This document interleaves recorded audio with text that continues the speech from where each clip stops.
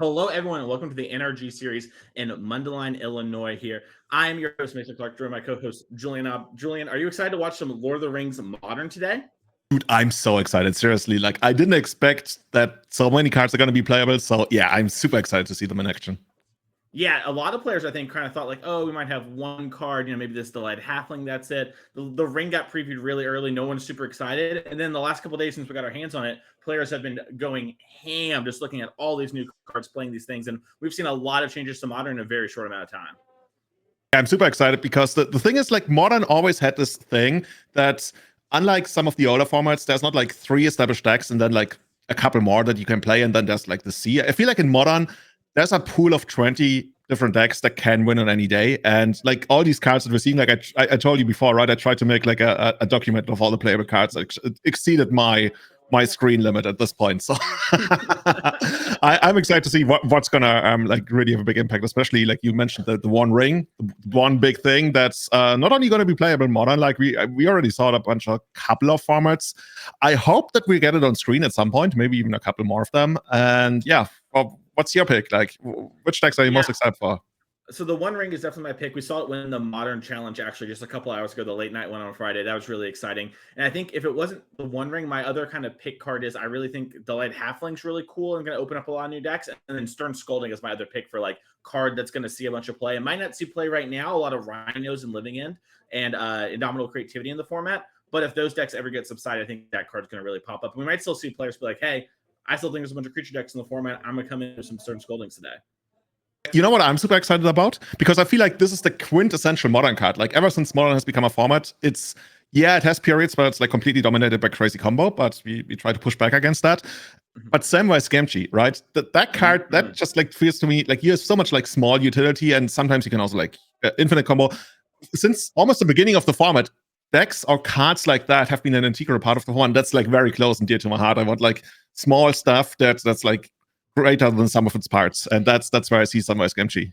Yeah, I love Samwise Gamgee for some increment of value. And speaking of loving things, I'd love to look at our players to watch real quick before we get started. We're just a couple minutes from the feature matches starting here. We got some exciting ones lined up for you, but we do have a bunch of players down in the feature match area today, and on the 4 we're going to be watching. This is for our leaderboard. We have A. Adams, CJ, George Jabbour, Jesse Robkin, Roger Suleiman, Sarah Shearing, Sean Gallagher, Stephen Dykman, and many more. We only have so much room on the players to watch the leaderboard, but we're going to be following these players all day, as we're going to see here in a second on our leaderboard. These players are playing for our end of the year championship. Some of them have already locked in their ticket. Roger Suleiman, has got his taken care of earlier. Stephen Dykman won our first event in Mundelein just 5 months ago. Kind of crazy to think that time was flying, but we're at the half point, Julian. When it comes to the leaderboard and sort of the top 6 at bid at the end of the year, this is the halfway mark. So for players, this is kind of like, okay, yes, every event matters, but things are really starting to heat up. It's going to be exciting to see at which point, you hit that mark where you feel like you're going to be qualified. I think the winner takes away 30 leaderboard points, which, if you take this away, you already make it onto this list and even into the top 10. I guess that doesn't really matter because then you're qualified right away. Yeah, but you get the idea, right?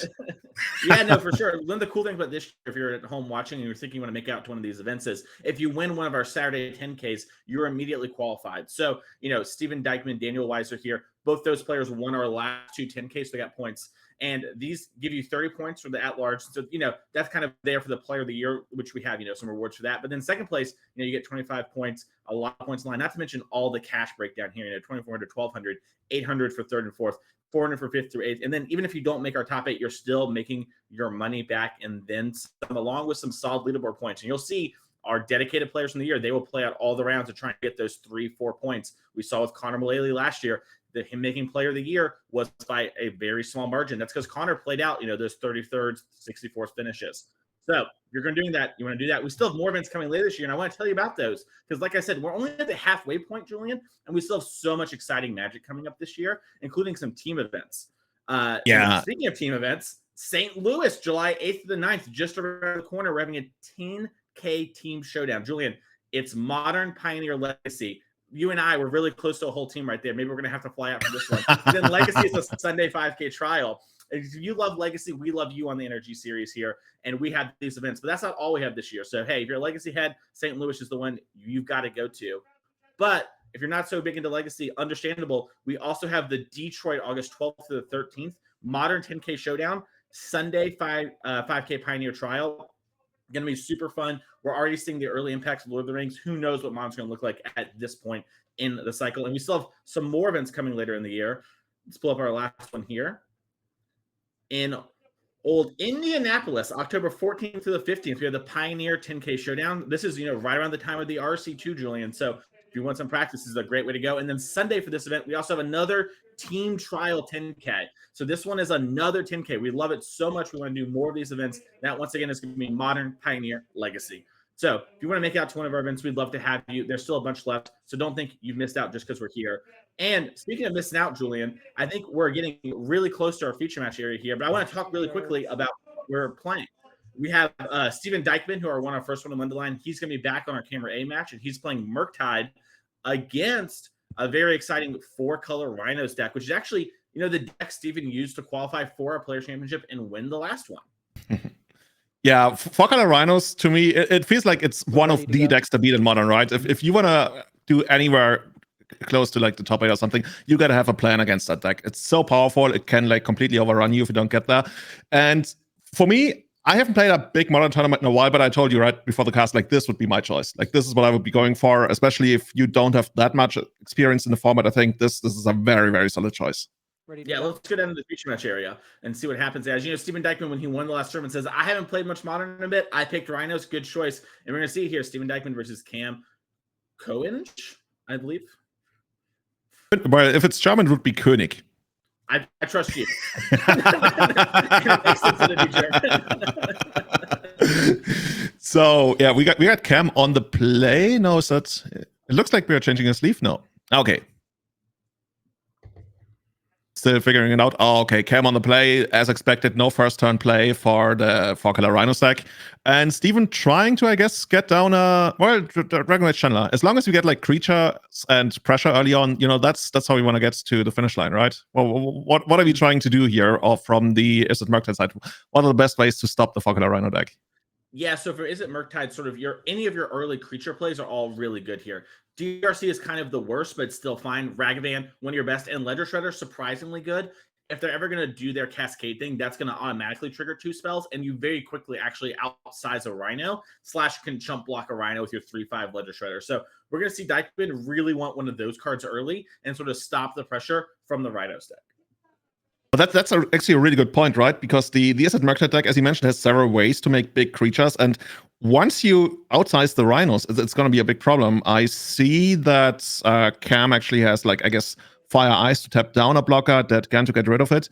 But to a point, Izzet Murktide might just like assume the control role here, I guess. Is this like can you even like sit back and try to outgrow them? Or do you try to get them dead as quickly as possible because you think that the Rhino stack is gonna overwhelm you?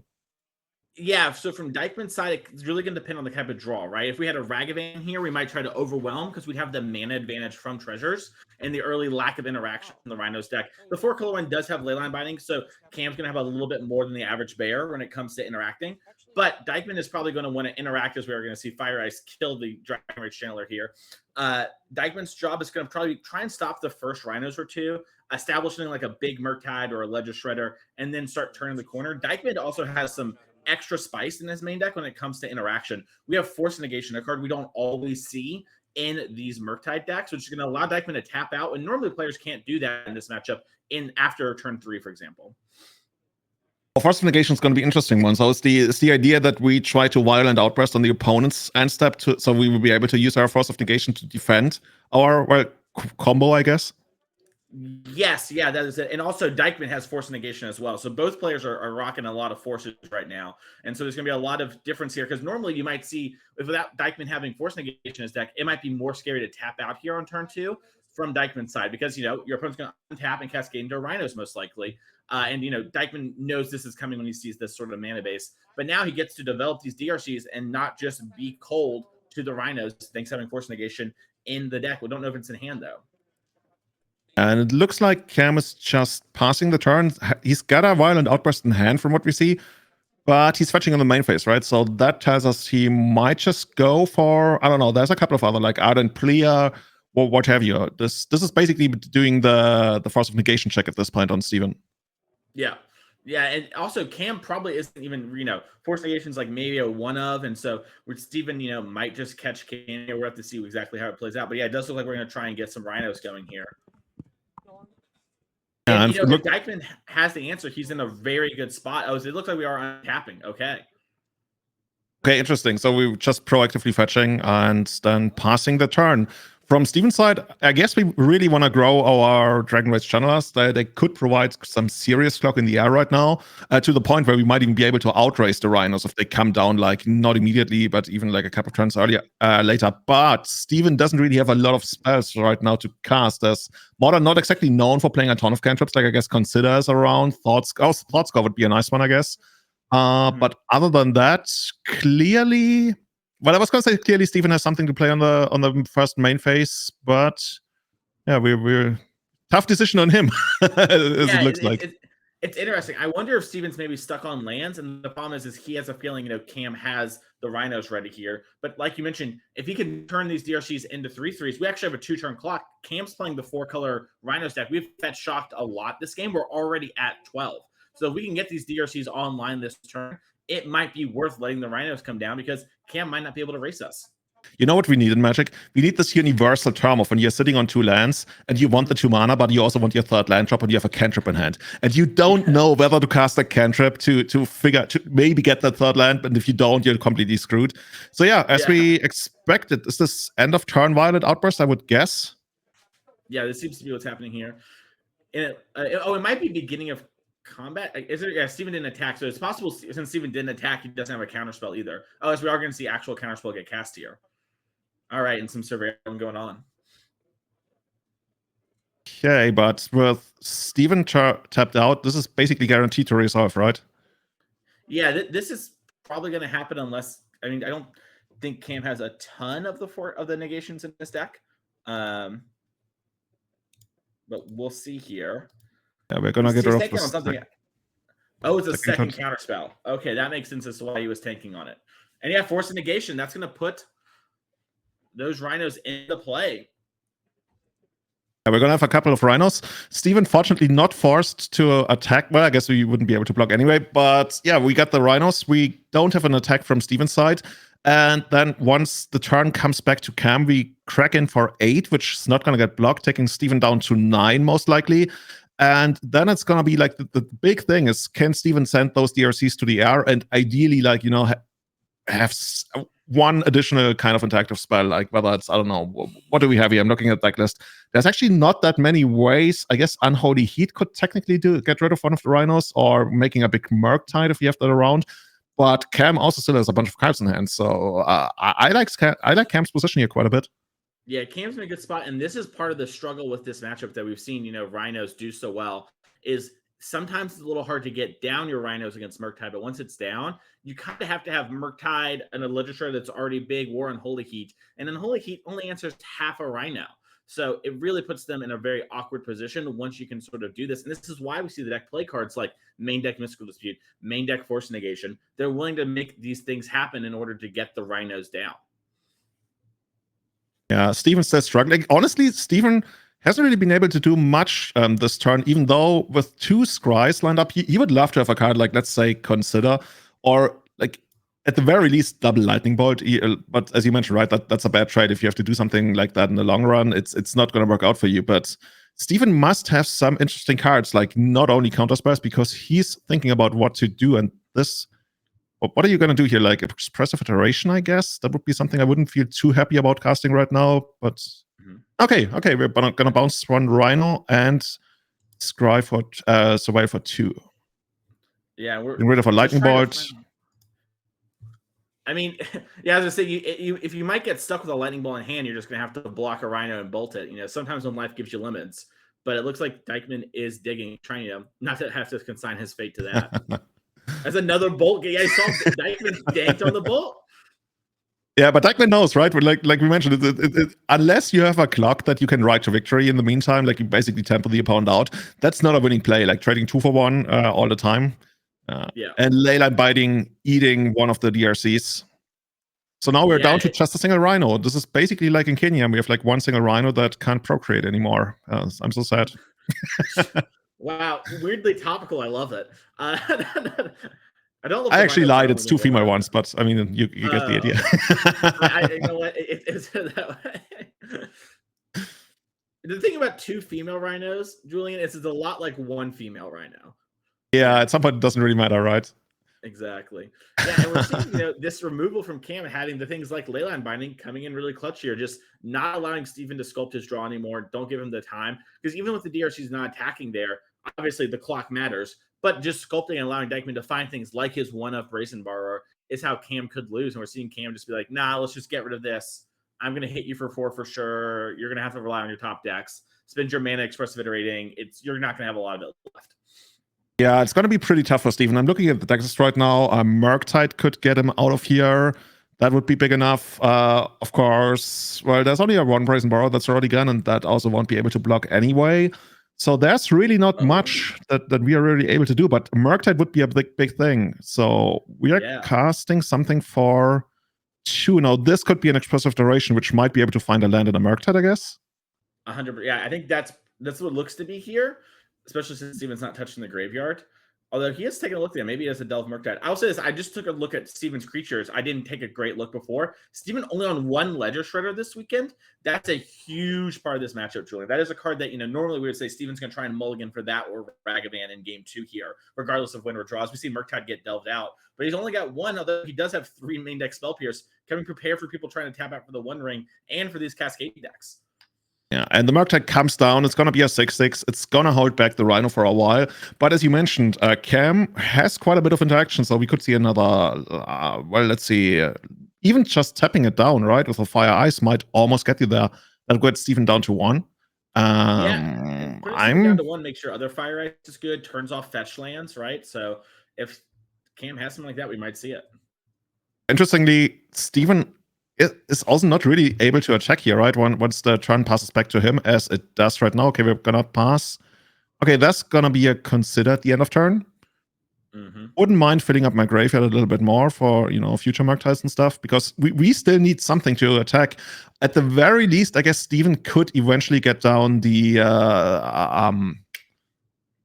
ferry, the Brazen Borrower, and then keep your Murktide as a wall, but I mean, I'm still feeling uneasy when I'm up against these 4-color Rhinos decks, because most of the cards matter unless you draw into your literal Cascade spells, and even then, you can suspend them. Yeah, 100%, and especially in this spot too, where things are, you're already on the back foot. Their draws get so much better. Like Dead Gone, just unsummoning the Murktide. It is a big part of, we joke about finding second Murktide, like it's Lord of the Rings, second breakfast or whatever, but like, that sort of thing does matter, as we are going to see Force Negation get hard cast here. Yeah, Steven doesn't look too happy and probably just passes back the turn here. Yeah, he's tanking. He has, I think, 2 cards in hand. It's possible he maybe has something like, I guess his Unholy Heat just wouldn't be online yet because we had to delve away some stuff. Yeah. It's also awkward for him because if you draw something like Ragavan, it doesn't really matter too much as a jump blocker because of the trample on the Rhinos. That's super annoying. It's true. Oh, and we're getting in. Okay. I mean, technically, Steven is not dead, right? So now, Steven is kind of winning on board. We just need Cam to not have anything. Yeah, I kind of like this from Dykman. He's like, listen, you're dead next turn. My hand isn't very good at stopping you. I'm not going to get better, right? If you draw Dead Gone, Leyline Binding, I'm going to lose anyways.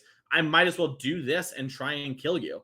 And if you don't have an answer for my Rhino or a Violent Outburst to grow your Rhino, I'm going to win this game. As we do see Violent Outburst, maybe Dykman has to Spell Pierce to counter, and Dykman loses. Yeah, I like that attack, though. If your hand's bad, you might as well just try and win, right, Julian?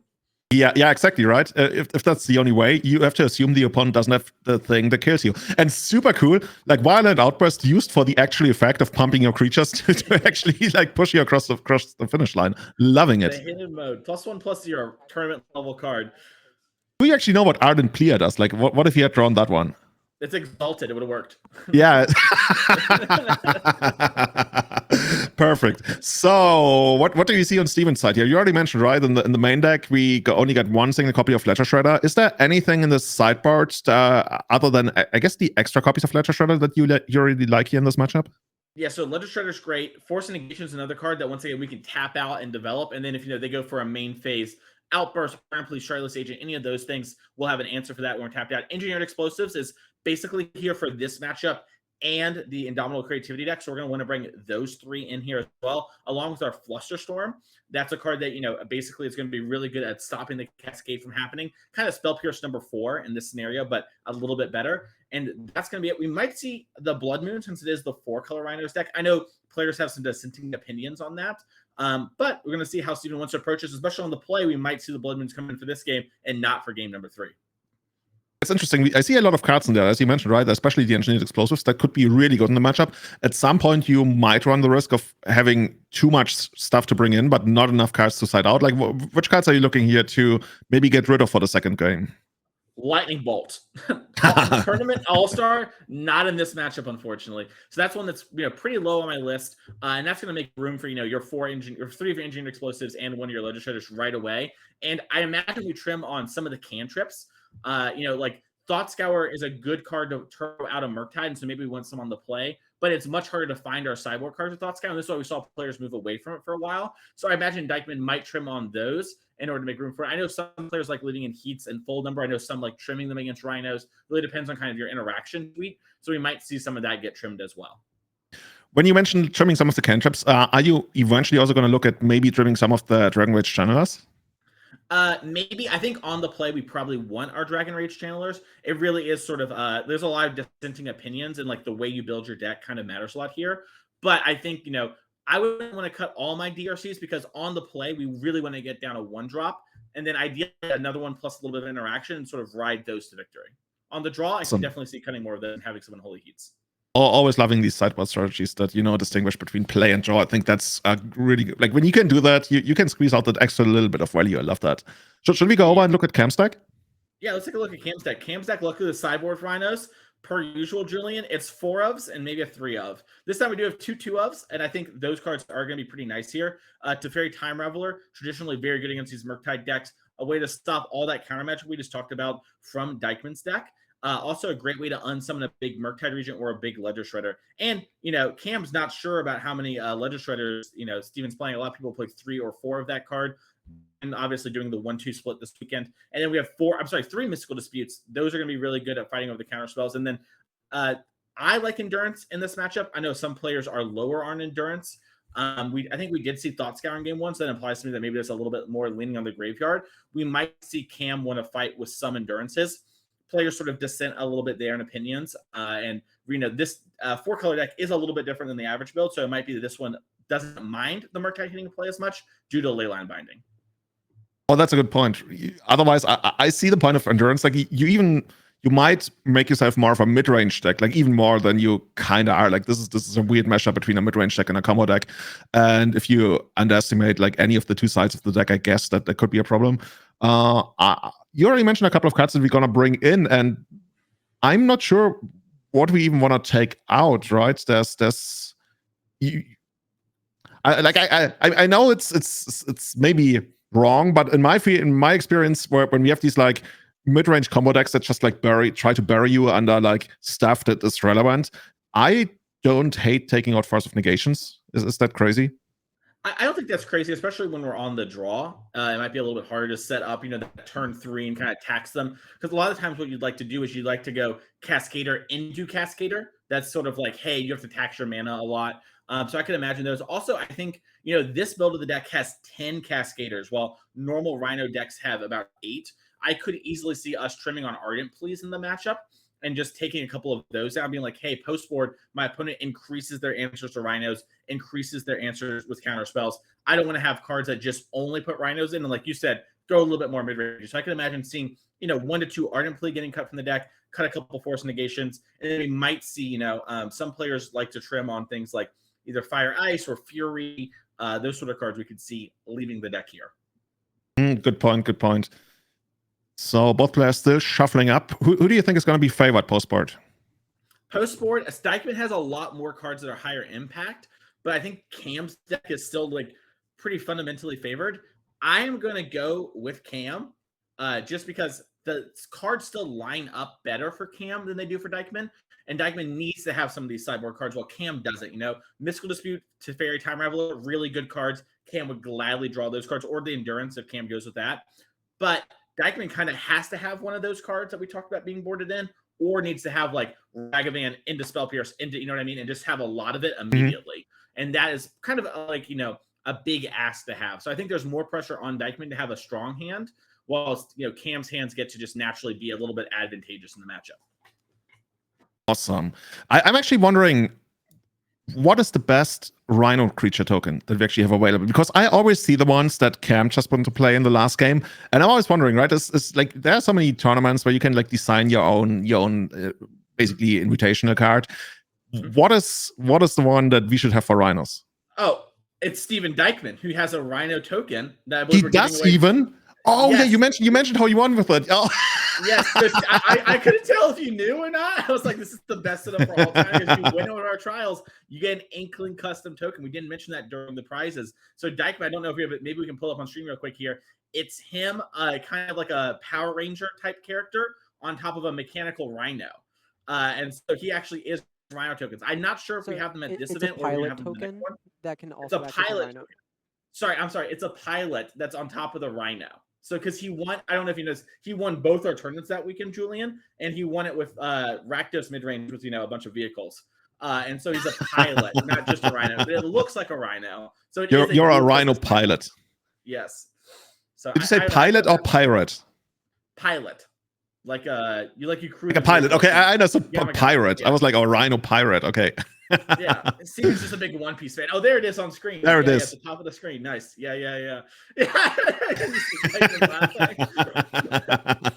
I can't do that one, I think that I would probably get like a cool Spider-Man collectible card. Like, you know, they used to have those for the Marvel comics in the late 80s, early 90s. Ooh, okay. And I would love like a Rhino like that. That would be kind of my go-to, if not for the Dykman token. Wasn't one of the Turtles villains actually a Rhino, like Bebop and Rocksteady? I always confuse those two. I'm pretty sure one of them was like a Rhino. Yeah, I think one of them is a Rhino. Yeah. Or he might still be a Rhino. Like, if not. that would be my choice. Like, I would get like a custom one. I like that. That's dope. Okay, I guess Steven is keeping. Looks pretty confident. Cam still in the tank. It looks like we have a Charlotte's Agent and not many lands. Yeah, not a good start. Like, you know, sometimes on the draw, like if you're sitting on a great hand and there's like 2 lands and you want a 3rd land, then you got 2-3 draws to find one. And maybe, I guess, a redraw with like Fire Eyes and stuff. But if it's just 1 land, you probably have to send it back. Yeah, I think so. Especially in like this matchup too. Like, your main game plan is so good, and Dykman is one of our best players and, you know, a well-known player in Magic as well. So if you know this sort of thing, you know Dykman's not going to keep a loose one. But sometimes you can just like 3 lands, 2 Cascaders, and you draw a 3rd one off the top. You're just going to overpower a lot of really good keeps. So it's much better to try and have your deck function on 5 cards than to keep like, you know, a bad 6-card hand. You know what I'm wondering? How often does the favorite play of players from like 20 years ago still happen, where you Fire Ice your opponent's land on turn 2? Just, you know, for the tempo. In this deck, a lot actually, this matchup too, Julian, where you'll Fire Ice to tap down Counterspell and then untap, play your Rhinos. That's so sweet. Yeah. Loving it. That's basically the mana short that the people used to play back then. Yes, the mana short. I love it. Okay, Cam going down. Or he's selecting a lot of cards to put aside. I hope those are the ones he's going to keep, unless otherwise the mulligan would be pretty deep. It's interesting too, because I agree. It's either a super mulligan that we missed. Oh, it is. Oh, I guess we missed Cam. Might have quickly mulligan while we were still doing sideboarding. Okay, so Cam looks to be on a mold of 4. That's rough. At least, we drew a land from the top. Okay. Had it, I believe is the term. You see Cascaders in his hands. I'm pretty sure there's a Violent Outburst All-Star from the first game, and Steven's just developing with a turn 1. Is it going to be DRC again? Is it going to be Ragavan? Yeah, if you're a Dykman fan, you hope it's Ragavan. If you're a Cam fan, you hope it's Thoughtscour. Thoughtscour would be. I want a creature. I really desperately want a creature. Yeah. You know, Dykman didn't play anything on 1, so it makes me think, if I'm Cam, okay, Dykman didn't keep a hand that had Ragavan. If the Legislator doesn't come down here, I know it's tons of counter spells and EEs, and it looks like there is a threat. So yeah, the Legislator for Cam. This is an important thing too, Julian. We don't talk about this enough in Magic, where everything we do and don't do really informs our opponent on what's going on in the game, right? So Steven not playing a 1-drop really, if you're thinking about it for Cam side, it's like, okay, there's got to be counter spells, a Ledger Shredder, or an engineered explosive if he's willing to keep that hand. I know my opponent is strong. As we are going to see, like you mentioned, upkeep ice. Ooh, everybody above 50 years is like super happy right now. Yeah, if you own a house right now, you're probably popping off for a couple of reasons. awesome. Yeah, this also keeps Steven to the second turn again, right? We are basically going to see a repetition of whatever he could do with 2 mana. Like he might very well just go, land pass. Because previously, as you mentioned, like Cam wasn't threatening a Rhinos yet. But now that Cam is about to untap into a potential third land, especially if like Steven has a counterspell, you don't really need to take a risk if you're this far ahead. If your opponent just took like 3 mulligans, and the only way you would guess that you can lose is if your opponent overwhelms you early on, like the tempo versus card advantage game, you might just sit here and not cast another creature and pass the turn. And I think that's what's happening. Yeah, 100%. You're so far ahead. Your opponent's on a mold of 4. You don't need to take risks. You're looking good, Yeah. And we know Cam has the Violent Outburst in hand, so he might just go for that at the end of turn. Hoping for Steven, to tap out for something. Maybe Steven gets a little bit greedy. But even then, as you mentioned, if we can get the Ledger Shredder big enough, we might even be able to outgrow the Rhinos. And that's where something needs to be answered, which is a lot easier when you start out with 7 as opposed to 4 cards. Yep. If we're going to see a main phase consider, Steven main phasing here, maybe looking for a land or something, definitely has counterspell in hand. It's going to be interesting to see, will Dykman take a risk here and sort of try to develop and get this Ledger Shredder bigger if it means lowering the counterspell shields? As he has a Thinker card on top. It looks like Unholy Heat going to the bin. Yeah, we just want to grow our Ledger Shredder here as well. I guess it's not out of Fury range yet. But Cam already pretty much demonstrated that it doesn't probably have Fury. Actually, can't really say. Yeah, it's one of those things where Cam might be a little hesitant to do it early. If we're going to see Mishra's Bob, that's the perfect follow-up for your Connive there, leaving up the counterspell mana. Also, I love how nonchalant Cam is. The player Cams, we get to kind of watch this thing. Cam's been looking around like, I don't have anything in my hand, just tap. It's all good. Nothing to see over here. I'm looking for game 3, just, kill me. Yeah, like just get it over with. Let's go to the next game. Like, kill me with your flying. What is it even, like a bird wizard, I would guess? I think it's a bird advisor. Oh, bird advisor. Yeah, I think it's something weird like that. You're correct. It's actually a bird advisor. God, I know that, but I can't tell you my social security number to save my mother's life. Let's go. I'm cursed with knowledge. So if you're cursed with knowledge, my favorite question, Veteran Explorer? Yeah, I know Veteran Explorer. Which creature type is it? Ooh. I think it's You're never going to, like, if you don't know, you will not know. I'm going to guess Explorer, just because back then they did that sometimes. No. Oh, what is it? Like as per Oracle, not what's printed on the card. Oh, Oracle? Oh, yeah. Okay. Was it Explorer printed on the card? Was I right? I don't even know. I don't think so. Okay. All right. Twitch chat, go find that for me. I can't look right now. I'm going to guess that it's like a druid or something weird, but only because I would have said human if you hadn't said something about it beforehand. But it is human. Human is one of the creature types. Yeah. Oh, it's a human something? Oh, no. It's a human soldier scout. Soldier scout. I love it. Yeah, perfect. Nice. Yeah, Twitch chat's playing along with Elf Druid. Close enough, right? Somebody got soldier. Yeah, see, unfortunately, now I know that, but when later on someone life's like, hey, how do you start a fire during the apocalypse? I'm like, soldier, elf, human scout. I exchanged that information. But you're going to rebuild the entertainment industry, I guess. Yeah. Like, you know all about entertaining people. So, yeah, and Cam, not really interested in entertaining us. He's just sitting back. He's like, I just like my lands, pass the turn. Steven untapping on 4 lands, the 5th land coming down, and probably just going to get in there for 2 more damage. Yeah, and from Dykman's perspective here, not really any reason to do anything. Has some counter spells up, is feeling good. And Cam really needs to set up Cascader into Cascader. Or, get Dykman to use the mana into Cascader. So Cam here just kind of patiently waiting. And this is what you need to do, like on a mold of 4, and just pretty typically in this matchup in general, is make sure that you're putting a lot of pressure on Dykman. It's going to be end of turn. What are we doing? Yeah. Using the gone mode. Done in back to hand, sure. Yeah. I like that from Cam. It's a spot where, some players might be like, I need to keep this pressure going right now. Counterspell. Oh, it looks like it might have been in response to the attack. Our Yeah, mistake. yeah. Sorry, chat. Okay, so I guess you're putting Steven in a position where he's got literally exactly one counterspell up, and I don't know if there's any proper way to protect yourself on your turn. Not really, right? At least nothing I can come up the with. only one. Yeah, that's a good one. So if you got that, I guess you can get Rhinos into play, but then you still have to eventually fight through the letter shredder, which is probably going to outgrow them pretty quickly. But yeah, I mean, it's a game plan. You can't be too picky with your game plans if you're on a mulligan to 4 once again. And if this works and you see no other way to victory, you got to go for that. True. Twitch chat loving Cam. They're spamming some ham. Is it a thing? Like, I noticed it a couple of times already. Yeah, I know that, ever since the Mythic Championships, as a community, we've started spamming emojis, and I love that. And this one's pretty good. I don't know what the Dykman's one is. I'm going to chat to figure out the spam this, cheer on Dykman.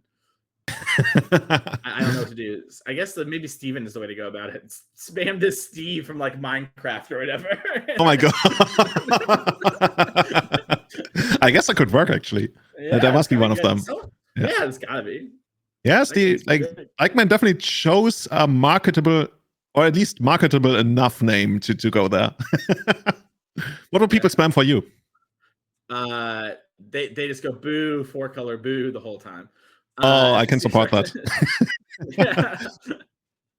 I'm not actually sure. I had one and someone did cheer something. I can't remember what it was now. Maybe it might have been bark. Like someone just like spammed a tree as a Clark. I can't remember exactly.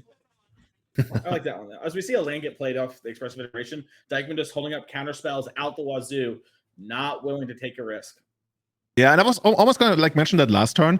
The more lands Steven gets into play, the more willing he's going to be to start, chaining expressive iterations and completely run away with the game. So Cam really put in that awkward spot of knowing that the longer the game goes, the harder it's going to be, because Steven's going to be able to accumulate all that advantage while still maintaining control. But Cam also feeling that if we went for it right now, it's probably not going to work. This is like literally one of the worst spots in Magic where you feel like I have to make a call and both of them are like decisions between like the 5 and the 10% play, and you feel like neither of them is good. Yeah, it's really awkward. Also, if you're Cam, Steven just discarded Ledger Shredder to the Connive. That's the thing where you just kind of be like, oh, that can't be great. As we do see Endurance get flashed down here, it seems like Cam did decide to go with those, and they're going to pay off well here because it's something that doesn't lose to engineered explosives, which Dykman, would let one of those things resolve now and just pop the EE. Instead, we're going to have this pressure, and it might turn off things like Unholy Heat as Counterspell is going to get used. Yeah, that sweet Ice Age counterspell coming down, taking out the new card. And I mean, that's one way, I guess, for Cam to try and fight a little bit by trading your mid-range cards for the counterspells. But Steven, with more card advantage, it's yeah, as you mentioned, it's going to be rough, especially with the first Rhinos pretty much turned off with the EEs there. So, Mason, if you are constructing the perfect game plan for Cam, how are the next couple of turns going to play out for you to still win the game? Yeah, so I think last turn was the start of a good thing for Cam, where we got actual counterspell used. Now we kind of want to try and figure out some way to get some other thread to play. I think if we can fit Teferi Time Raveler in play, that's probably our best one. It can unsummon this Letter Shredder and sort of make Dykman recommit and just buy more time. And I think we're just going to need to draw running Rhinos, but we can't run our Rhinos into the EE multiple of. So we need to play Rhino, attack, hope Dykman does it, pop it, and then do it again. Or, yeah, Murktide Regent was the other one I was going to say, as Cam plays this. And if this resolves, it's going to be really big. And Dykman in an awkward position because, he has the E to cover Rhinos. It looks like he's lowering counter spells. And if this Murktide's bigger than his Shredder, we're going to have a very awkward game on our hands. Yeah, Cam slowly crawling back into the game. That would be something, right? If you literally just sit there, do nothing for most of the game, then you're like, you know what? I got this big dragon. You got anything? No? Sweet. Let me take the win. Yeah. I think this is one of the spots where we're really seeing why this matchup can be so hard, because Steven does have to, this whole game has had the card advantage, the mana advantage, right? Has seen more cards, had more selection, but has to leave up mana the entire game and is sort of playing like there's a Thalia emblem on him, right? And Cam's deck allows that to happen up until we get to this 6-7 mana point of the game. And that's a huge advantage and bought him a lot of time to get to this position, as Dykman does have Petty Theft from the Brazen Borrower. Oh, that's so good.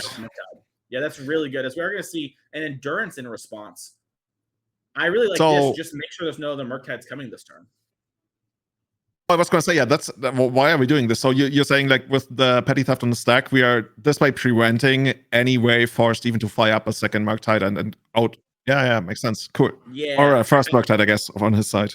Yeah, my guess is Cam still has that violent outburst and wanted to hold up outburst in case, Steven just passed. But now that he doesn't think that's going to happen and won't be a very strong play, he's trying to get the endurance on the board, prevent Dykman from getting a bigger Murktide, and really sort of establish things here. As we are resolving the connive, and we're going to discard a Scolding Tarn. I mean, not gonna lie, this actually kind of feels like a game. I mean, certainly more of a game than I expected when we had Mulligan too far on Cam's side. Yeah, if Cam can draw something like Teferi here or Fury, both of those cards are going to be really strong. These sort of real interactive cards, and we can use those to bridge and then start running Rhinos. And Dykman, eventually will hit more of these card selection cards and have to run through it. And has used, I would say, about half of their premium interaction so far. We have a couple Spell Piercers, we have a couple Flusterstorms, so we have so much mana that those might not be actually good enough against us in this game. Okay, here comes Violent Outburst number 1. We're gonna try to get some of the Rhinos into play. At the very least, that's gonna eventually trade for the Engineered Explosives at some point, unless Steven actually manages to completely, overrun Cam. Cam is only down to 11 life, and that Letter Shredder is gonna grow here once again. I'm almost scared, for Cam to just straight up lose the race. Yeah. And this is part of the problem too, right? Like, we put these Rhinos in play, we just pop the EE, we move on. We kind of have to do this though, because we need to get our Murktide back to being big. But like you mentioned, it sort of just grew the Letter Shredder. Now the race is getting worse, and that Brazen Bar is coming down. We have 2 more turns after this before it's lethal. Yeah, at this point, you probably need some removal from Cam's side, right? As you mentioned, like a Fury, but the Fury is not going to be enough even.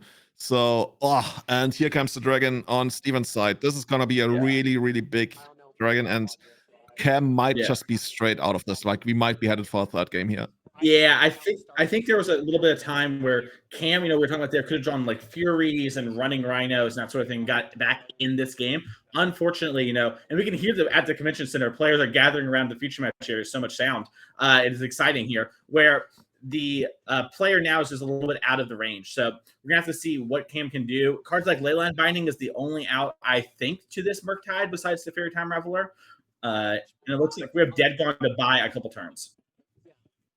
Yeah, Cam is trying to set up something here, tapping it down, drawing a card. I mean, I guess that's a band-aid. It's gonna maybe give you another turn if you have something. You're probably gonna, as you mentioned, the Leyline Bindings, but this is desperate. There's probably nothing here. And Steven looking pretty confident, turning it sideways. We got a dead gun, sending it back to hand, and the confidence of Cam being tapped out. Mystical Dispute, and that's going to be a third game. That's it. Yeah, and so we have game number 3 still coming for you here. We're going to come back to the booth here for a second while these players shuffle up for game number 3 here. And I want to quickly talk to you about the rest of the events coming to the NRG series for the rest of the year. That way you can play just like Dykman and Cam here if you want to get in the battle and maybe make it to our end of year $30,000 Invitational. Let's pull up that first one, which I believe is in St. Louis. This is going to be our Lovers of Legacy here. We have a team showdown, Modern, Pioneer, Legacy, 10K Showdown. You, 2 of your friends, head on out. So much fun, July 8th through the 9th. And then on Sunday, we have a Legacy Trial 5K. So if you love Legacy, we know it's sort of hard to find a lot of places to play Paper Legacy, unless you play the NRG series, Julian, where we have Legacy all the time, including tomorrow. So if you're a big Legacy fan, make sure to click follow on Twitch right now. That way you don't miss any Legacy tomorrow. But we have more events coming if you're not a huge Legacy fan. Like in Detroit, the following month, August 12th through the 13th, we have a Modern 10K Showdown and then a Pioneer 5K Trial. That's going to be very exciting and a lot of really cool things going on there with our players getting in the midst of things there. And then there's more going on for the rest of this year. Not done yet. We still have a couple events left. In October, we have Indianapolis. We have a 10K Pioneer Showdown and then another team trial. So you and 2 of your friends can go out there and play Modern, Pioneer, Legacy once again on Sunday in Indianapolis, October 14th through the 15th.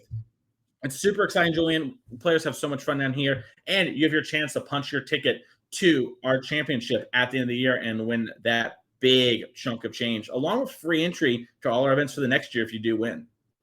Listen, you mentioned punching your ticket. Big big suggestion from my side. From everything we've heard, these events sell out pretty quickly, right? We already are over cap for the modern tournament that we're playing today with like 300 players. We were just told by production earlier that it looks very likely that the Legacy tournament tomorrow is going to sell out as well. So if you plan to go on going to these events, especially if you want to go to team events, like you don't want to be in a position where you make up, like you set up all your plans and then it turns out, oh my God, it's too popular. So buy your tickets now, get in there as soon as you can. Yep, that way you don't miss anything as our players are shoveling up. And Julian, we kind of saw in that last game, you mentioned to me, like, who I think is favorite post-board here. And, Steven won that game, but Cam was on a mole for, and it was a real game. We sort of, it shows how it's going on there. Where's your head at now? You've seen these game 1 and 2. You've seen a little bit of the back and forth. What do you think is going to happen in game number 3? Who's your vote for? Because I didn't honestly, Rhinos all the way. I'm so impressed by that deck. And every time I'm like on the verge of picking it up again when there's a modern tournament around, I'm like, let's just do it. Let's do it. Because in the past, I played Living End like 9 years ago, and Modern was like a lot of fun, and I still like it today. But it feels like, with the Rhinos deck, you have somewhat more play. I could be wrong. Maybe it plays different now. But I just feel so attracted to Rhinos, and I swear that's not only because of my affiliation with Kenya. Yeah, it's not just the Rhino facts. Yeah, like if we had dragons in Kenya, maybe I would think differently, but they haven't been discovered yet. Yeah, and I think the players are finishing mulling up down here for when I come in the area, as it does look like Cam's doing the last couple of shuffle as Dykman has looked to have kept here going on. Yeah. Do you have any more Rhino? What's a fun Rhino fact? Do you have any of those? They kill a lot of people. No, that's wow, that's so much fun, Julian. I love you. The thing is, like, people think like, oh, lions are the most dangerous one. No, it's like hippos, buffaloes, and rhinos. But rhinos are rarely encountered. Like, if you want to see a rhino, it's actually going to be super hard. Yeah, I was gonna say I knew hippos were dangerous. We need more hippos in Magic. For a while, it was rhinos, and we have like the tokens from Amonkhet, but that's like it. There's not enough hippo love. I can sign that. What's actually the biggest, like, chat, help us out. What's the biggest hippo in Magic that's like not a changeling? I want to know. I want to know some hippo facts. I think it might be Karuga the Macro Sage. It's a 5/4 companion. Ooh, yeah. I know that one. Yeah. I got my serialized Karuga the other day. I'm very excited. I'm excited to game. Looks like Cam is on a mulligan here to 6, just sending back 1 card. While Steven is keeping 7. Yep. Steven, is it going to be the turn 1 play? Yeah, it looks like. Is it going to be Wild Dragon Wedge Channel once again, as Cam just shuffles at the gets the land at the end step, I would guess. Yeah, and it looks like, this is part of the thing with this deck. You saw Cam look up and be like, okay, what's the right triumph to get here? Make sure I don't mess my mana up. When you're playing 4 colors, it's a lot harder than, when you're playing the Temur Rhinos deck, which we've seen a lot of. It's just like, yeah, I go grab my Catcher Triumph, I untap, I fetch for the shock I needed, my mana's perfect. You got to think a little bit more with this deck. So if you're Cam and you're sitting on Fire Ice here, would you be interested in Fire Icing the DRC? It doesn't really feel exactly great, honestly. It doesn't feel great, but you do sort of want to just buy time. Like, right, we talked about before, Steven really wants to play a Delver Fish kind of game and just have a threat and protect it. So if you can kill this threat now, it won't allow Dykman to sort of smooth his draw and find everything, and it'd be a pretty reasonable thing to cash in. I'd much rather kill, like a Ragavan or something, but just getting this dead and untapping with an empty board is pretty tempting. We might also see an end of turn ice if that is in hand. Just try and, make sure counterspell isn't there. But we do know about Spell Pierce, Flusterstorm. These sort of cards can still be problems. So it isn't as good as it is in game 1. Yeah, so from everything I've seen about the matchup here, I would think there's almost like no scenario where Steven taps out on turn 2 after playing a creature on the first turn, right? Unless you literally got dead nothing. Yeah. And just want to add more creatures to the board.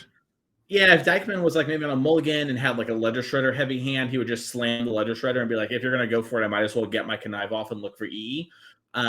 But yeah, we're going to see him sort of hold up here, which is why, the Fire Ice was a little tempting to me. Just relieve the pressure on yourself. Even just, this little one goes a long way, in getting the match to go the distances. Cam? Shaking his head, right? As he drew the card. Yeah. Normally, I'm going to let you know a little insider trade secret here, chat. Not a good sign. Your opponent shakes their head. They're normally not happy. As that, no land. Oh, no third lands. Yeah. I got another insider trade secret for you. A lot of cards that cost 3 or more in Cam's hand. So. This is why you're commentating here? yeah, this is actually how I got in with Norm. Okay. If they miss the land with Rhinos, what does it mean? And I was like, got lost spells. And Norm's like, Get in there. Steven's just chilling, getting in for 1 damage, keeping up probably the counter magic that he's assembled in his hand. And Cam, like, it's pretty easy for Cam at this point, right? I guess that's an easy game is not always a good game for you, because you either draw a land or you pass the turn. I guess you could try to dig with a Fire Eyes if you draw it, and that's about it. What do we see in Cam's hand here? We see a Mystical Dispute. We see Violent Outburst. I think I saw Murktide. You see a Fury. So we already got the entire hand almost pieced together. Yeah, it's either either Tough Fairy or Fury. I can't tell which I know is a weird thing to mix up on, but that's where I'm at. Yeah, actually. And Steven's like, okay, how do I like capitalize on this without like opening myself up to potential damage that Cam could do if he ever draws the 3rd land? And it looks like we're just going to play a land, get in for 1 more damage. And I mean, it adds up over time, especially if Cam eventually will have to like maybe go for Fetch Land into Shock Land. That's another 3 damage. Cam's your dead gone, so that's a way to, make Dykman maybe have to protect this DRC and use his mana. I'm curious to see if, Cam is going to have to force Dykman to use the mana on his turn. We're just going to use it now, and so he doesn't have to move to discard. Both are pretty reasonable. We have a Murktide in hand as we discard the dead gone. Oh, okay. Interesting. So what would be the reasoning behind discarding it here? I'm trying to figure that out myself a little bit. Maybe there's some other interaction spell that Cam's going to hold. It might also be setting up for Murktide and wanted to, I guess, hold up Mystical Dispute. Dykman's going to Spell Pierce. Real show of strength here, as we do see Roger Schulman walking past Dykman in the background. A real show of strength. This, if you're doing this as Dykman, you probably have, some other permission spell lined up, and you're just trying to get this DRC going so that you can have a much better clock. If we can make this Delirious this turn, which we do with either, Artifact, Creature, any of those things will just make us Delirious. It looks like we're putting EE in the bin.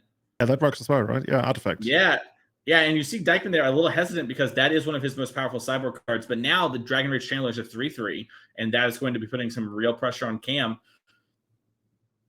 Yeah, that's going to be a 5-turn clock. And now we basically resolved the Expressive Relic. We already are happy with like what we put in the graveyard, and now we get to basically pick 2 cards on top of that. I love that. Yeah, and it looks like we're going to be putting Bobble from Bobble into Exile. Yeah. If you just put something like 7 cards into our graveyard this turn, it feels like. Yeah, I think we did a lot. And at the start of this turn, we just had Polluted Delta, right? And now we're putting Flusterstorm in the graveyard, which is, if you're Cam and Dykman's this far ahead and is still putting Flusterstorm in the graveyard with Delirium going, something's up. As we do see Leyline Binding come down here, and, this might be great here from Cam because Steven has done a lot to protect this DRC. He might be in a position where, and that's a Wooded Foothills on top for Cam. So we're going to have the stuff going. Steven's certainly not happy to see that one. He's going to lose his attacker. He's probably still sitting on something like 5 or 6 cards. Like, he literally hit every single land drop. So I would guess he's sitting on like 5 or 6 cards in hand. So that's still no good news for Cam, but this is literally the best card he could have drawn, land. And maybe, this is time to just like start jamming again. Yeah. It's rough. Like, your opponent just put 2 cards that you really care about into their graveyard, as you mentioned, in Engineering Explosives and Flusterstorm. So you feel like, oh my god, I have to like battle up that hill. Yeah, I wonder if you're a Cam fan, if like maybe the Cam's best route to victory here is something like playing a Murktide or something that can dodge something like Spell Pierce, right? Because Dykman tapped out, right? I don't know if he had the land or not. It's hard to know for sure. But he was willing to go down to 1 mana. It's possible something like Spell Pierce, so the Murktide hand might be a good card to counter that. And I was wondering, you mentioned Murktide. I was wondering whether this could be something like, a bunch of like endurances coming down to put some kind of clock into play. Yeah. But I would guess Cam would have played that on the main phase, so Steven couldn't go for Murktide, so we can kind of rule that out. Either main phase or upkeep the endurance. You can upkeep if you want to just tap Dykman's mana, But yeah, this looks like Murktide's coming down here. We're losing Delirium. I think it's probably a 7/7 Murktide, just looking at the spells that got exiled, but maybe an 8/8. As we're going to see Subtlety pitching Ardent Plea. Yeah, I guess that works. Steven not too happy. Like, Steven makes the kind of face of somebody who's got into action to fight over it, but doesn't really feel like he must. Yeah, he's like, I suppose Steven fight over this? It's just a turn, Yeah, well, what's the time walk? I don't care. And it does look like Dykman's going to fight back with a counter spell. Okay. We really want that dragon. Sure, you got it, Kamsas. As he untaps into Violent Outburst on the main phase. It's going to give us the Rhinos. Is it the end of turn? Did he have... Oh, yeah, Subtlety is no mana, of course. Yeah, you're right. Yeah, you thought spells cost mana in the year 2023? Oh, my goodness. Awkward. Cam normally gets the Rhinos much quicker. There we go. All right. As we are going to see Spell Pierce. And, yeah, we kind of knew that was in the hand from Dykman, but also Cam... Sort of a forced play, right? We have a bunch of Cascaders. What are we going to do? Not cast into Spell Pierce when we have 3 lands? I mean, this is the talk. We know about a Murktide in his head. At least I'm pretty sure I saw one, so he could certainly get one down here. But instead, we just go for it again. More Rhinos for the Rhino King. Yeah, and just get that going here. I think this is also a pretty good sign that Cam, I was wrong by having Teferi Time Raveler. If Teferi Time Raveler was in hand, this would have been the perfect turn to play it, unsummon the Murktide. Now the counterspells are turned off for the rest of the game, and you're in a great position. Here we go. 10 power into play. And that's... Well, it's not exactly enough to raise the dragon, the Murktide, because that's going to be a 2-turn clock. But we're close. Yeah. As we're going to see an attack here. And it is about 2 to 3 minutes left in our feature match area for these players. The end of round 1 just happened. Feature match players do get a little bit of extra time, quote unquote, because we take time from the clock to set them up and make everything ready for us. So these players probably have, 3 to 4 minutes before we hit turns here, but we are getting dangerously close to turns. Yeah. Cam just stretching, Yeah. Just be like, okay, let's see. I did my best. Let's see if it's going to be good enough. I got some more, gas in the tank here with, I think 2 or 3 cards in hand. Right now, Steven is, both players can probably feel awkwardly fine as long as they have some kind of interaction. And obviously, Steven's going to be favored because he's winning on board right now. Yeah. Yeah, Steven also has the life advantage, too. So I will say, Cam down to 6 means Cam's dead on the next turn. If Cam can unsummon this Murktide or, binding it or put a blocker in the way, his clock will catch up very quickly. 10 power, believe it or not, is a big number, and it will catch up very quickly. But we do need to have something, and we need Dykman to have nothing, right? Yeah. We have seen Dykman sort of just be very aggressively getting rid of our permission spell, so it's possible Dykman's run out of gas, but I'm not betting on it. As we do see Cam basically, Cam most likely needs the 2 spell here, right? You need, if you only got 1 piece of interaction, you're not gonna make it. Interesting. And we just let this resolve, which is gonna be able to come down the end of turn even. Oh, this is rough. Yeah, that is actually pretty huge there. It looks like Cam has a Crashing Footfalls in hand. And yeah, we do have the Murktide coming down. I think it's bigger than Dykman's, which is big in these sort of matchups. That's going to be essential. That's going to be absolutely essential because that's actually going to put him in the driver's seat. But Steven serving the battlefield, I think Steven has a force of negation from what I just saw, which of course doesn't do anything here. Well, this could actually be really good for Cams. If Steven is sitting on a couple more spell, something like spell pierce, force of negation, something like that, none of those cards are going to do something here. Yeah, and it's really awkward. Dykman decided to fight over the Rhinos on board, right? That way he wouldn't lose to, any sort of weird situations going on that way, like a race. But now the end of that Brazen Barber would have been really good here for this Murktide. So Dykman needs to find either another attacker or some way to grow his Murktide. Second Murktide's a great way to, sort of outgrow this here. But he does need to find it quickly. Yeah, Chat is mentioning Lightning Bolt. I think we haven't really seen Lightning Bolts in game 2 or 3 yet. You mentioned early on that Steven probably took them out, but a Lightning Bolt could be an out with the Brazen Barrow getting in there right now on an Alpha Strike. 100%, yeah. And Bolt is such a strong card that, it is going here. And it looks like time has just been called for our players in our feature match area. So this is turn 0. So Dykman here, we might see the pace of play slow down a little bit. We saw the players kind of moving a little quickly there. They wanted to make sure to get as many turns as they can. You know how judges hate that? Whenever a match arrives in turns and one of the players is like, okay, we can slow down now. You literally, every judge at the table is giving them the eye then. Yeah, they're like, could you slow down? Is this why we're here? What's going on? It seems like Dykman has a plan because this attack screams confidence. As we do see this attack is basically saying Lightning Bolt, right? Yeah, I mean, it's like Lightning Bolt, or I have A bunch of stuff. Yeah, I'm not even sure. Lightning Bolt, you could have EE, because you could EE to kill the Rhino. Oh, interesting. So DRC is a second lethal attacker. So next turn we have 2 3-power creatures. And then he's on a Holy hitting down the Murktide. All right. So Dykman cleared the air out now and has 2 lethal attackers for Cam, and Cam only has 6 power in play. As a missile dispute was the draw for the turn. Yeah, once again, Cam needs to cast 2 spells here. One spell is probably not going to do it from everything we see. There's no single spell that really gives him the win here. Oh, that's rough. You need to double spell here. Yeah, this is one of those very awkward positions, as we do see Violent Outburst in hand. Yeah, and that's it. Cam is going to get defeated by Steven Dykman here, taking it 2-1 in round number 1. Congratulations to Dykman. I'm sure we're going to see more of him this weekend.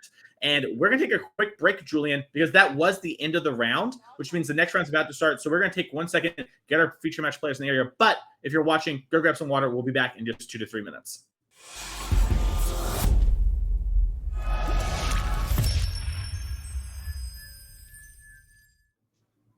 Hello, everyone, and welcome back to the NRG Series in Mundelein. I'm Mason Clark, joined by my co-host today, Julian, and we have lots more Magic to show you. We have some really cool decks in the feature match area this round, but first we want to go over our players to watch. So let's pull that up while our players are shuffling up. And A. Adams with a win, CJ with a loss, George Jabbour with a win with control, Jesse Robkin picking up a draw, Raja Sulin picking up a win, Sarah picking up a loss, Sean picking up a loss, and we just saw last round Steven Dykman winning that crazy awesome round 1 that took the whole round. But we're going to try and get you some backup matches this round. And speaking of backup matches, Julian, we might have to back it up a little bit and talk about our main deck here in our feature match area. We have Adam Wasburn-Moses, who played in our championship series event at the end of the year, is playing the new Matt Nass Belcher variant. So you haven't seen much of this, right? So we need to help everyone out in the chat because it has Amulet of Vigor. We see Adam play a lot here on the series. Yeah, we're going to head on down to that feature match area right now. But there's a lot going on just beyond Amulet in this deck. So we're going to see what's going on with this Belcher, Amulet, Breach hybrid deck.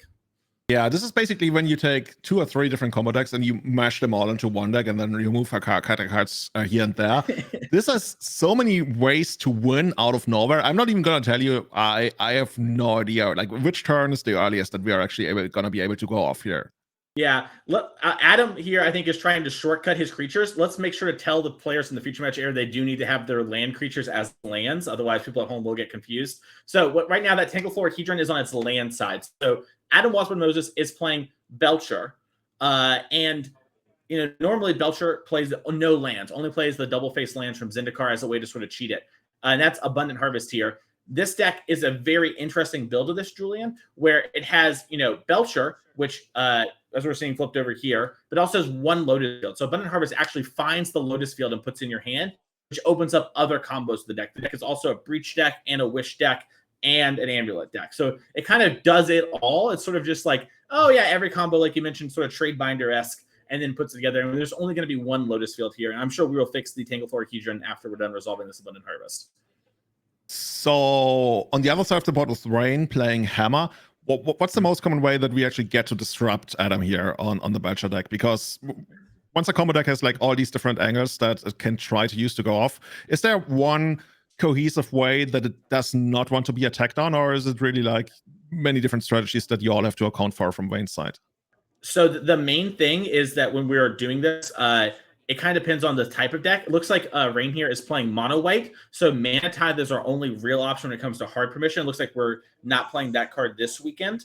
But the blue white ones, the Spell Pierce, stuff like that. Honestly, Rain's job is just to go as fast as possible against Adam. Adam's deck is really weak to cards like Counterspell, Blood Moon, Thoughtseize. These are the cards that are going to mess Adam up.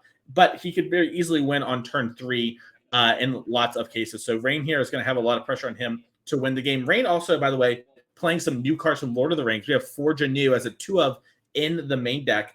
That's the new card that allows you to equip for free once per turn and return an equipment from your graveyard to the battlefield. So that's going to be a really spicy card. Post-board things like Force of Vigor come in from Adam. So would you say that Adam is going to be heavily favored in the first game, being a combo deck up against, well, in this case, an aggro deck without much permission at all? I guess there's Search of Salvation, but that wouldn't stop Thassa's Oracle, I guess. Does Search stop anything really relevant here other than, I guess, Belcher? Yeah, not in game one. It's gonna be like that Belcher, I believe. And I does it give you hexproof from the Belcher? I'm actually a little unsure. Hexproof until end of turn. You and Oh yeah. permanents you control. Okay, awesome. Yeah. Sorry, that is there. I forgot. I forgot it does that. I thought it was only red and black cards. Surge is such a strong card. But yeah, I think this is really a moment, Julian, where play draw matters a lot. I think if Rain had been on the play, we might have actually seen, Adam die before able to do his thing.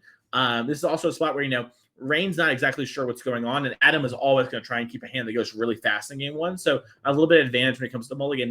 Rain had double Esper Sentinel, typically very strong start to games, but one here that can be a little awkward as looks like Adam is sort of going through the motions real quick and has decided he can't go for the combo. He's going to pass the turn. Big draw for Rain here. Yeah. Still, from everything I've seen from Rain's side here, this is not really a very aggressive opening. If we are relying on our Urza Sagas and our 2 1-drops to get in there and get over the finish line, that's not really something that Adam is very much concerned with, right? Urza Saga probably too slow in the first game to really get there. I guess next turn we're going to get the hammer down, but even then we won't be able to equip it unless we have some kind of trickery, which Rain might very well have. But even then, Adam might not get another turn, right? If we manage to equip the hammer next turn. Yeah, because it's really close. But it looks like we're going to Belcher with... Yeah. Get enough mana? You need 7 mana to go there. Yeah, so you had the Twiddle untapped, and then we had floating mana, and we have Surge. Boom! Like you mentioned, game hexproof in the turn. We got our 2 draws, and you see Adam kind of shaking his head like, how could this happen to me? And I got to check real quick here. Some players have been playing a lot of Surges in the main deck. We have 2, so we could actually maybe buy another turn. As you see, yeah, Adam hands and head, just trying to figure out what exactly to do here. Once again, those are lands next to Adam's Lotus Field. He is just not flipping them over yet. I was wondering, could we have waited until the next turn? Is it Twiddle? I always call it Twiddle. Twiddle in an instant. Would we have been able to actually do that on Rain's upkeep, or in response? Well, even if he had tapped out for Saga, I guess there was still mana available. Yeah, I think there was still mana. Also, I think from Adam's perspective, probably just Surge is the only card that even does anything against me, right? And players have been playing 2 to 3 of them in the main deck, but whatever. I'm just gonna do it now. Probably. Also, you know what? Actually, Adam had the mana floating. That was the reason he had to shoot right there. I'm sorry. So that's why he had to go for it anyway. Yeah. And it's probably right just to go for it anyway. It's just less things that can go wrong. Speaking of going wrong, production. Get my hammer in the booth. Let's get Adam's lands fixed. I hate to do these things, but lands in front DFCs. Yeah, tell the players. I hear production's on it. They're trying. Adam is a staunch defender, apparently. Won't flip the lands yet. But don't worry, chat. We're working on it. And, Rain here got Shadow Spear. Probably can't outgain the Belcher damage. I mean, once you outgain the Belcher damage, you already kill your opponent. Yeah, that's fair. I didn't thought of that. You have such a way with words, Julian. I love it. So, yeah, what we're trying to do here is ideally get a hammer down, but since we didn't even search for one, I guess we don't have a way to equip the hammers. So I think Adam is just going to untap and do it again. Yeah, I'm a little surprised. There we go. We do see players getting in there, telling them you need to fix. Yeah. The eye roll. My life's so hard. I have to flip the cards. Oh, no. Oh, so woe is me, chat. Chat, I get an F in chat for Adam there. No one has it harder than Adam, chat. He's going to activate his Belcher and probably win again. Yeah. Chat, I get an F for Adam. That way when he watches the VOD, he knows. Thank you, chat. Thank you so much. As we do see, we're going to activate Wish here. Might be wishing first. There might be some permission spell or something like that that can stop a second Surge of Salvation. As we are going to activate it. And we have a Rising Canopy in place, so we can pop and find it if we don't have it already. Did we rip it? And yeah, he's just going to show him hey, I've got, no other just lands. Take a look at my deck. Yeah. Take a look. Double check for me. Adam knows that there's a one low still deck. If this is your first tournament and you see your opponent casting Goblin Charge and activating it, and all of a sudden they literally just hand you the deck, what do you think? What? Yeah. What am I supposed to do? Yeah. For sure. Then And they're like, do you want to write down anything? Like, no, I want you to resolve this. Oh, no, this is... Oh, okay. No, Here we go. whatever. That's my deck list. You get to see it. As we see Adam's sideboard here, starting things off. And Adam does have some cards for this matchup, Julian. We have Force of Vigor. That's kind of the de facto beats Hammer. They can fight through it now, as we've seen Surge of Salvation, but also the Surges are at a premium in this matchup, as we saw in game number 1. They can buy you a turn with Belcher. We have a couple other things like Nature's Claim. That's going to be pretty good. We could see Slaughter Pact, although that might stay in as a wish target. But there's, just some cool cards here in Adam's sideboard.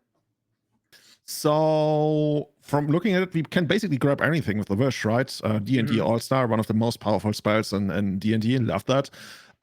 There's extra copies of Lotus Field that if you want to go for that. Is there anything that you are scared of, like looking at the mono white hammer deck for a change? Is there anything that Wayne might be able to bring in completely crush your deck? Because it always feels like when you get these like multiple combo decks in once, all of a sudden they might knock out like the chair from under you, and you like have all these unusable cards. Like let's say for example Blood Moon. That's not something we see from mono white hammer, but I'm just like trying to feel like, is there anything that destroys us? Because I want to destroy combo decks. Here we are. I said it. They can't see, but I see your pen and paper up and ready to go like your reporter. Like, Mason, what should I be buying from nerdragegaming.com in order to win this game here? And I think the main thing that Rain has is Pithing Needle. That's a card that will stop the Belcher half of the deck. It won't stop the Tome Scour, Breach, Kill You combo. But Pithing Needle is sort of our one card that we can bring in to stop at least half the combo. We then have Surge of Salvation. We saw that in game 1, buy us a good amount of time.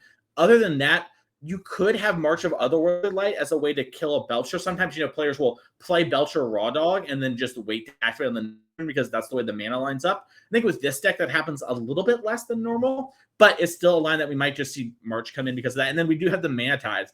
They are in the sideboard. So that is, counter unless you pay 1, and we saw Adam sort of exactly went for the combo here. Even if it doesn't stop Adam from killing on like the following turn, it might buy a turn and be a Surge of Salvation light card. So I think we're gonna have that, but also I think we're just gonna see Rain mulligan a lot this game. Just try and get the actual combo kill with what's going on in our deck and win the game. There are a couple other weird hate cards, but nothing that does too much. So actually asking whether Dreadnought Megastrat can have any kind of impact here. Because of wish, right? You cast the card. No, you're 100%. Yeah, it says you may play a card from outside the game. I'm sorry, I thought it was like a normal wish and went to your hand. So Dragon's Magistrate actually will be pretty good against wish, which prevents a lot of the extra hate from coming in there. That's deep. I wouldn't have thought about that. So shout outs to who was a Doom making chat. Thank you for that. Yeah, shout out to Doom. We'll see you in a couple rounds, buddy. But yeah, it's one of those things where it's like, wishes typically put the cards in your hand. I know Legacy. I think of like Burning Wish, Cunning Wish, etc. They put them in your hand, but not here.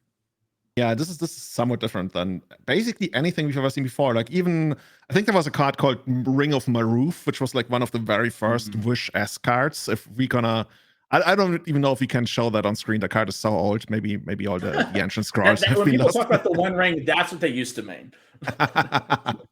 And here after sideboarding, from everything I've seen now, I'm not too positive that the matchup improves all that much for Wayne. Like you already mentioned that he's going to heavily probably mulligan or ideally have it in his opening hand. Any kind of interaction? Nope, sending it back right now. And I think the second thing that you can like basically do a trade-off against is like a really quick kill. Like I've been killed by Hammer on, have I actually been killed by Hammer on turn 2? I think so. I'm pretty positive. That can happen. It can happen, yeah. It normally involves like 0-drop 8 into double hammer. And that's a real draw of this deck. Being able to win on turn 2, turn 3, that sort of stuff is very appealing in any format, right? Especially modern. And this deck does that while playing a real game. You can go 9, 10 turns easily with Urza Saga and deck. So this deck is one of the premium decks in modern. Even if it's at a little bit of a low right now, a lot of the metagame like Rhinos, Creativity have been sort of pushing this down a bit. But in the other matchups, it's going to be a real heater.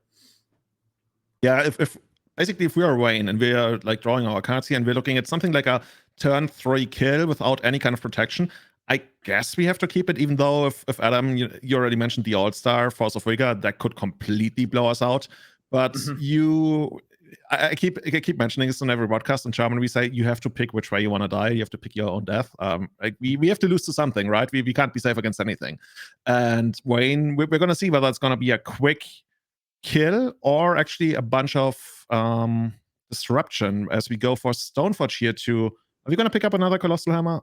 Probably. So one thing to note, Julian, is on turn 1 we led with Urza Saga, which implies to me we probably have something in hand that can equip a hammer. And so we led with that. Either that where it was our only land and we ended up drawing the plains, which I doubt we would keep on a six card hand here from Wayne.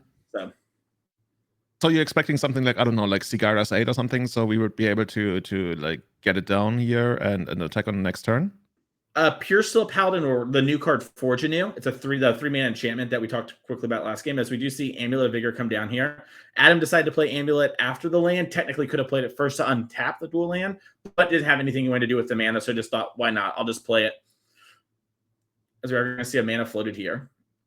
And we do have you're right. Like Sigara's 8 is not going to do it, right? Because we're getting the Colossus Hammer right now, and Sigara comes on later. Yeah. Pussy Paladin. That we. Oh, Ginger Brute. Okay. All right. I wonder if we just have a hand that's like some mana tides and stuff, and we're just going to put Cauldron in now and just like try and surge and mana tides, because it's possible he doesn't know all the other combos. He might just think it's all in on Belcher, even after looking at the deck, right? He might be like, oh, some of these cards, like you don't realize all the implications. It's a very weird deck. As we are just going to attack and not put in the Cauldron. No, if I'm on Adam's side, I would expect some of the hardest hitting reactive hate that like Wizards ever created, if this is the hand that Wayne kept. Yeah, I agree. That's what we're talking about in round 1, right? Everything our players do and don't do really tells us a story. And there's a story going on right now of like, okay, what is Wayne doing? Like, he's sort of led this awkward start. He's doing this. Clearly, he feels safe enough to have this happen. What is going on? And Adam is thinking about that right now and going to figure out if he can kill this turn, sort of try and figure out what exactly the hate is. Because, he knows it's only mono white, but what is there that could be the cards he is choosing to play? Because we also didn't see Pithing Needle get grabbed off the Urza Saga. Yeah, and also not played from hand, so it's literally like not in the picture right now. And as you mentioned, Adam is figuring out whether he can kill, while also figuring out whether he should kill, because right now Wayne is not really threatening anything, even if he gets in for more damage next turn. And yeah, Adam recrosses the path. Basically lets you like reorder your deck, right? Is that how it worked? It's been a while since I've cast a card. Yeah, so recross the path is basically Adam's going to reorder his deck in any way he wants. And then I think it also gets revealed to your opponent. Yeah, you reveal cards until you hit a land. And so since Adam doesn't have any lands left in deck because Lotus Field's in play already, he gets to reorder his deck any way he wants. And then they're going to clash. And then basically Adam's going to know what he's going to draw for the rest of the game. This is the ultimate tutor, man. This is you know how we have like, I don't know, Vampiric Tutor and Mystical Tutor and all of these. This is literally deck tutor all the way down. Yeah, this is like that meme. It's like, Demonic Tutor is you, and then it's like the guy that she tells you not to worry about, and it's across the path. like a weird 3-mana sorcery from Morningtide. Yeah, it's like, no, babe, it's just a sorcery. It's nothing like that, Yeah, it's kind of funny when you look at the card and people didn't know anything about like tournament magic. They would be like, wait, this is your combo enabler. Actually, what is Adam trying to put on top here? Like, what's the sequence of cards that I would guess that he has figured out beforehand? Otherwise, it's going to take forever. Yeah, I assume Adam was like, okay, if recross gets countered, I'll go for this. If it doesn't get countered or interacted with, I'll go for this instead, like a cards from hand. And so I think he's just right now double checking everything. This is one of the awkward parts about recross the paths, is that it takes a while. And so you're seeing Adam here is setting up kind of a Manamorphose into some Twiddles into some more Manamorphoses. And it's just going to draw a bunch of cards, make a bunch of mana, and might end up just going for a kill that doesn't involve Goblin Char Belcher. I know Adam does have Belcher in hand. I saw that at the beginning of the game. And he's going to win the Clash. Surge of Salvation is on top. Ooh. And yeah, and Adam reminds me he has a chance to put that on bottom if he wants. Okay, we're going to Mana Force. Keep the mana that way, I guess. Okay. Yeah. So lucky. Look at this double mana force. This guy just always has it. I do not understand. Yeah, too lucky. Same with Doomsday players. Yeah, true. We see some of those tomorrow. We do see Viscera Seer untapping the lands. And you see, this is what's happening here is we set up a bunch of Viscera Seers. We're making +1 mana. If you play Pioneer, you know this from the Lotus Field combo there. And eventually, is this going to be like the wish into, let's say, I don't know, Thassa's Oracle or something like Underworld Breach? Get there? Like, what are we playing towards right now? Ideas Unbound, love the card. Yeah, so we drew Ideas Unbound. So that's a draw 3 and it's a discard at the end of the turn. So now we're just generating extra mana. So now we have like Dream Scraps and Twiddle and stuff like that, which will untap or tap a permanent. We're going to untap our Lotus Field. And then I think Adam is probably going to go for the Breach kill. And just actually try to not walk into the card Surge of Salvation. Although he might just have enough mana to do it all. It's unclear to me exactly how much like he's going here. It looks like he is checking out his... Oh, he's grabbing the red mana. Okay, I thought he was getting a sideboard. So it does look like we're going to play a red card. Did you just see Wayne like a moment ago? He was literally just staring into the feature match camera like he was staring into our eyes. And be like, yeah. You guys seeing this? Yeah, he's like, why did you pick this match? And the answer is, Adam had a cool deck. I brought creatures and equipment, and like, you're doing this to me, the guy who's only playing like one land. Yeah. As we are going to see Wish here for Underworld Breach. So now Adam's going to get to do all of the non-Vizier Remedy cards again. Which means we're going to be up a bunch of mana once again. And we do have to escape 3, so there is like a half-life to this. We can't go forever, like you see maybe in the Grinding Breach deck, which is our backup feature match. We have Jesse Robkin with Breach with the 1 Ring Julian. And the way this turn's going, I think we might be seeing Jesse a little sooner than later.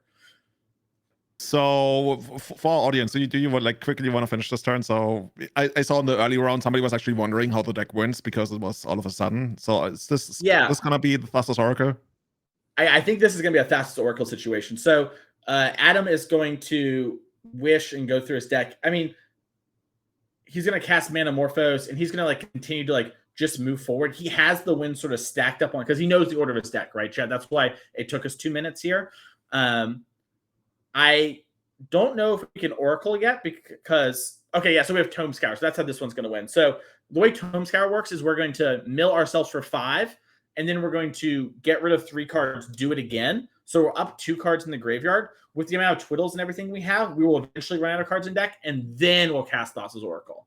And it's a little weird, so we might see Adam, need to play through it because it looks a little awkward. Like, do you have enough mana to do this all? Because it's intensive. But Matt Nass's Giga Brain figured it out, and we are going to see Wayne here concede. Adam Wasburn-Moses wins this round. Did have the Surge of Salvation. Yeah, he was ready for the Belcher kill, but Adam saw that coming. Try to do this here. And we're going to try and get a quick interview with Adam, but if we can't, then we are going to just go watch Jesse Robkin there. But yeah, that this deck's really cool, Julian, and it really shows Modern's underexplored, right? Modern's probably the most played competitive format. There's so much content, so many streamers all the time, and this deck is just came out of nowhere 2 weeks ago, and we're seeing it already dominate here on the NRG series. That's why I would love to see like a lot more Modern on the Pro Tour and everywhere again. Like, as you mentioned, the format is certainly underexplored, especially with the new cards coming in. There's so many cards coming in, and if we don't get the interview right now, as you mentioned, we're gonna skip to Jesse playing a Reach deck. But yeah, we're just hearing the interview is coming up now.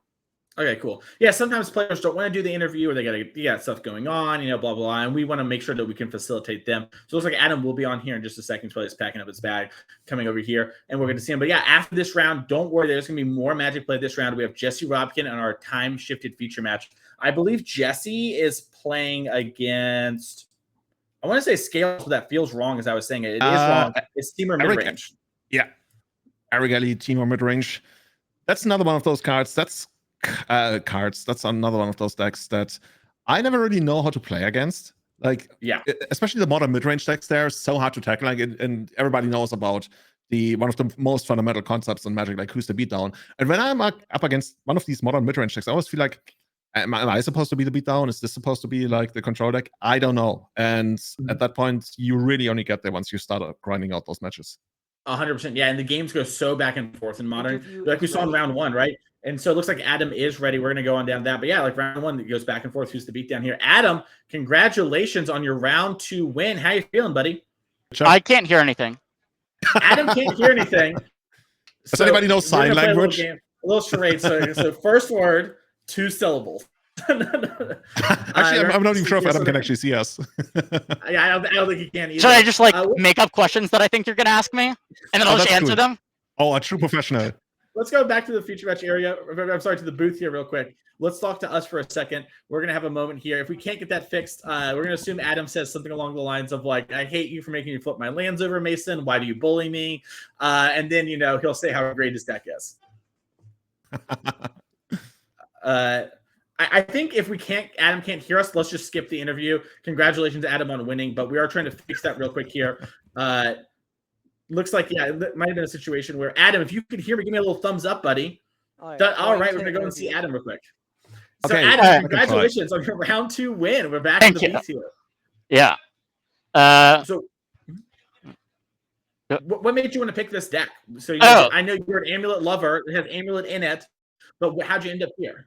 Oh, so the card Amulet had nothing to do with it. I told a friend, his name is Addy Slimak, shout out, hand me a 75 this weekend. I don't really want to play very much Modern. Hand me a 75 that you think can maybe win matches, and I'll play it. And so he saw Matt Nass top 8'd the challenge, or made the finals, I think, with this deck. And then here we are. Nice. Awesome. Well, so have you played any of this deck before? Or have you just been playing it just these first 2 rounds? An impressive start here, 2-0 with a deck that's kind of complicated. No, I was going to play my deck on 0 reps, but then the deck was really convoluted, and so I played like 50 matches with it on Magic Online or something. Just so 50? 50, yeah. Oh, okay, yeah. I guess at that point, that already makes you like almost an expert, right? The leagues don't take very long because it's a lot faster to stack your deck on Magic Online than it is in paper. And so figuring out how to do that in paper has actually been kind of a trip. I was wondering, like, is it almost always going to be the same kind of stack that you make with Recross the Path, or is it like quite different every time? A lot of the cards are similar because you're basically always going to get Vizier, but sometimes Recross, you have to like cast Recross to get Lotus Field into play, and then you don't get to stack your deck. And so it's a kind of a modal card.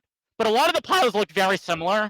You just like want to make them so you have various kills. Sometimes you want to go for Belcher, and sometimes you want to go for the Underworld Breach, like I did in that last game to play around the Surge. But like if my opponent's playing Leyline Binding, then I want to go for the Belcher kill instead. Yeah, that actually makes me wonder as well. In the first game, did you see the Surge Observation coming? Like, or was it completely... No, I saw it coming, and I considered casting Recross to set up the Underworld Breach kill, but I didn't really want them drawing cards towards hammering me. I didn't see any hammers, but I assume that's what they're playing. Spoilers, they were playing hammer. They just didn't have this game. That's kind of what I figured. Yeah. Okay. And so like I could do it, but it would let them draw 2 extra cards and would set up a kill like pretty far in advance, and so I was worried about me dying on the next turn. Makes sense. Play around 2 Surge instead of 4 hammers, and there's even more than 4 hammers. It makes a lot of sense to me. Are you excited to play Legacy tomorrow? I know you're a big Legacy fan. We've seen you dominate our Legacy Series events here. Are you excited for tomorrow? Do you have any Lord of the Rings spice you're willing to let in on the chat? I am thrilled to be playing Legacy. Unfortunately, I'm not really playing any new cards. I am playing lands, which is like all old cards. But you don't really get hurt by Bowmasters, and One Ring is like not great against you, which is pretty relevant, I think. Awesome. Yeah, you managed to find one of the decks that's not going to be affected by Bowmaster at all, I guess. In theory, like Sylvan Library does, but also if you dredge instead of your draws, it also doesn't count towards Bowmaster because it's only the first draw you take in your draw step, and Sylvan Library affects your draw step. It's a whole thing, yeah. Sure. That's very funny. That is exciting. I can't wait to see that tomorrow. So I'm sure we're going to see more of you tomorrow as you do normally dominate our Legacy events. So we'll be seeing you in the feature match area tomorrow. And for today, Adam, go enjoy the rest of your round. We're going to go watch some more Magic right now. Thank you for taking some time to do the interview with us. Thanks for having me. Good luck. Yes, and thank you, Adam, for taking that time to talk to us like we had just said there. But we are going to do our time-shifted match. We have Jessie Robkin on Jeskai Breach for the deck she's known for here on the series, how she ended up getting second place in our series event last year versus Erik here on Temur Midrange. And this deck is spicy. You mentioned it, and I started looking at it. It's got Wrenn and 6, Ragavan, Subtlety, Fury, Dress Down, Counterspell, a lot of really cool cards. Kind of a Temur box deck. Yeah, I was going to say, this almost feels like Chunt. Like, you got a lot of good stuff, But I guess you have the control. Yeah, you've got the 6 counter spells in there to have some kind of control over the stack. But from what I would guess, Ela is probably going to try to really get that Ragavan down, right? Because all of the other creatures, they don't really present like any kind of big beatdown. And first time on the stream today, the Monkey All-Star Ragavan comes down. Yeah, somehow we made it through all this round of Magic without hitting Ragavan. And Jesse's like, no, not here. Unholy Heat that, get out of the way. And chat, just so we are clear, Jesse's deck has the One Ring in it. This is going to be our first showing of it. We'll see if it comes up in these games or not. But she's a really big believer of that. And Julian, it seems really good in this deck. If you have Emery and Grinding Station, you can just draw a card, get protection, sack it, mill your opponent, buy back the ring, go again, and just present another combo kill. But it's not only is it a value card, it's a combo kill card. This is how Tolkien intended Lord of the Rings to be told, right? You keep putting on the One Ring over and over again until your opponent dies to a Merfolk. Yeah, it's also kind of cool that, Emery of the Lake or the Loch is kind of, the Lady of the Lake from King Arthur's story.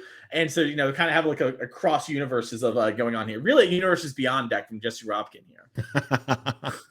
So overall, would you say that Jesse's favored here? I always have like a lot of respect for Breach, especially like when somebody's playing it and has like shown proficiency with the deck. I would be terrified to play against Breach in Jesse's hand. Yeah, I think these sort of fair mid-range matchups are some of the decks that the Jeskai combo Breach deck is really good against. And so, Jesse's deck pretty good against like the pile decks like 4-color, etc. And this deck sort of harkens to that. And so while, Erik's deck here is sort of a unique one in a brew, I would say in a lot of ways, just looking at the pieces, I do think Jesse is a little bit favored, but those unique card choices might actually go the distance here, as we're going to see an Ursaga and a passing of the turn. Yeah, like Jesse, right? Like from everything, Elias, is it Erik? No, it's Eli. Eli has presented here. Erik, I believe. Yeah. Eli Erik, yeah, has presented here. Like Jesse can actually just sit back, and try to leverage the constructs. Like we're gonna have a bunch of constructs, a bunch of angry robots hitting the board very soon, and Eli has to find a way around that because you're not gonna get them with just like I guess Ice Fang Hodls and well, we got 3 copies of Brazen Borrower, but even then, I mean, not exactly the kind of exchange you want to make. And we draw an extra card. We get one of our snakes down. And yeah, Jesse just like sitting there chilling, gonna make a robot at the end of turn. And Eli looks a little bit more stressed, I want to say. Like, yeah, it might be missing on land or something. But also these just look at Ren 6. Okay, I was gonna say that's the way to get us out of these sort of situations. Looks like Jesse's hand, by the way, is an expressive iteration to Fairy Time Reveler and something else. These, like you mentioned, though, really quick here, Julian, the Urza Saga is going to cause a lot of pressure, and that's kind of how we see these Urza Saga decks last a long time against decks that have much better card advantage, right? Jesse does have cards like expressive iterations, her deck kind of has the ultimate in game, but this Urza Saga can really overwhelm people as we see Jesse, thinking about does she want to activate a contract with this one or float mana and do other plays. Yeah, I absolutely love Urza Saga. I want to say it's probably my favorite card ever printed in the last 10 years. It's super exciting. It also gives you this. Like, I think it's also fair. Like, it eats up a lot of your mana in exchange for like putting on pressure and sometimes getting card advantage. And Eli, what are we trying to do here in response to the construct? I guess we're just fetching so we don't get Pithing Needled on our fetch land. Yeah, I think it's just I'm really scared of getting Pithing Needles and I need my lands moment. As it does look like Springleaf Drum's going to come. Yeah, if Jesse has another land, we have another robot coming. And these robots get big. Yeah. Is there any movie that's famous for like a couple of robots? I was wondering. We got a million troops ready, another million in production. Star Wars, here we go. Found it. Oh, Star Wars, sure. I was thinking of iRobot when they had all the like robots ready to go. Oh yeah, that one. Yeah, I want to get some alterations that way.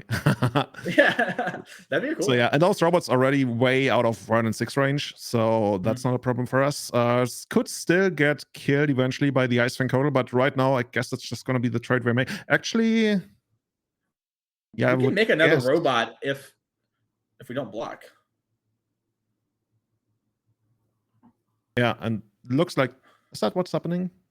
Yeah, I think that's what's happening is we said no blocks, and Jesse immediately fetches, going to use the Springleaf Drum plus our new land in order to make another robot 4/4, knock down the Ren 6 here. But like you mentioned, we do have 3 Brazen Borrowers in Elizek here. So, I was just wondering whether we actually want to go to the face here and try to deal damage to Ela, because I think the Renin 6, but correct me if I'm wrong, I think the Renin 6 isn't that relevant. I mean, the emblem is certainly something we have to worry about big time. But other than that, just like try to get there with the damage that we have on the board could also be something. But yeah, Jesse choosing, well, I guess safe path of just getting rid of the Planeswalker here. Yeah, I think Jesse is setting up almost lethal on the next turn, right? Because right now we have 3/4/4s. We're going to turn them into 5/5s for the activation, then 6/6 on the search. That's already lethal.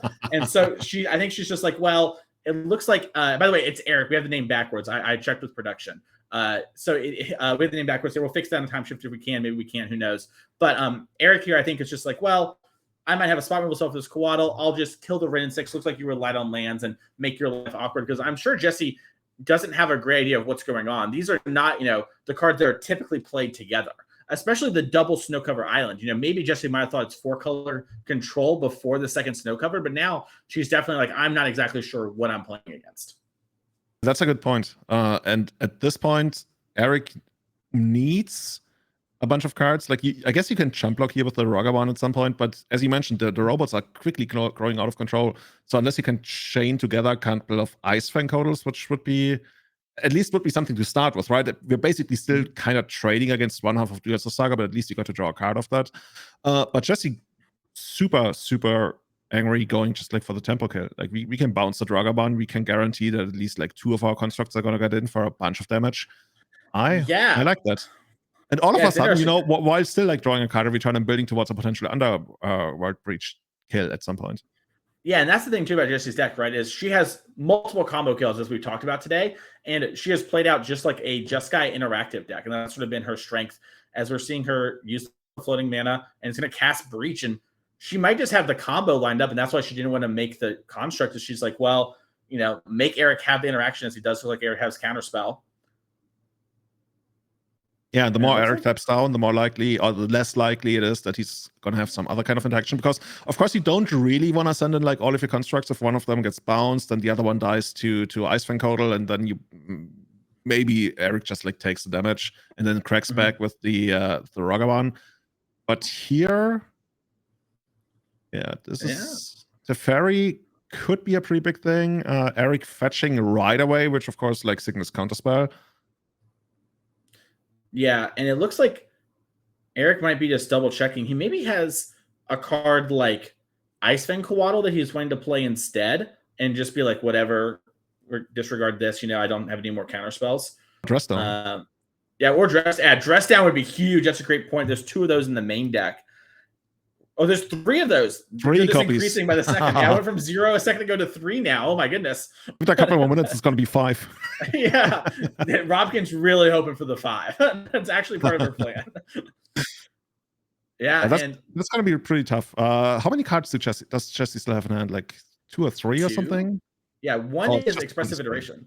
Yeah, look at Jesse with the smile there. She's like, okay, so my opponent's deck is Counterspell, Coatl, Ragavan. I don't know what else is going on, but I know those are the cards in the deck.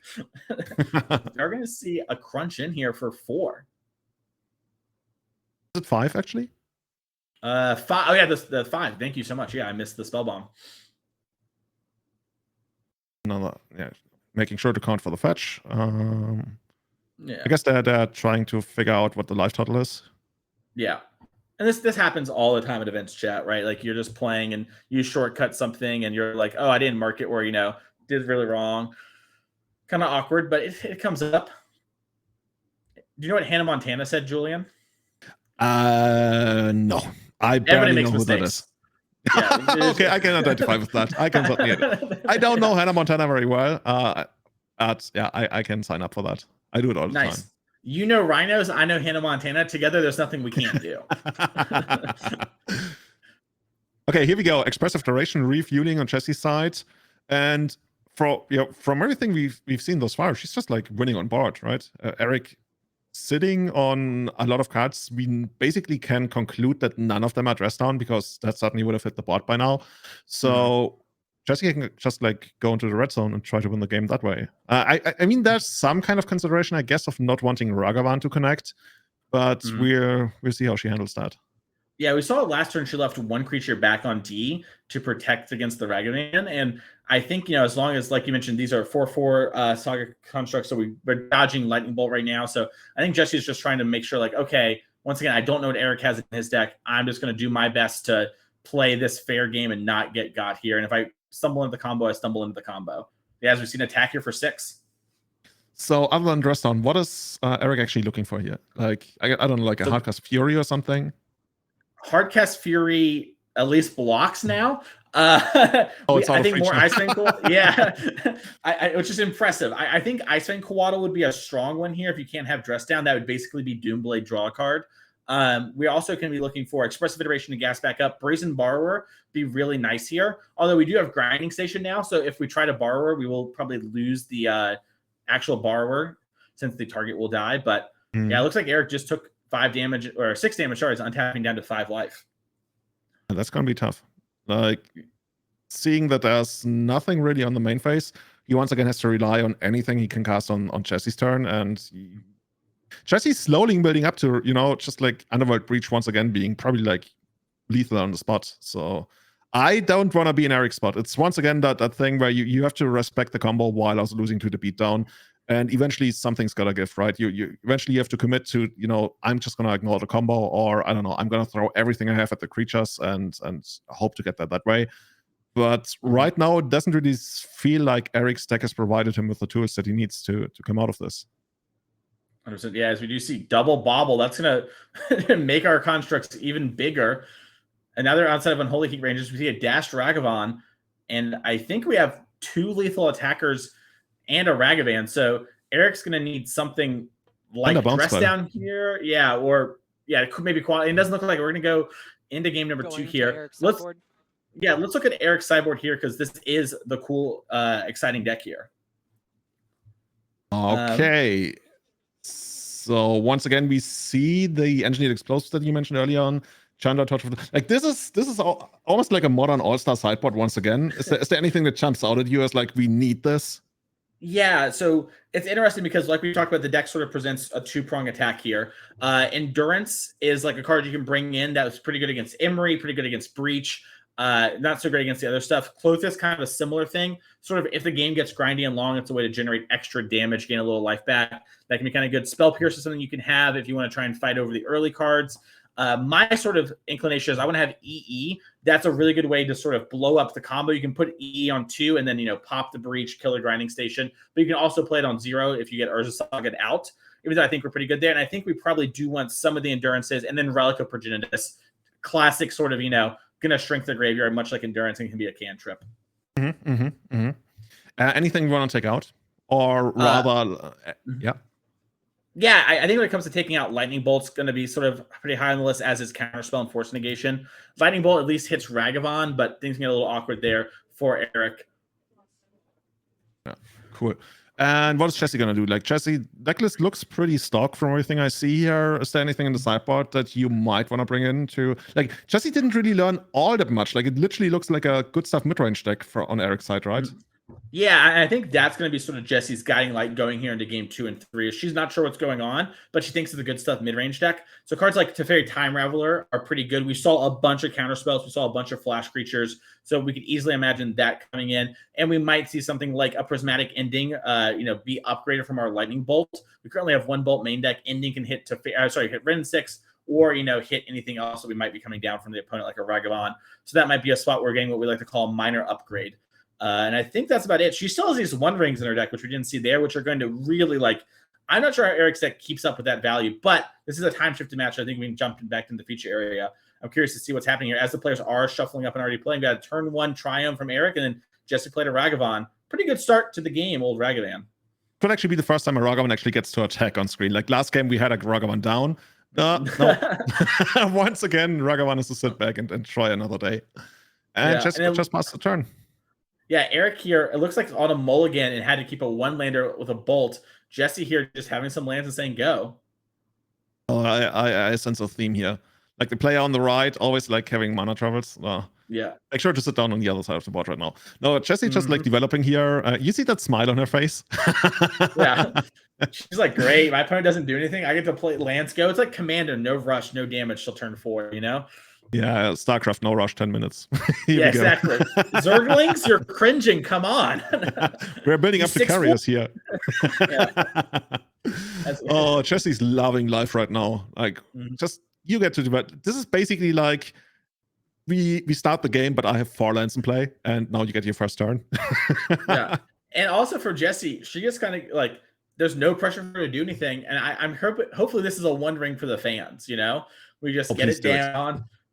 Someone's got yeah. Oh no, it's 3 mana, close enough. Jesse's oh my like, god, but she's setting up for the one ring. She wants to make sure that the one ring resolves, right? That's what we're doing. True, yeah. It's her precious. She's got to protect it. As you know, Erik did draw the land. If we have Ren 6 in hand, we're at least going to fix for the rest of the game. But looks like nothing going on here. Is this going to be the ring now? No, Dash Dragavan. I mean, that's close enough. Yeah, it looks like Eric's going to fetch. Might be grabbing like a Triome or something out of the deck. I don't think there's any channeling cards that can stop Ragavan here, but it looks like just want to make sure we have our mana for the rest of the game. You know, don't want Ragavan to accidentally mana screw us on our game where we mulliganed and missed our land drops. What do you want to steal here? Like a Renin 6 or something? Yeah, you want Renin 6 if you're Jesse. You know, anything you can play. But honestly, I think Jesse's really happy just to attack, get a Lotus Petal, and then, you know, move on with the day. As we do see an Emery come down. Oh, dudes. So is there anything in the graveyard we can already recycle? I'm trying to I think nothing yet. Yeah, and our match is at a little extra speed here, chat. If you're curious why the players are moving so, like, how they're moving this quickly, you know, it is. Oh, you're saying like they didn't cast like some spell on them, like while we're in the D&D theme, time stop or something like the opposite. No time stop. No. You know how it works, like in the theme of DMD flavor wise, how time stop actually works. No, I don't. Hit me. So when you cast it, like the time around you stops. But they explain it that way. Time doesn't actually stop because that would be crazy. Instead, you move so insanely fast that it seems like the world around you has come to a stop. But and actually, you are moving that fast. And that's how it's explained favor-wise. I always love that. That is really cool. Yeah, Jesse is also just a fast player. So we're seeing here, and you just see a bolt on the Emery as we're going to see a Dash Ragavan again. And Erik had Fury in hand. So there was some amount of thinking about, okay, do I want to Fury and kill this Teferi, but instead decided to fight over the Emirates. We're just going to take Teferi up. We're going to get Thassa's Oracle. Look at the value Oracle, sure. Yeah. Jesse coming up with game plans on the spot. Like, okay, sure. Like, this is what it's doing, right? This is what it was created for. Just some extra value. 1/3. Yeah, 1/3. It smooths your draw a little. It's pretty nice. And also, it's a really good way for her to not lose to her card. We see a Spell Pierce there, like Ragavan, right? Like, that's the way that maybe Erik gets back in this game, starts stacking Ragavan. Good point, now we got a 1/3 on defense. And Ragavan comes back down. 3 down. Like, we already are halfway through Erik's life total at this point. Oh, yeah. Subtlety, though. And I guess we just we got our own value engine. We bounce our own Merfolk and replay it while drawing a card with Teferi. Like, I guess that's something you do once you get like enough counters on it. Oh, Jesse, she put the one ring on bottom, I think. I saw it in the pile. Well, Jesse Rompkin, known hater of the fans, as we do see a Fury fight pitching Fury. You know, we should have some special prize next time. Like when there's like such a unique special card, we should have some prize for the first person to actually like resolve this card on stream. Yeah, true. We go, Jesse. Adding, I've seen this before. Okay, Fury took out Teferi here, and yeah, she's just gonna get in there while Erik is still thinking about it. Like, I guess it could be what is that? Dress down? Oh, dress down. Yeah. So we're going to prevent the haste on the Ragavan there. And it looks like Jesse's just going to develop a Teferi now. And she's tanking about this Thassa's Oracle here. She's going to just take it up for now. You know, Thassa's Oracle can win games like in more ways than just one. Yeah, Thassa's Oracle does it all. It slices, it dices, it checks the library. You see Ren 6 tick up. Okay, and at least now Erik is going to be set for the rest of the game, assuming that Ren 6 is going to stick. Like, you can see it on Erik's side. Like, now he puts his card down, he hands up in the air. At least my mana troubles are hopefully going to be over for a while. But Jesse's probably not going to slow down. I could see another attack coming in here with Ragavan, right? Like, she doesn't really have much to worry about right now. It's not like Erik's deck can present a kill out of nowhere. Yeah, and that's something that like Jesse's probably very much aware of too. And Jesse has to have all spells in hand because she hasn't been playing lands. She just played her first land in a couple turns. It looks like we played Grinding Station to probably Dash's Ragavan's what she's thinking about. Yeah. Looks like Unholy Heat. Unholy Heat. And, well, no attacks. Oh, no attacks to okay. Yeah. Not run into a Dash Dragon, I guess. I feel like I missed something because we tapped all this mana. but we only played Station and Heat. What's the extra mana for? I don't know. Maybe she's just being nice. She's like, hey, you missed a bunch of turns. I'll tap out. I'll mana burn, sure. Yeah, 12. Here we go. Whatever. Yeah. Jesse's hoping to lose Hidatsu second right on stream. It would be an honorable way to die. Yeah. Hey, Erik, deep in the tank right now. Yeah, and Erik's hand, all spells. Another little secret from the booth. Oh.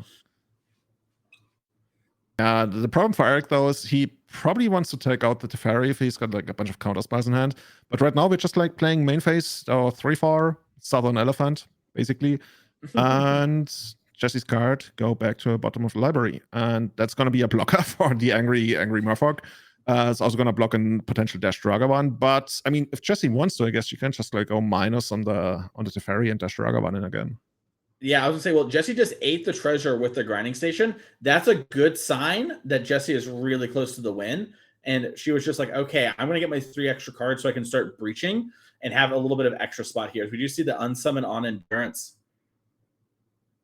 Yeah, what are we looking for? Like a Mox Amber or something? Something to if we have Mox Amber and Breach, we should have the win. Because our Teferi is a legendary thing for the Mox to float mana. And then we can just, play another Teferi to unsummon the Oracle and win the game. So we're going to see a Dash Dragavan. Quaddle. Ooh, we can cast even use that. Quaddle's one of my favorite cards. It's so much fun. It's like Baleful Strix, we have to work for it. It's fair. Yeah.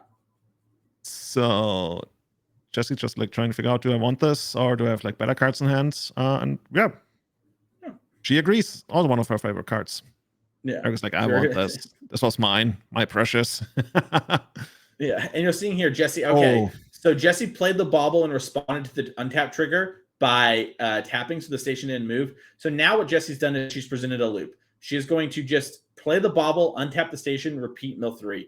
And she's going to do that over and over again until she finds a Mox Amber. As long as the Mox Amber isn't the last 3 cards in her deck, she will then unsummon this Oracle with another copy of Teferi Time Reveler, and then win the game. Also, she has Bolt in her deck. She can just bolt out. There's the Mox Amber. Okay. That's the Mox Amber. Here we go. Yeah. I don't think we've ever seen Jesse whiff on stream yet, but she got very close one time. Or it's like so her last 9 cards. the one way that you already mentioned, I think, is like if it's only in the bottom cards, any other way to like really miss? That's about it. Like at this point in the game, that's it. Earlier on in the game, you could like not have, because sometimes they'll start going for it and they don't have the full combo. They just have a bunch of cards in graveyard and they're looping Emeries, and then there's a way to lose. But besides that, it's pretty hard from this position. Jesse also knows that there's a fair time early. Yeah, with the endurance from before, she knew that the deck wasn't at the actual bottom. So and she just has bolts. By the way, chat is asking what is going on. Can you quickly, slowly go over how the combo actually works so everybody? Yeah, so really quick there, it was Grinding Station was being activated, which killed the Mox Amber, where we floated a mana. It mills 3 cards. We exiled those 3 cards to Underworld Breach to replay the Amber. We floated a mana, and so we saw Jessie do there is she ended up bolting her Thassa's Oracle and then casting the Thassa's Oracle from the graveyard after it died. She could have also unsummoned it with Teferi. She could have flickered it. There's a lot of different ways for her to win from that spot, but that's essentially what she was doing. So we're going to be right back, but make sure to click that follow button if you haven't already. That way you don't miss any more. We have more Modern action coming to you here in just a few minutes. The round has started. That's right. Click that button right now. That way Julie and I get to eat tonight. That's what Norm said. We have to click the button, and we'll see you all here in just a couple minutes.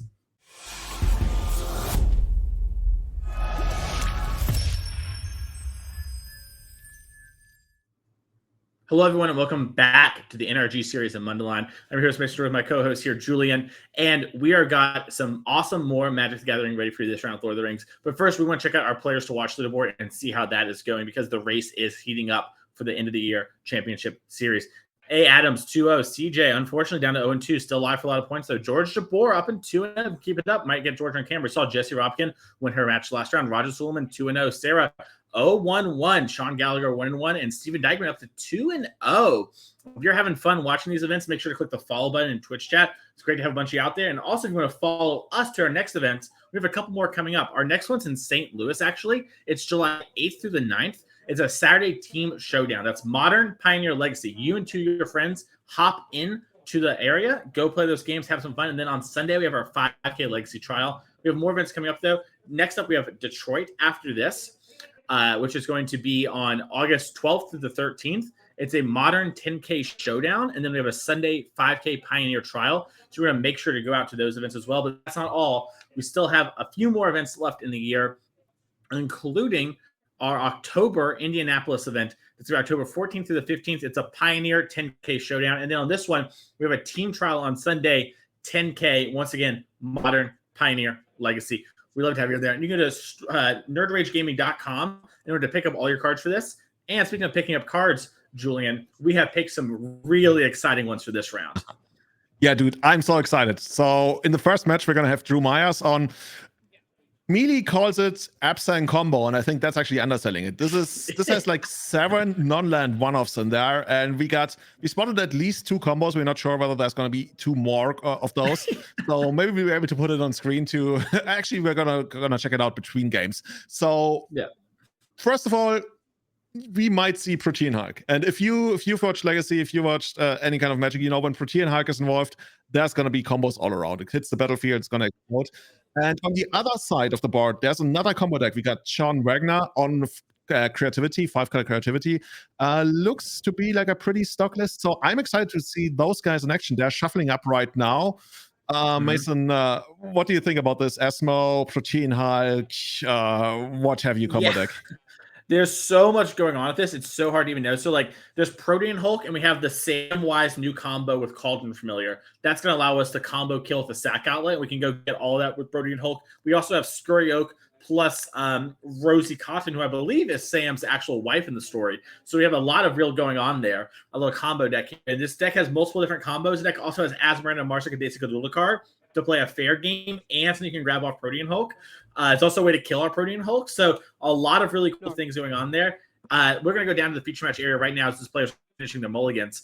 But I think that the Abzan deck is probably going to be a little bit favored in at least game 1. And I doubt John has an idea of what's going on, right? And I think Drew probably knows this matchup really well.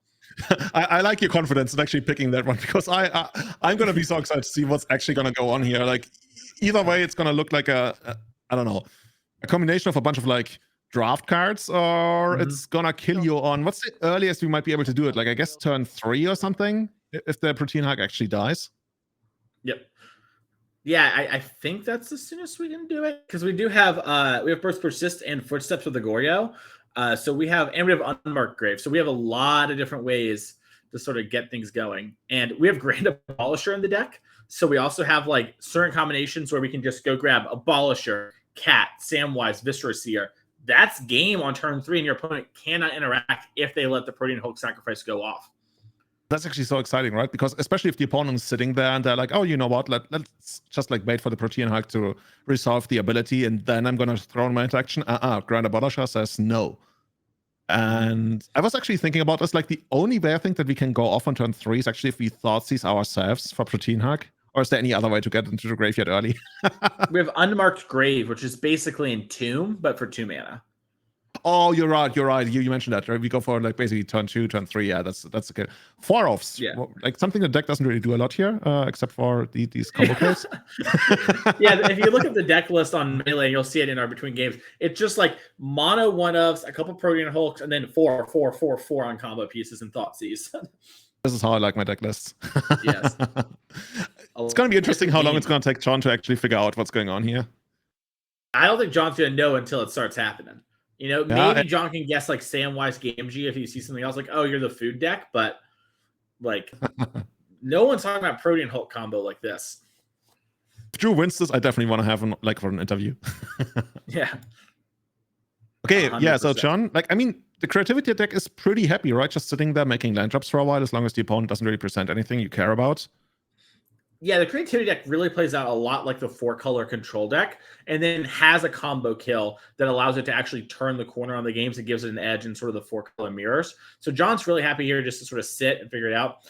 He's taking a second to think about his lands. There's probably some close decision he has here. It might be like a Spell Pierce versus deploying Wrenn 6, and is just deciding, do I want to use my Wrenn 6 mana now or my Bitter Reunion mana now versus hold up. So a lot going on there. Is that a Guru Forest into Unmarked Grave? Ooh, love the Guru Forest. So beautiful. Yeah. Those are actually the ones that I use on my most of my Magic Online decks. Can't afford them in nice. real life. Yeah, they are $1.5 billion. So it's like one of the One Ring, I believe. As we just see Protean Hulk hit the graveyard, and Drew kind of smiles. The gig's up. I am a Protean Hulk deck. This is a person who loves his life right now. Look at that gig. If you could already hear us. Yeah, Drew knows. He's like, John Wagner's like, why did I get a feature match? I'm 2-0 with 5-color stock creativity. That's weird. And then Drew's like, oh, I know. Yeah.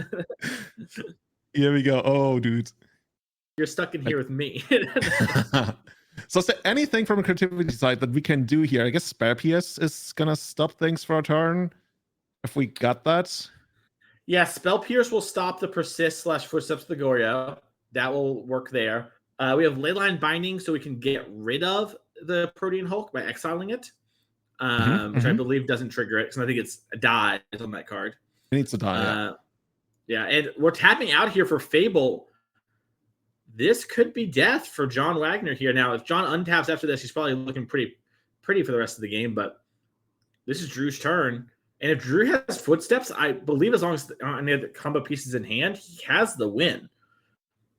Yeah, Drew raised one of his eyebrows the moment John tapped out on his turn.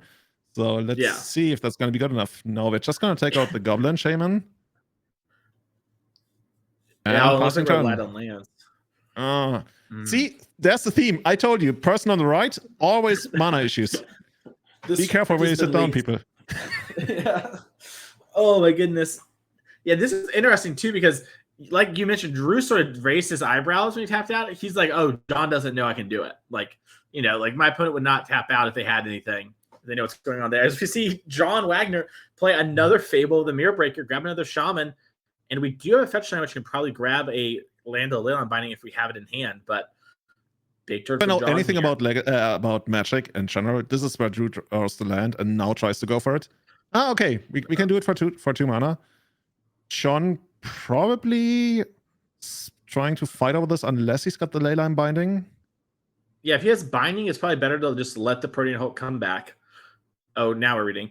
Don't worry, chat. There are no exclamation point decks. We are playing a tournament, so we don't have the deck list public yet. But if they are in a feature match area, we will show the deck on screen. So make sure to click that follow button that we don't miss anything. We will have the deck list up during game 2 and 3, and you'll get to see what Drew is working with here. But for now, just know we're Protean Hulkin. Yeah, one of the most dreaded cards in Magic for a very short moment, actually, when they errated Flash back in 2008, I want to say. Created one of the most infamous combo decks in Magic history, and was at that point really only around for a couple of weeks before it was banned. And now here we see it back, this time in Modern, trying to make an impact. This is textbook why Modern is so great. Things like this from Drew, no one's talking about this. This is probably a Drew, maybe Drew's friend's deck.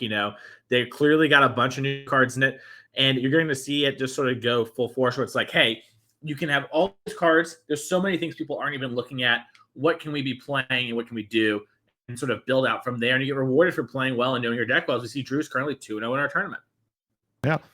And I mean, even if Drew is not able to get rid of the Hulk, it's still going to be a 5/5. So, I mean, it's on John to make something happen, which, I mean, as we know, creativity will probably be able to do. But presenting a 5/5 with just 2 lands in play on turn, what is it, 5? This is real. Yeah. Another thing to probably keep in mind is Archon is actually going to kill you, right? If you're John and you use creativity, you die. And you see John's reading the Hulk again. I don't blame John. Yeah, he loses the game if he goes for it. Now, Grand Abolisher doesn't work on it will allow John to cast spells at instant speed. So if he has a Leyline Binding, he can save himself. But if he casts creativity here and Drew doesn't have any of the combo pieces in hand that do the instant kill, John is dead. DEAD, and he's gonna get Twitch flipped, and it's gonna be rough. You're gonna be on Twitter for a day, John. And you see John tanking. He's thinking about it. He's like, what is going on the other side of the table? He literally needs Leyline Binding. Otherwise, he can't go for the combo. You can't even do anything else, hard casting Archon or something. You could go for a Teferi bounce because it triggers on dying, not on leaving play. That's one of the few ways I can see it. 100%. Yeah, so once again, chat, there are a bunch of different combos in Drew's deck, but the two main ones are his Scurry Oak and Rosy Cotton of South Lane. That basically makes infinite squirrels. And the other combo is he has Viscera Seer, Samwise, and Cauldron Familiar. That does infinite drains. So John will die to either of those, essentially. And then the Hulk gets on. Hulk doesn't care. Just like Hulk Smash. You know how people used to say, if Hulk can't flash, Hulk Smash? That's still happening in Modern right now. Yeah, much like the MCU, just put John down to 9. And Julian, it's hard to know for sure, but I think Drew, I guess he's just trying to draw one of his one-ups, right? Like Viscera Seer and stuff like that. Otherwise, I think he's kind of favored until we draw Binding or Teferi, and then he's really far behind. Yeah, the other thing John can, I guess, do is once you get your second, I was going to call it like the Fable Ultimate, the Kiki Chiki kind of thing, then you can like make a ton of those tokens at Drew's end step and then try to race. That's something that we sometimes do with Fable, but it might not be fast enough. We will see here. 100%. As always, chat, make sure to click that follow button. That way you don't miss anything. And deck lists are always shown between games. We do not show the deck list ahead of time. They will be shown at the end of the day on Melee. When the day's over, you can go find Drew Meyer's deck list, and you'll be having a printable copy. But it will be on screen when we talk about sideboarding. Yeah. So actually, Drew can't, like, if nothing else happens in the turn passes to Drew can't really attack because John is threatening to make, what is it, like 6 copies, which will then continue on his turn, and then he's got, like, if he plays a land, that's going to be 7 copies of Kiki Chiki, and then you're going to deal so much damage. So it's going to be like 20 damage that he's got lined up. Yeah, so I think John does have it wrapped up, like you mentioned there. There's enough lands in Fable that we can go around, even though Protean Hulk holding back on defense. So it is sort of on Drew to do something to break up the Kiki Jikis, or gain life or kill the Hulk. As you see, Drew's taking a little think. We know Drew's hands all spells. It's possible Drew just like draws a Viscera Seer and then just goes for it, like plays it, cast, sack. Yeah, what is, like, I guess Witch's Oven or something. Yeah, there are Witch's Ovens in the deck that would get. We're tapping. Yeah, well, 1 black mana is exactly what we want. Well, not for this one though. Oh, and John's at 1 life too. Oh my goodness. Oh god, so close. Yeah, and you see Drew just pass. Oh my god. Oh no, never mind. Sorry, he looks like he was going to. He's going to play Boseiju and now pass. Not too much we can do with double green here. Oh, interesting. Drew could have held up Boseiju and actually Boseiju'd this Fable when it was targeted the first time, and we would have lived through the turn. So possibly right. Drew didn't realize that this was about to happen to him here. The token, the goblin is like an enchantment creature, right? So you could do that. Creature. Yeah. And from John's perspective, sort of calling Drew's bluff there, right? Because you could have waited and used both, because one goblin's something sick right now, so you can't respond target the other. In the future, like if you wait a turn, then you can do both. So John's just basically saying, hey, you play that Boseiju. I don't believe you have a second Boseiju. You missed a bunch of land drops. Go. This is amazing. Yeah.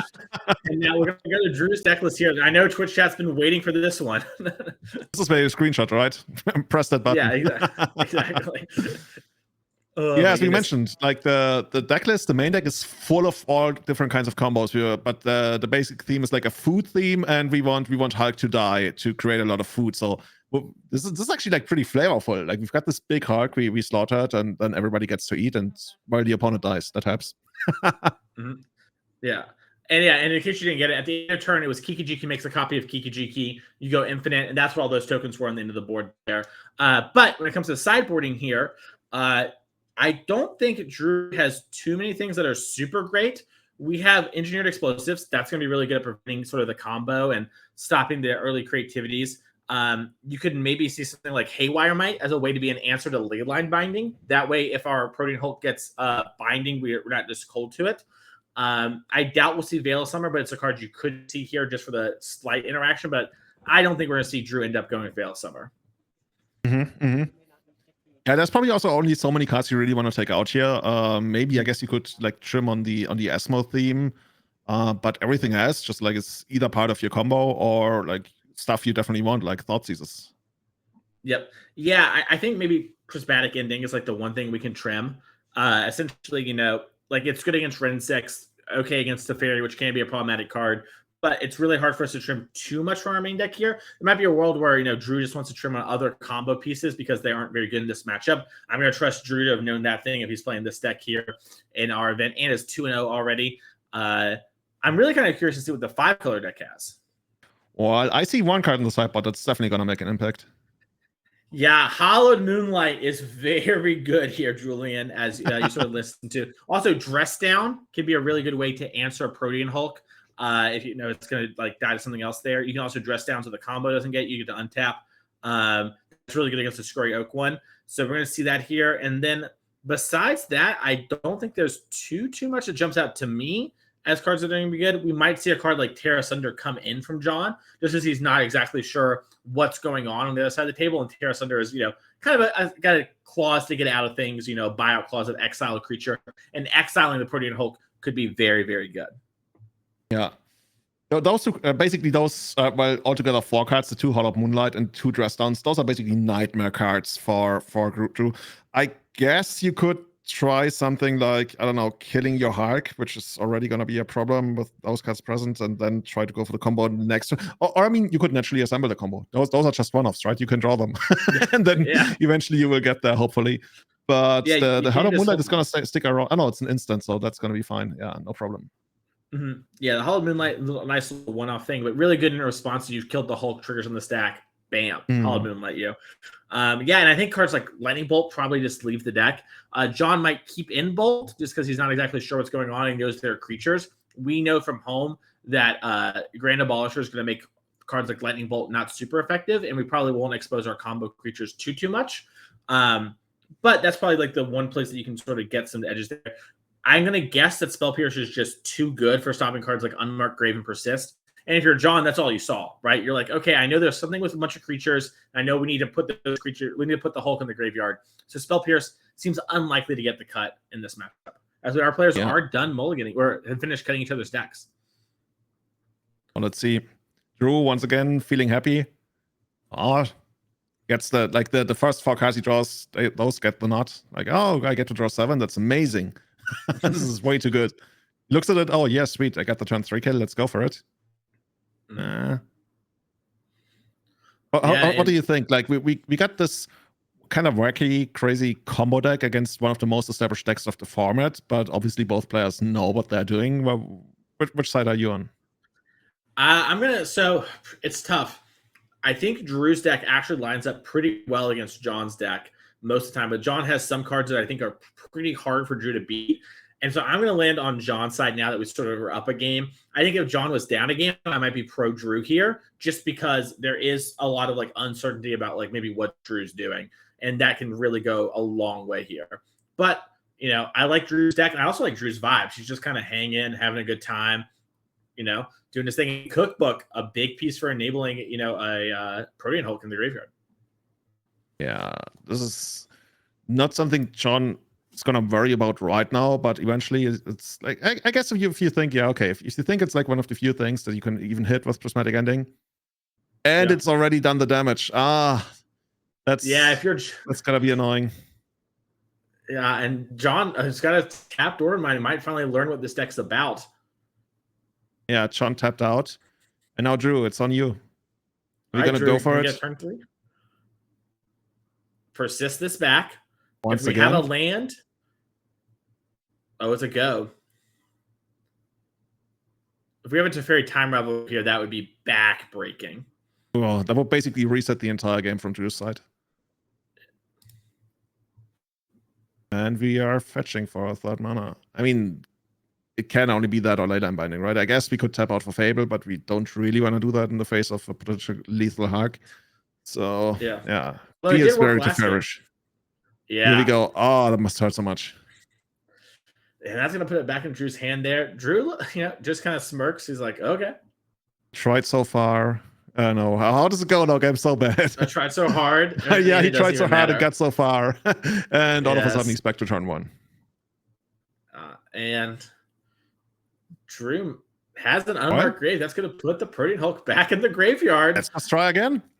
Yeah. I've got a man on a mission. And John's kind of just tapping his fingers, just vibing. He's like, unsure what's going on, but I know that I stopped you for at least a turn.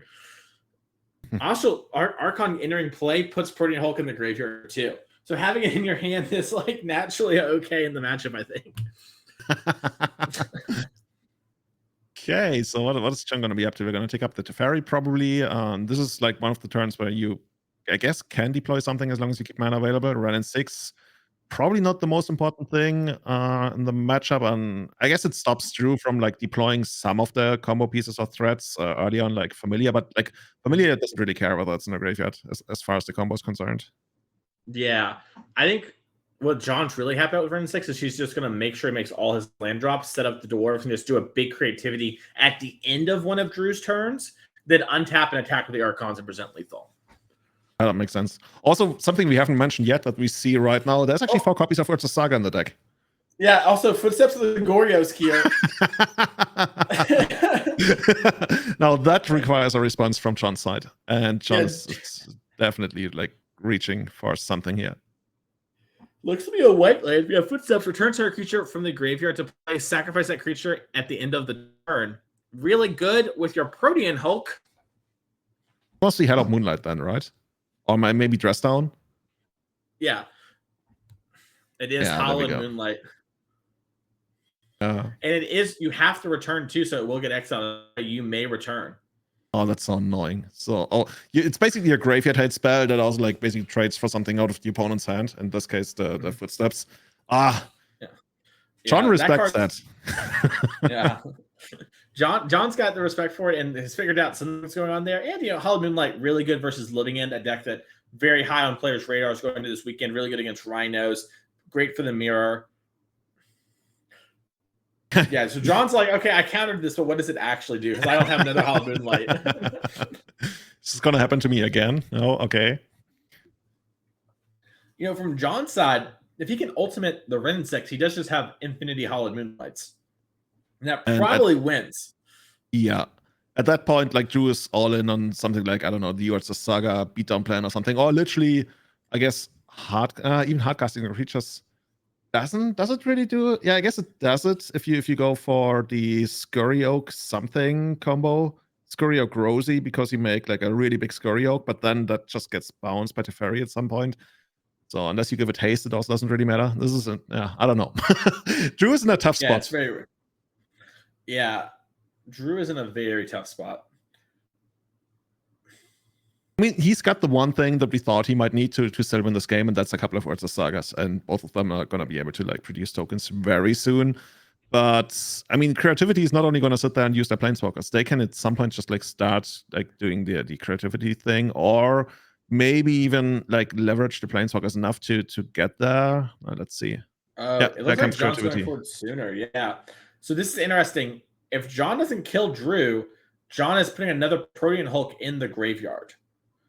And that is actually like what Drew is trying to do. So John here taking a little bit of a gamble and kind of hoping like, hey, I'm going to kill you in the next 2 turns, so it doesn't matter that I'm taking this risk. It does make me wonder if we're supposed to like go for the end of turn, get another dwarf from the following turn, and then do this and then get the attack trigger. But it's probably not the end of the world either way, as long as Drew doesn't kill us, and then it would be the end of the world. Literally.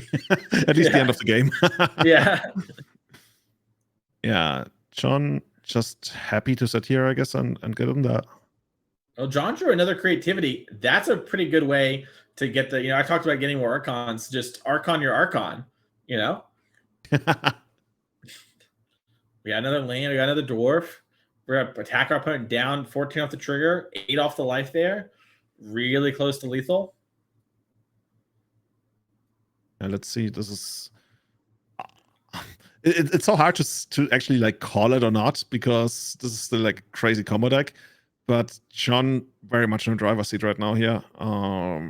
Drew, not sure what to do. Maybe we're gonna make a token here or something. Oh, we're gonna go for the Veil of Summer. Okay, that's a way to get rid of the Teferi. Veil of Summer historically not great against the Teferi, but is in this spot.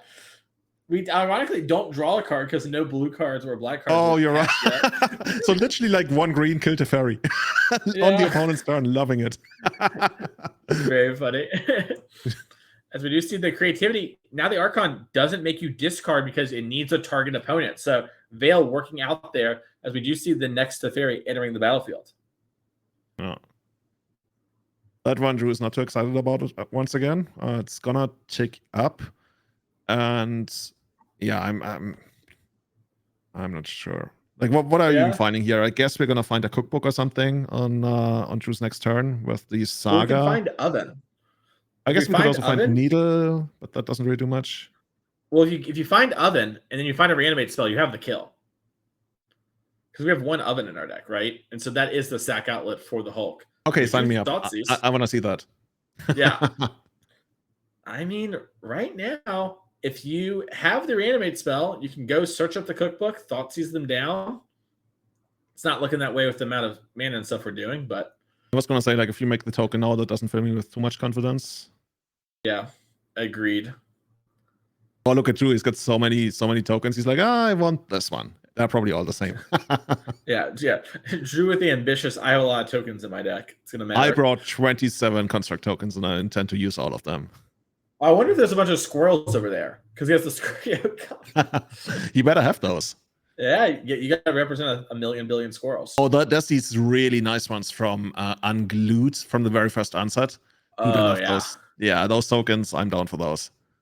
Like, Drew has is that a snow-covered swamp? No, that's a normal swamp, and that's the Guru Forest. Like, he's got excellent choice in card art. So I wouldn't put it beyond him to have those squirrel tokens. It's true. So we do see Drew's sort of thinking out what he wants. It might be a cookbook to try and gain life over multiple turns, but it feels like it has to be Oven. But he's going for the book.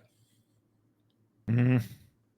I mean, that's basically, I mean, if it's the only thing that works for now, I guess, but it feels like playing not to lose when you're still losing anyway. But we'll see.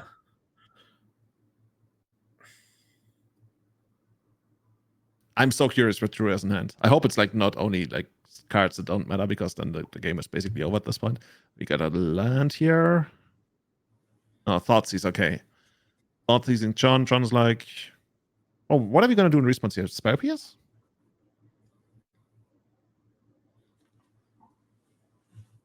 I can't tell.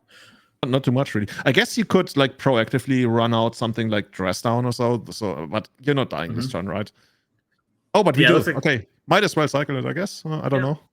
Yeah, I respect it. I mean, we left up an Urza Saga as the mana, but like just in case, like once again, this John doesn't know exactly what's happening with the Protean Hulk unless he knows Drew. But the way this has been happening, I don't think it's the case.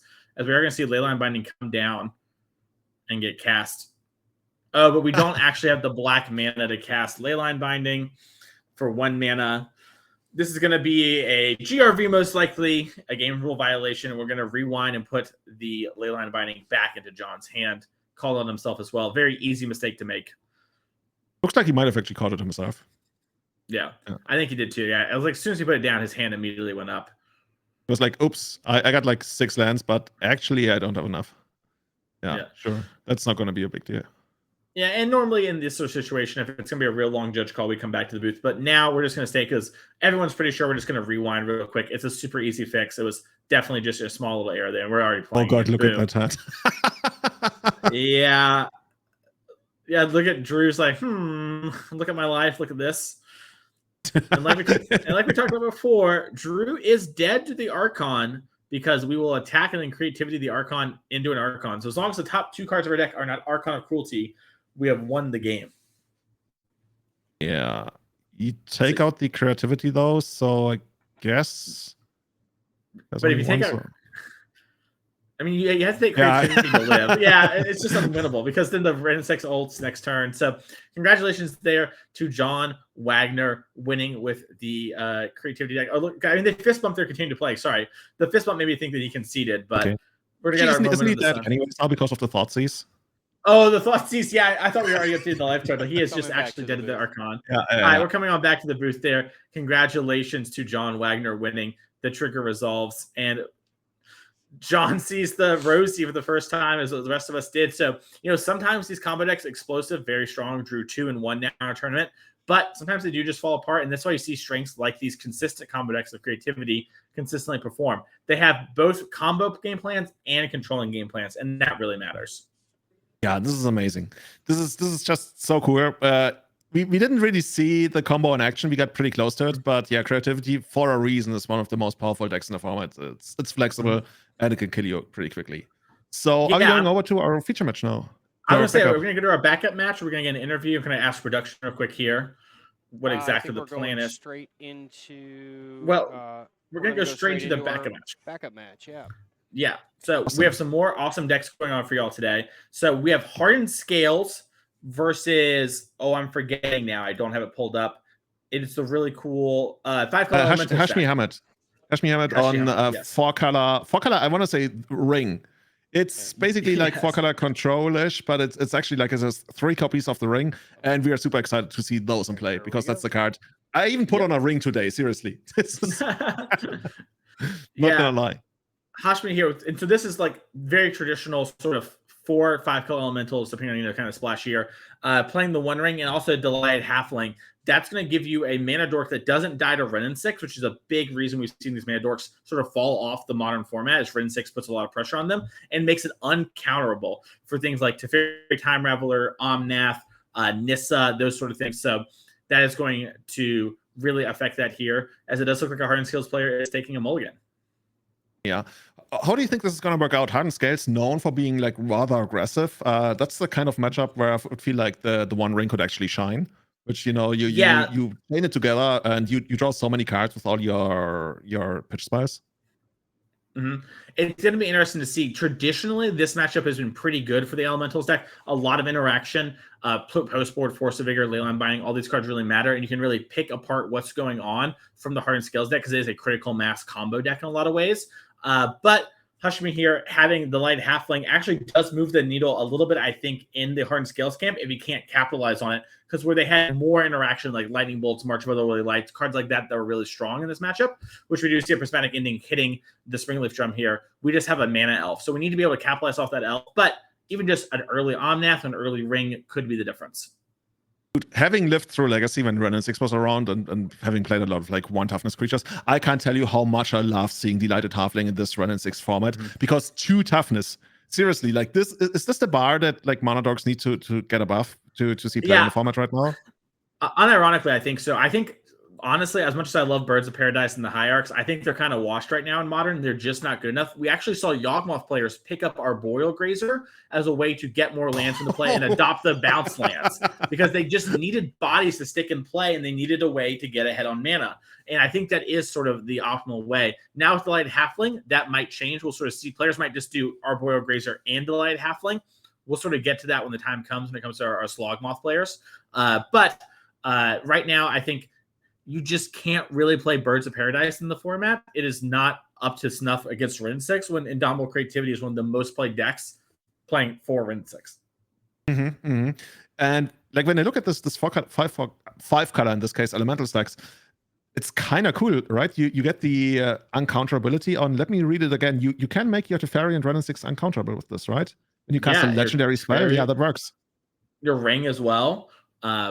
So all these things. The Ring is right. Dude, sign me up, man. Yeah, this is literally the best mana dork ever printed. Yeah, so in some situations, this really is the best one, right? It trades the Ragavan, it makes your spells uncounterable, and we're seeing here with Omnath, this really matters. We're getting it down a turn early, and you can now in the next turn, we're going to have more access to fetch lands, but if you play this on your turn 4, you can go Omnath on 4, fetch, play another thing as well. So it really gets a lot of advantage here. And that's what we're seeing players make this decision to, lose a little bit of their controlling elements in exchange for speed, velocity, tempo, buzzwords. Dude, seriously, I'm already ordering my playset now. NotRageGaming.com, get that as long as they're still in there, because I'm going to get all of them that are available right now. Dude, I can't tell you how much I love this card. Yeah, it's so good. Oh, yeah, I might be too I was late. on top of it. No, you're good. I left you 4. Oh, perfect. under my name. I'm gonna message them. No, seriously, I'm calling it. This is the delighted halfling format now. We give it another like couple months, people will be like, ban this card, because this does everything this deck wants. Like, I've always been like so and so on the elemental stack because it felt like it's so greedy. But all of a sudden, like, we got this in here to like smooth out things. It can't really be punished by your opponent going Ren and 6. And it has like decent artwork. Like, I like it quite a bit. Yeah, it's got good artwork, and it's one of those cards that also, like, we're talking about with the powerful cards, but even just things like putting a turn 2 Nissa in play really matters. This right here matters, right? Like, yeah, you get to play your Ren, hold up interaction, all these things sort of come up as we are going to see Ren and 6 grab it here. Now, there was an Yawgmoth Nexus put into play from Taylor last turn. We sort of just said land go, but that is something that can work towards this combo kill for Taylor, potentially, you know, get to 10 Infect. Yeah, that's probably like the biggest threat right now, especially like with Yawgmoth giving us probably like a bit more of a life cushion soon in the future. I'm feeling like pretty confident on the 5-color elemental side, but I know that like sometimes hardened scales can explode and like present really awkward boards for the opponent to deal with because of all the instant speed like interaction and moving counters around. But right now, like, I am super confident if I'm sitting on the right side of the board here. Yeah, you're feeling good. And if you're Taylor, you're a little worried because Hushmi used Prismatic Ending on turn 1 on a Springleaf drum when you went for a Springleaf. That's a pretty, like, big sign, like, okay, hey, I'm playing Hardened Scales, and that's one of your best cards, you know? If we hang out with this Scales of the Ozolith here that's in play, this enchantment that doubles the counters and puts counters, or sorry, puts an additional counter, doesn't actually double. That would be like a really strong thing. Hey, here we go to interrupt you there. Please, everybody in chat, I want to see claps. One ring in action. Somebody's putting it on right now. Protection, card draw, everything we need. Seriously. Yeah, and so if you haven't seen the One Ring yet, we can pull it up on screen real quick. It is a brand new card that is taking over Modern. It's going to give Hushmi protection from everything until the next turn, and then Hushmi can tap the ring to put a burden counter on it and draw a card, and then in his upkeep, he will lose life equal to the amount of burden counters on the ring. So the cool thing about the ring, chat, is that you're always up on the cards compared to the life you're losing, right? You draw 1 card, you lost 0 life that turn. The next turn, you lose 1 life, you draw 2 cards. And we're seeing players do things like Manamo School of Water's Edge, Julian, to untap the ring and get extra activations in the turn. Oh, that's so dirty. That's so dirty. People are gonna get arrested for that. Like, you can do it like 3 times per tournament or something. No, but seriously, I love how the synergies that we're seeing here. Like with Yawgmoth, with the extra life, like you can probably like keep the ring in play a little longer. And at some point, you know, you're just gonna play another copy. You start from 0 again. You're not losing that much life. This is everything I want to do in a control deck. And Taylor, tanking here, floated the mana, got the Ozolith. No, I wonder if going forward, like exiling enchantments and artifacts is going to be a much more important thing than just destroying them. I think it's going to matter a lot. Haywire Might's premium went up. Pithing Needle stock went up. If you Pithing Needle the One Ring and they have a couple counters on it, that's pretty good. Deglamour is another card. You shuffle target artifact or enchantment into your opponent's deck. So you see Arcbound Ravager was the pickup there, and Taylor's very nice foiled deck here. Clearly a fan of the Hardened Scales. Isn't there a new thing? Oh yeah, Cast into Fire was printed, right? That exiles target artifact as well, which is kind of like a braid, but it only deals like 1 damage to each of up to 2 creatures. That's another spell that doesn't kill halfling. Yeah, and we're just using the dice here just to sort of signify. Yeah, the problem here is this deck actually puts counters on creatures. So, normally if you're playing Hammer or whatever, you can put a dice on there. It's fine. But in this deck, he actually can put counters on the construct, so we can't do that little shortcut. As we are going to see Hushmi lose a life there for the burden counter and go up a card. Important to note here, too, this came up just now, Julian. Protection from everything is only for you, not your Planeswalker. So we saw Ren 6 get attacked down. And this is one of the things that players were a little worried about at first with the ring is, okay, but it doesn't protect my walkers. Is it good enough? And, I mean, if you keep drawing more walkers, that's why I'm so excited for this, because if you play a bunch of pitch spells, at some point, because like once you start drawing, let's say 3 or 4 cards with the ring, you will have way more cards than you can ever cast. But if you have like a bunch of your like Solitudes, Furies, everything like that, you can just like play 3-4 spells a turn easily without like getting stuck on mana. And that's how you like completely bury your opponent under card advantage. 100%. Imagine this: as long as this Omnath's in play, the One Ring isn't going to start doing us damage until we decide we want to stop getting the 4 extra mana. because we can play land, gain 4, lose 1, gain 4 more in their upkeep. So until we get about that much, gone, or we don't have the ability to fetch, the Ring and the Omnath are kind of best friends. The synergy is out of control. Yeah. Yeah, and then this deck has a lot of ways too, Julian. We're looking at it here to reset the Ring. We have a Teferi Time Reveler, which we can unsummon our Ring as a way to reset the burn counter and regain the protection from everything clause. We have Prismatic Ending if things get really bad with our Ring and we need to kill it. So, and also you can just play another copy of the Ring to stop the Ring, as we do see Solitude get cast here. Importantly, you cannot Leyline Binding your own Ring, right? Because Leyline Binding only hits stuff on the other side of the board. Yeah, you unfortunately can't hit Leyline Binding, but you can ending anything. So the Wasp is coming down here, and Hashmi is gonna consider what we're gonna do here.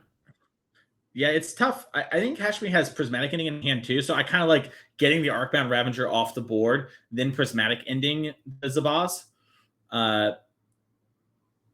Looks like he's gonna sack it. Yeah, this is part of the problem if you don't get the Ravager first, is he gets the sack here, and the Ravager gets the counters, and the Ozolith gets counters. And we get an additional counter due to the shards of the Ozolith, which is that enchantment underneath the actual Ozolith. Dude, those cards are growing out of control so quickly. It's insane. It's really wild.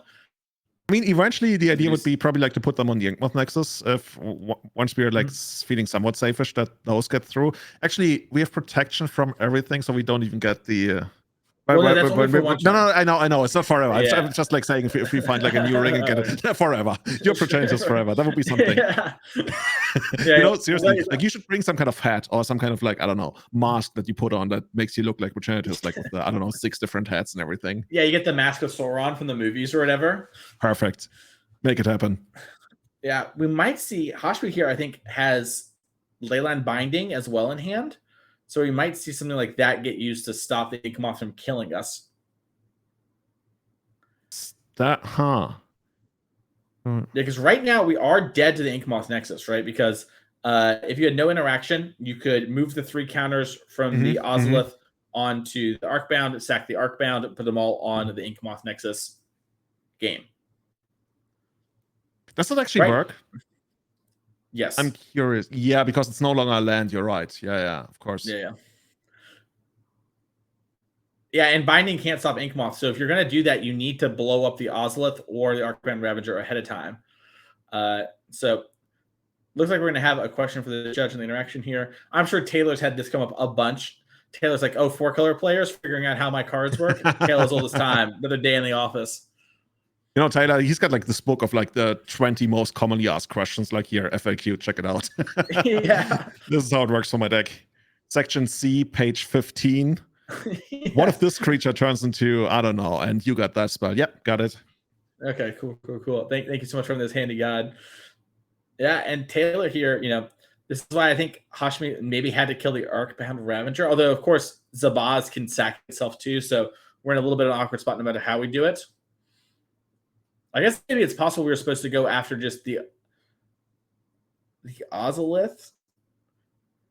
It's a lot going on here. It's also hard to know with Hashmi's hand, but Hashmi's probably is he asking like a question away from the table? Yeah, I think he got up to ask the judge a question. There's a little ruling interaction, and Taylor gives a little nod. The camera's like, "Yeah, this happens a lot. My deck's weird. That's all foil. I play this deck all the time." Yeah, dude, seriously, if you're like a master of hardened scales, I think there's just like so many angles that you can get like extra advantage from that your opponent just don't see. I have a lot of respect for people who are like masters of such complicated decks. Agreed. Hardened Scales is one of the decks I think has been good for a long time. And every now and again, I'm like, all right, this is the week I'm going to learn Hardened Scales. And I try, and it's like, oh, my brain melts. This is how I feel about Doomsday and Legacy. Yeah. And now we're putting, so we get to move counters onto the Ozolith and here due to sacrificing a modular trigger. So the counters kind of double. Now, luckily, the counters on the construct token aren't the end of the world because we can just jump block that until a Shadow Spear hits play. And then Leyline Binding going after the Ozolith. All right. Yeah, that works. Bam, we got Ozolith, and we got the Ozolith, by the way, Flavor-wise, perfect. Gotta have the. Isn't that like a Batman movie, and then there's like the Batman movie or something? Yeah. There's like Batman with what's his face, and then the Batman. Yeah. Yeah. Oh my goodness. So yeah, at this point, Hashmi is probably like only looking to untap here. Like if he doesn't die this turn, he probably feels pretty confident. Like as you mentioned, we can chump block the construct. That's gonna be okay. Next turn we are drawing something like 3 cards. This is getting out of control. Yeah, I mean, Taylor is also just getting pressured a good amount, and it's true. It's hard to attack here and like not get like this cracked backed on, right? Like if you attack with your 8, I don't even know how big this construct is. I think it's an 8/8 right now with the ability to become a 9/9 with Yawgmoth. The halfling can just jump, and then Omnath plus Solitude attack you back, and then you're dead on the next turn. So things are awkward. So what are we gonna try to do here? Okay, Walking Ballista. Gonna be a 2/2. Okay, we actually are gonna get in there. And as you mentioned, jump block. See, halfling does it all. Yeah. Acceleration, protection, filtering mana-wise. Like this is the best card ever printed. Yep. As we are Is it going an elf, by the way, by chance? No, it's probably a halfling. Oh yeah, makes a halfling citizen. Yeah, the delighted halfling. The delighted elf is in the next one when we return to the ring. As we're going to see a draw 3 here from the ring, and Boseiju was picked up. So just way too many cards. Boseiju probably like another really big draw. That's Tyler, like any kind of interaction, right? At this point, once you get the ring going, you don't really have to worry that much about the life total. You want to draw like mono interaction. You don't even care if it's just like a pitch spell or something you have to pay mana for. At some point, you're actually actively happy to just like keep drawing pitch spells. Yeah, the thing about Omnath with the ring too is like you just mentioned, you just want to draw mono interaction. And one of the ways I think they thought the ring might be a little more balanced is, well, you need to have enough mana to play these cards. And yeah, the ring probably gets you land drops. Omnath undoes both these problems, right? Gaining the 4 life. Like Hashmi, his life hasn't changed, and he's drawn 6 cards. It's just like the total has been the same for the last couple turns, and he's got actually insane. Like 2-3 mana spells for every turn. So it is really strong. I think this is something we are going to see players sort of innovate and push forward. And the real question is can creativity keep them down? Because that's what's been stopping the Elementals decks from sort of running over the format. Mm-hmm. I mean, people in Legacy thus far have been doing exactly the same, putting the One Ring in like mid-range control decks and leveraging all the pitch spells that we have available there as well. Plus Force of Will, right? That's just the one thing you really care about is like early assaults, but we got Swords to Plowshares, or in Modern's case now with Prismatic Ending, we also have like good 1-mana spells. And yeah, I feel like, I mean, people are certainly like the One Ring is going to have a big effect on how people build their decks and how people construct their sideboards. And once that has happened, maybe it's going to be less dominant. But thus far, I'm super high on that card. Agreed. Also, how good do you think Workshop is with the One Ring? Dude, that's going deep into Vintage.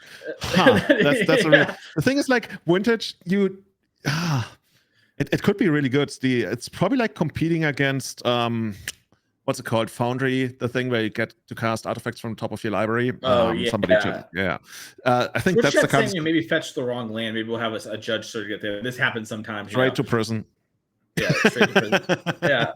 Floodstrand found a stopping, I think is maybe what happened. I'm not 100% sure. We can get that taken care of. Oh, he's about to fan his graveyard out. Oh, it does look like there's a Floodstrand. Yeah, so we'll have someone in production go over there and tell the players ASAP. Mm-hmm. It should be a pretty easy fix. As long as I do it right now, I guess. Yeah, as long as we can get over there. But I believe in them. And we're just going to focus on this game right now because Taylor's got a billion options. Can level up the Hangerback Walker, can use the Shards of the Ozolith to level up the Walker, and essentially... Is that the Graft land? It might be. I'm wondering, like, is Hardened scales, like, it's been around for quite a while, and I remember when Modern was heavily dominated by Affinity, which isn't like Affinity kind of split off into like Hardened scales, or even to a point Hammer. Is Hardened scales like the by feel kind of similar? Because I never actively played it. I've seen it in action. I played against it, and I'm growing to love this deck, even though it doesn't feel like it's working out for it in this game.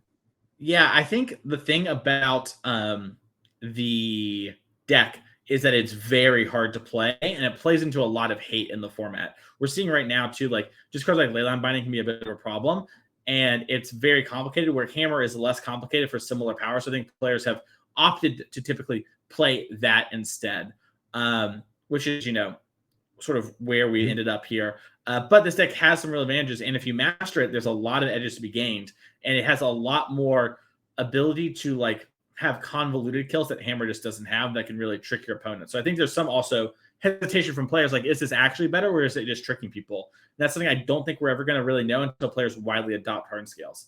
As we draw 4 cards here off the ring for Hashmi and found another ring.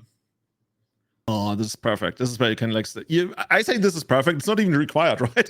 Like, how many turns has this ring been around and we're still sitting at 20? Omnath, thank you very much. Up.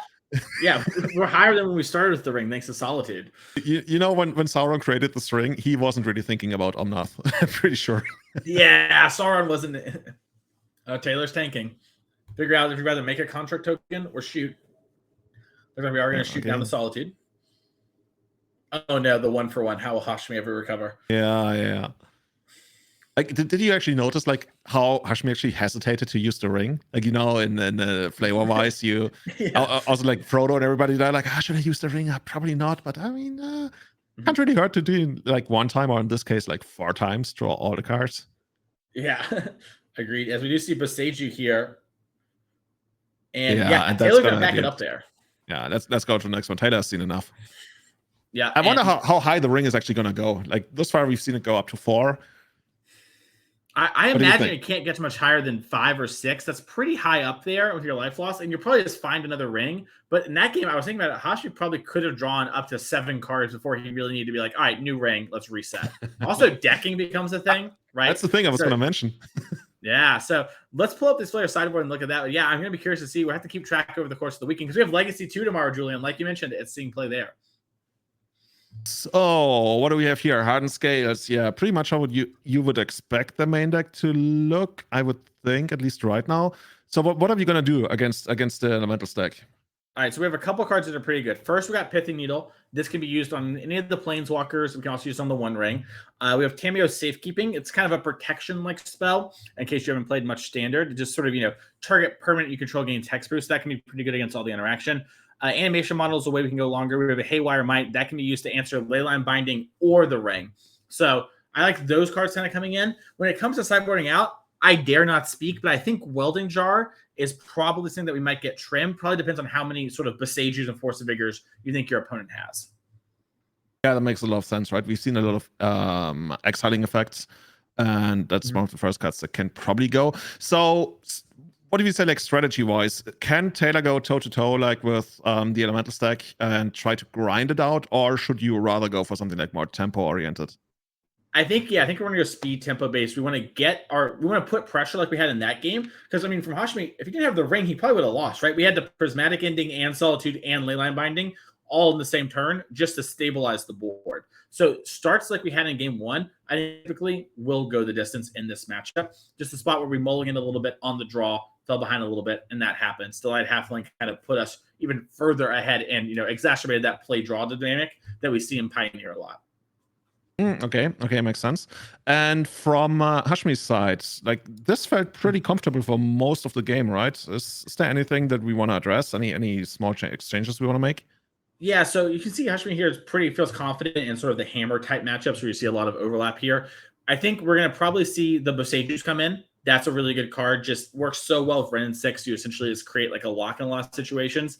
That's the main one. We might see something like Fury come in. I don't think Fury is the best, but we have the 2 extra Furies on our sideboard, and Hashmi might want to position the game in that angle. I know some players really like Teferi in this matchup, some dislike them. Personally, I'm kind of more into Teferi camp, especially now that we have delayed Halfling, and unsummoning and resetting counters, I think, is very reasonable. Even just on the Ozolith, bouncing it back to hand after killing something with the tokens move over there can be very important in this matchup. That makes a lot of sense, certainly. The Furies is interesting, right? In a way, they could be completely devastating if you hit the other side of the board early on. On the other hand, you would think like Hardened Scales is heavily built around being able to just like dodge that and move around the counters in favorable ways. I'm curious whether those are going to come in. Yeah, I think my guess is Elishnorn, Fury would be our cuts, something like that.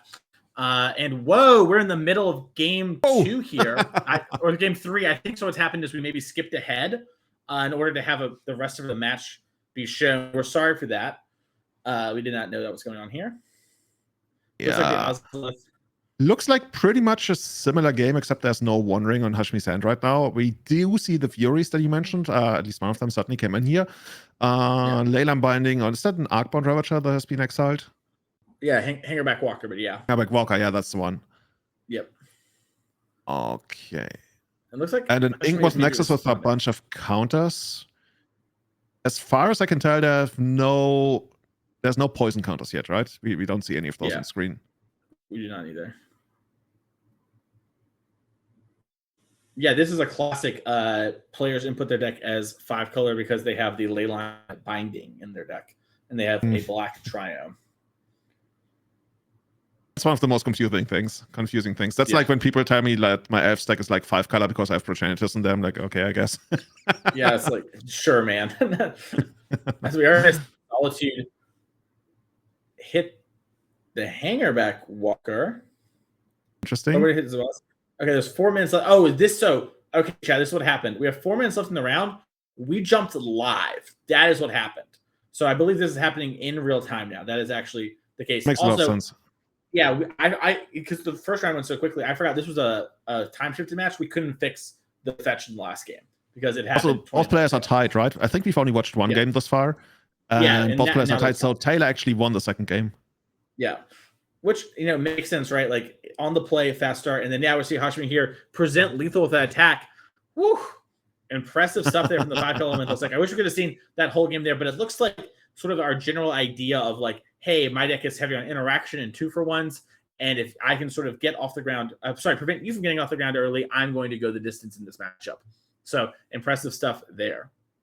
Yeah, and in a way, the classic kind of matchup, right? I'm gonna control you if you don't like present anything problematic early on, and then I'm just gonna run away with the game. In this case, without the ring even, so the deck doesn't need it. I mean, it's been around ever since before the ring was printed, but especially from what we've seen in the first game, holy, this is just like way too powerful.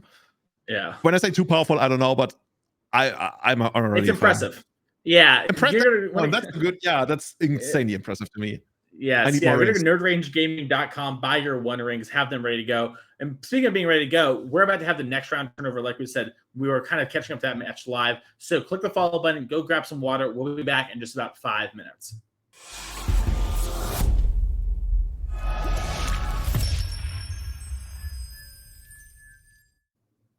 Hello, everyone, and welcome back to the NRG Series in Mundelein, Illinois. I'm Mr. Clark, my co-host here, Julian, and we have got some more Lord of the Rings modern action going on this round.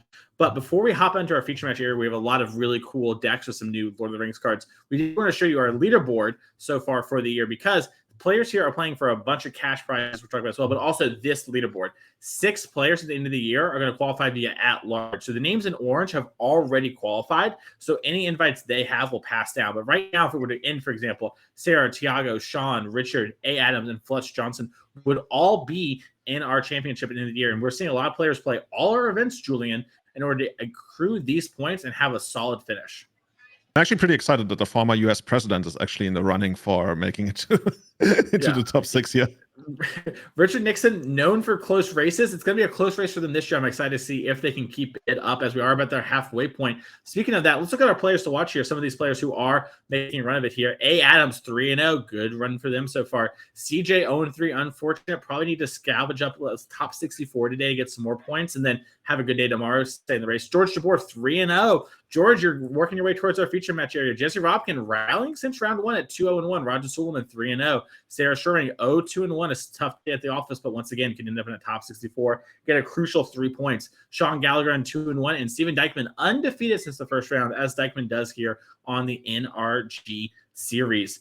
Julian, this round we have some really exciting decks for us here. We have Abzan Yawgmoth as one of our decks, which I know you're super excited about. We have the Light Halfling in the deck, along with a couple other spicy cards. Dude, I have so much respect for that kind of deck because that's exactly my kind of jam. And as you mentioned, right, Delighted Halfling making the deck only better. So many hidden combos. We got Samwise Gamgee here to enable another kind of combo. And I want to see Yawgmoth in action because even the card itself is so exciting to me. I have like a whole like sweet spot for that whole Yawgmoth versus Saga thing.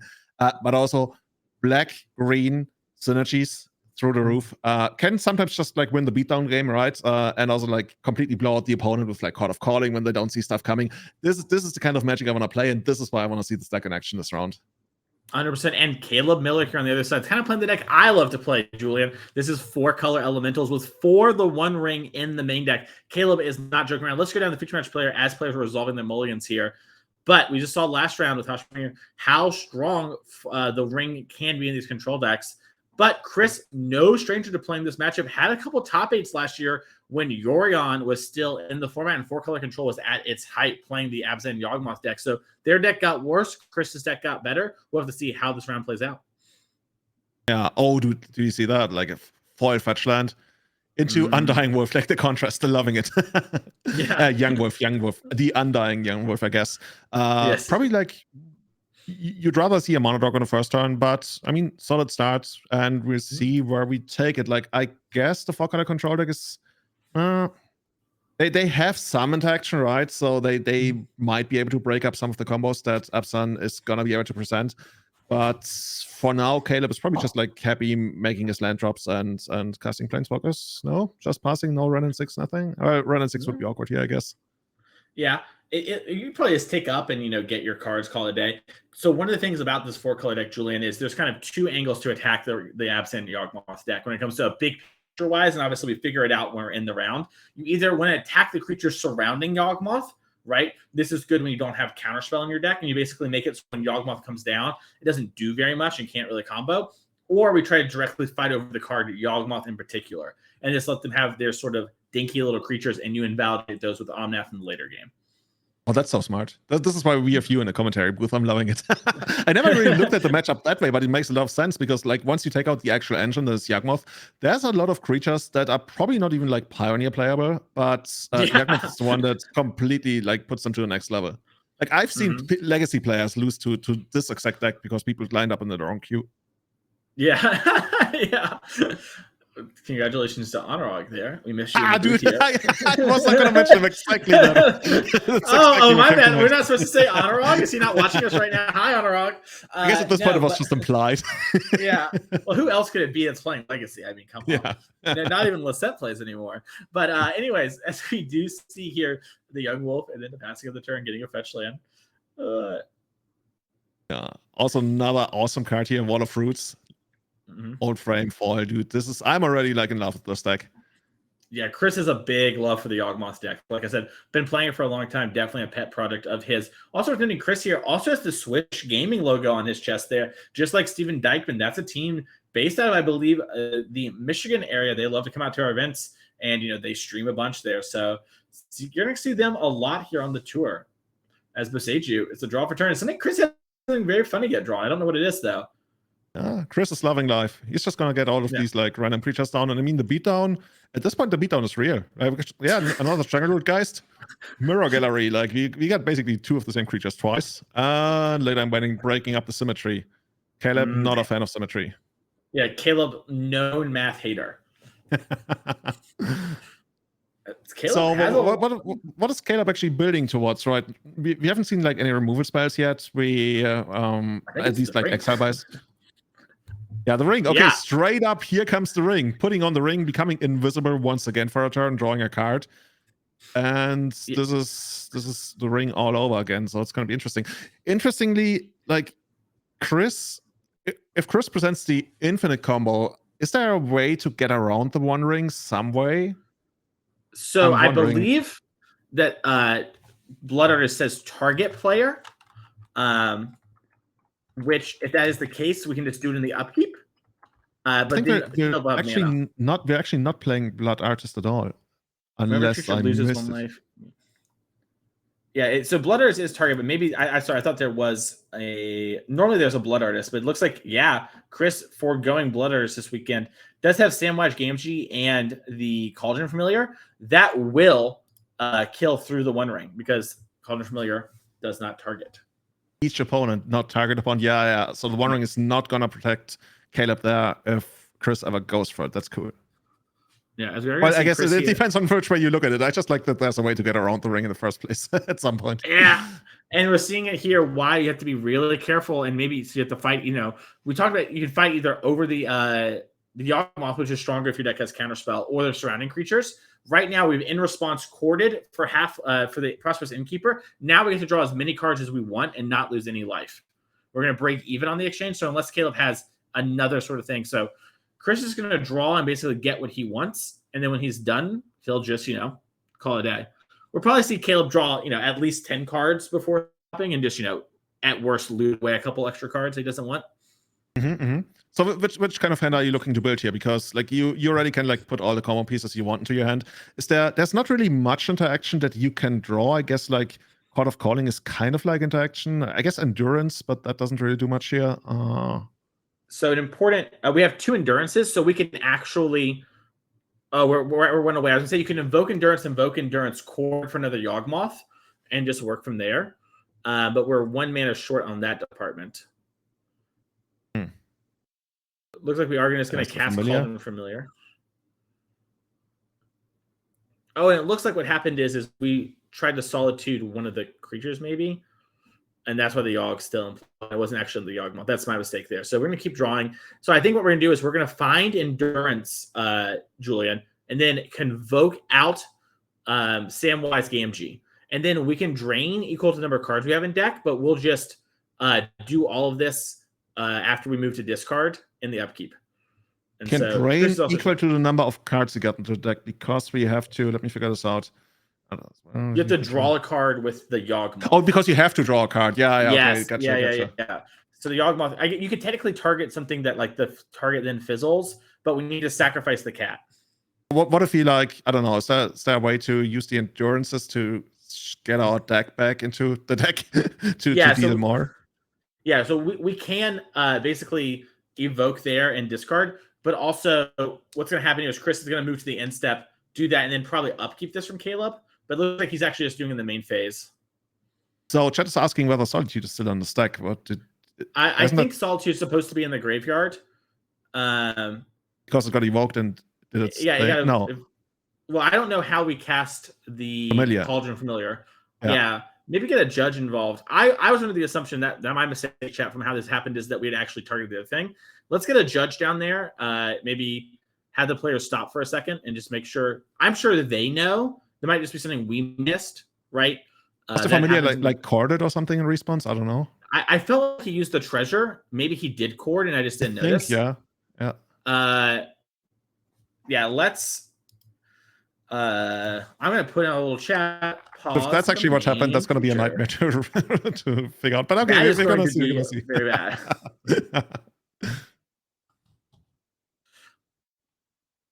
We'll see what happens here. But you can certainly tell, Cris is very familiar with how his deck works. Just going through. Is that the last card in his deck, by the way? Is that Aquaman? I just realized. Maybe, yeah. It's Aquaman's his sleeves. Also, it's one of those things too where Cris. Yeah, I don't know, Cris. I mean, maybe something. I feel like we just missed something. Cris shuffling back his graveyard, I would guess, with those 2 Endurances. But now the Cauldron Familiar is in the deck. But it wasn't before. And now he's going to cord the Cauldron. How did we get the Cauldron first play? Maybe it wasn't actually put into play and just revealed for something. I'm not sure. Maybe, I don't know. Oh, yeah. But nobody. Yeah, the treasure's back in play. So maybe he was saying. But all this is in response to the Sloggers. So I am confused. The specific question is, how did we cast the Cauldron Familiar when response to this Solitude? Caleb's just sitting there. Okay, this looks impressive. I mean, not too much for him to do at this point. we understand he can discard the Yawgmoth, which requires 2 black mana, which he doesn't have. He has a treasure, but it looked like he had cast the treasure. Cris didn't shuffle after his cord. Looks like they're asking Cris right now. Oh no, he's got a certain stance. Oh yeah. Yes. Yeah. Thank you, Twitch chat. Unfortunate, these sort of things can happen. And you see Caleb. Let's come back to the booth. Like Let's both come back players to the booth. completely missed that there's still something on the stack. Yeah. Yeah. It's very easy to make these sort of mistakes. These things happen. I also think Caleb can win in that position. Like as he was going through stuff, I think he can do all of this in response. Just casting the cat is not one of the things he could have done. So I think we can actually end up in this. Yeah, at that point. So I think we can end up in the same place. And I think that's what Cris was trying to do and just flubbed it. These sort of things happen. We make mistakes. In the words of Hannah Montana, Julian, everybody makes mistakes. Everybody has those days. Everybody makes mistakes. Everybody casts the cat when Solitude is still in the stack. Yeah. I mean, it happens to the best of them. Dude, yeah. But, I mean, modern interaction, Cauldron, Familiar, Solitude. Everyone knows that one. Bread and butter. I mean, they're gonna find a solution, right? It's probably might be messy, might not be messy. Is how far they want to turn it back or something. But we'll know in a moment. But seriously, this is already like so impressive again. Like I see the Yawgmoth deck in action, and I'm not gonna lie to you. By the way, the first time I ever heard about the Yawgmoth deck, I look at that deck list and I was like, oh, this is just like a random mid-range value deck. And then I saw it in action. I was like, wait, there's a combo in there? Like, you're not just like attacking with your like young wolves and strangleroot guys. You can actually like kill on the spot. Like, sign me up, seriously. And only one time really played against somebody who was basically like on that level of Cris, where you just go like, my deck is in play, easy. And that was one of the most memorable things that has happened to me in Magic. I love that deck so much. Yeah, the deck is super sick. It's definitely one of those decks where I first saw it, I was like, oh, that's pretty cool. You know, it kind of popped up during the Urza era too, which was really cool, right? It was like Urza versus Yawgmoth. I love the flavor. You know, we saw Aaron Barrett really dominate with that deck back in the day, and along with Tom Ross. And then things kind of changed, and it came back now, and I was like, oh, wow, this is a deck like I don't really know how to play with. And so I kind of went there and went on that one of those journeys you go on where it's like, all right, I'm going to play a bunch of leagues. I'm going to figure this deck out. I'm going to learn it so I can play this deck. And it was one of those things I did at the beginning of last year, spent like a month really learning Yawgmoth, and it's been great. And it's one of the most rewarding decks to play. You know, there are some decks like the more you play it, the more you get out of it, right? Like you probably feel this with Elves in Legacy or Amulet Titan in Modern, or Yawgmoth in Modern. If you play this deck a lot, you really pick up little small tricks, you learn little things, and we see players dominate with that with consistent results. So you mentioned you've played this deck a lot. As we are in the process of selling me in the world on that deck, what are the, like of the most commonly played decks in Modern? What are the ones you want to see? What are the ones you want to avoid? So Hammer is the one you want to see the most. That matchup's really good for you. You got a lot of blockers that all have like 2 lives, right? So you can jump block forever. Your Yawgmoth for humans, half the creatures are humans. Also, it can shoot down things in response to the hammer. That's really strong. You do not want to see the 4 and 5 killer decks. Those are the problem matchups. So when you run into things like elemental piles, like this matchup, for example, or creativity, you can fall behind really quickly. They have a lot of good exile-based removal, and they can put a lot of pressure on you. So those are kind of the 2 polar ends. And then things in those sort of veins you can assume are problems.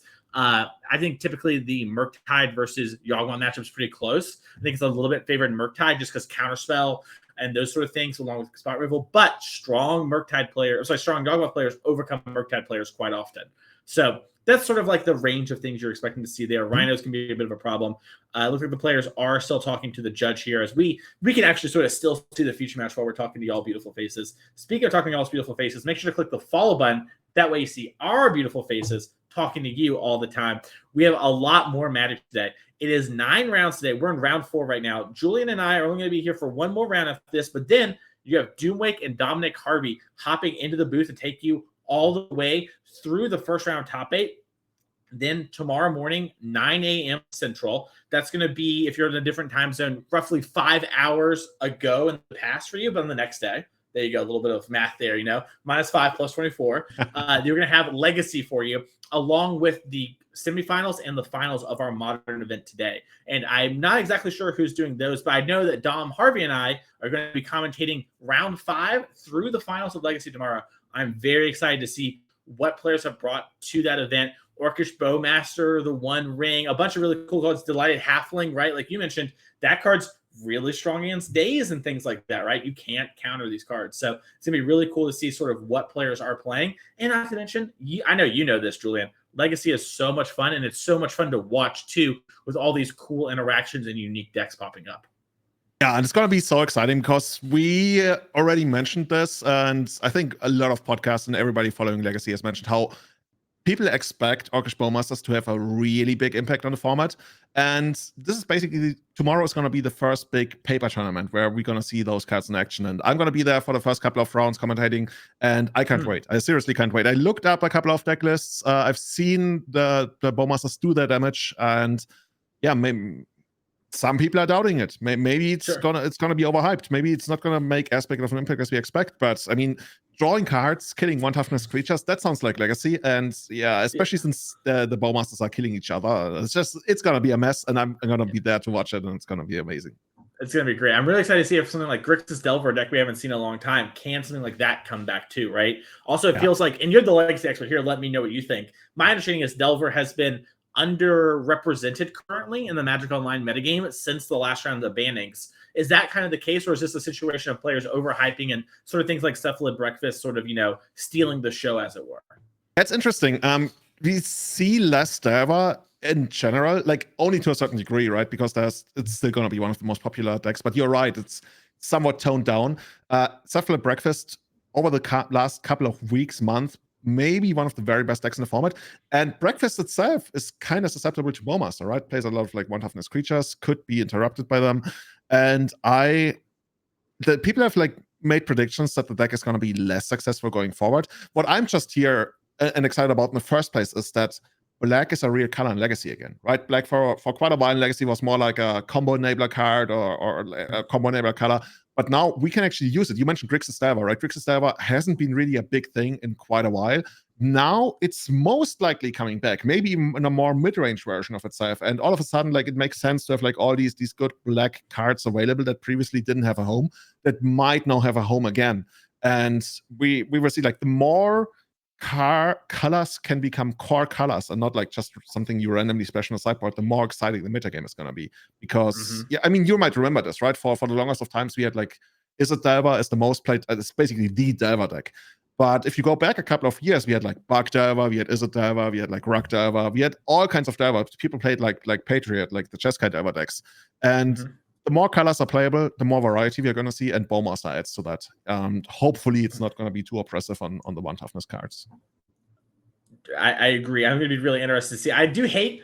Sorry, there's a love-hate. Right, so I love that the orcs are killing the elves. Like, if you still played Glimpse elves, we're back in we've done a rewind. I was not expecting this. You rewind, holy!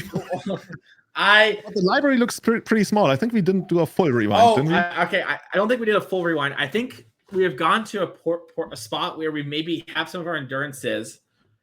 Oh, next judge code coming up. Groundhog Day continues. Come back to the I'll collect myself in a second. All right, I'm a professional and scene. All right, let's go. I can't stop. Caleb's face was just like, not like this. My partner's watching the future match. All I've done is play the ring. What's happening? Oh my goodness gracious! My hair's out of control, Julian. That's all I know. Yeah, that's fine. Like I'm trying to stay in control. Actually, I got a USB fan to stay cool. Nice. Like, yeah, because we're like pretty cool to me.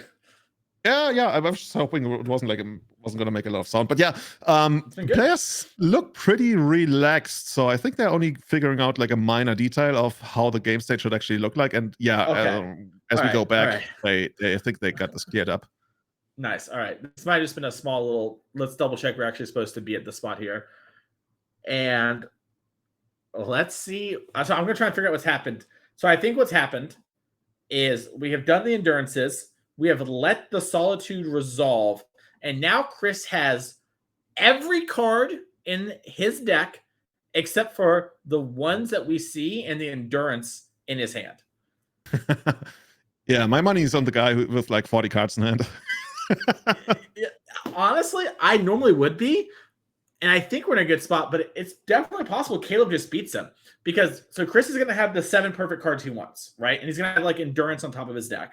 So he'll get his cards back in his deck. So he'll have Yawgmoth, he'll have like cords and stuff like that. But if Caleb has the right interaction, it might not matter. Oh, really? Yeah, I mean, like that would be quite something. Yeah, if Caleb can just like counter, I let's see if Caleb's playing counters, but I doubt it. Most players have moved off it. He has Leyline bindings and stuff. Yeah, so I guess all right. So Caleb does have Fury. So this turn, Caleb can shoot down enough of Chris's creatures and get us to a spot where things are like under control. We can win this game. So if we go like Fury, kill the Delighted Halfling, kill the Birds of Paradise, kill the Yawgmoth with the Undying counter, and then Prismatic Ending the one Yawgmoth, we would be in a spot where the game's going to go on for a bit, but we have the ring, and it'll take Cris a while to rebuild all of that. So it is unlikely, I think, for Caleb to mount a full comeback anytime soon, but getting it isn't that unreasonable. I know Cris just drew 48 cards, but Caleb is going to draw 4 cards. That's pretty good. So what if Caleb actually gets down Elishnorn next turn? Is that gonna be like lights out for Cris, or does he have ways around that? I need to read how Delighted Halfling works, and how Sam Gam YZ works. I believe that's lights out, which I had not considered because I thought Cris had Blood Artist in this deck. But since Cris doesn't have Blood Artist, you brought up a great point, Julian. I think Elishnorn Mommy is going to be a game-ending play here. Oh, yeah, and now Caleb's like, let me see the deck. Okay. He's like probably like admiring all the foils that Cris has amassed here. Like, oh, dude, this is such a sweet card. He's just like, dang, your deck's nice.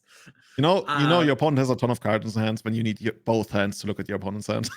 Yeah, exactly. Yeah, when you got to put your hand down, extend. And now Caleb's going to untap, lose the life of the ring. And this is a big spot here. You know, you see Caleb's a little frustrated, and it's understandable. We're human. We're going to make mistakes. But what I always tell people is you have the rest of your life to hate yourself for making this mistake. You got 45 minutes to win this round. Let's just do the best we can and move forward. And that's what we need here from Cris. I mean, it also must be like kind of menacing for Caleb when you think about your opponent just got to literally Demonic Tutor 7 times. Like you put together the perfect hand that you like. There's no better hand that you can ever wish for that you are having right now. Okay, step 1, Solitude. Yeah, Hardcast Solitude is a rough look at it. Would have really loved it. The gist is that they would rewind what they could. Okay, so we just got word from coverage. Basically, they did what they could. I mean, certainly. Yeah, and I think that's fine. I think this is the best thing we can sort of do and can maintain game state. If you're a Caleb fan, I think we need a Fury there. Although Solitude hitting the Halfling, I don't know, without Cris having Sam and Cauldron and a sack outlet, which I don't think he can play everything this turn. I don't think he can draw through his deck. But he's very close to winning because he has 7 mana. Oh, actually, 7's exactly enough to win, as long as he has enough black mana to play Yawg and the Cauldron Familiar. I think like Caleb is gonna have to say something about like how he plays 4 copies of Solitude. The Endurance, I guess Endurance could also stop something, I would guess. What is that? I've never seen that one, that promo. That's Sam. That's Sam game wise. Oh, okay. Oh, and Caleb packs it in. It's like, okay, Sam, I can't beat Sam. Let's go to the next game. Yeah, it's super awkward there too, because from his perspective, it kind of has to kill something. But Caleb's sideboard here is pulled on up. There's a lot of tools typically that these decks can play for Yawgmoth. We'll see what Caleb has though. We have Path to Exile, an oldie but a goodie. That's pretty good. Engineered Explosives, not quite a card that we're super happy to have, but it can throw off some of these combos. And without Blood Artist and the Sam stuff, we might be able to just EE on 2, and even just blowing up and stopping the ability to ping pong Stranglehold guys back and forth and draw cards can be really impactful. Endurance, really good at stopping the Undying effect. So that's a way to combine, you can use Ren 6 minus Flash and Endurance. That's a way to kill something that can be pretty good. And then Change the Equation is a card that I think would be pretty good here. Counters most everything but Yawgmoth, which is, I actually think, fine, because we have 4 Yawgmoths, but we have 8 tutors for Yawgmoth. So they would, I guess it doesn't hit Quarter Calling, because Quarter Calling is 7 on the X. So I guess that's not actually something you want. That's my mistake there. But typically, I think those are the cards we bring in. Also, basically, like you mentioned, right, in the first game, it could have made a difference if Caleb had access to some sort of counter spell. So this way, we can actually diversify our hate and like not only have removal spells, we're also going to hit the graveyard and we're going to hit the stack. So that's something you can do. What do you take out? Like, what's not exactly great? I don't know if you need like 4 copies of the One Ring. I don't know. I think 2 bolts pretty quick to come. Like, that's kind of a low impact card in this matchup. I could see trimming on some copies of the One Ring because you don't need infinity rings. And then Teferi Time Raveler is not very good in this matchup. So I would probably start with with me being on the play and this deck not having Delighted Halfling in its deck, I think I would just end up trimming my Teferis down to like 1, and then probably end up cutting a ring and a bolt. Having a single bolt can be fine. There's, like we mentioned, you can kill one of the undying creatures when it's already lost a counter, and that can be pretty good. And also just bolting down like a birds or a halfling, that sort of thing can be pretty reasonable. From the Yawgmoth side, I'm curious to see what Cris has available for him. Thoughtseize and Torok Dread Cantor are 2 cards that can be pretty good at sort of clearing the way. He also has Boromir. Dude. Yeah. I don't think that's for this matchup, but that is a very cool card that has high impact on a lot of other ones. We might see Haywire might come in. That can both stop the ring and stop Leyline Binding. 2 pretty important cards, I think, in the matchup. And then I love this from Cris. This is something that we used to see the Amulet players do, Julian, and now the Yawgmoth players are doing it with Phyrexian Metamorph. So this can be copied for extra pieces, but also it can copy their One Ring. So if my opponent's trying to go, we got a 4th string. Yeah, you got a counterfeit ring going on over there with the Phyrexian Metamorph. And then also, Cris has Shieldred the Apocalypse in the sideboard.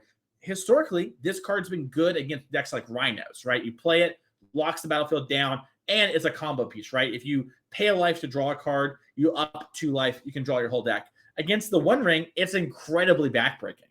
If you slam Shieldred, then they start drawing cards, they start losing 2 life right away. That life loss is gonna go complete. Like, it's basically turning off the One Ring. I would like think. So this is always like the big thing about these like synergy, super synergy based decks. What do we take out in the Yawgmoth deck here? It's like I'm looking at this and I'm completely lost. Yeah, I think it depends a lot in the way in which you want to approach the game. My first thought is that Vizier of Poisons is kind of a card that's good against opposing creature decks. This is one that with a -1/-1 counter put on something, you make a snake. This can be a combo piece with Yawgmoth, but also just a really good way to shoot down opposing creatures with Yawg plus it. So I think that one's probably going to go because while there are some creatures in the deck, there's not really enough. I could see us trimming on Endurance. And then I can imagine probably getting rid of Birds of Paradise. A lot of early removal gets got there. I could also see trimming Delighted Halfling. It's pretty good, but we want to kind of play a longer, more grindy game. I think all our Grists are really good. We don't want to cut our Yawgmoths. And there doesn't seem to be Eldritch Evolution and high numbers in this deck. We're already at 2.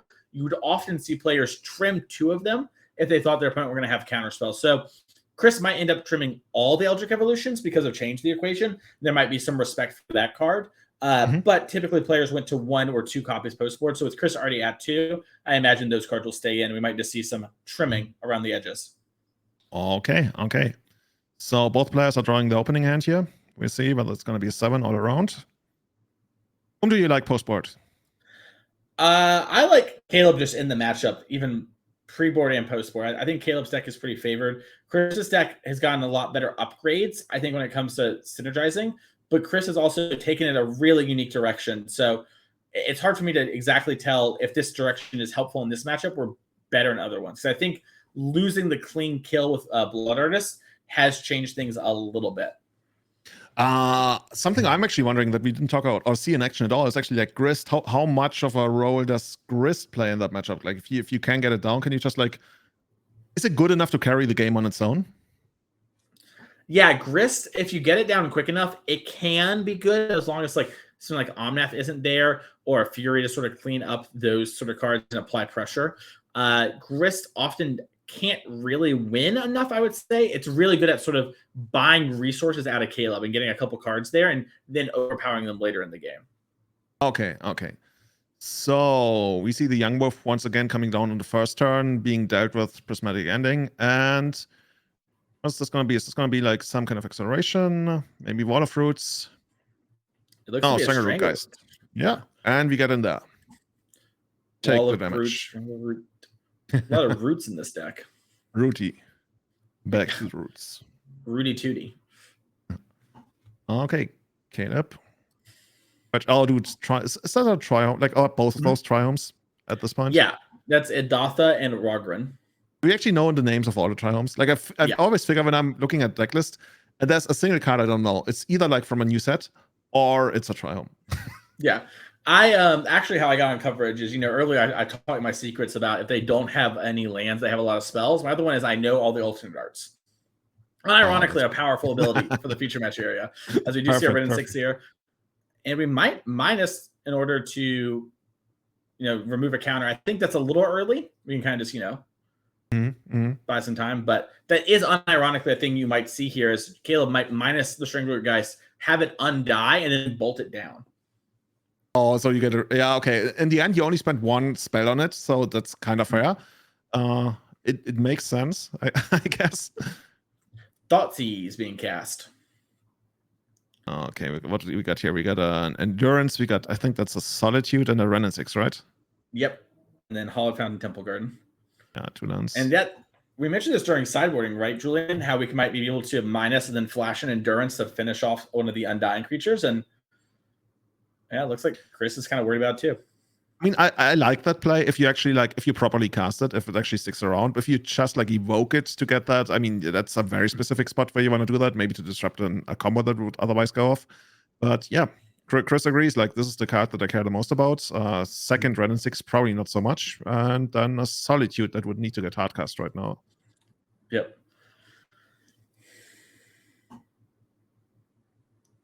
Looks like Cris is doing a little fetching. Maybe another Strangle Root. Yeah, just keep the beatdown going. Yeah, just attack the Ren and kill it. Yeah, get rid of it. Honestly, you maybe attack Caleb because there's another Ren in hand and just be like, yeah, you're going to fetch shock, not against me.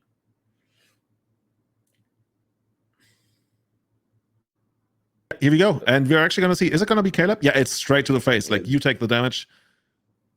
Awesome. Yeah. Go to 12, go to 11 on your fetch. Halfway there, almost. Yeah. You know what card would be kind of nice right now, Julian? Deal 11 damage. The One Ring. Ooh, okay, yeah, sign me up. Yeah. I mean, I was going to say maybe he could have it. Actually, we saw his hand. He doesn't have it. But you can always draw it. Like the ring comes to you when in the time of need or something. I completely made up that part of the lore. And I think that's not even true. I think it sounds right. But if Caleb didn't draw anything, like he literally can't draw. Yeah, he just gets the land back. Still needs one more turn to cast the Solitude. But the Solitude, that's going to be fine. Unless I guess Cris gets some kind of sack outlet going to kind of get around that. Oh, yeah. And speaking of... Alright, the deck likes that. Okay, and now we actually get to deal 6 damage, right? If you want to. Yeah, we can deal 6. Caleb should be at 12. Our life total is just a little behind right now. Yeah, it froze up, I guess. Or maybe they didn't update the life pad. It's all good. It happens.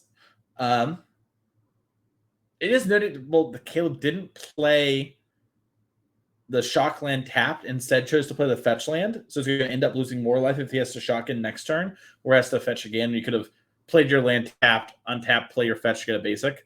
So yeah. If you want to go to 5 mana next turn. Yeah, so it's possible Caleb has a card. Although it's also possible Caleb just, heuristic did it. That's going to be pretty rough. Actually, we were at 11 because of the fetch land. -6 down to 5. And this is scary. You might even be able to just, even if Caleb gets to a point where he can stabilize the board, Cris might be able to, piece together a couple of cards and just randomly, I don't know, Cauldron Familiar out Caleb at this point. Yeah, honestly. We are very close. As we do grab a Stomping Grounds here. It's also really awkward for Caleb because he kind of needs to stop the Yawg and stop the rest of the board, but he doesn't really have cards for that. He doesn't have Supreme Verdict in his deck or anything. Didn't you actually teach me that you either go for one half of the combo or the other? You either go for the engine or you go for the creatures. And here it feels like we need to go for both. Yeah. I guess we could Ren 6 minus on the Strangle Root, guys. Play the next Ren, minus again, and then somehow kill the Yawg like Evoke a Solitude. All that would work. And then we basically spend our entire hand on doing that. Some kind of. Yeah. And then Cris will just draw his whole deck again. That seems not very preferable for Caleb. Yeah. Okay. Yeah. And this is part of the problem here is that, Cris stopped drawing cards, so he probably has another Yawg, but also what else is Caleb supposed to do? He's got to hope Cris makes a mistake. I mean, if that's your only hope that your opponent makes a mistake, then you do everything you can to put them in a position to make the mistake. And here comes Grist and the game. Yeah, Grist and Delight Halfling. And that's easy enough. Yeah, minus there. So in case you're at home, Grist, you can sack a creature. We're sacking the Halfling. We're killing the Solitude. And Cris moves on to 4-0. An impressive showing so far from Yawgmoth. We are going to have an interview with Cris here. We're going to give him a second to get on over to that area. And then after that, we do have more magic for you. So don't tune away. Make sure to click that follow button right now. But Julian, that was a cool round. Did you like watching the Yawgmoth in action? I could watch it all day, every day. I don't want to jinx it, but I think I'm never going to go tired of watching Yawgmoth. That's exactly the kind of magic I want to play. Give me more. More Yawgmoth. Well, the way Cris is playing, you might be seeing more of Cris in our top 8 later tonight. So it's going to be exciting to see there. I believe, it's just a couple more rounds he has to draw in. And Cris is one of our players, Julian, who is on our leaderboard race, trying to make that championship at the end of the year with his teammate, Steven Dykman from Swish Gaming. Unsurprisingly, I got to say. Such a powerful performance. Yep. Yeah, really showing some mastery of the deck. And you know what? If you're enjoying this and you want to also master these decks, you can come out to one of our events. We have other ones coming up. While Cris is coming up here really quick, our next one is in St. Louis. It's going to be the 8th through the 9th. It's a team showdown. The team event is Modern, Pioneer, and Legacy. Sunday, Legacy 5K trial. After that, we have Detroit.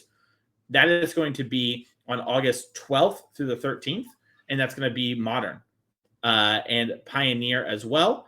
So that's pretty exciting. And then we're going to go on over to October. We're going to be in Indianapolis. We have a Pioneer 10K. Once again, if you win any of these showdowns, basically our Saturday events, you're going straight to our championship. So it's still live, even if you don't have a lot of points on the leaderboard to make it. And then Sunday, we have another team trial.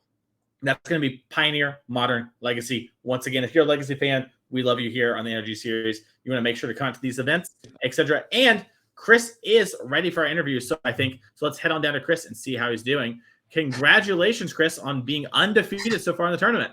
Thank you. It's a little bit of a surprise, but I'm pretty happy about it. Yeah, what's the surprise? You're crushing all the time with Yawgmoth. What's going on? I decided last minute to try something new where I took out the Blood Artist, and I was trying to play a new version that doesn't focus on it focuses on trying to combo kill, but you don't have that dead card of Blood Artist in your deck, and you have the backup combo of Samwise, Cauldron Familiar, and Viscera Seer. And there's this long convoluted combo that I was trying to execute that you saw in coverage that I kind of just completely forgot that there was a Solitude trigger on the stack.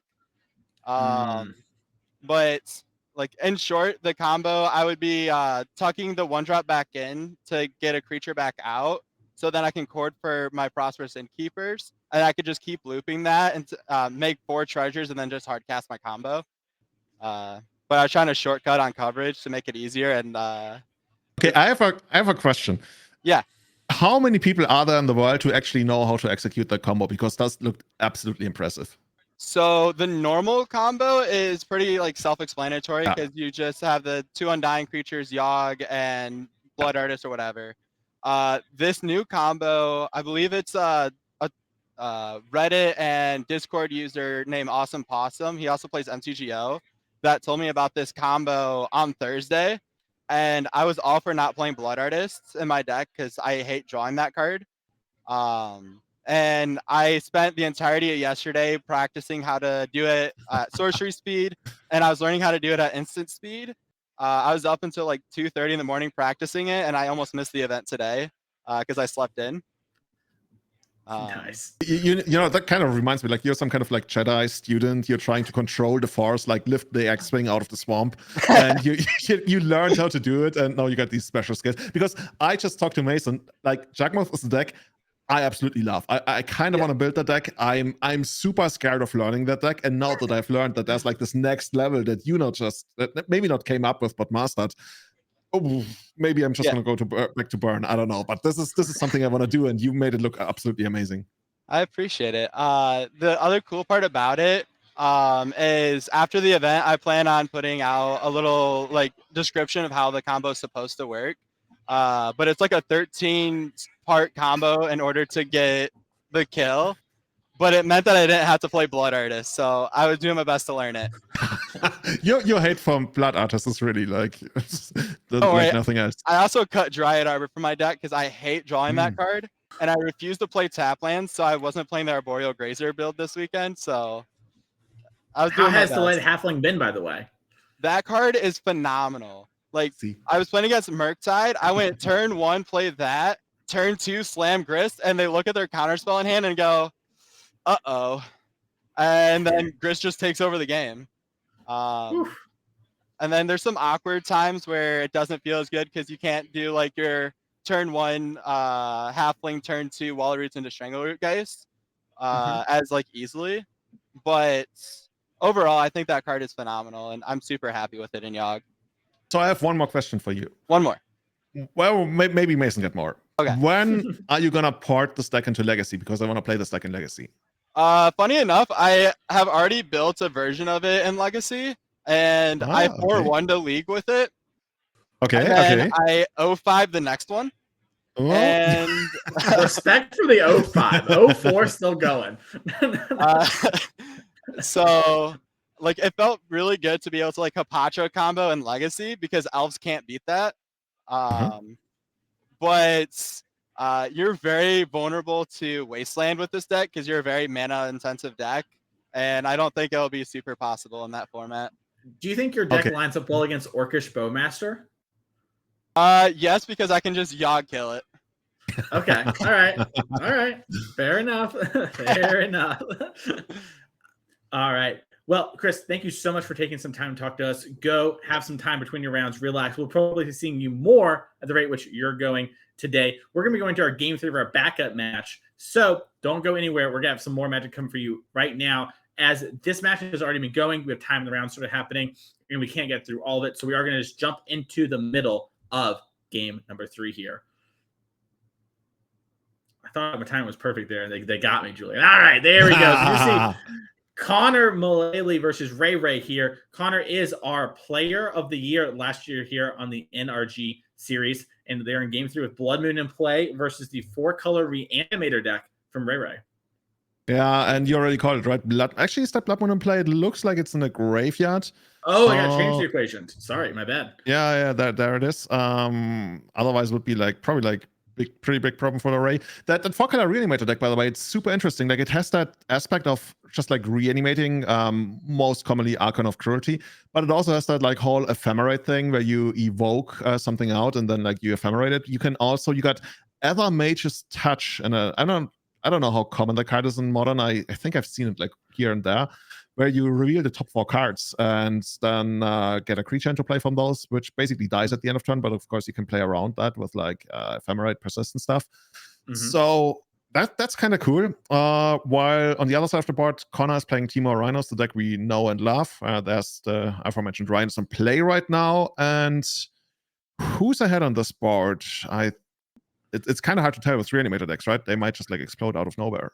Yeah, I was going to say, so it's hard to know because there's nothing even that good in the graveyard. Oh, and that Blood Moon is going to be good. Now, we do have the Goblin Shaman token, so we kind of have a one-shot make a treasure to cast a spell. But yeah, if Ray can't, put something in the graveyard due to the Fable of the Mirror Breaker loot here in a second, we're probably going to be heavily favored Connor. Yeah, you probably like really want to get those Archon down. We could next turn, as you mentioned, we're going to get a basic. This is an island, I would believe. Kind of hard to tell. I think the other one is a swamp, so that gives us access to like basically our 2 core colors. So Ray can still play the game under Blood Moon, but it's certainly going to be annoying. Yeah, I think those are both the islands. I think they're the same. Are those both islands? I thought like the other one might be a swamp, but I'm not sure. You're the master. Yeah, you're the master of alternate arts. I'm gonna trust you. Yeah, I mean, this is the new Hobbit ones, I believe. Actually, he only plays a single island, so it's probably gonna be a swamp or a plains. Okay, all right, there's swamp or plains. All right, the Hobbit ones have put me for a loop. There's also stuff like Sarah's Emissary in the board, which is, I guess, kind of cool if you can like put that on creature or something.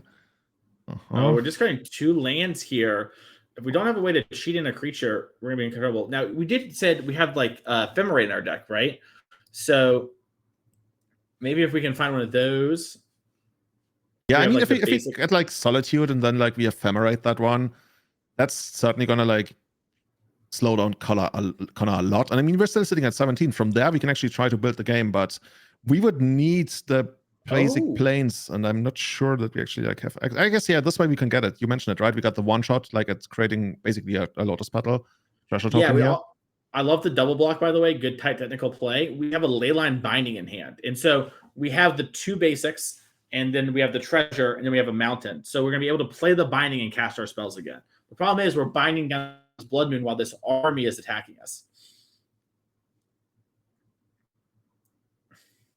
Just asking about the Murktide coming down after the Blood Moon. I don't know, maybe Connor floated the mana. Actually, Yeah, I think Connor floated the mana. You'll note that he, the Fiery Islet was tapped. Like, he paid 4 mana because he floated.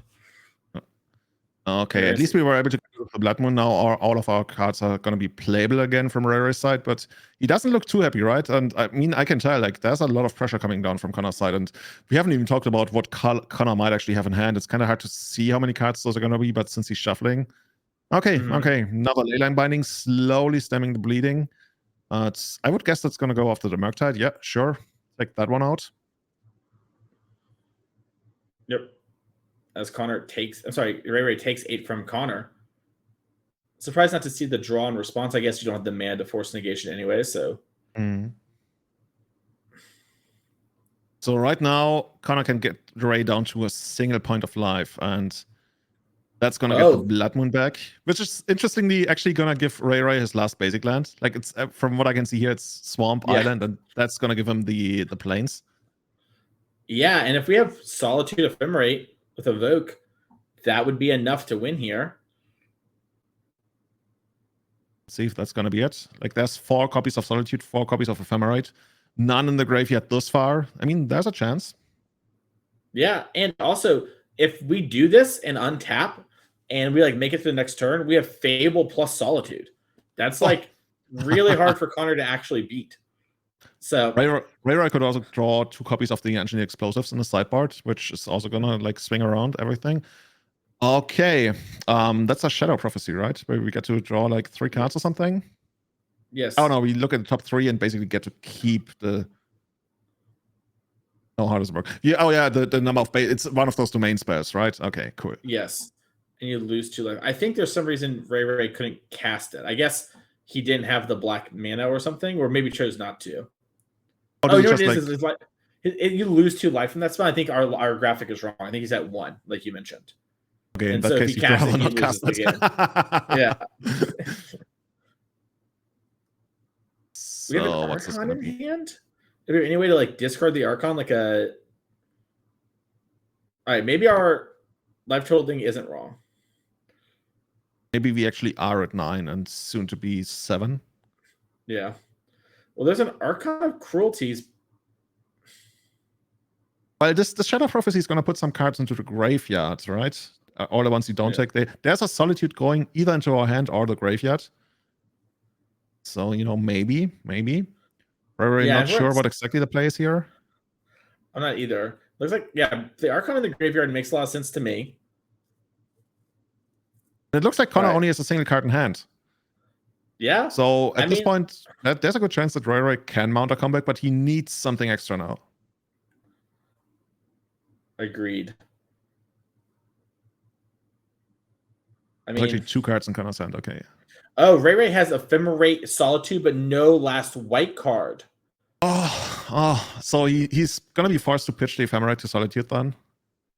Yeah, well, we can chump block and go to 1. Okay, I was gonna say you could have chump blocked and gone to 1, and if you draw a white card, you have Ephemerate to kill both of the Rhinos. But it looks like Ray is gonna try and play around that and give himself a little bit more of a draw step. Taking one of those, going down to 3. So yeah, Ray has 2 turn spot. Looks like we're Violent Outbursting now. It's going to put more Rhinos and push 1 more damage. So Ray down to 2. I mean, yeah, I guess you just gotta let that happen. So he's got another Shadow Prophecy in hand, and I think another Archon, both of which don't really do anything here, I guess. Also important for Connor to actually put rate Ray to 2 instead of 3, because that way you actually can't cast another Shadow Prophecy. I guess you can cast it, but he would die to it. It would be ill-advised. Yeah. So I Please guess sign up to my Patreon where I explain Magic. yes, yeah. I'm on my way. I guess Persist is the draw. If we draw Persist, we bring back Archon, we copy it with the Fable, gain a bunch of life, do everything. Oh, that'll be it, dude. Oh, it's a change the equation, I think was the pickup for the turn. Not going to do it here for Ray. That Violent Outburst, so pivotal to be that card and nothing else, because if our life total is correct, and Ray is, casting is lethal there, and that could have been it. Wow, what a crazy round for us to come in there at the end. Congratulations, Connor Mullaly. Moving on to 4-0 in our tournament. Whew. Would have loved to see which kind of cards that Shadow Prophecy would have actually revealed, whether it would have made it, because it was a heads-up play, right, from Connor to deal that 1 extra point of damage. I mean, you would probably like do it anyway, but not necessarily during the attack, and that could have made all the difference. Yeah, no, I mean, those little small edges, literally, imagine we find, Persist like we talked about. Connor probably doesn't win, loses 2 Rhinos. Ray gains 9 life, draws 3. I'm sorry, loses all the Rhinos from the attack trigger from the Fable. The game's over, right? And that little thing really did seal it up, and that is it for a lot of people in Magic, is inches, not miles. I'm unsure on how much time we have left in the round. Maybe the producer can let us know, but I do know that I want to quickly talk about our other events coming up really quick, because if you're liking this one and you want to come out and play some more, we have some for you this year. St. Louis, July 8th through the 9th. We have a Saturday 10K team showdown. That's Pioneer, Modern, Legacy. Coming out there, go to nerdrangegaming.com to pick up your cards that you need from Lord of the Rings in order to play, just around the corner. And then we have a Sunday 5K Legacy trial. That's going to be really fun. Love Legacy. We have it tomorrow on stream, and so much of it here in July. Meanwhile, in Detroit in August, we have the Modern 10K Showdown, and then we have a Sunday 5K Pioneer trial. This is going to be around the time that's the end of the Pioneer season for the RC, heading into Modern. So you get a little bit of practice there for, your last couple rounds. And this, also, all of our events are RCQs as well. Then at the Indianapolis, I believe is our next event here in October 14th to the 15th. We have a Pioneer 10K Showdown, and then another team trial Sunday, Modern, Pioneer, Legacy. Come on out, get 2 of your friends. We also have RCQs going on, the side events for all of these things. There's a lot going on at these events. You don't want to miss them. You're playing for thousands of dollars and leaderboard points for end of the year championship. You win a showdown to get a token. There's a lot of action going on here on the NRG series. So you do not want to miss any of that. So come out to the events. We'd love to see you there. And speaking of love to see Magic, Julian, we'd love to see some more. But I think we're going to take a quick break, and we'll be back very soon with some more Magic the Gathering in round number 5.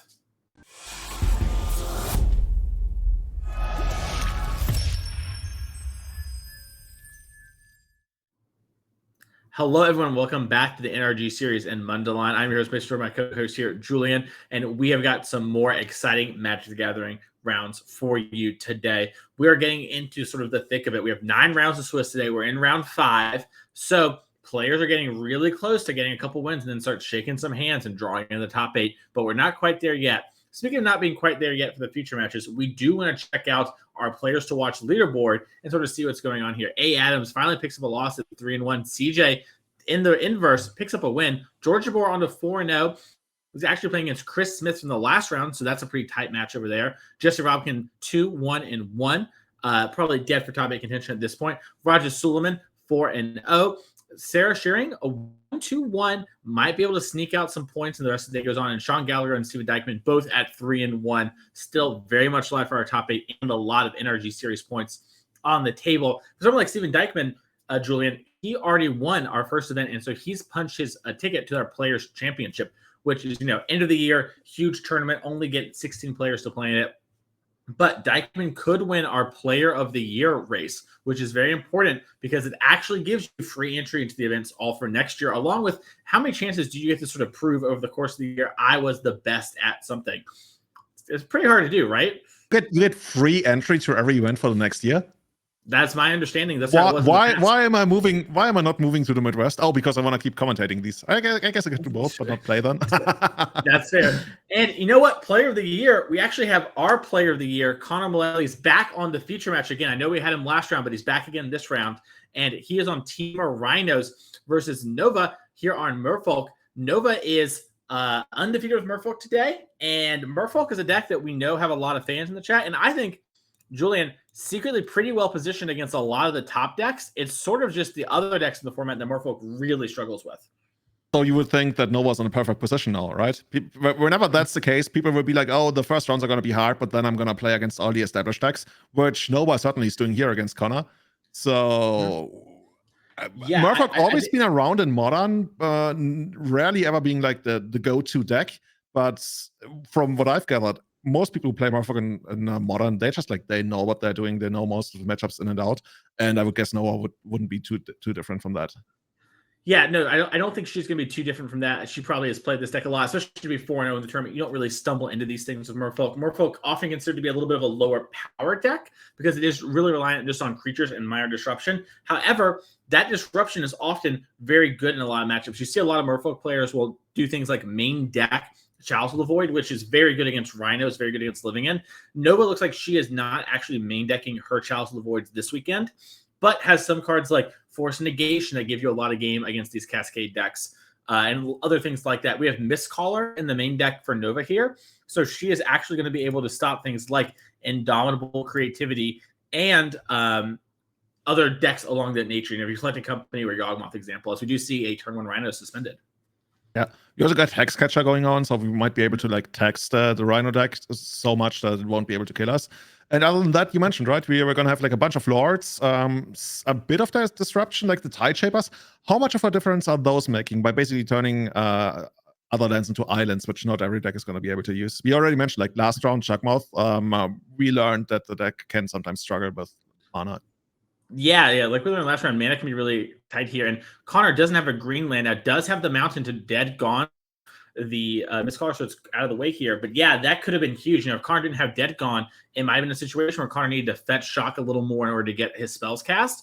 And that's going to add up. So Nova can actually end up killing Connor with those little incidental damages. As Nova just passes the turn here.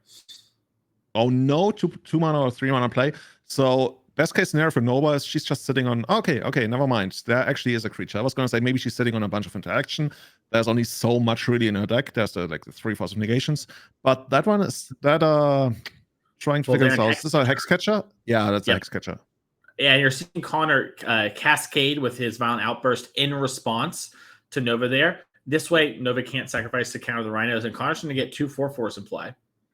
Yeah, technically, you know, when you think about it, Merfolk doesn't necessarily need to be super afraid of the 2 Rhinos if you get a couple of Lords going, but no one needs to get ideally like 2 Lords down on this turn. That's the first one, and we'll see. There's even like a world because Connor is still sitting on that island, right? Of the Tide Shapper. Well, he's got an island anyway, the breeding pool, where we might be able to land walk Connor out. Merfolk very much known for sometimes just like exploding out of nowhere and killing you with an Alpha Strike.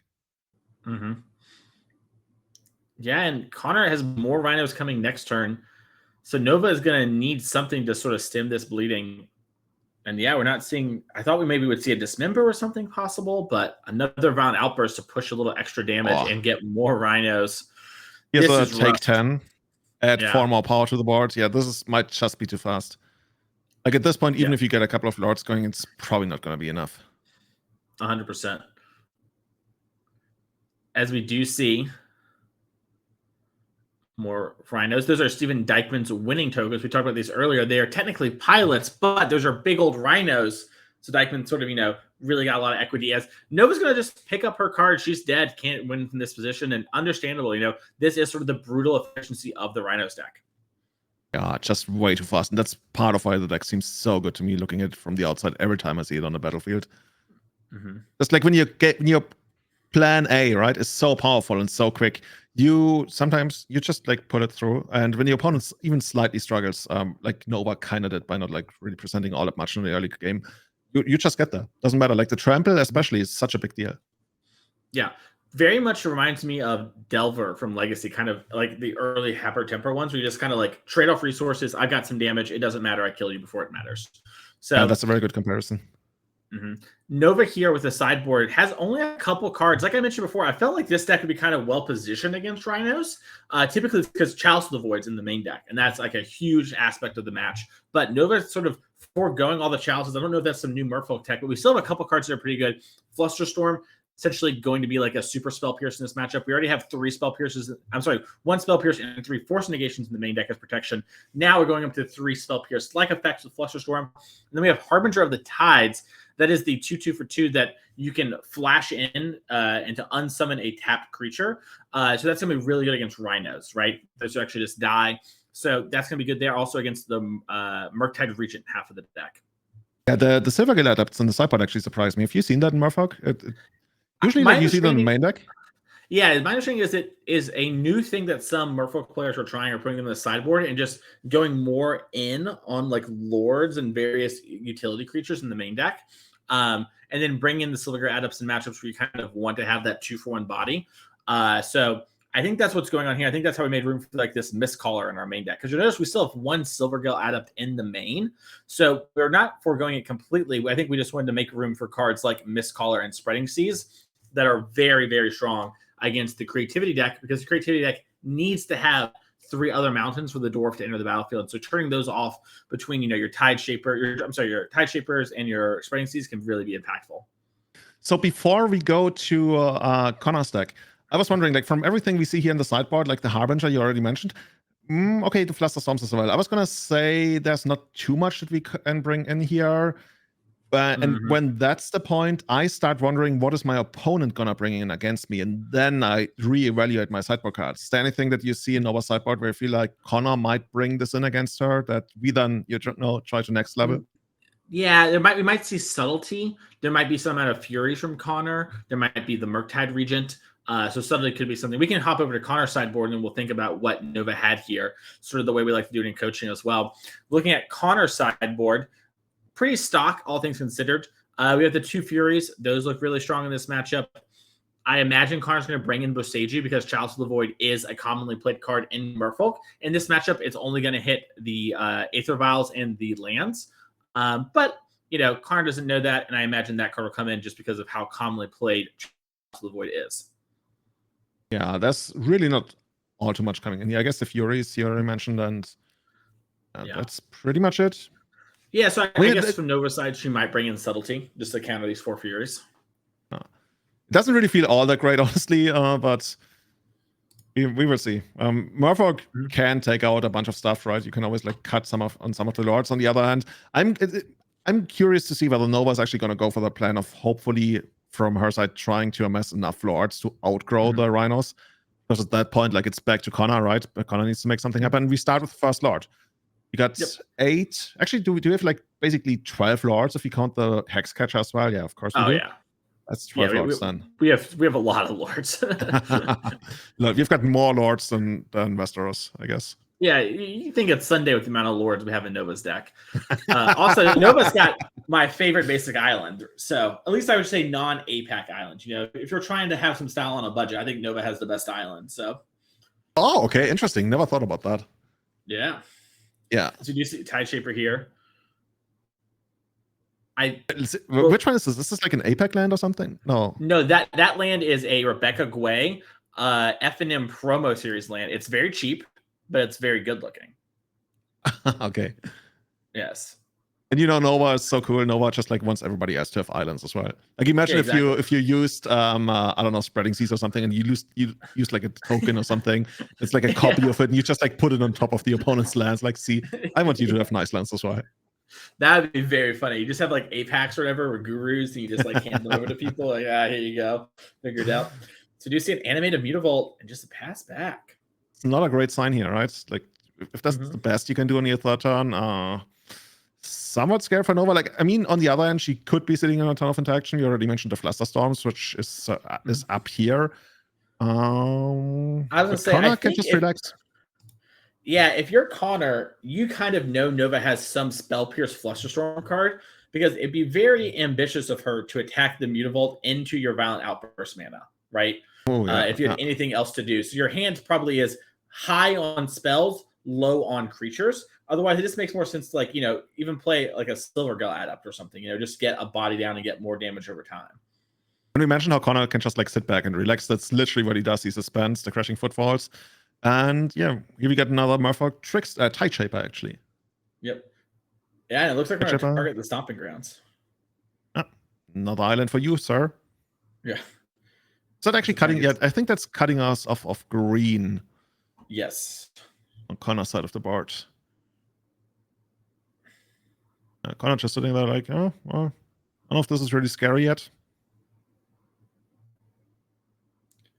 Also interesting, cuts us off from at least one red. Connor not able to cast Fury anytime soon unless he finds like another land, another red source, unless he wants to evoke it, I guess. And we're just getting in, but only the Tide Shaper, not the Mutavault, because we want to add another Tide Shaper, but not kicked. Yeah. Not kicked yet. Right? Oh, no, yeah, sorry. Yeah, I guess you had to kick beforehand. Interesting. I wonder if we have like an Aether Vial we're going to play off the Mutavault or something? Or anything, is there anything for 2 mana that's like that's interaction that we couldn't cast with like 1 mana? Not really. So like, I guess I a don't think we play Dismember. Remand. Oh, Dismember makes sense. Dismember plus Spell Pierce. Yeah. Okay. Here we go. Yeah, gonna. There's the Fury. Gonna clear the board, free up some of the mana. Oh, Connor's like, no, just kill both of those. Sure. Yeah, and Voldaren Hexcatcher could have been a huge blowout there had Nova had it. As Connor is going to cascade in with the Shredder's Agent and probably end up getting Spell Pierced here. Could fight back if he has the Mystical Dispute, right? Yeah, that's true. If Connor has Dispute, he can fight over a Force. Or Spell Pierce or a Force, but could not beat a Flusterstorm. So if you're Nova, maybe that's the play. Interestingly, if that wouldn't work. I was trying to come up with a different line. No, I was taking a good look. Connor's deck, is there anything interesting? How did you sideboard? Okay, got it. And this is where we probably see the Flusterstorm, right? Yeah, here it comes. Such a good card. Like when that card hit Modern, I felt like this Modern needed cards like this for a while. That's like when it was much more combo dominated. Mm-hmm. These days, I think not such a big card in the format anymore. Correct me if I'm wrong, but it just like feels right to be in the format in the first place. Connor's shaking his head. Okay, not very happy apparently. Yeah, it might be a situation you still got your 2/2 here. It's gonna be okay. Yeah, and it's also a moment of what did you expect? Nova, like we talked about, right? Like the plays are pretty clear. Like Nova had something, you know. This reminds me a lot of Adam Wasburn-Moses getting mad about the lands. It's like, what do you expect? What do you think is going to happen? Come on. I'm going to leave the honor of trying to pronounce this card to you. Oh, it's Slayloon. Oh, that's okay. I'm going to trust you on that. Slayloon? Okay, here we go. Yeah, Slayloon I've heard official Guy. Wizards people say called Slayloon, like on coverage. And so I'm going to either continue to make their mistake. Probably the right play. Yeah, whatever. We're never gonna get to actually properly ask her. So Slayloon is indestructible as long as you control 2 other Merfolk. Not yet happening. I mean, there can sometimes be tricks where you animate your Mutavault to get that when your opponent doesn't see that. Other than that, you get to draw cards if you get to connect and give ward to all of your other Merfolk. So, you know, Connor's like, not impressed. 6/6 dragon, pass. Yeah, and Nova here attacking, saying, hey, would you like to block or not? You know, and this is what we've seen from Slayloon is that Slayloon is great in these sort of like tempo we show. We've seen like blue prison decks in Modern where they sort of, you know, play Chalice and Blood Moon and use Slayloon, as we're going to see a Dismember from Nova to try and shrink the Murktide. And then Connor was forced negation, pitching that Mystical Dispute that you sort of called out last turn. And now Nova in a bit of a hard place there. Yeah, Nova, thus far, basically her deck has kind of done what it's supposed to do. We've been pretty heavy on the interaction, but overall those Tide Shapers have not been very impressive yet, right? Just like paying 2 mana for the 1/1 and somewhat disrupting Connor's mana has not been very efficient yet, especially in the face of like the Fury that's hit later on. Yeah, and Connor just like keeps doing what Connor does best, making big creatures. Yeah, and you know, this Slayloon stuck around more over Connor's face than it has in the game itself, as we are getting a trade here. As Nova falls to 8. We got 2 Rhinos. That's conveniently 8 power, Julian. Yeah, this is going to be a big problem. Like we can make some chump blockers. Okay, we get this one maybe back to hand. I mean, it's uncounterable. There's not too much Connor can really do about this, I guess. Yeah, this is going to put it back to hand. It's awkward, too, because Nova's just chump blocking unless she can figure out some way to grow this outside of Rhino range. I was gonna say she needs some kind of like, I don't know, true name nemesis, but Yeah. like even the trample like would get over that, so that wouldn't even do it. So this is, you probably need a couple of those Harbinger of Tides, like a couple more of those to try to get back into the game. Other than that, once again, like the trample is so annoying. If you had a way to, maybe string together something, stay alive, but you can't really, like, at this point, basic math is working against you. You're drawing one card every turn, and you have to basically like give up 1 to 2 cards every turn. It's just like not gonna work unless you have engine explosives, but that's not present in the sideboard. Yeah, that would be the kind of card we need. I guess you could have like Otawara, Soaring City to bounce one of the tokens. Yeah, I think we're just gonna get Violent Outburst and trampled over for lethal. And that's gonna do it. Woo. Connor 5-0 right now in the Mundaline NRG here, sort of defending his Player of the Year title, trying to get there. I know he wants to get back to the championship. Hasn't had quite the finishes he did last year to sort of put him in that good position there. So we're going to see what's going on with that. I believe we have a backup match this round, so we might be able to hop into that. But we'll figure out exactly what's going on there with you in a second. But yeah, the Rhinos deck has been really impressive, like you talked about earlier, Julian. Sort of just applies a lot of pressure and puts you through the real test, regardless of the matchup's good or bad for you.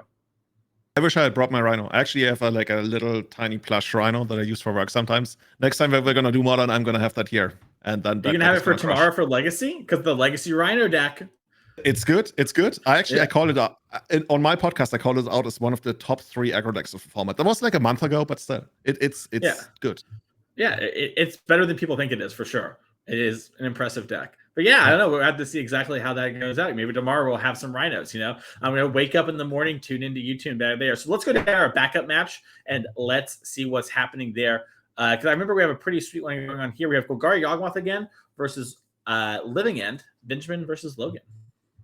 Awesome. Benjamin on Yawgmoth again. Chat already requested we want to see more of that deck. From what I can gather this far, Benjamin did not train until 2 in the morning yesterday to get rid of the Blood Artist, because that one's still present in the stack. Of course, that's going to open up a couple of different lines for him that weren't available in the previous game. We're also playing 4 copies of Ignoble Hierarch, 3 copies of Delighted Halfling. Overall, still kind of like the same approach, right? Where we're going to just like overwhelm the opponent with our interaction, Strangleroot Geists and what have you. On the other side of the board, Logan trying to, what are we doing here? Living Ending. Yeah, that's one of the most straightforward ways to play Magic here. Okay, so Benjamin has a 7-card hand, saw Botanical Sanctum, Soul Red Logan, said move to discard, discards while having lands in hand. Logan doesn't cycle. When the cleanup phase can't cycle. Benjamin mentally has demolished Logan in the first couple turns. Logan's got to crawl back from there. However, on board, Logan is very far ahead. And Benjamin here, I think his plan is, I'm going to just move to discard, and I'm going to put creatures in the graveyard. Logan here is going to cycle with the new Yawgmoth and also the Trance. So, Julian, how many lands do you think Logan is playing this weekend? How many lands? Well, I already know it, so that's actually kind of like cheating, I guess. It is sort of cheating. Before this weekend, would you have guessed Logan's playing a whopping 16 lands, which is actually high for the current Hive Mind and Living End? Lots of Living End players are playing 14 to 15 going into this weekend. Logan with a conservative 16 lands. I mean, I don't hate it. On the other hand, I've been one of the most vocal people about, if you want to win the tournament, be greedy. If you want to quote unquote just top 8, like be a little bit less greedy. Honestly, Mason, if I told you, like, I actually don't know. If you had asked me, like, how many lands are they playing, I would have trusted you on like 16, 17. I've actually seen a list earlier today as we were like looking at that list that played 19 lands in Living End. Dang. Yeah, Doomwick in the chat here, also going to be doing commentary here for a second, said he was looking at the list, found a 13 land list. So yeah, this was the big get from the Lord of the Rings. And maybe we can pull this up real quick as we're moving to discard here. One of the 2 creatures we just cycled away. They have very weird names. Generous Int is sort of the one that they're all playing 4 of, and Oliphant is the other one. Those 2 creatures just say cycle for either a forest or a mountain, or a card with a land of that type. So you can get shock lands. So what a lot of players have done is they've trimmed a bunch of lands and just put a bunch of these in their deck. And now they have more explosive Living Ends early. And so what they're kind of doing is turn 1, they sort of cycle for a land, and then they go cycle, and then play their creature. And now they have, 3 really big creatures consistently, as we do see Grief pitching Living End. I'm still so excited. Like my Benjamin just going straight up Tron 1 to discard. It's like this is Yeah. either like the most like the craziest way to open the game or the most genius way. I wonder though, like if that's the way that we want to play the game, if Logan's just gonna be like, you know what, at some point I'm literally just gonna start hardcasting my stuff. Because that's how it worked when I still played Living End like ages ago. Yeah, I think that's the case. Also, Logan's stuff is just way better than Benjamin's right now in the graveyard. So, like, if Logan wants to, we might see just, Living End, and I have a bunch of big creatures, and you have Stranglerootgeist. Because we saw Benjamin here put Yawgmoth into play to, try and play around the Living End once again. So if the Living End does get cast, we have, another creature in play. Easy. From Benjamin's side of the board, you mentioned you already played the stack a lot. Like, what are we looking to do here? Are we desperately digging for a sack outlet, or are we trying to combo before the Living End player can actually disrupt us? So we're trying to combo or find our endurance, which is why we saw Logan go for the grief there to make sure there wasn't a main deck endurance in the way. Oh, that makes sense. And now we're gonna get back all of our stuff. And I mean, as you mentioned, that's gonna heavily favor Logan. Mm-hmm. Yeah, I mean, if you look at Logan's creatures, there's grief, which is going to take another card from Benjamin, right? Funny enough, though, Logan had to actually take a creature because there were only creatures left in Benjamin's deck. So the Living End is going to be a little less bad for Benjamin. He's going to have 4 creatures in play. They're all just kind of weak compared to Logan's. And then now this grief is going to take another card. And then we're going to have the Oliphant and the Trant. And the Oliphant gives +2/+0 and trample to another creature and is a trampler itself. So that's going to actually, there you go. Oliphant is like a real upgrade for this deck. Like, trample is something that this deck kind of always wanted in a card because your opponent can just chump block you to death and sometimes stabilize, like in this deck, right? Like the Stranglerootgeist gets in the way, chump blocks, right? Comes back, you Yawgmoth, you combo kill it, you win. But now that's not the case. Card. It's like a card that was literally created for Living End. Wizard must have been thinking about Living End when they were like, I mean, obviously they were not like making a card for Living End, but this must have been on the radar, and they were like, okay, we're kind of cool with this. And also flavor-wise, this is just way too cool. Like, I don't know, I didn't expect to love all of the Lord of the Rings stuff as much as I do because I've never been like a big Lord of the Rings person, but now I'm very much into it. I feel you there, yeah. It has been very surprising. Also not a huge Lord of the Rings fan. Worth noting, Logan's the graveyard's kind of at the top of our screen. That's all 3 Living Ends. Okay. So this is what you get, basically? Yeah, we're on hardcast duty for everything else for the remainder of the game. So we don't, most importantly, also, we don't have like a reset button, right? We cannot like reset Benjamin's side of the board now, which I guess is already going to be hard in the first place, but now we certainly can't do it. Yeah, and as we're going to see, a Cris off the top for Benjamin.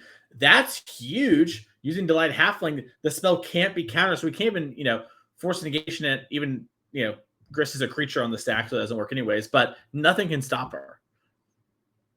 Yeah, Logan sitting there trying to figure out what's going to happen, but I mean, not really much he can do here.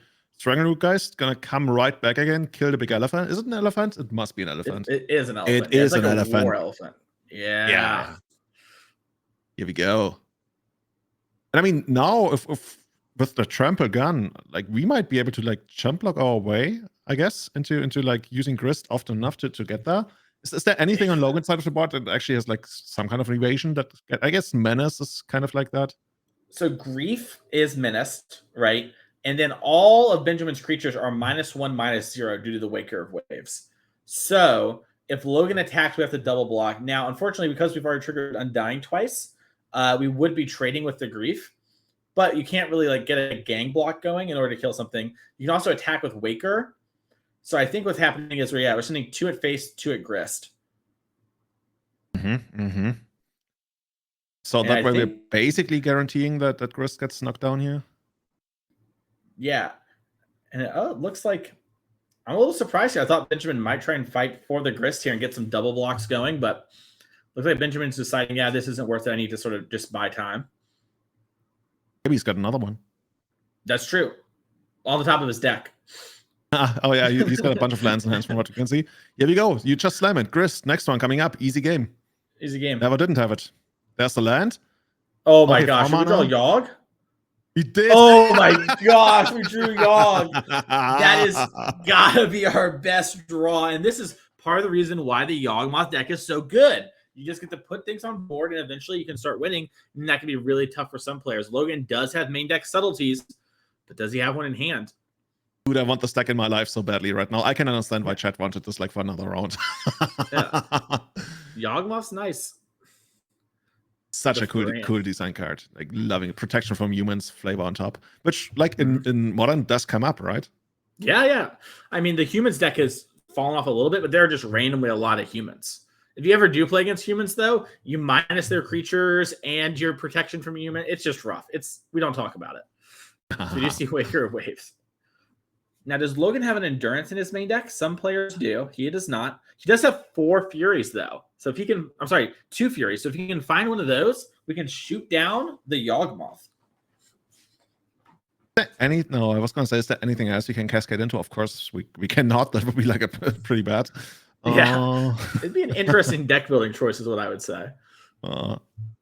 I did have a friend get Spell Pierced out of Rhinos once. They like cast Outburst in response to their spell, and then they flipped into Spell Pierce. You know, at a Legacy tournament, a friend of mine was playing Hypergenesis, and he wanted to give his Force of Wills to somebody else so they could play the deck. So he was like, "Oh, I'm just gonna play Pact of Negation instead of Force of Will." I'm like, I'm not so sure about that. Yeah, you might want to rethink that one. As we do see Fury come down, we're gonna start resetting the Undying counters. And we're going to move the counters back and forth and start drawing some cards. But notably, we can't move too much because if we do, we're going to be in a spot where we're lose too much life and die to the big creatures. It looks like what Benjamin's doing is he's actually getting all of his Undying creatures untapped. And we might see like the Strangler guys get sacked to shrink one of Logan's creatures. Is that Strangler guy, the tapped Strangler guys on top, is that actually tapped or is that like exiled to something? It is tapped. Yeah, it was from the attack last turn. Yeah. Yeah, it looks like Benjamin's deciding if he wants to sack it and where to put the counter. We might see him sack it and put the counter on something like Grief. That's kind of hard to block due to needing doubles. All that extra card. Okay, it looks like he's going to actually just move the counter back and forth to take some extra cards first. Oh, yeah, that's the basic mode that the deck operates on, right? You basically keep moving the counter back and forth to draw extra cards. But as you mentioned, you lose life every single time. Yeah, and Logan, Logan still has his mana up. We're pretty close to Elephant mana. And the Elephant can you please say that again? Elephant. That's the name Elephant of the card. No, Elephant mana. Oh, I thought you said like elephant mana, like as if everybody knows, no, no, the elephant. I don't know how you say it. The cyclone friend. Like once you get to 6 mana, that's elephant mana time. Here we go. Yeah, everyone knows that. Don't be cringe about it. Be cool. Yeah, I mean, with Magic, sometimes you gotta be in the know about certain insider jokes, like or linger.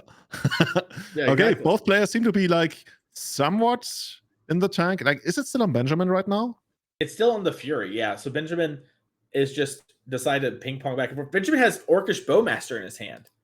Am I crazy? Ooh. Is that the card I just saw?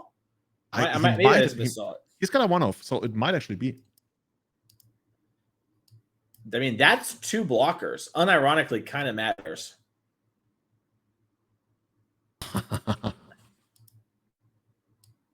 As we wait, I'm already like hitting up notrichgaming.com and putting that Yawgmoth deck into my shopping basket. Seriously, like this deck, I want to play this so badly.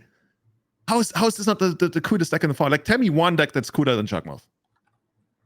Oh, well, I guess Living End. Apparently, at least for the first game. I don't know who won. Pretty close. I'm gonna keep it a buck. We're coming back to the booth. Somebody won. Unsure who. I have no idea. That maybe they agreed on a draw. Yeah, maybe they agreed on a draw. I hadn't thought about that one.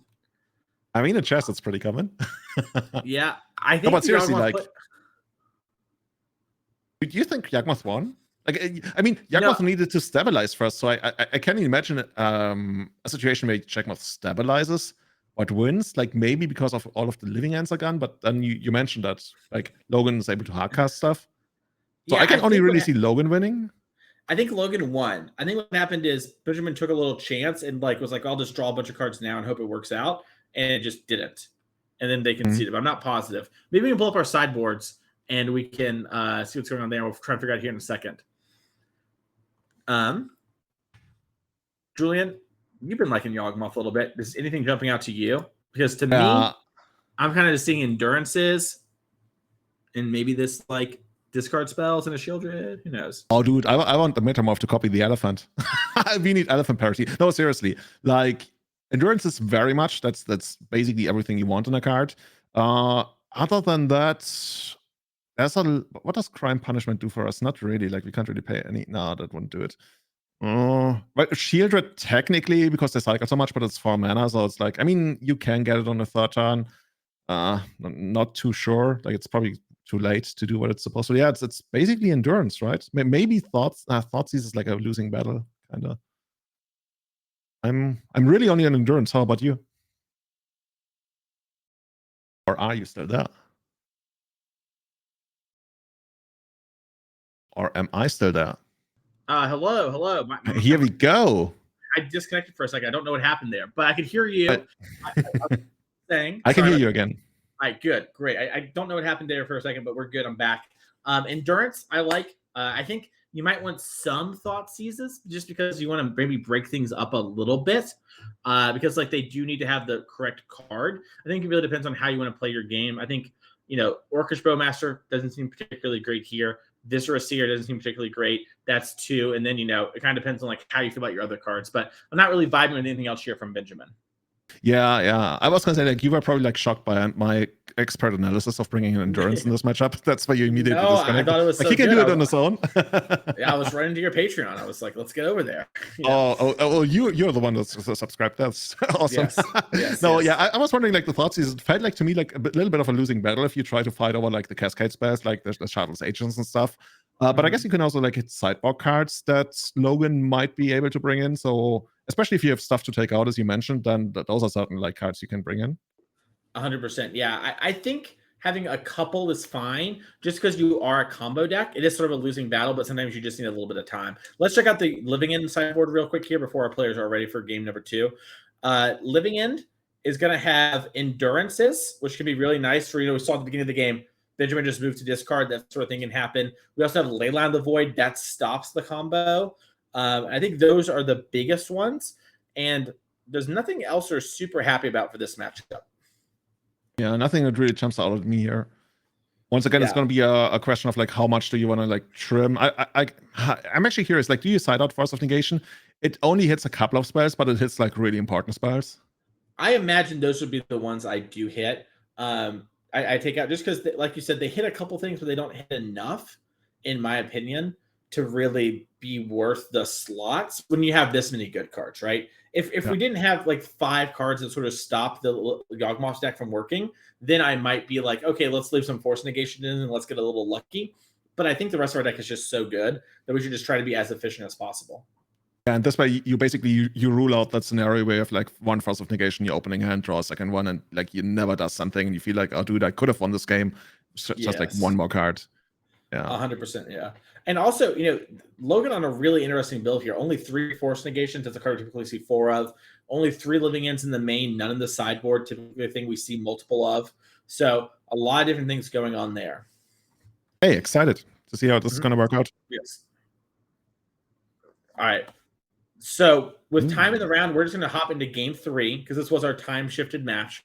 I know our first game went kind of quickly there with Nova and Connor, but we're going to hop in live. So we'll do our best to fill you up the speed on what's happening. I don't know what the state of the game is. I'll find out when you find out.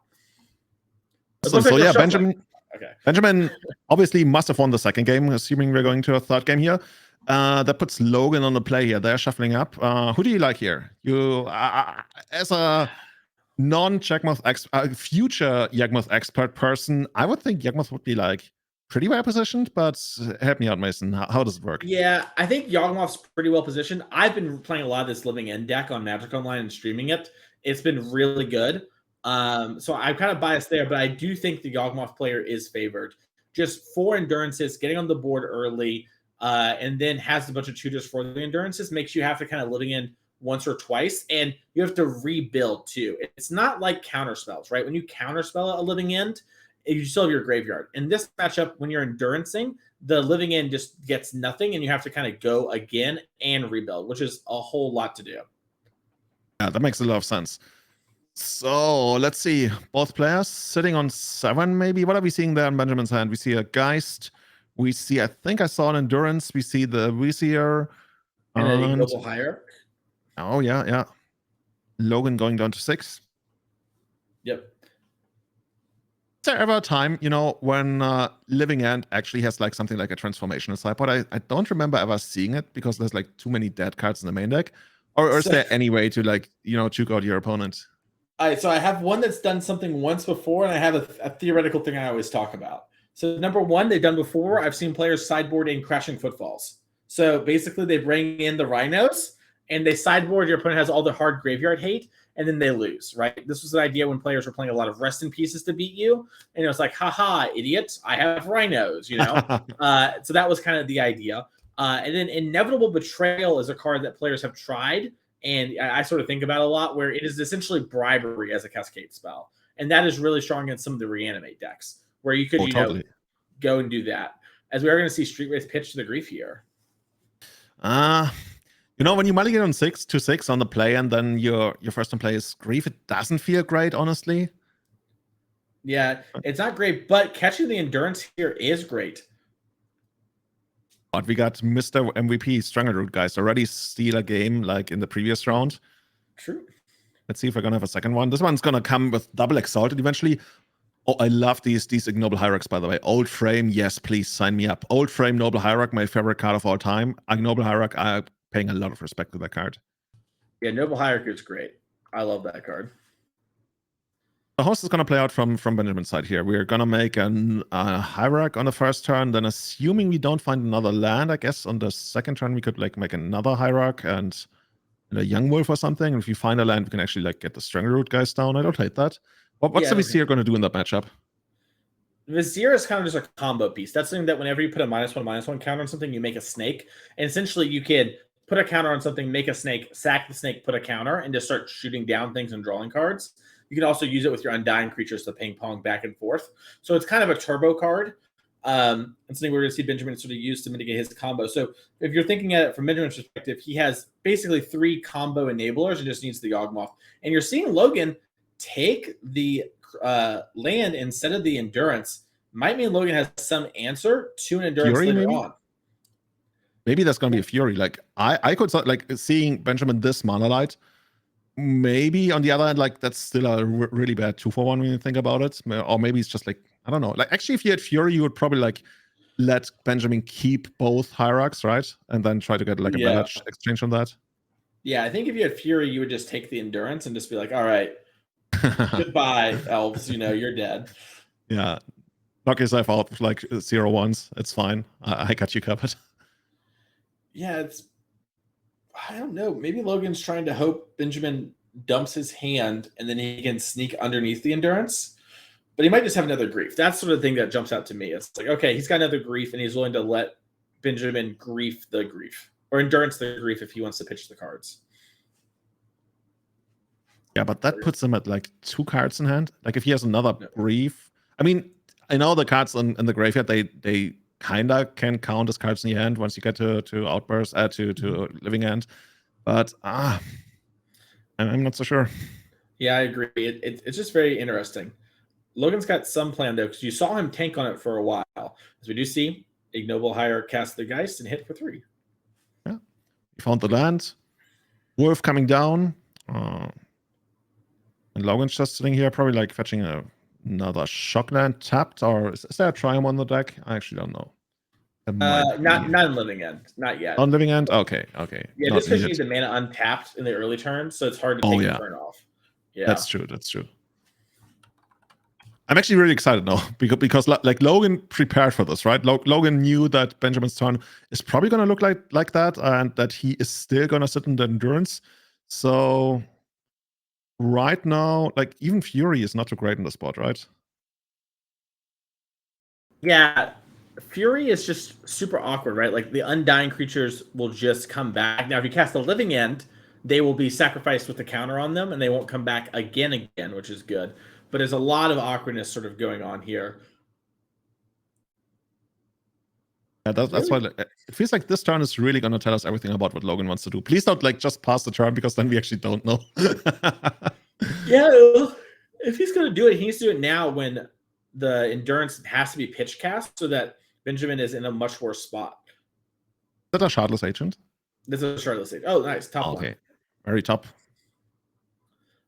Yeah, and see, if Benjamin here, he can invoke endurance, and if he has the cards, he'll have his wolf, his geist, his endurance, and another hierarch back. But it looks like he doesn't have the green card to pitch. So Logan's plan worked out. I was trying to saying, hey, Benjamin, I don't think you can do it in time. And then now we get to Grief again. And Benjamin's hand is, oh, it's Hapatra. Yeah, he had Hapatra.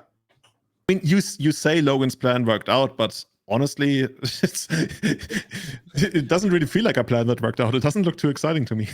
Yeah, it's not a whole lot. Maybe Logan was hoping to hit like a couple 1-mana cyclers. If we had like an elephant in here, that'd be pretty good. But it is very awkward at the moment.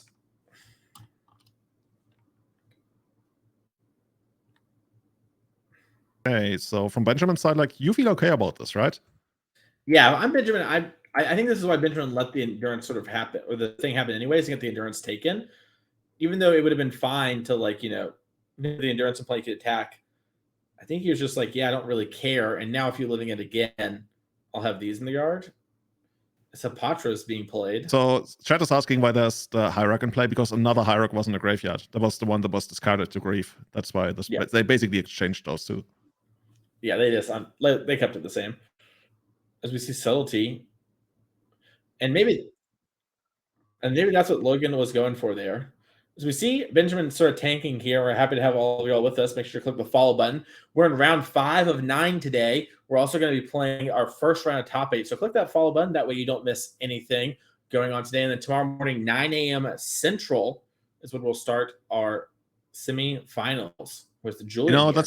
That's how it works, right? When you put Yawgmoth on stream every single round, that's how you get like over 1,000 viewers. Everybody, this is gonna be the Yawgmoth Rage series. I don't know, like we're really trying to like get me into the deck, and every time I'm seeing this, I feel like this is the future of Modern. This is my future. I'm fully gonna commit to that. you're just logging and yogging over here. You just can't get enough. Yeah, exactly. You know how I work, man.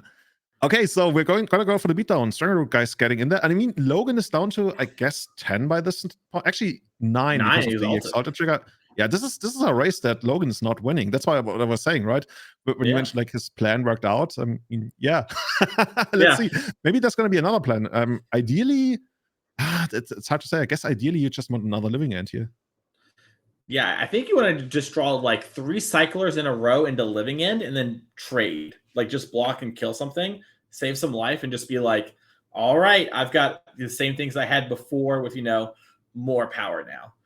If you just cycle, and then find elephant and then rip the Cascader, that's probably good enough. Yeah. Even if we don't find the cycler, like Logan will soon find himself in a position where he literally needs to wrath Benjamin's board or just like straight up lose the game. And I mean, not to forget, Benjamin's also drawing cards every turn, right? He can also just like rip something like extra endurances, Yawgmoth, what have you, to just like try to piece something together that goes beyond the advantage that he already has on the board. Oh, Benjamin not too happy like with the land he played, maybe? I don't know. Yeah, he seems upset. Maybe he's just drawing a bunch of lands. I'm unsure. Speaking of Yawgmoth, by the way, I know a lot of the pros, like Reed Duke is a big Yawgmoth fan. And they're getting ready for Lord of the Rings. So this deck might even get some more innovations, Julian. Hit me. What's the best stuff that we can actually get here other than the halfling? I don't know. That's the first thing to figure out. I'm not Reed Duke. I just know they're excited by it. They were in the Wait, I was promised that I get to commentate of like Reed Duke level of play. Yeah, Reed, if you want to hop up and chat and let the people know, I'm sure you're here. We're happy to see your tech as Yawgmoth on the quarter calling. And we're in the combo time. We're going to start drawing cards.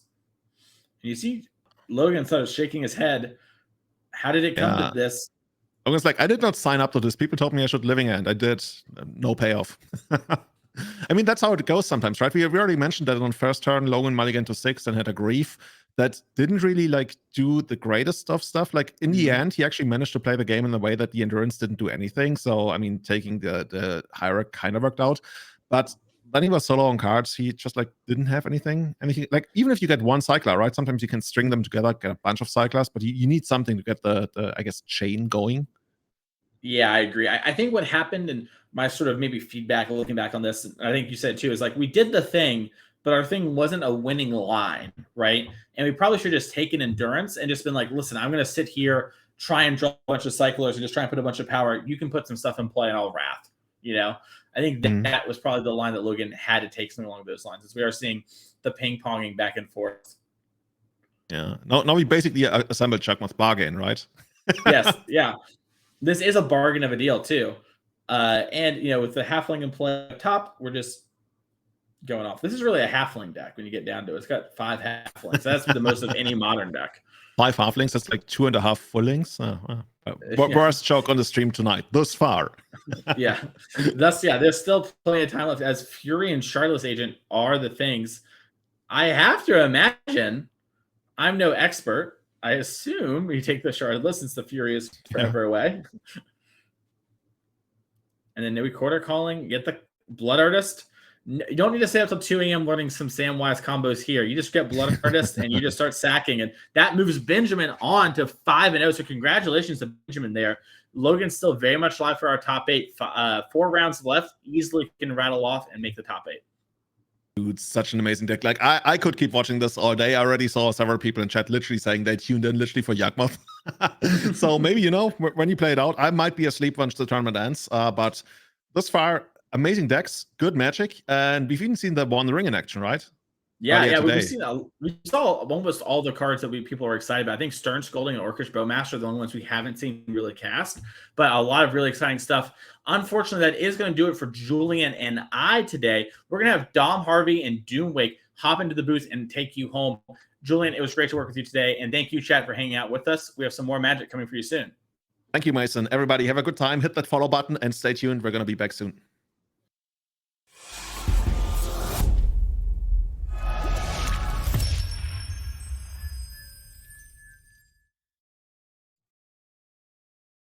Hello, everybody, and welcome back to the NRG Series Modern Showdown. I am here, Doomwake, here with my co-host, Dom Harvey. How are you today, Dom? I'm doing good. I'm excited to be here with you. Excited to be here with 900 and something people in the Twitch chat, I believe.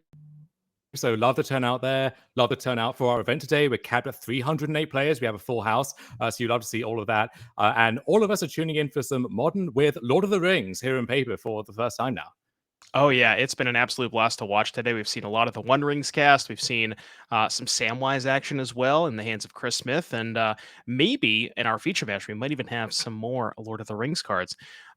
But before we get down to our feature match, let's go ahead and take a look at our players to watch leaderboard, so we can see how all of those folks are doing over there, if we have that available. Perfect. So we have A. Adams at a record of 3-2. CJ Vogue already dropped from the event. George Jabbour, who we actually do have in our feature match area this round, at a record of 4-1. Jesse Robkin at 2-2-1. Lakely at a top 8 contention. Then we got a couple of 5-0s here. Matthew Hoey and Raja Suleiman, along with a couple of 4-1s, Sean Gallagher and Stephen Dykman. So I wanted to ask you, Dom, what has been your impression of Lord of the Rings so far? What's been your favorite card, your standout card out of everything that you've seen today?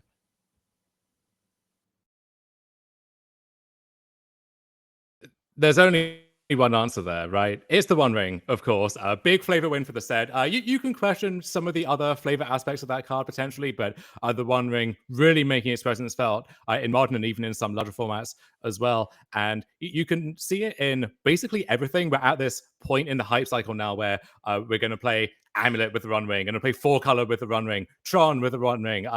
Spike is streaming 5 different wacky decks purely based around the One Ring.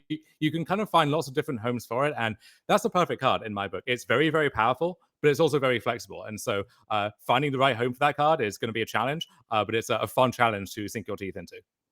Absolutely. Yeah, we've seen a lot of the One Ring being cast. It's been quite good every single time we've seen it, and we may or may not have some in our feature match area. So without further ado, let's go ahead and head on over to our feature match.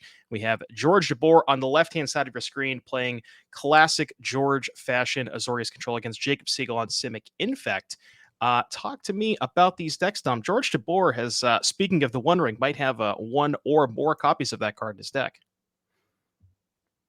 Yeah, George, no stranger to trying out lots of different ideas in his control decks. That's the one constant. He's going to be playing Hallowed Fountains. The only question is, what are those surrounding themselves with? And today, one of the answers there is the One Ring. And so we have some of the Narset Days Undoing stuff that George is very well known for. We also have count them, 4 copies of the One Ring as his big card advantage engine. And in a world where everyone else is also playing the One Ring, Narset Parallels looking pretty sweet as well.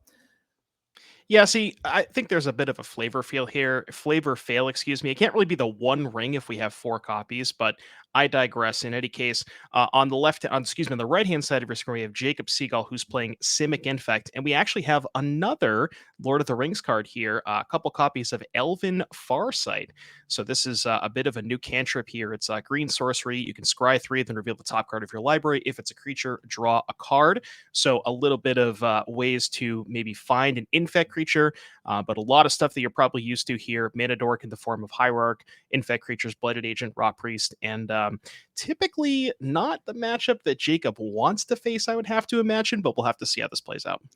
And Jacob's someone who I recognize from feature matches pre-pandemic playing Infect. So someone who, in true modern fashion, has their modern deck of choice that they have become an expert with and lovingly refined over the years, often have lovingly foiled out. You see some of that for Jacob here, and doing pretty well in our tournament here today so far. So we see the first threat dealt with there. We have some main deck Spell Pierce dealing with Narset Powder Veils there from Jacob Segal. But Jacob really going to need to get another threat on the board here before George runs away with this game. Right, George's deck very, very good at kind of answering the threats one for one for, Leyline Bindings, Prismatic Endings, can even Supreme Verdict away one creature. I think one of the more important cards in Jacob's deck is actually Yawgmoth Nexus, because if we're taking a look at George's deck, I know sometimes these blue-white control decks can sneak in a Field of Ruin or two, but it doesn't look like George has any copies as of right now, and that card is a way to dodge the sorcery speed removal spells such as Leyline Binding and Prismatic Ending. Obviously, still have to contend with Solitude, but that is kind of one thing that Jacob is looking for. And looks like, George just kind of content with just kind of past the turn. I believe he picked up Kahira that turn, if I'm not mistaken. So maybe wants to go on the beatdown plan. And that's almost a sign of strength that you can take a turn off, spend 3 mana to pick up this card, which almost certainly going to be completely irrelevant in the game, unless it's being pitched for Solitude, which actually is its most common use, I think, in this deck. Oh, yeah, exactly. Yeah. Basically 3 mana just to get a random piece of cardboard in your hand when you want to, like you said, pitch to Solitude. And, we'll have to see if George has maybe something like a land and a Teferi Time Raveler with the counterspell backup. Teferi Time Raveler, very, very potent against the Infect deck because, if you look at traditional Infect decks, there's a lot of protection spells. You see stuff like, if you look at the deck list here, Vines of Vastwood, Snakeskin Veil, things of that nature, and Teferi just kind of shutting that off entirely. But looks like we're not pitching it to Solitude this game. We're just hard casting a 3-2. Yeah, and 6 turns later, that Kahira might have crossed the finish line if nothing else has happened by then. So Jacob's still on the hunt for just any threat, really. We see a full hand there, but we have to imagine full of various protection spells, interaction of some kind. So that threat might stick, but we got to find the threat first before we can do anything else. Right. Yeah. So we'll looks like a little beatdown plan from Kahira, and we'll have to see what George has as a follow up. If we look at sorcery speed, kind of the threats that George is looking for, there's some Narsets, Teferi Time Ravelers, no 5 minutes of Teferis in George's list, and then obviously a lot of instant speed interactions. So not a ton that George really wants to tap out for, but looks like just kind of content with pecking in with the Kahira for the time being, and kind of see how the turn plays out. Like you said, Jacob, really looking for a threat here, probably something like Yawgmoth Nexus or anything like Bladed Agent, anything like that to kind of get the ball rolling. I think, is that a Pendelhaven at the very top of Jacob's mana base? Correct me if I'm wrong. Looks like it. Yeah, I think I want to say a promo foil Pendelhaven from back in the day. That one, usually the green legendary land you think of these days is Beseiju, but Pendelhaven still an old school banger that shows up in Hardened Scales from time to time, and certainly at its best in Infect as well. We're going to have to play the Triome game. Actually, now that George has all of these fancy lands in play, we could do that if we wanted to. I remember watching earlier, there was the new basic lands. Those are kind of indiscernible when there was one of each in play, and we really couldn't tell which one was which. But maybe we can save that for a later date while George continues to kind of go aggro mode with this Kahira. I mean, it might just go the distance at this point, Dom. Yeah, we do see, I think, is that a Space Unfinity Halo Fountain over there for George Jabbour? Some of those cool full art basics as well. So George is certainly showing off his own personal style with his land choices, and that's there are so many printings of each land in Magic nowadays that you can really customize however you see fit. Oh yeah, there's the world is your oyster when it comes to mana bases in terms of modern Magic, and like you said, looks like a lot of full art triomes. Got some of the space shock lands. I think like you said, I think it's a Hallowed Fountain and maybe a Breeding Pool sneaking in there. But as far as the game is concerned, not really a ton to talk about here. There's really not been spells cast since that Kahira's been resolved, and George is just like I said, just content dealing three, and I mean Jacob. It seems like we haven't found. Oh, okay. Never mind. We found a threat. There's the Yawgmoth. Okay, so we might actually see some fireworks here over the next turn or two. But yeah, generally, if we have an excuse to just be talking about basic land arts endlessly, then we are officially in garbage time at that point. Yeah, exactly. And like you said earlier, Jacob's hand, given the fact that he hasn't done anything for 5 turns at this point, very likely has quite a bit of protection spells in his hand. So we might see a very, very big stack akin to, to the like Flusterstorm, your Flusterstorm type of stacks. And we'll have to see what Jacob decides to go for. And George, because Jacob hasn't had a threat, George hasn't had to use any of his cards. So I imagine he has a handful of Solitudes, Leyline Bindings, which, as you mentioned, does not actually interact well with Yawgmoth Nexus. So yeah, here we go. Nexus animated Distortion Strike, threatening to make it unblockable and pump it a little bit too. And we're going to see if George is going to interrupt Jacob at any point here. Yeah, and if we look at George's instant speed interaction, like you said, it's Solitude, which does kill the Yawgmoth, but then past that, Leyline Binding, no good, Prismatic Ending, no good, Supreme Verdict, no good, and then some counter spells to maybe fight over some of the like on the stack protection spells. So maybe George leads with the Solitude, Jacob has protection, George fights with counter spell. So we'll have to see how this turn develops, and if what exactly we're going to go for. Oh, okay. So that Distortion Strike was not actually, the Yawgmoth could not attack that turn. So what happened was Jacob played the Yawgmoth Nexus, activated it, and Distortion Striked it. So just so he can get the extra 1 damage next turn. Yeah, that's clever because Jacob knows, I think, that it's going to be one big attack or nothing, essentially. And so he's almost putting a down payment on that Distortion Strike rebound for next turn. I'm making sure he has all the mana for that critical fight in the end. And here is the card that Jacob probably didn't want to see. Pretty good against the rebound mechanic. Yeah, exactly. Yeah, it's a very Time Raveler. Not only good against the Distortion Strike, but also potentially breaking up any of Jacob's kind of Vines of Vastwood or Snakeskin Veil type protection. So this is going to be a tough one.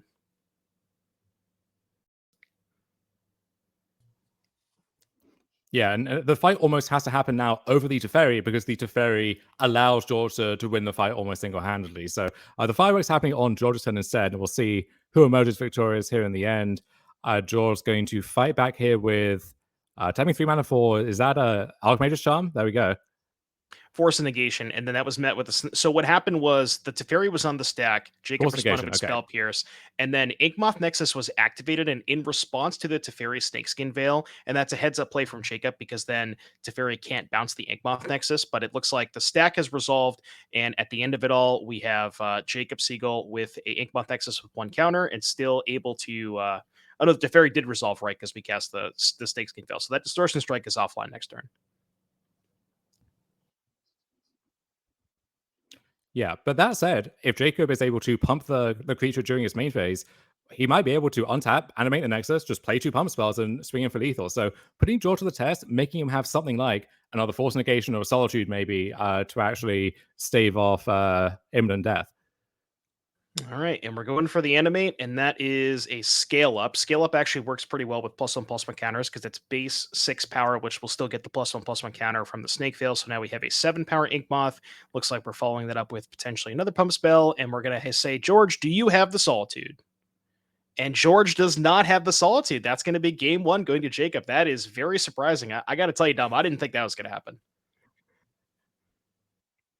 I didn't either, but that's why this Infect deck can be so scary sometimes, is you think you have complete control of the game, they stick 1 threat for 1 turn, and then suddenly you're dead, just like that. And even if you have the interaction, you need to be able to line it up properly, time it right. So often you get greedy, you try and bait out the pump spell, but then they have the Vines of Fastwood or something in response, and your whole house of cards collapses. So, in fact, a terrifying deck to play against, even if you think it's a good matchup. And if it's a bad matchup, there's really nothing scarier in the format. If you're any kind of linear combo deck, I know Tron has been doing pretty well online recently. In fact, going back 10 years or more, maybe Tron's worst matchup in the format. So, in fact, we know it's Jacob's pet deck, if you like, his favorite deck. Going to take a lot for him to put it down, but I think it is also a respectable choice if you're that way inclined. Absolutely. Maybe but Infect potentially does not want to see any copies of the One Ring. Maybe that might make the Tron matchup a little bit better. But I don't know if we have the sideboards ready. If we could take a look at George's deck list, that is perfect. So we'll have to see if George can get a little bit of help here. So the 4 copies of the One Ring that Dom had previously mentioned, that is pretty good in this matchup if you can get to 4 mana, although kind of sketchy against Spell Pierce. But as far as the sideboard is concerned for George here, could look to something like Blood Moon to shut off Yawgmoth, maybe Pendelhaven, potentially wants to go towards Chalice the Void. That seems like a slam dunk. Could look at Wear Tear to maybe again kill Yawgmoth Nexus, and then Dovin's Veto to fight over the pump spells. What do you like here from Georgia's side? I think Chalice of the Void is an interesting option here because the Infect deck relies on having this low curve with a lot of these 1-mana pump spells, creatures, and interaction. And so if you can shut off 20, 30 cards in one fell swoop, that's a pretty good deal to me. Then, as you mentioned, Blood Moon, the Infect mana base is pretty shaky, and it does rely on Yawgmoth Nexus for a lot of these more resilient kills. Blood Moon, though, it is a 3-mana card in the face of stuff like Spell Pierce, so you might not always find a good way to land it, but potentially a very powerful option there as well. And then there's Dress Down, which we might end up with some interesting rules questions around Dress Down timings and Infect and reanimating Yawgmoth Nexus and so on. So seal yourself potentially. I'm not prepared for those down. Let's leave the dress downs in the sideboard, and maybe we could take a look at the Infect sideboard here for Jacob Segal. And we're looking at some Spell Pierces, probably good at fighting over stuff like Teferi Time Raveler. Veil of Summer could help against the counter spells. And Shaper Sanctuary, maybe that's something we want to go towards. Yeah, Spell Pierces look phenomenal. I want all 4 of those in my deck. Could make a case for Veil of Summer as well. Just a lot of blue interaction in George's deck, including the Force Negations. And then Shaper Sanctuary, there's a lot of debate around this card over when exactly is it good? How much removal do you need to be fighting through for this to be worth it? I think it's good against a lot of these Lightning Bolt, Unholy Heat style decks. Against George's deck, I think I would probably leave it on the bench. Yeah, the awkward part about, I guess going back to Veil of Summer specifically is there's a lot of white interactions. So you have Prismatic Ending, Solitude, stuff like that Veil of Summer doesn't fight over alongside the Supreme Verdicts. But yeah, the Shaper Sanctuary, I guess the only thing that Shaper Sanctuary doesn't really hit is Supreme Verdicts, but good against the Solitudes, the Prismatic Endings of the world. So maybe wants to look towards those Shapers. And if Jacob is, maybe aware of George's typical use of Chalice the Void, maybe wants to go towards those forces. I don't know if he knows that George has Chalice or not, but if that's something he suspects, it probably is an avenue that he wants to pursue, I guess I should say.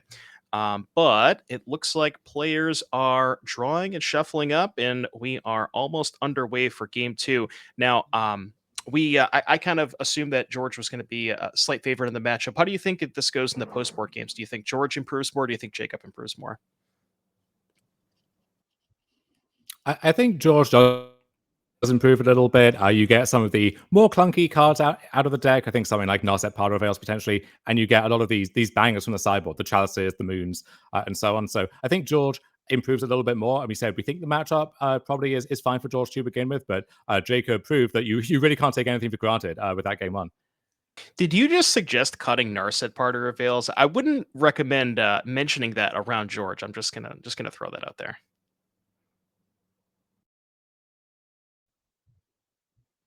Oh yeah, I'm prepared to suffer my punishment for that. I know George has a love affair with that card that will never die, but I think right now, Narset might be better than ever, given the popularity of the One Ring. This isn't really a matchup for that card, but maybe every matchup is a matchup for that card.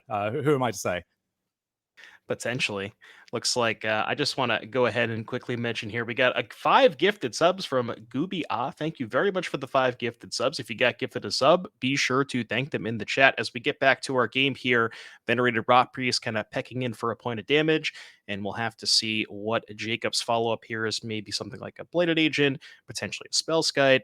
A lot of options here as Jacob proceeds to his second turn. Looks like we're just going to pass. And for George, is it big time to see if he wants to go for Teferi Time Raveler? Yeah, the Rod Priest is a really interesting addition to this Infect deck. Another really promising one-drop, something that the deck was lacking before, but it doesn't really interact with your pump spells or with the Infect mechanic quite in the same way as any of the other creatures do. So it's kind of playing this parallel game that can sometimes work into your main plan. Yeah, it's almost like kind of the 1-2 punch of Venerated Rock Priest plus Shaper Sanctuary, where you kind of just get them on both ends. If you target my creature, I basically draw 2 extra cards, because most of the time, a poison counter is almost effectively worth the card in some circumstances. It looks like George is just going to go ahead and pass the turn back. Maybe doesn't want to play into something like a Spell Pierce, and we'll have to see what Jacob does. Yeah, worth noting as well, Jacob, with the full 4 copies of Venerated Rock Priest, only 2 Glisten Ralph, the hallmark one-drop of the deck for so long. I think in a world of cards like Ren and 6, and maybe even stuff like Orcish Bowmasters now, just a 1/1 that gets pinged down easily, gets blocked on the ground, that's more vulnerable than ever, and so you need a way to kind of bob and weave around all of that. Yeah, you bring up a very good point. The fact that Venerated Rot Priest dodges Red and 6. Also, it makes Fury a bit of a more awkward proposition, especially if there's 2 Venerated Rot Priests in play. You really sometimes just can't afford to Fury 2 Rot Priests away, because you might just be dead on the spot.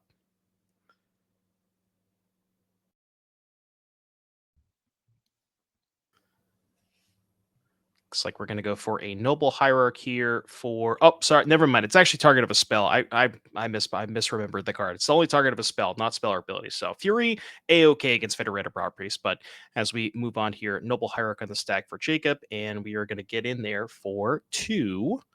George going to take 2. Yeah, we're very accustomed to these ward effects or other things that tax you for spells or abilities. Rot Priest actually worded subtly differently, so only punishes spells. But definitely something to be aware of in this matchup with a card like Leyline Binding, right, which is a spell, but it produces an ability, and that's the removal part. So gotta check where that trigger's coming from. Exactly. So George gonna go ahead and deploy his 4th land here. Maybe this is probably a pretty good spot for something like a Supreme Verdict, if that is something that George has access to, especially with no Yawgmoth in the battlefield. So no real access to a threat next turn for Jacob. Wonder if George is maybe worried about potentially an indestructible spell. I don't know if the typical Infect list usually play cards that give indestructible. Maybe that's something that's crossing his mind at least.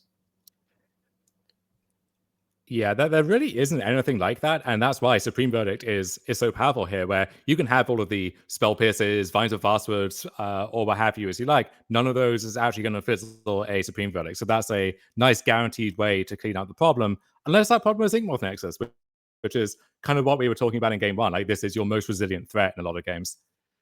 Yeah, and that's exactly what happened Game 1, like with Jacob just basically killing George out of nowhere with the Yawgmoth. And like we talked about, George just doesn't really have a ton of answers. At least Game 1, just the Leyline Bindings are off, the Prismatic Endings are off, unless something like a Solitude comes up. There's not a ton that George can really do about the Yawgmoth, and kind of just playing a little bit of Drago here. George not willing to commit into a Spell Pierce, and Jacob, doesn't really need to commit more to the board. We're just kind of chucking in for 2 a turn.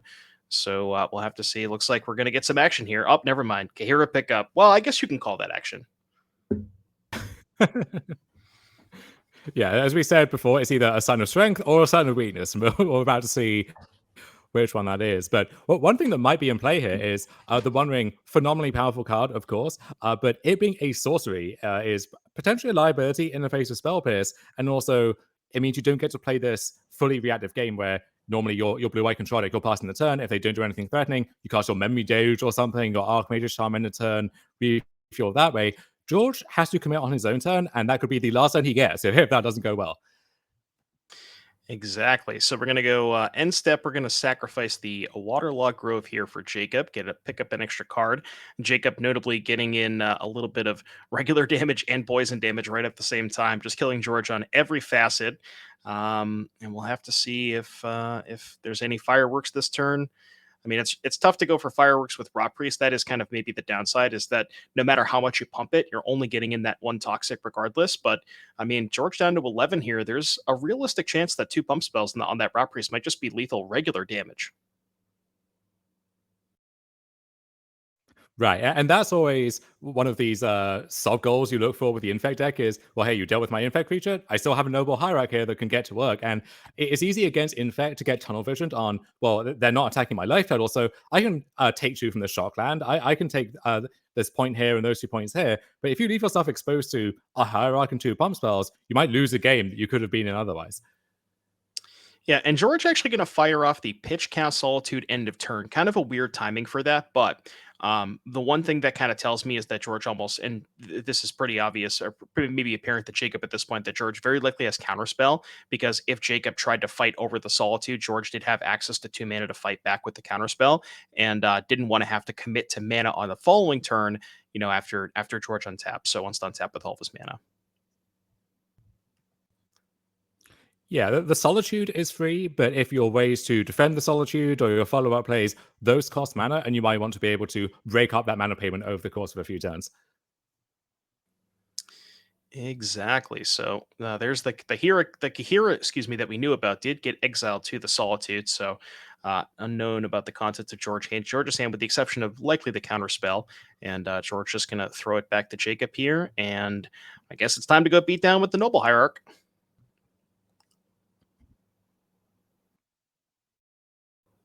Yeah, George, just about getting down to single digits, kind of in range here. Got to start getting a little bit scared.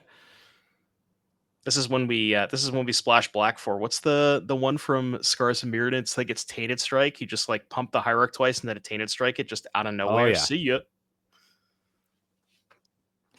Tainted Strike, the backbone of many, many glass cannon combo decks with Kiln Fiend and such back in the day. Turns out if you're actually just doing the Infect thing, don't need something like that, but definitely brings up some fun memories. All right, this 4 mana. We're gonna see it. There it is, the ring.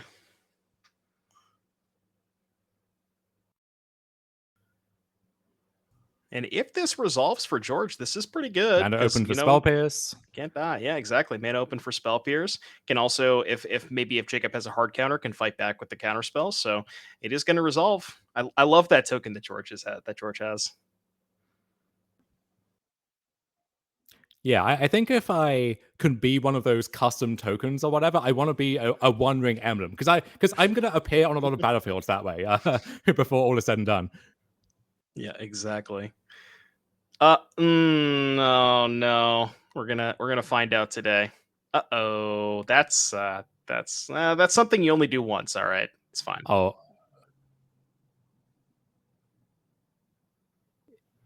Yeah, you want to learn that lesson playing some leagues on your own in private, ideally not in front of the 1,100 viewers who have joined us here on this fine Saturday afternoon. So hopefully you're all being entertained by what just happened here. Yeah, that's The One Ring, of course, is indestructible, which is that's yes, one of those ideally mistakes something that you only learn make by once. reading the card and not by attempting to destroy it. Yeah.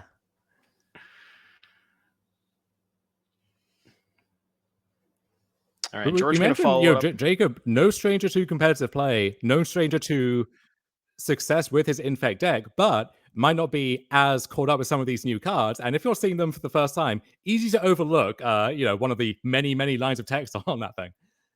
Exactly. And we see a follow-up here from George, a Teferi Time Raveler. Now, this one goes kind of crazy with the One Ring, because you can basically just loop it, where you go Teferi, bounce the ring to give yourself protection again. So Jacob really does not want to let this Teferi resolve. Going to fight over with Spell Pierce, which George can pay for, but if George pays for it, then he wouldn't have made it to recast the ring. So kind of a little bit of a reprieve here for Jacob.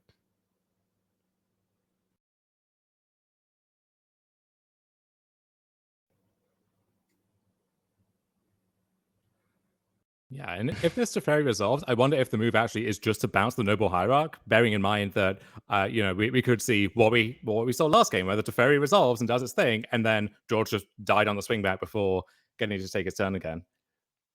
Right, especially with Jacob at 8. Now, George, there's a second Spell Pierce in the stack here. Now, George is kind of contemplating here where maybe you could run into a situation where George, say, pays for the Spell Pierce, then still Teferi in the stack, you go Protection Spell on your Noble Hierarch, Teferi resolves, the Noble Hierarch can't get bounced, and if Jacob has 2 pump spells, that's just game over. So George has to really think about whether he wants to pay for this Teferi or not.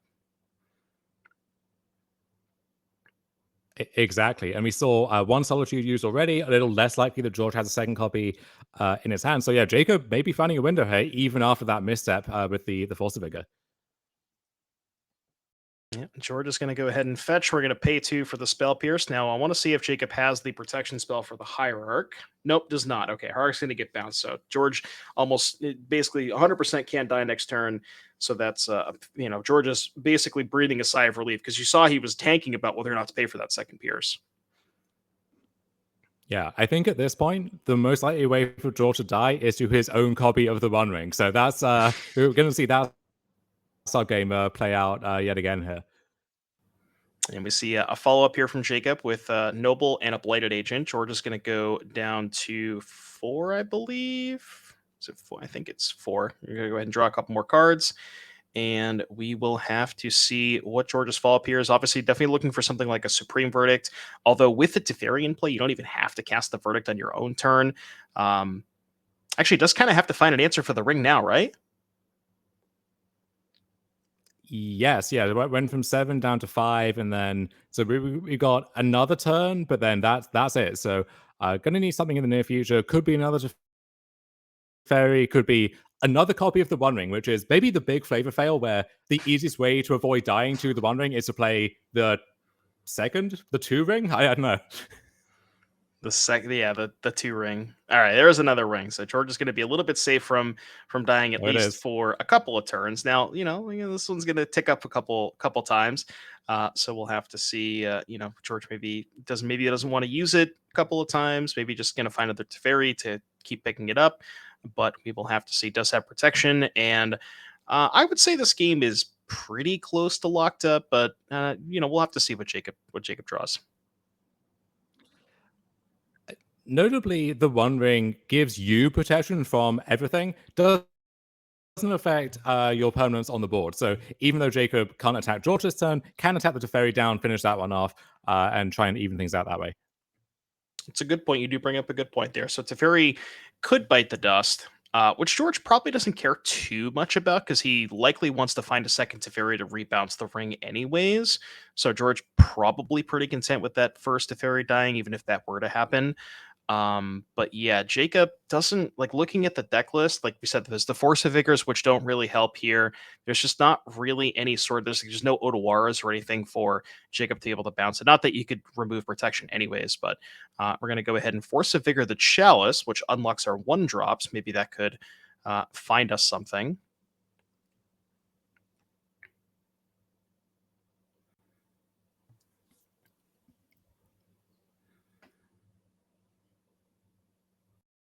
And what this says to me is Jacob may have seen George playing with Chalice in previous rounds, or maybe just knows George's reputation, knows what his lists tend to look like, and knows that he needs answer for the Chalice. Because even though Force of Vigor is a fairly narrow card otherwise, especially if it can't kill the One Ring, you just need to be able to remove the Chalice and stop it from ending the game on the spot. Also, maybe Blood Moon is more of a surprise, but that one as well, just another thing that if you need to kill it, you really need to kill it. Right. I'm kind of curious as to why we cast the Might of Bold Crossa, because we had the Teferi was at 2, and we had Bladed Agent plus Noble Hierarch that could have threatened the Teferi, but we decided to go kill the Chalice and then fire the Might of Bold Crossa. So I'm a little curious as to why we did that. Maybe playing around a Solitude in combat, and like in theory, if Solitude gets cast, it can't like trade. But then no, because the Solitude can't block the Bladed Agent anyways. But in any case, we're going to Jacob's turn, firing off a Mutagenic Growth, which makes it a 3/3, and there is the Solitude.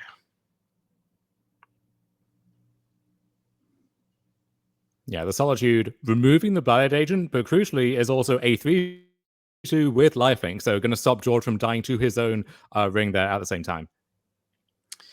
Yeah, and now with no creatures in play, Teferian the One Ring with the lifelinker, I'm fairly safe in saying that this one's probably locked up. George thinking about if he wants to activate, and obviously, if George has the opportunity to draw 2 cards, he's going to take it, even if it means he's got to pay a little bit of life. Yeah, if George would die on the spot from drawing 2 cards, I'm pretty sure he would still do it. That's how much the man loves his card advantage.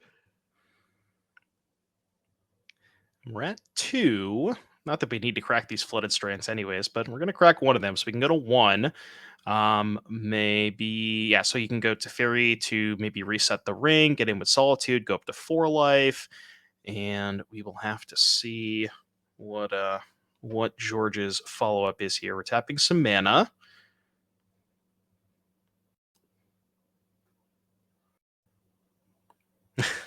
All right.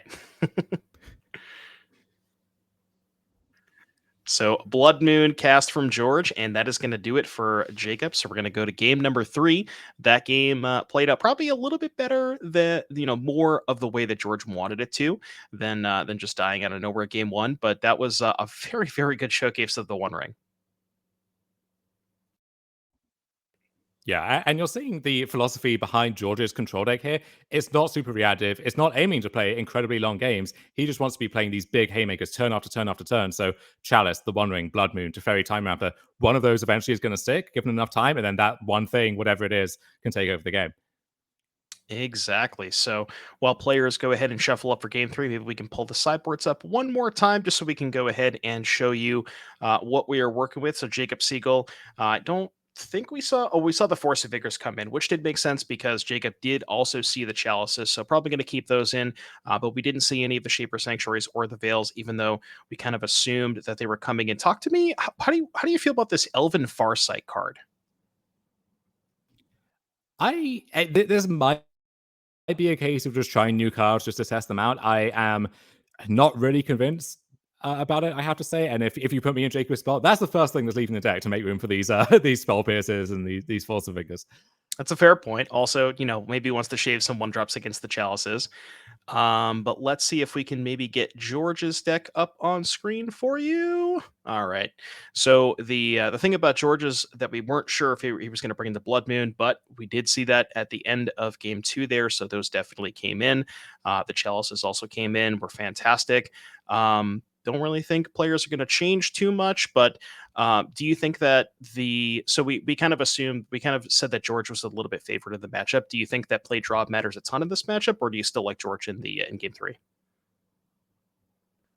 I think it does matter a lot, especially cards like Chalice of the Void, where either that's locking out a bunch of 1-drops, or they get to deploy their 1-drops before the Chalice comes down. Same thing with Blood Moon, right? So often, if you're on the play against Blood Moon, you maybe have a chance to fetch that basic that you need, or to maneuver around the Blood Moon in other ways. If you're on the draw, sometimes you tap out for your Blighted Agent, and you get Blood Moon, and you don't cast another spell. So definitely very swingy play versus draw versus these effects. Would also say, even cards like the One Ring, right, Teferi, Time Raveler, George's deck is set up in such a way that being on the play gives him a big edge. Even now on the draw again for game 3, I would say that I like George's side of it, but we'll see if Jacob can steal game 3 like he saw game 1. Yeah, I'm with you. Big fan of George. Even with Jacob on the play, it just seems like he has all the tools and even enough early plays with like Prismatic Ending, Solitude. Even can fetch the Leyline Binding, or can fetch 2 Leyline Binding early. So has enough early tools, and then those, just like you said, those haymakers that just basically kind of just feels like they end the game on the spot. Even like a Chalice on turn 2, if Jacob doesn't have an answer for it, some percentage of the time his hand's just not going to be able to beat it.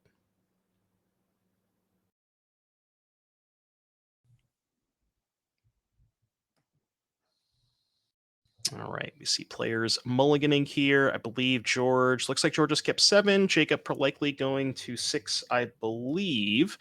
But we will have to see exactly kind of what they decide to do.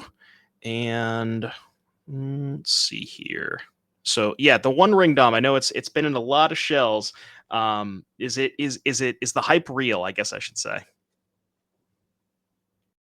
It is, yeah. And the first game I saw it in action, I thought, I am so stupid for not realizing this card's potential months ago, because this was the first card we knew about from the set, right? This was, I remember in an airport, like the last round of RCs coming back, this card getting spoiled, looking at it and thinking, okay, this is a weird card, but I think it could be good. Turns out the card is phenomenal. And yeah, going to be a format-defining card in Modern, maybe even Legacy or Vintage as well for the foreseeable future. So definitely price to move. I think, you make a Lord of the Rings set, you want the One Ring to be an impactful card, and they certainly hit on that front. Oh, yeah, absolutely. All right, players off to the races here. Jacob with the fetch land, and George going to match him with a Misty of his own. No one drop here for Jacob, so no Noble Hierarch, Glistener Elf, or Venerated Rock Priest, none of that stuff. And we're just going to go for a tap land. We talked about in the first couple of games, Yawgmoth Nexus is probably Jacob's best threat because George just has fewer answers to it. Because, like we said, the landline bindings and the prismatic endings don't really touch it. But the problem with Yawgmoth, it's a little bit more mana intensive, so you have to kind of commit more mana to it on the turn that you're trying to go for a kill. So we'll have to see how this game plays out.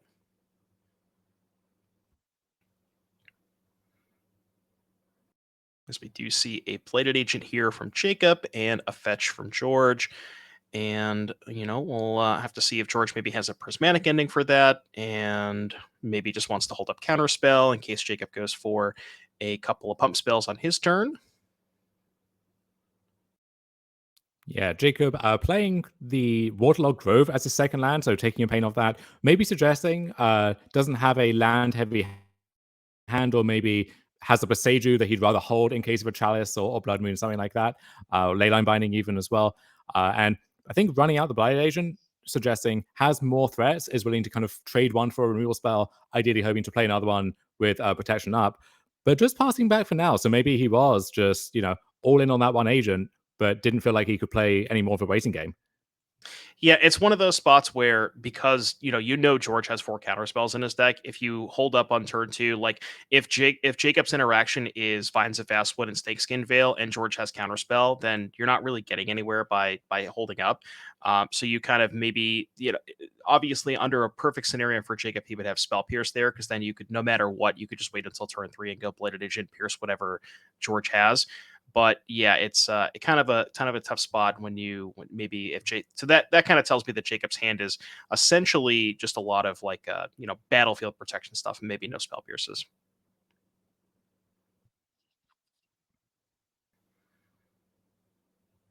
And we will get the winner of this match in the booth with us for a quick interview after this. So we'll get to ask George about his latest build of blue eye control, or Jacob about, Infect and also the propeller hat potentially.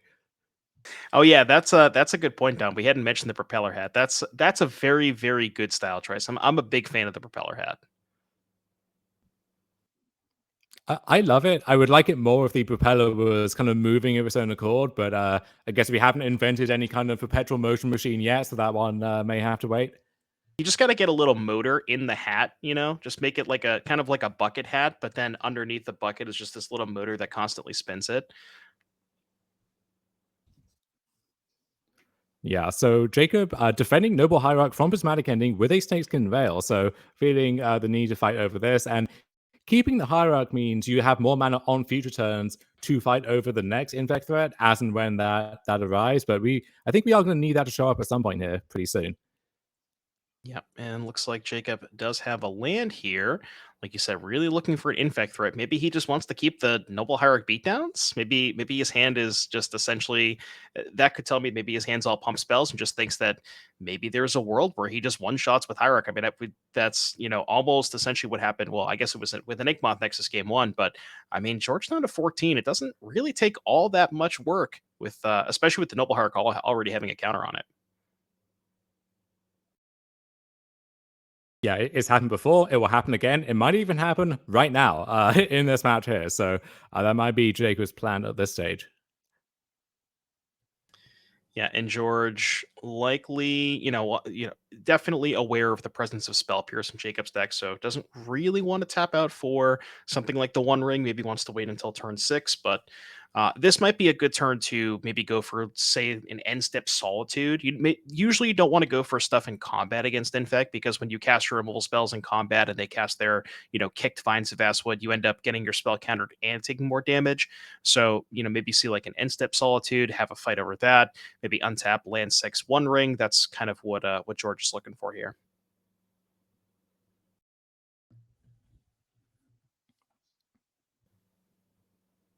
We can't get a great look at what George has in his hand. Kind of shuffling away from our cameras here, but so we'll have to figure that out for ourselves. And really could be a lot of different things at this stage. Could be removal, could be reactive cards, could be some maybe more expensive things like the One Ring that maybe we're waiting for that 6th land to play around Spell Pierce. So a lot of things that it could be, as far as I can tell.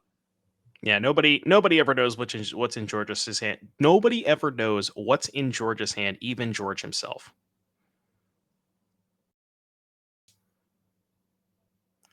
All right, see 2 mana here. We got a Spellskite. Okay.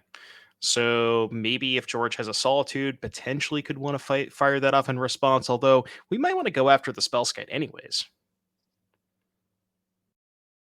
Yeah, the Spellskite almost forces you to go after it before you go after the thing you really want to go for. So going to have one fight here and then maybe another fight over whatever is coming up after this.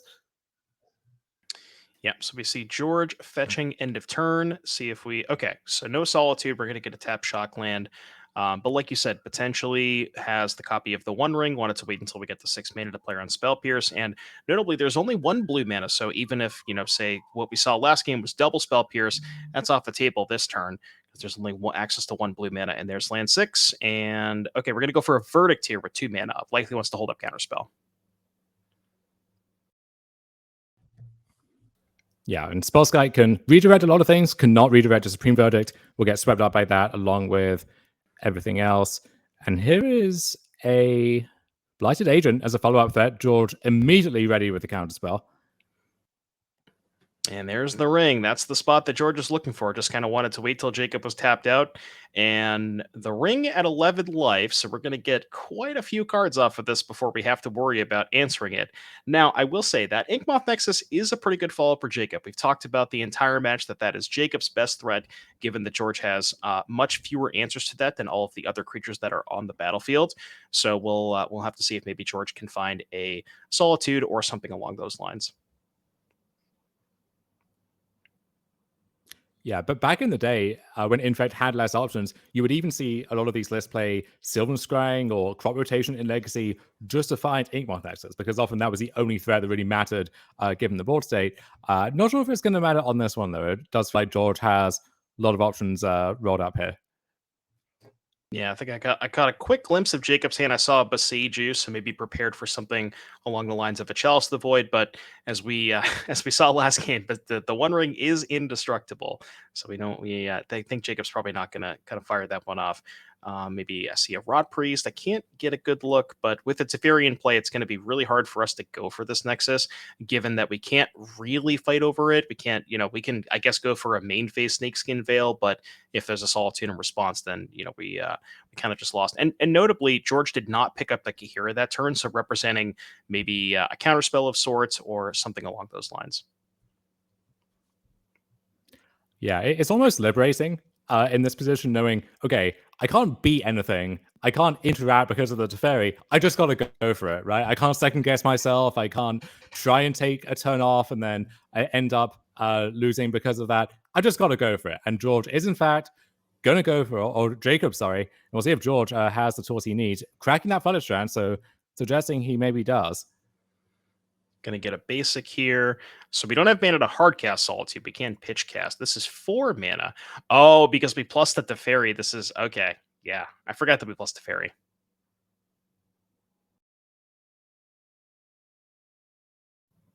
Yeah, and that combination of Teferi plus Supreme Verdict, absolutely backbreaking, right? Like, Nexus, your best answer to Verdict. Verdict at instant speed, really just impossible to navigate around at all. Right. Yeah, there's just really nothing that Jacob could have done at that point. And as we see a Chalice the Void hit the battlefield on 1, George is going down a little bit with the ring, but has that Teferi. We're going to go ahead and even reset it to just make sure that there's no way we can die to our own ring. And yeah, this one is almost. I'm willing to call this one over, Dom.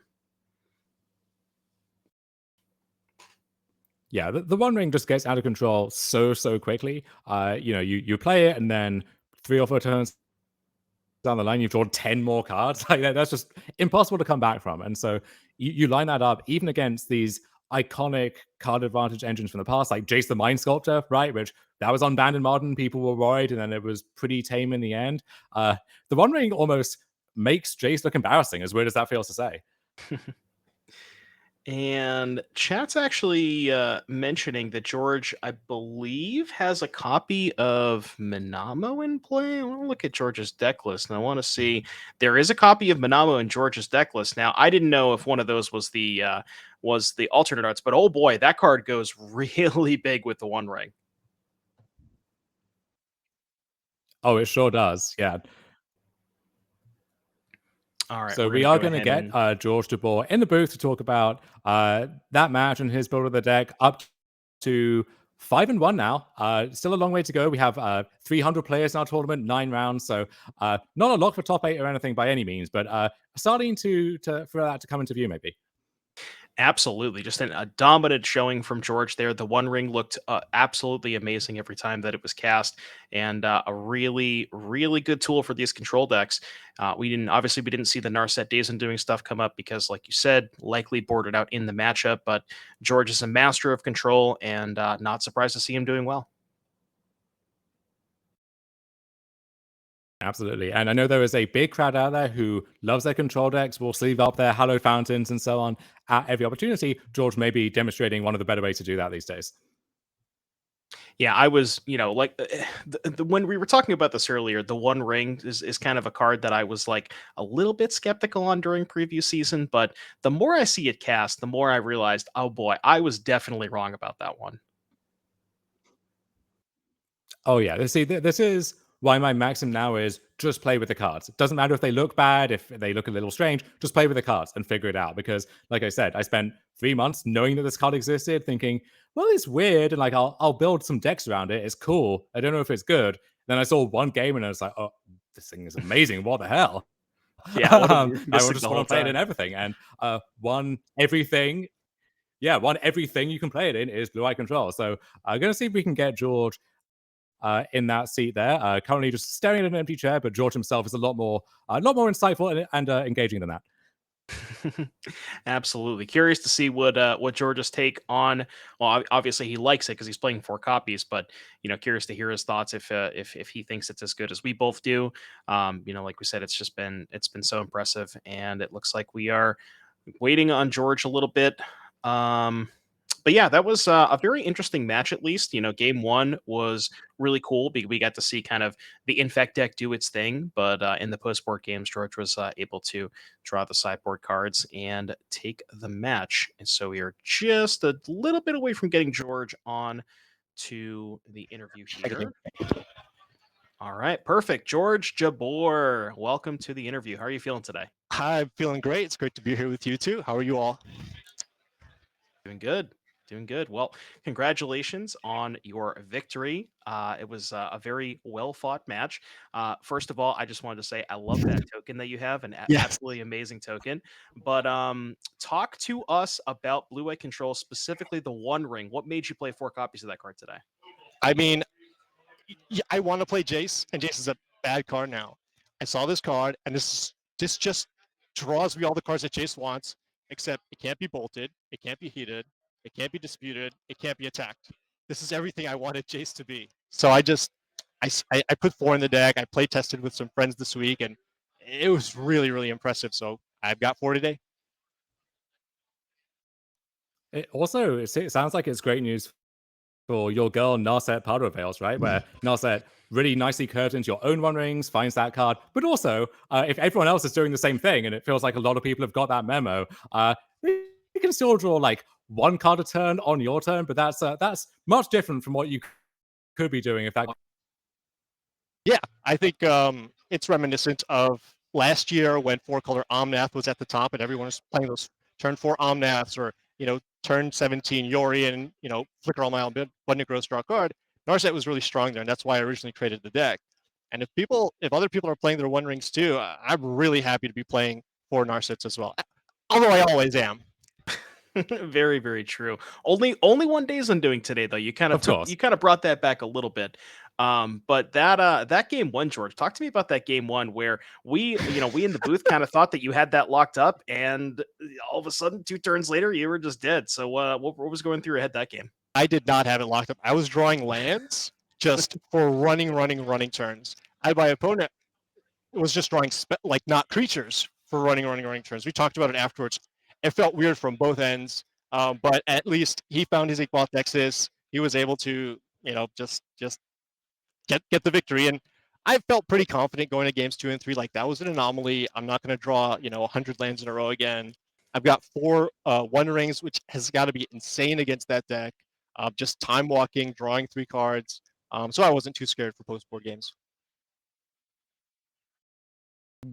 Talk to us about this deck in the context of Modern as a whole at this point, because we do see a lot of these new cards are shaking up the format a bit.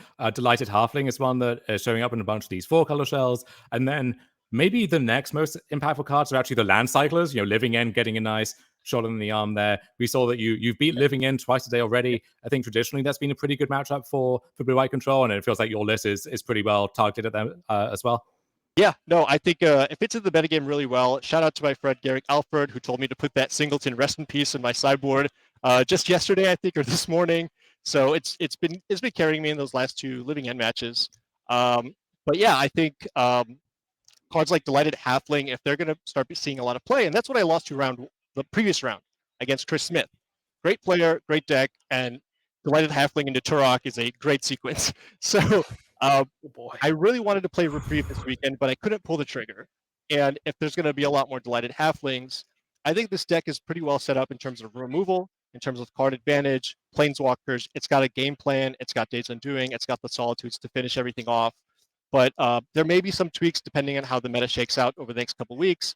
Maybe you split with Reprieve and Counterspell. Maybe you go 4 Reprieves. But we'll see how it goes. And I think the main deck, 3 Force of Negation, 2 Subtlety, 4 Solitude, you're able to just tap out on 3 for your Teferi, your Narset, your One Ring, and really not be too concerned about what's going to happen for that one turn for the opponent. Yeah, that one turn where you can just say there's nothing you do matters. I'm gonna get to untap, and that's just the best feeling as a control player. So George, I thank you very much for interviewing with us. I appreciate it. I will not be surprised to see you when we see you in the top 8, I should say. And good luck in the rest. Thank you, Dom. Thank you, Doom. See you guys. All right, so we're gonna see if maybe we can get you a backup matchup here, where. All right. Okay, so just heard word from production that unfortunately we do not have a backup matchup here. It looks like players have already gone into time, so we are close to the end of the round. So I believe we're gonna go ahead and throw it to a break? Question mark. All right, perfect. So we're going to go ahead and throw it to a break in just a second here. So we will be back within, we'll say 10 or 15 minutes, maybe. And thank you all for tuning in, and we'll see you back here in just a little bit.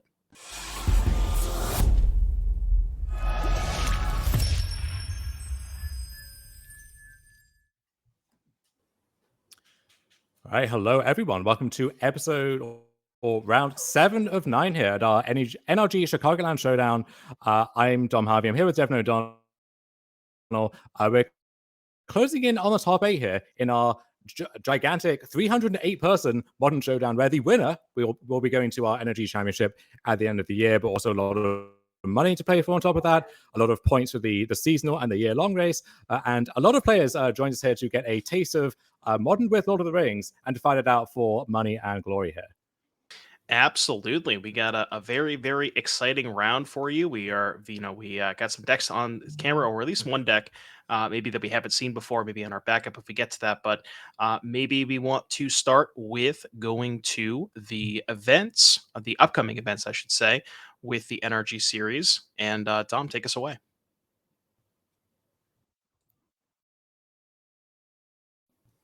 Yeah, so you see there we are going to St. Louis at the beginning of July there for our team showdown. Modern Pioneer each other at the championship at the end of the year. Our 5K Legacy trial there on the Sunday. Going to Detroit after that, kind of near my neck of the woods. Going to see maybe if I can make it out to that one as well. And we have a few more events on the calendar going into the end of the summer and into the fall as well.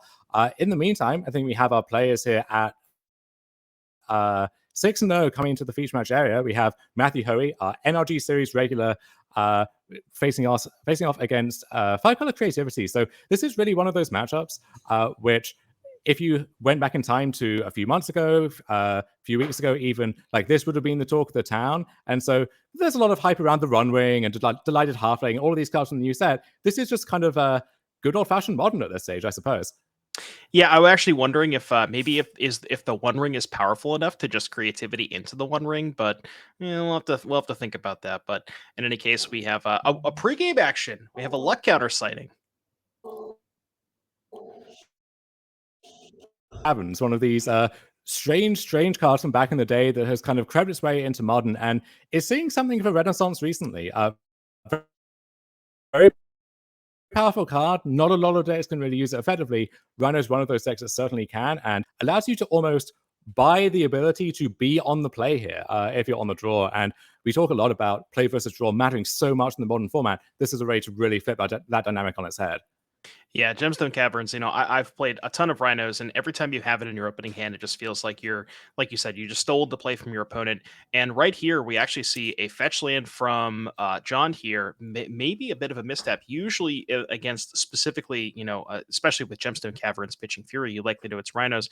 Maybe you wanted to leave the fetch uncracked, but we're going to go ahead and not only are we on the play, but we're also effectively getting a tie walk here on turn 2 for Matt.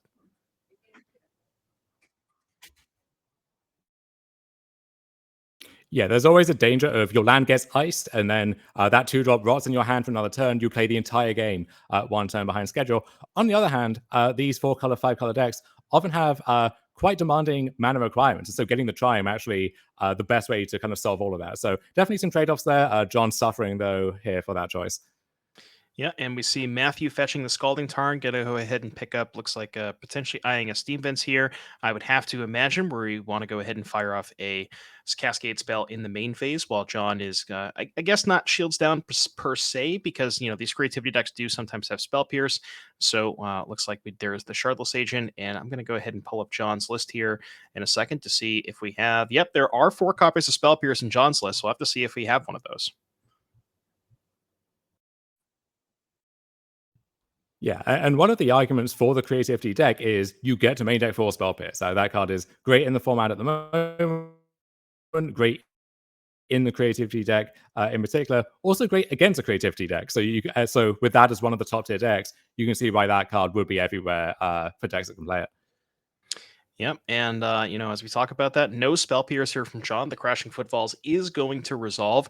Really going to need something like a Teferi Time Raveler on the next turn, which will not only bounce one of the Rhinos, also likely gain you 2 life, because you want to make sure, like, from Matthew's perspective, you do kind of have to get the Teferi off the battlefield, because you need to be able to fight on future turns over Creativity with something like Force Negation. So we'll have to see, exactly what happens on John's turn, but really wants to get a Teferi here, and if Matthew has a Force Negation, we might even just be done right now.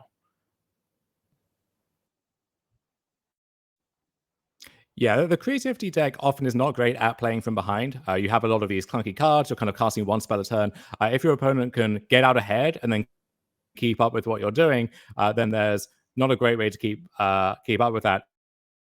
Unless game in your favor, that's a lot of setup, though, when you're facing down 10 power on turn 3 and there's not much you can do about it. Yeah, and we see a Renin 6 into pick up a land and Prismatic Ending one of the Rhinos, which is a decent exchange for John, but not exactly kind of the exchange that he wants to be making, where normally under normal circumstances, a threat is played, you just play your removal spell, answer the threat, but you've answered a third of the threat, and there's still 6 power in play on Matthew's side. And to be honest with you, Matthew might not even care about the Renin 6, especially if there's another Cascade spell in hand. Might just want to go to John's face, slam another Cascade spell, and say, look, even if you arc on me, it's not even going to matter. I'm just going to kill you next turn anyways. Yeah, John did show us and potentially Hoey as well that he does have that creativity in hand. We know thanks to Ren and 6 that we have Fetchland for Dwarven Mind into creativity rolled up for next turn, but that play carries a lot of risk with it. Any form of interaction from Hoey will be enough to disrupt that. And so normally, if you can play a longer game, you can find a window to creativity for 2, or you play creativity with backup of some kind, you land at a Teferi first. Wagner just doesn't have that time right now, especially with the second Cascade spell and the second Crashing Footfalls, adding 8 more power to the board here. So, as you mentioned, yeah, John could get an Archon into play and then just die on the crackback there. Yeah, so John is going to fetch to 9, I believe. I think we took 8 damage out of 10. The fetch is going to bring John to 9. Archon's going to go, well, Archon's not going to go into play. Never mind, we're done. But even if the Archon did go into play, John would have went up to 10, sacked the Shardless Agent, and still would have been contending with 3 Rhinos. So still would have not necessarily been out of that. But let's take a look at John's sideboard here. We have a couple of copies of Flusterstorm, an Emrakul, 3 Nature's Claim, a Turn to Earth, 2 Gale of Summer, 2 Hallowed Moonlight, a Terra Sunder, 2 Dress Down, and a Boseiju. What do you like here from John's side of things? Love the Flusterstorms, love the Hallowed Moonlights. One of these really versatile kind of sleeper sideboard cards in Modern. Hits creativity itself, hits Rhinos, Yawgmoth, Living End, a lot of other stuff as well. So some nice, cheap instant speed answers there. Veil of Summer, potentially. The Rhinos deck has its own blue interaction like Force Negation, Mystical Dispute. So often you get into these big stack fights. Veil of Summer, very nice at giving you the win in those. And then also the Boseiju, if you expect cards like Blood Moon can contest that properly. And I think that's probably going to be it from John's side. All right, perfect. Well, let's go ahead and see what Matt Hoey has access to potentially bring in against John's 5-color creativity deck. All right. Actually, we're not going to have Matthew Hoey's sideboard up here on screen for you, but I can read it off because I have the deck list in front of me. So we have 4 copies of Endurance, 4 copies of Force of Vigor, 3 Blood Moons, 2 Furies, a Boseiju who endures, and a Gemstone Caverns. What do you like here from Matt's side of things?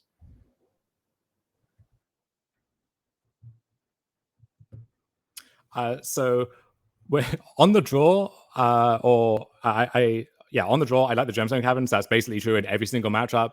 And we also have the Boseiju in the sideboard, which can do some work here, but one of the nice features is letting you kind of swap your land count with the Caverns in and out, so you can always max out on those if you need to, and then when that is the worst land in your deck, and also legendary, you can minimize those and still have enough lands in your deck. Other than that, Endurance, Force of Vigor, not going to be at their best here. Blood Moon, one of the better cards, though, against creativity. They can nick out of it. They have Fable, they have other stuff, but their mana base, despite being all mountains, a lot of those are mountains that you really need to make other colors, and so making those just mountains is a pretty powerful tactic. Right. No matter how many actual, other mountains you have in play, if there's a Blood Moon to play and you play a Dwarven Mine, it's going to come into play and tap, but you're not going to get anything off of it. Yeah, and I like the point you bring up about the Gemstone Caverns, because Matthew did win game 1, is going to be on the draw, so gets to board in an additional copy of Caverns alongside the 2 in the main. But yeah, I agree with everything you said. Blood Moon is a slam dunk here. And we will have to see how the post-board games play out now that Matthew did have the Caverns in his opening hand with an additional copy, even more likely to have one now that we will have to see if we have some more luck counters. And let's see, looks like players are deciding if we're going to go ahead and take a mulligan. As far as the matchup is concerned, just from kind of a normal standpoint, who do you usually find favored in this matchup? I think it's pretty close and also pretty intricate. I think a good Rhinos player can outmaneuver a less experienced creativity player and vice versa. I think I like the Rhino side, just kind of what you saw in game 1, where creativity is a little clunky and Rhinos is pretty good at exploiting that. But definitely anyone's game, still a pretty close matchup. Yeah, I've played this matchup quite a few times from the Rhino side of things. I do agree. I think it's a very close matchup. There is some ways to kind of leverage, play skill and stuff, and exactly when to fire off. Like the fire aces, sometimes you want to hold them for a token. Sometimes you want to hold up Dead Gone for tokens. So there is quite a bit of play. And I do see the Gemstone Caverns in Matthew's hands. So, this is a 6-card hand, but if we do keep that, we will have a luck counter sighting. And Matthew can't take a look at the rest of his hand. Looks like a Fire Ice, a Cascade Spell, a Gemstone, a Gemstone, a Footfalls, and a Force. So I would have to imagine that's a keep. Yeah, Gemstone Caverns is legendary, so you would think there's a risk involved with drawing several copies of that. The nice thing is, though, if you put one of those in, you just exile the second copy to it and get your full value that way. That said, you put a Caverns into play and you draw another Caverns for your second turn or something. Just one of the worst feelings in Modern right now. Right. All right. Well, we're off to the races here. We do see another Gemstone Caverns, and we saw that there was a Fire Ice in Matthew's hand. Now, I'm curious to see if John is going to crack this fetch here. You did mention that, with Leyline Binding in the deck list, sometimes John just doesn't have the ability and can't afford to not crack the fetch there. Does have to get the Triome, but we will have to see if, and look at that. See, John, gets Fire Ice game 1 and says, you know what? I'm going to not crack this fetch line game 2. Yeah, there's also this weird dance though, right? Where if you hold your fetch lands and then maybe you have to fetch shock several lands in one go to cast your spell, well, against a deck that's chipping away at your life total, and then if they resolve a footfall, so attacking for 8, that damage really does add up. So there are definitely trade-offs, whichever route you take there. Oh, for sure. Yeah, like you said, John's going to have to go ahead and fetch shock twice here, starting the game at 14, just to play a Renin 6. And if Matthew puts 10 power into play, he just doesn't even, you're already so far behind in terms of the race here. Maybe we'll see if John has to follow up to Fairy or something. But yeah, that's a very good point. Just John having to spend, that's the trade-off, right? Where you don't crack the fetch, but you have to pay basically an additional 2 life to not get ice there. But that kind of leads me to believe that John may not have maybe doesn't have a third land in his hand if he's really valuing this Renin 6 here, because he knows that he's going to have to be able to play Teferi on 3 to kind of contest the Shardless Agent that he expects. So that maybe could tell me that John doesn't have a third land. And look what Caverns did in this game, right? Where if John is properly on the play, he casts Ren on 2 and then has some breathing room before that crucial turn 3 where Hoey can try and cascade into footfalls. As it is, Hoey's on the draw and can now punish this tap out for Ren 6 by just cascading if he has the Agent or the Outburst in his hand. Yep. And also, post board, now that we have access to Blood Moon, that's another powerful card that Matthew could go towards. Is going to fetch basics. I don't believe I saw Blood Moon in his hand, but wants to fetch the basics just in case that card is drawn. Looks like we're likely going to go for a Shardless Agent here. And yeah, this Gemstone Cavern's just doing God's work over here. Yeah, Blood Moon is weird psychologically, where from the other side, you're hoping and praying that your opponent doesn't fetch basics, because you know what that means if it's coming down to that. So really, any of the 3 drops, Blood Moon or Cascade into Footfalls, would be pretty backbreaking for John here. But at least, at least if it's Cascading, you can cast your spells and try to fight over that. If it's Blood Moon, that just might be the game right there and then. Yeah, exactly. And these creativity decks, I feel like at some point they used to sideboard basics, but we did see John sideboard. I don't know if maybe that's fallen out of favor, but there's no basic lands. Well, never mind. There's a basic mountain, but that one's not going to help you that much against Blood Moon. But outside of that, there's no access to basic lands. So if a Blood Moon does resolve, he's going to have to look towards something like maybe a Fable the Mirror Breaker, get a treasure token, and able to cast some spells from there. And looks like we see Prismatic Ending take care of a Rhino, and likely going to go upstairs with the Renin 6. But that means no Teferi this turn, which is probably if you're in Matt's side, if you're in Matt's shoes, probably a breath of relief. Yeah, some of these creativity lists in the past have had the basic planes floating around somewhere, because a lot of your removal is white, and so if you can get the planes, you can cast the binding, get yourself out from under the Blood Moon. Problem there is all of your fetches have to be ones that fetch mountains, and so it's only your Arid Maces that fetch your basic planes, and so your Bloodstained Mires or your Wooded Foothills or whatever are not going to help you there. Yeah, and this turn from John here, not the best. Renin 6 down tick, second Renin 6 just to kill the Shardless Agent. That's not really where you want to be from John's side of things. Now, did answer 2 of the creatures on Matt's side of the battlefield, and I believe Matt's hand is all reactive cards, so no second threat here. So if this Rhino is dealt with, Matt doesn't really have anything left over. We see Matt, the Rhino going upstairs, but even just the Fire Ice making it so John can't really go for creativity here. Well, I mean, John may be forced into a position where he has to, but we have plenty of answers to take down a Dwarf token. Yeah, so Hoey now with a decision maybe of, do you take a turn killing the Renin 6, or John's at 12. Do you just go upstairs and put him on a 3-turn clock, especially with the triple interactive cards in your hand?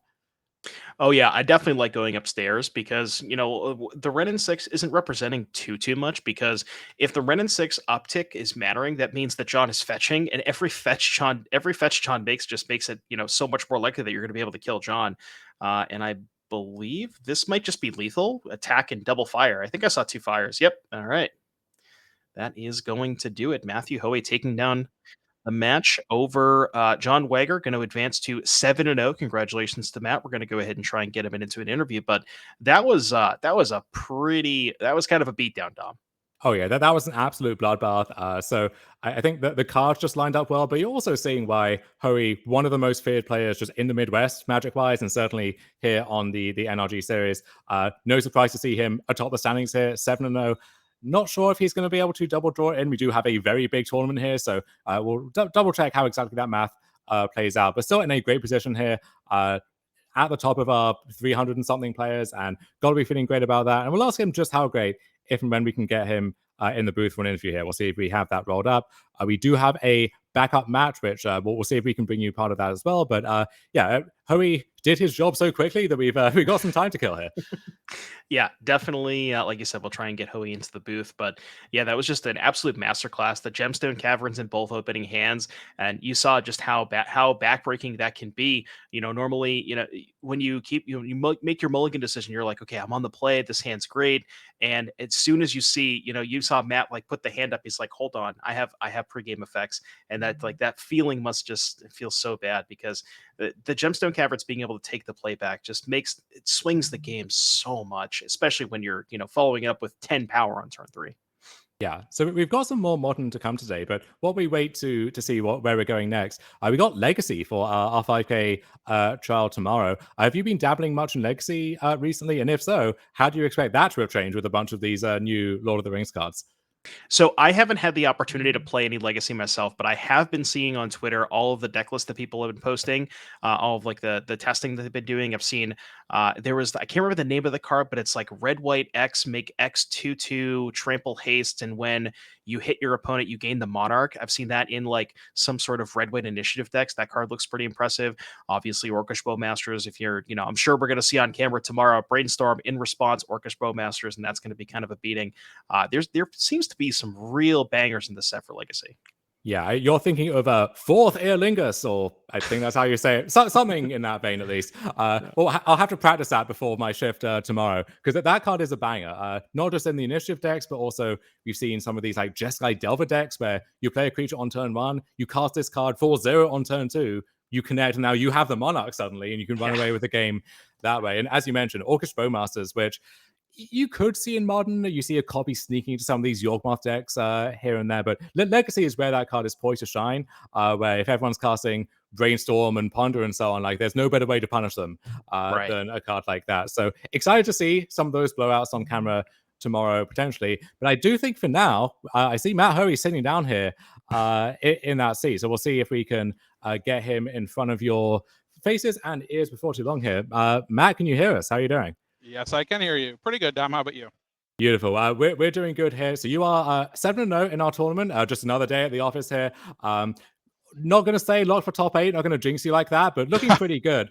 And amidst all of the hype for the One Ring and Delighted Halfling, all of these other cards that are gaining a lot of hype, you're doing your job with just good old classic Temur Rhinos here. Yeah, I don't really think there's anything to improve on this deck from Lord of the Rings. You could say that the other Cascade deck got a lot of upgrades, but I think Rhinos has enough versatility and can grind well enough that I would prefer that to playing something like Living End or a One Ring deck. Yeah, let's touch on that quickly then, because Living End, I think historically has been a pretty tough matchup for Rhinos, and then if there's a lot of hype around Living End, people are scared of that, you might expect a lot of anti-Cascade cards, and maybe Rhinos gets a little bit of splash damage from that. Was that something you were concerned about at all? Because I guess it hasn't played out that way for you so far. Nope, hasn't played out that way. Wasn't particularly concerned about it. I kind of just locked in my choice to play this deck. I think it's been the best deck for a while. I don't think that any splash damage does too much to it. I mean, you have so much, like, you have a pile of Force of Vigors in the sideboard. you're good Yeah. against pretty much anything people are going to pack against you. My Twitter feed over the past week has been half people just losing their minds over the One Ring, and then the other half is people asking to borrow Rhinos cards for this tournament. So I guess you're in the latter camp, and that second camp actually, you're doing well. We saw Connor doing well as well.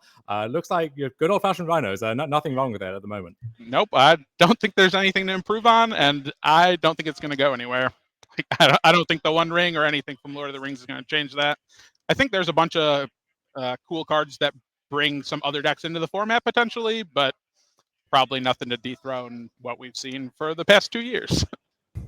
Yeah, and the other nice thing about the Lord of the Rings set is Delighted Halfling means a lot of Yawgmoth players are going to show up, and that is a really good sign for the Rhinos players. So I'm sure you kind of had that on your mind as well. Yeah, I was pretty happy about that. I looked around one round and saw Raja battling against another player, both playing Delighted Halflings. I was at table 1 and they were at table 2. So it's like, yeah, I think I'm pretty happy with my choice. I haven't played against the One Ring yet, and I really haven't seen it at the top tables. So maybe I've been lucky to dodge that. We saw you beat Creativity here on table 1 to go to 7-0. That's another deck which I think is in the conversation, or was before, for one of the best decks in the format. Probably a matchup you're going to have to win several times to win any modern tournament. How do you feel about that matchup overall? I don't think it's as free as the match you just watched normally. I haven't actually Gemstone Caverned at all this tournament, except those 2 games. So it's a good time to do it. Yeah, we'll count that at the upper tier of what my deck is capable of. I think that matchup is pretty close. My opponent just went for Creativity Raw on turn 4 both games, and I generally don't think that's the game plan that deck is supposed to take against Rhinos. I mean, he might have just been forced to do that, but I think they have enough answers and can, protract the game long enough where they can resolve a Creativity without, being threatened with lethal or through my counter spells. Yeah, you didn't give him a lot of time to try and stitch a better Creativity together. So we'll see if someone can make you work a little harder for it over the next few rounds. But until then, congratulations on being 7-0. You got the trophy in your sights here. Good luck for the rest, and I'm sure we'll see you back on camera, maybe back in the booth before too long here. Thank you, guys. I appreciate it. Awesome. So we will bring you back to our beautiful faces over here. We'll see if we can get you a backup match. We're not quite sure what the status on that is for now. In the meantime, we talked about Legacy quickly. I guess we can come back here, talk about Modern. If you were playing in this tournament, what would you have sleeved up? Would you have given in to the One Ring hype and tried to chase the pressures? Or would you be running something you're more familiar with? I know you've been a Rhinos tamer yourself in the past. Yep. Stock Rhinos, baby. I am the tamer of the Rhinos. Just say, I got them on the leash. So yeah, I would have sleeved up Rhinos. Now, how about the One Ring in Rhinos? Can we put the chocolate and our peanut butter there? Or well, you bring that. I was actually thinking about that. You may have just spoiled some stream content over the week. But anyways, we maybe have a backup matchup for you, potentially ready to go here, and there it is. So I don't think we got Matthew Hoey against Connor Mullaly, but we do have some Tron, and I'm going to pull up the matchup here. So we have Amulet Titan against Colorless Eldrazi. Dom, I know you're a big Amulet Titan fan. I am indeed. And that, let me tell you, that's one deck where the One Ring looks real nice, along with 5 or 6 other decks that you can name off the top of your head. So no surprise to see that there. It looks like okay, so yeah, this is not the Rhinos mirror from last round that Matthew Hoey won to go to 6-0. This is, in fact, Amulet Titan by James McCurry on the right versus Colorless Eldrazi on the left. And we've seen quite a few different Tron, Eldrazi Tron style decks. There's a lot of ways you can build around that here. And hey, a deck that's colorless and trying to ramp up in mana, I can think of a card that might belong in that deck, Devin. Well, I am looking at the deck list here. There is sadly only one copy, and we have Karn the Great Creator. It's kind of weird because we have Karn the Great Creator, but we decided to put the one copy in the main deck and not the. Oh no, there's one in the sideboard. Never mind. So yeah, there's actually 2. One in the main, one in the board. So we, there's only one in the main deck, but with the Karn the Great Creators, we do have an additional copy in the sideboard. So it's kind of like we have 4 copies in the main deck. But yeah, that one's pretty good when you have Tron on turn 3. Good to show respect for the lore by only having a single copy of the One Ring. Everyone else, I guess, wasn't that respectful, I suppose. Nah, they don't care about the lore. This is the Matter Shaper on turn 3. That means the game's over, right? That's what I've been told every time Matter Shaper hits the battlefield. The game's over for someone. I guess we put it that way. All right, we got a bunch of lands here. You're gonna know a lot more about what's going on than I do, but we have 5 mana and a land in hand. The Titan got Thought-Knots here. I couldn't quite get a good look at the hand. I don't think there was a second payoff, but well, I mean, we kind of already have a payoff, right? Valakut plus Dryad. Exactly, yeah. So this is one of the better starts the E-Tron deck can come up with. We have Tron on turn 3, Thought-Knot Seer, and Matter Reshaper. And Thought-Knot Seer, one of the maybe the best Eldrazi at this point. Reality Smasher kind of showing its age a little bit, but Thought-Knot Seer is still a very unique effect that against any kind of combo deck, ram deck, anything like that, that's usually one of your best cards. So we saw a Walking Ballista on turn 4 to take out Dryad, and James is just like, you know what? I got 2 more of those. Now there's land 5. We'll have to see if there's land 6 for this Valakut activation. I don't know if I saw another land at James's hand, but specifically a bounce land would go kind of hard here, because then you could go bounce land, pick up a land, replay, kill the Thought-Knot Seer. So we're only actually going to get 1 Valakut trigger with that Beseiju, I think, is the last card. Don't really want to kill the Matter Reshaper, but looks like we're going to go ahead and fire it off. That's the thing, right? It's like, what is the 3/2 doing for them when you have a pair of 2/4s just right there staring across at it? And yeah, the Dryad Valakut angle was a really big level up moment for Amulet over 3 years ago now, where suddenly one of your better ramp spells was also one of your better threats at the same time. Right, yeah, that specific addition to the Amulet deck was so massive. Like you said, just being able to, and there's just so many spots where now you even Summoners Pact, and even if you have access to Primeval Titan, sometimes you just want to get Dryad instead to kind of clean up the board. But yeah, looks like we're going to go ahead and see an Expedition map for a Blast Zone, which that's a little scary. That could tick up to 3 and potentially threaten the Dryads. So we'll have to, and also James did play the Beseiju, so doesn't even have access to that. Could line up a double block here. Looks like we are going to do that. I kind of like that double block.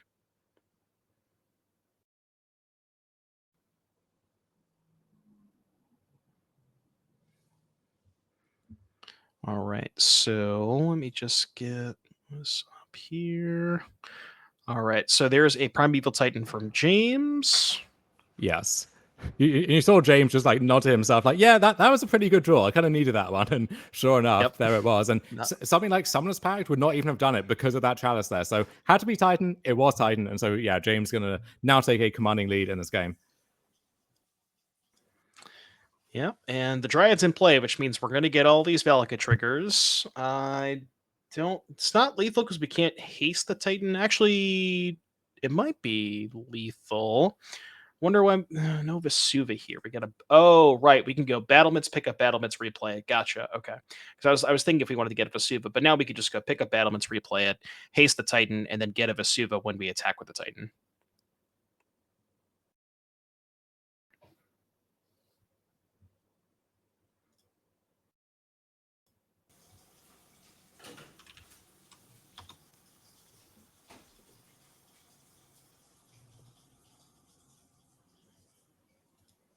And that is going to do it. There we go. James is going to go ahead and pick up game number 1. Going to go ahead and take a look at Joseph's deck list here. Eldrazi Tron. I'm sure we've seen this before. Some Matter Reshapers. Also in the sideboard here, this is mostly going to be a Karn sideboard. We get a Walking Ballista, Sundering Titan, couple Surgicals, and then All Is Dust. So Karn targets Chalice, the Void Pith, and Relic of Progenitus, Liquid Metal Coating, Ratchet Bomb, Stonebrain, Torpor Orb, and Snaring Bridge, Trinosphere, and the One Ring. We'll have to go ahead and see exactly what Joseph wants to go towards here. But yeah, most of this is just a Karn sideboard. So not a ton that's going to be brought in here. Maybe the Surgicals, but potentially wants to keep those at home. And let's see if we can go ahead and get James's deck list pulled up here for you in just a second. All right, here is James, Amulet Titan. Tom, we got a couple of spicy ones here in the sideboard. A Koglin Yadaro, a Tyrannex Rex, and then alongside a couple trackers, 4 Gus, 3 Dismembers, 2 Forces, an EE, and a Beseiju. Talk to me about this, the Koglin Tyrannex Rex. I mean, but both of these lists, the Amulet list and the E-Tron list, are pretty inventive versions of their respective archetypes. So you see that Gretchen Titchwillow as a cheeky runoff, just hiding out in James's main deck there. Yeah. The Litjara Mirror Lake down there in the land section. So a lot to feast your eyes upon. I think as it pertains to this matchup, Dismember can be pretty good dealing with Thornaught Reality Smasher. Tireless Tracker as another threat, but not a particularly inspiring one. And then this actually could be a matchup for the big boys, for Kogla and Yadaro, and then maybe Tyrannosaurus as well. Just either one going to be the biggest thing on the board, and then the Kogla as a way to you remove a Chalice of the Void at a profit, remove something that Khan the Great Creator found, let you continue playing the game. I'm gonna be honest with you, Dom. I saw that blue land in the third row. That I don't even know what the name of it is, but I legitimately thought it was a fourth copy of Slayer West that just kind of got moved over, and I don't even know what that card does. But anyways, let's go ahead and see if we can get game number 2 here for you in just a second. All right, we're already underway. Things are happening fast. I want to actually pull up the Amulet Titan deck list. I want to read that card because I've never seen it. All right, Litjara Mirror Lake, excuse me. So ETB's tap, add a blue, and you can pay 5, sacrifice it, make a token that's a copy. Oh, so you can kind of, okay, got it. So you can kind of make a copy. It's to make a copy of Titan, I'm assuming. Yeah, so instead of having the Slayer Stronghold Sunhome kill in this version, you have, if you have double Amulet, you get the Mirror Lake, you make another Titan, and then the Battlements gives both of those Titans haste, and then you can chain stuff together from there. So lots of ways to eat that Reese's. Thornaught Seer again, going to look at James's hand and see 2 copies of Mirror Titan once again here. So we got some redundancy on the threats. Going to find whichever land we need with the Expedition map. So maybe, given where the hand is right now, you just have to take the Amulet of Vigor and try to make the hand less explosive. Joseph taking the one of the Titans there, so perhaps suggesting, yeah, maybe Joseph has another Thornaught Seer rolled up or some other way to answer that second Titan. Yeah, and we see the Amulet of Vigor not deployed. Now the Chalice is on the battlefield. I'm going to assume it looks like it. Okay, that must have been cast on 0 because we played the Mind Stone on turn 2 because I believe those are both in the battlefield. Yeah. So I guess we didn't play the Amulet because we wanted to crack the Expedition map for a bounce lane, which kind of makes sense because then you can still go this turn, cast the Amulet, then bounce lane, and then you could still just kind of go about your business. That was an Azusa promo, right? It was, yeah. So looks like Azusa going to be coming down this turn, and that will not be the last game action of the turn, I'm assuming here. No, we're definitely not done. So we can go, yep. So we have 2 mana there. So this gets us to 5. So 2 floating with the Dryad. Okay. So not quite enough to cast Titan this turn, but next turn, this game's probably going to be over next turn, I'll tell you that much. Yeah, so Joseph is in check, effectively. If he doesn't remove the Titan or have a really nice turn here, then that Titan is coming down, raining some lava with Dryad and Valakut, and the game is going to end. So big pressure on Joseph to make something good happen here. And that's Torpor Orb. Okay, so that will shut off the ETB trigger from the Titan. We'll still get the attack trigger if the Titan lives for a turn. So only really delaying the inevitable there. Now, correct me if I'm wrong. Torpor Orb, I believe, is not worded like Elishnorn, so it only counts it only counts creatures. So lands actually are still in play for Dryad Valakut, correct? That's right. Yeah. Okay. Yeah, and the Chalice, as you said, on 0, that's really where it tends to be in this matchup. It's too slow to get the Amulets or the Grazers or anything, and playing it on 0 effectively is just Meddling Mage on Summoner's Pact, essentially. So double Amulet there for James. We're playing this again. We're playing the Titan. Here's my Colossal Dreadmaw. Colossal Dreadmaw beatdowns, baby. You love to see it. One deck has Matter Reshaper, one deck has Colossal Dreadmaw. Who's really favored? We don't even know. Yeah, I mean, we have the new Ixalan set coming up. I'm very excited to see another printing, another art of Colossal Dreadmaw back on its home plane there, joining the roster. Now that I think about it, Don, we should probably come up with a Dandian game that's just Colossal Dreadmaws. What do you think about that? Okay, you can do that. I don't think I will be partaking myself, but I fully support you in your efforts here. All right, fine. Back to the game here. What do we have? So we have a construct token made. The 6/6 was cast, and Joseph is kind of in a tough spot. So we're going to Surgical Extraction. I wasn't sure if we were going to bring those in, but it looks like Joseph did go towards those. And we're going to get these sagas out of here, which is not too bad because you do kind of have the Torpor Orb. Well, actually, I was going to say to check the Titan, but it doesn't even stop the attack trigger, so it doesn't really check the Titan.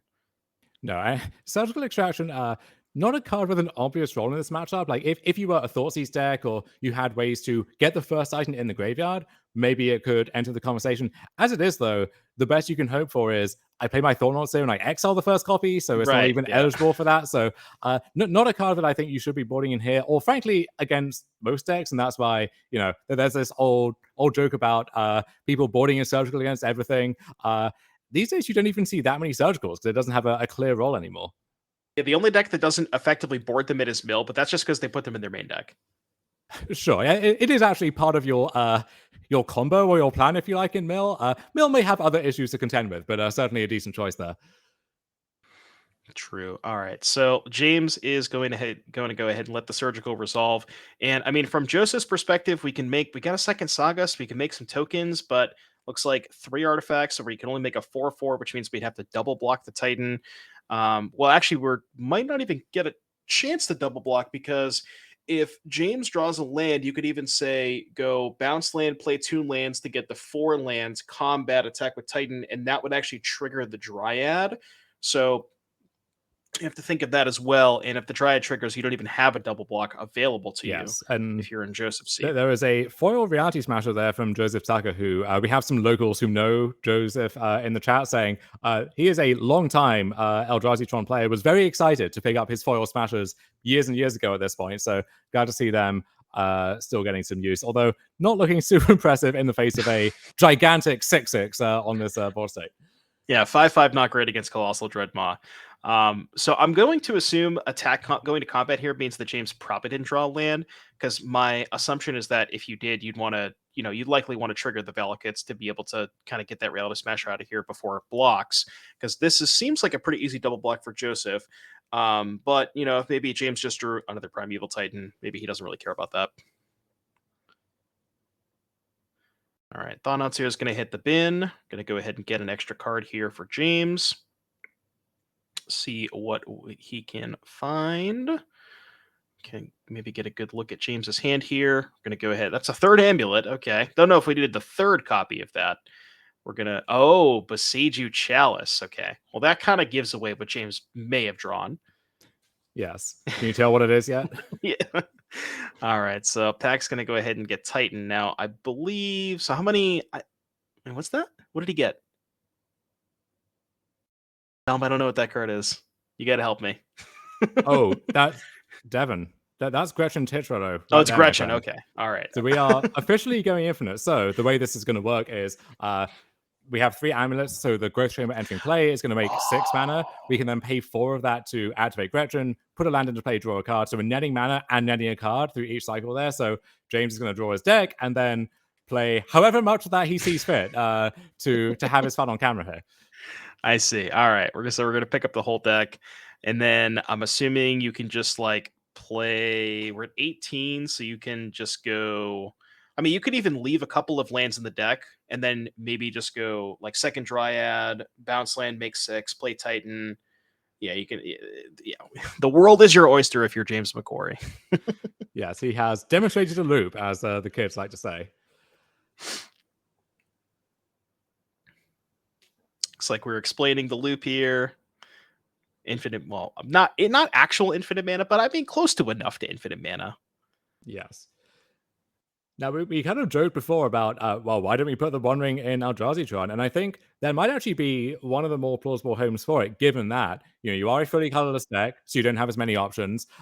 You have some acceleration in there. We saw the Mind Stones, and you can play your own Gemstone Caverns, and so on. And you kind of need a way to just go over the top, right? If the Eldrazi themselves aren't cutting it, you have your cards and so on. But yeah, if you ramp out into a One Ring and maybe you played a Chalice that's locking the game down before, that seems like a pretty good way to put yourself ahead to me.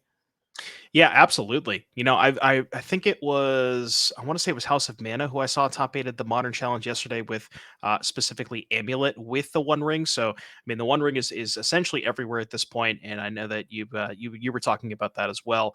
It seems like a pretty good addition to that deck, just being able to kind of go through and find a bunch of stuff, which we don't see present in James's list. But that Gretchen Titch Willow, that's the first time I've ever seen that card before, and that one didn't look too bad, right? Well, here's a secret about Amulet. So I would say about 50 something cards in the deck are locked in. You've got the core in place, and then you have 6 or 8 slots to do whatever the hell you want with. And people come up with some crazy ideas. I've tried some pretty silly stuff in the past. I think at this stage, especially with the One Ring, those flex slots are a little bit more spoken for now. You can fill those in a little bit easier. But back in the day, it was easy to talk yourself into, I'll play a one Gretchen Titchwello, or there was some more unhinged stuff you could do as well. So I think that's going to do it for the Magic that we have for you this round. Probably going to have a little bit of a longer break here as we wait for round 8. We'll be back with you for that. In the meantime here, while we're just relaxing, waiting for an update. We asked you what you were playing Modern. Turns out the answer there was Rhinos. Big surprise. Probably could have answered that one for myself. If you were playing our Legacy trial tomorrow, I guess Legacy Rhinos is a deck, Devin. Would you just be running it back?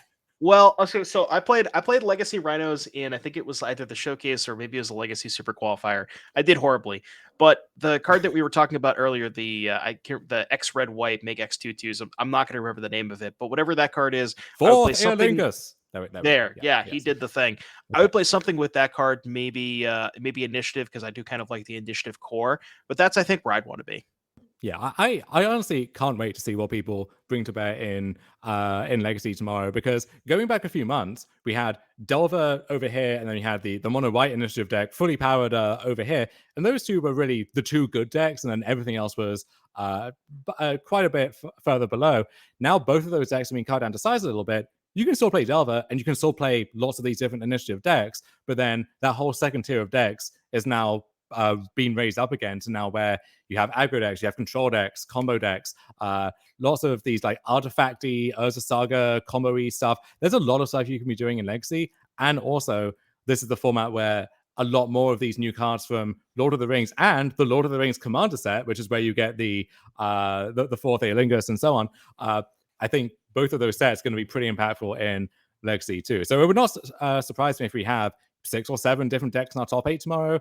And Legacy is a format where you might have been playing the same deck for 7 or 8 years at this point, and so you can have that one person who always plays Doomsday, or that one person who always plays Death and Taxes or something, and seeing their mastery of their deck as well is always a treat to behold. So excited to see the rest of Modern today, but also very much looking forward to my Legacy shift as well. Yeah, and the One Ring is something that I wonder if people are actually going to come towards. I remember there was a deck.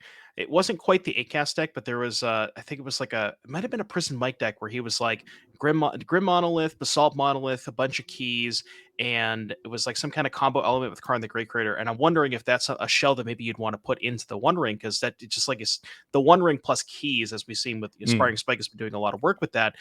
That draw engine is just so absurd. Yeah, there has been this Mystic Forge combo deck that Cherry X-Man, notable streamer, has been just cleaning up in the challenges with, and it's been pretty popular online.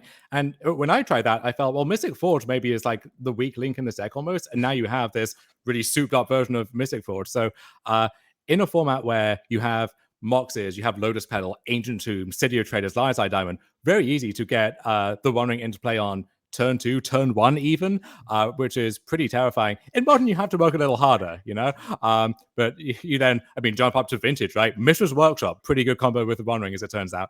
We don't have a Vintage trial to show you tomorrow, sad as that is to say, but maybe you can get back in the Magic Online streets and figure that one out. Yeah, exactly.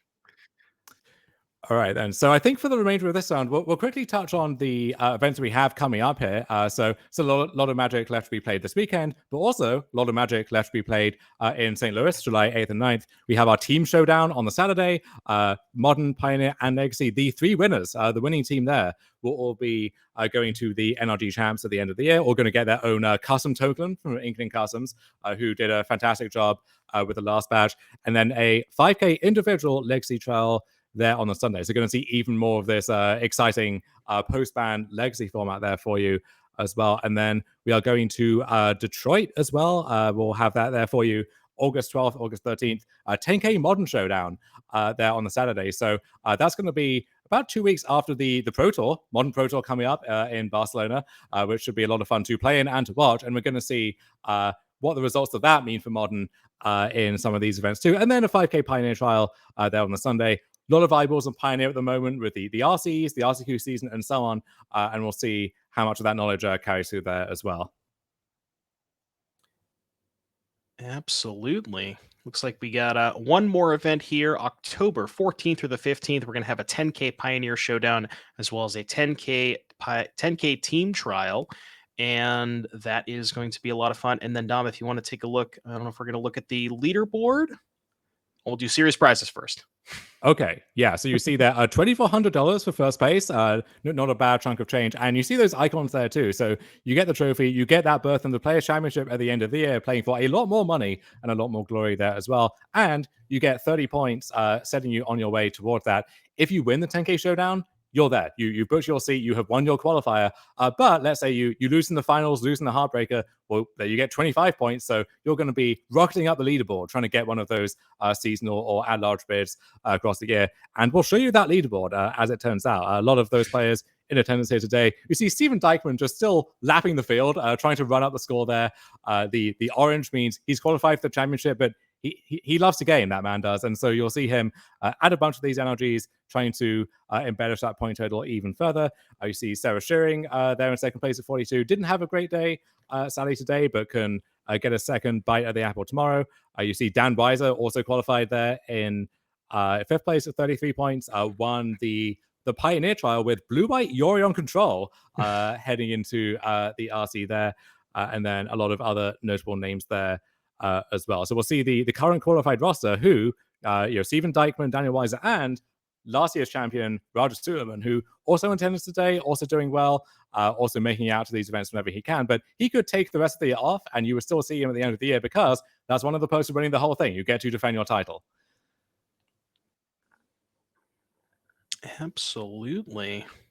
We're going to go ahead and maybe switch over to the next slide here, Regional Championship Qualifier. So every single Nerd Rage Gaming Championship Series event, 4 RCQs a weekend, up to 9 RC invites, and $15,000 in cash prizes. My bad. Not quite that much. I added an extra zero. That was my bad. But yeah, that's amazing events. I want to try and get to one of these at some point. Just big shout out to Nerd Rage for putting on this amazing production and amazing show. And let's take a look at another thing that you can win. For every single showdown winner, receive a custom token. There you see the Max, Theo, and Connor token, the Goblin Shaman 2-2. We have the Dykman Pilot token that we've already seen on camera as well. Just another awesome thing that people get. Every single winner of the showdown wins. It's something that we, the Invitational is what we used to see that as, the old school MTG Invitational. It's really cool that these players get to make their own tokens. So question for you: if you did make your way out to one of these and you won it, what would you want to be? Hold up. You're going to be a Rhino token, aren't you? Yeah. Okay. Forget I asked. Cut to break. We'll see you next round. Whatever. I'm done. No, we do. We can report, though, the time has been called, so we'll have the round turned over for you in just a sec. We'll update you then with standings, get our feature matches in there for you. But in the meantime, we're going to take a break. Be back with you in 2 or 3 minutes here with more magic. Don't go anywhere.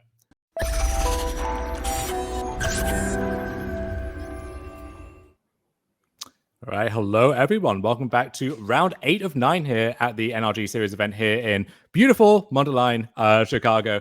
I'm Dom Harvey. I'm here with Devin O'Donnell. We are joined by over 300 players in our tournament today and almost 1,100 of you in the chat. So very grateful to all of you for the amazing turnout there. We're getting into crunch time. Top 8 is in sight. Round 8 of 9 here.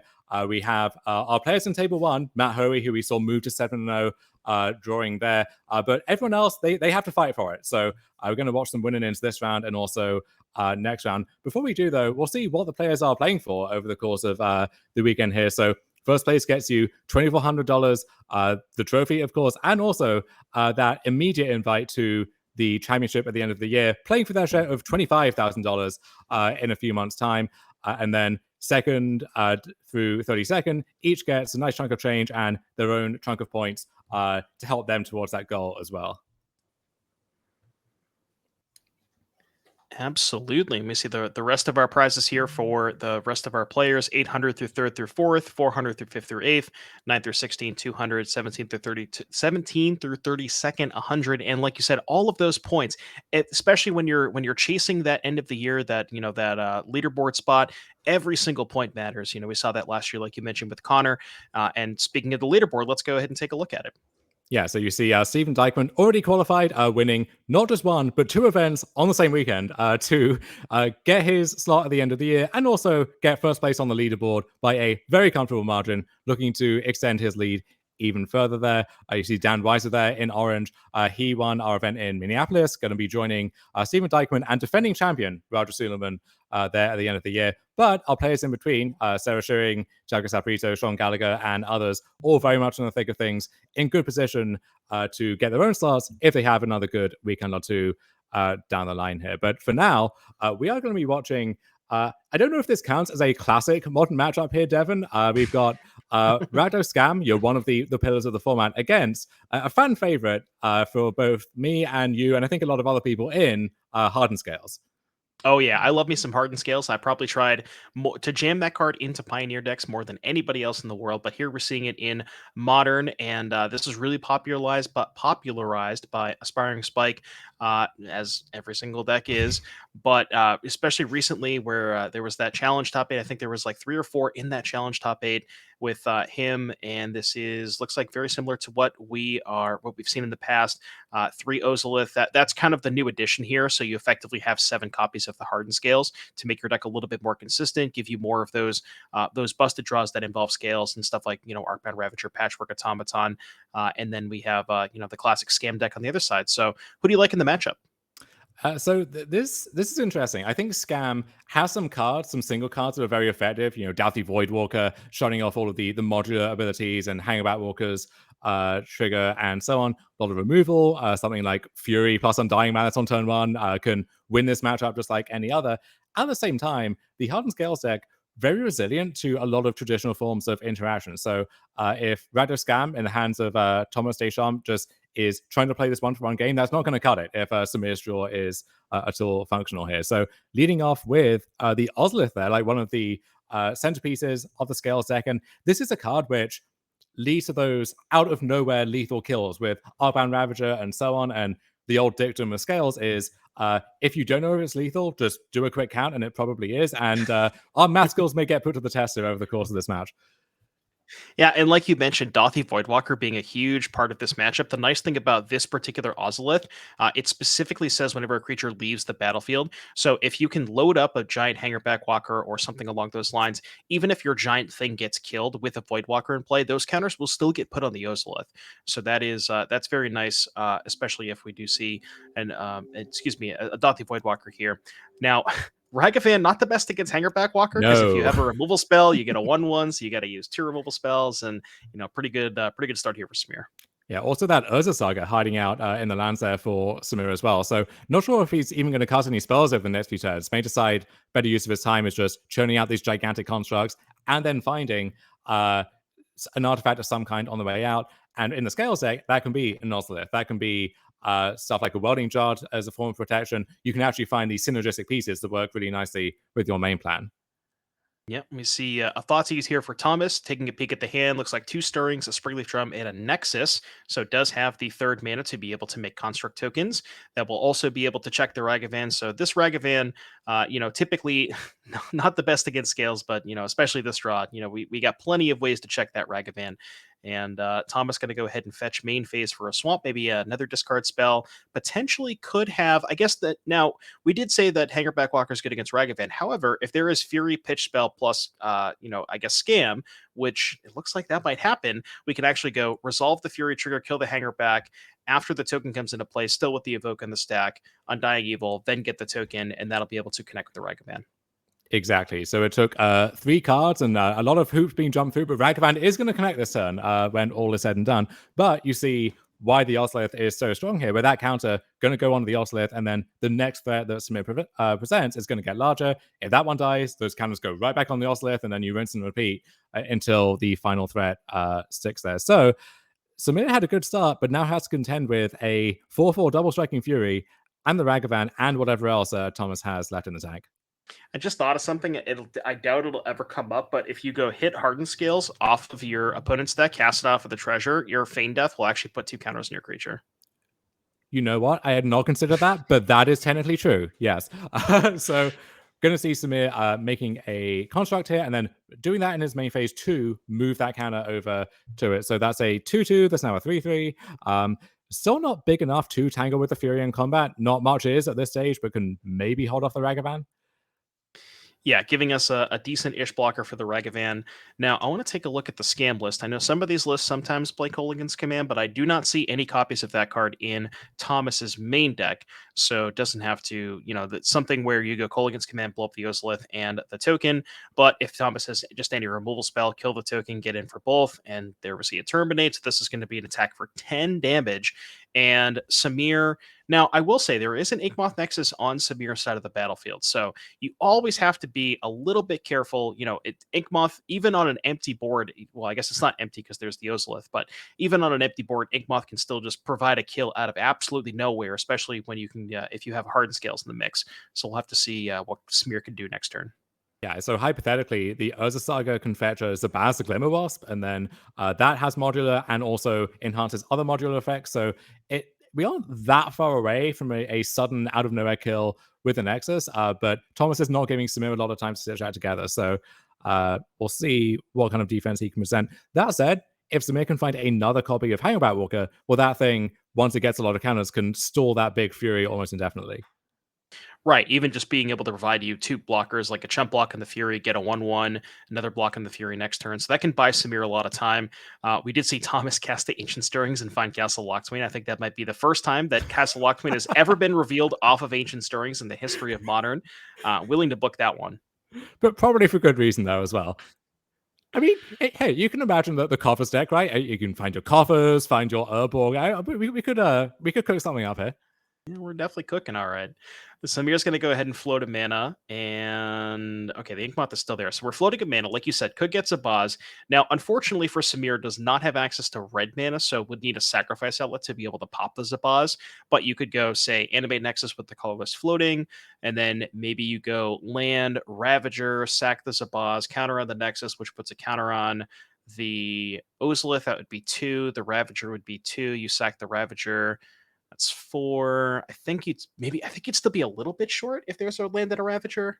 Yeah, it's going to be a tall order this turn, so I think the plan might be find a way to stay alive, not just die to the Fury, and then maybe consider a kill together over several turns. Yeah, exactly. And like you said, Hangerback Walker is like Samir's basic perfect defensive tool here because it provides you a blocker. Even if there's a removal spell from Thomas' side of things, you still get a chump blocker back, additional counter on the Ozolith. So that's kind of the card that Samir is definitely looking for here to provide the most amount of defense. And we'll have to see what this Ancient Stirrings can provide. And Ancient Stirrings is a really nice card in the context of this deck where it misses your namesake card in Hardened Scales, misses the Ozolith, and so on, but it gets all of your lands, and you make good use out of a lot of your lands, and also gets all of your artifact synergy pieces as well. Absolutely. Samir's definitely going into the tank on this Ancient Stirrings here. I wonder what we are thinking about. Maybe a tough decision here. So trying to remember what was the leftovers from the Thoughtseize. I feel like we don't know anything in Samir's hand. The Springleaf Drum, I should say. We do know there's a Springleaf Drum, but I think other than that, that might be the only known information. But yeah, really looking for Hangerback, a Ballista, maybe not a Ballista, but Hangerback, Ravager, maybe even a second Zabaz where you can Legend Rule, move the counters into the Nexus, but that one doesn't really do that great of a job blocking the Fury. Yeah, you need to block the Fury this turn and not lose your whole board in the process. That said, with the Nexus there, trying to think here. So you play as Zabaz, maybe you animate the Nexus in there somewhere, you move a counter to the Ozolith, and then double modular onto something. Maybe you can chump block and then set up lethal for the next turn there. But this is what we were talking about before, where there's a lot of math that you have to do on the fly, and you got to be skilled at that, or you're going to have a bad time with this deck. Absolutely. So Welding Jar is going to be the reveal here for Samir. That's kind of like a chump blocker where you can just go block with the Zabaz. That's an invention of some. I want to say that's Ravager? No idea. I don't think it's Ravager. I want to say, well, that's really the only other one it could be. Because it's what? Ravager, Hangerback are the only inventions, unless it's Ballista, but I don't remember Ballista ever being an invention. No, I want to say, I mean, if that's a second Hangerback, that is a big deal for Samir. Yeah. Hangerback is Samir's definitely Samir's best card. Well, we're probably going to find out in combat here. Yeah, so Rotting Jar being used to let the blocker stick around even after taking damage here. So we're going to sack this to, yeah, there we go. Okay, it is Ravager. Yep. Or not. Nope, chat's saying it's Ballista. Okay. Ballista, okay. Secret Lair Ballista, living out to its name. So that makes sense as well here. And then, yeah, so Zabaz is going to put the modular counter there. Also fire one up on the Ozlith. What that means now is if the Ballista sticks around and can pick up those counters from the Ozlith, it can shoot down the Fury, and now the board is clear, and Samir has a lot more breathing room to stabilize there. Yeah, exactly. So Fury, we did go ahead and block the Ragavan in combat. The Fury is still on the battlefield. I believe we've activated Castle Locktwain, and I'm going to go ahead and fire up a Thoughtseize. Take a look and see what Samir's left over. So I know that one's Ravager. That one I know for a fact. We do have our colleague Mason Clark in the chat saying against a tide that is in fact a Hangabout Walker. I think he's been solidly outruled on that one. So his fake news will not distract us. So can we confirm or deny? Is this the first time that Mason has lost the Triumph game?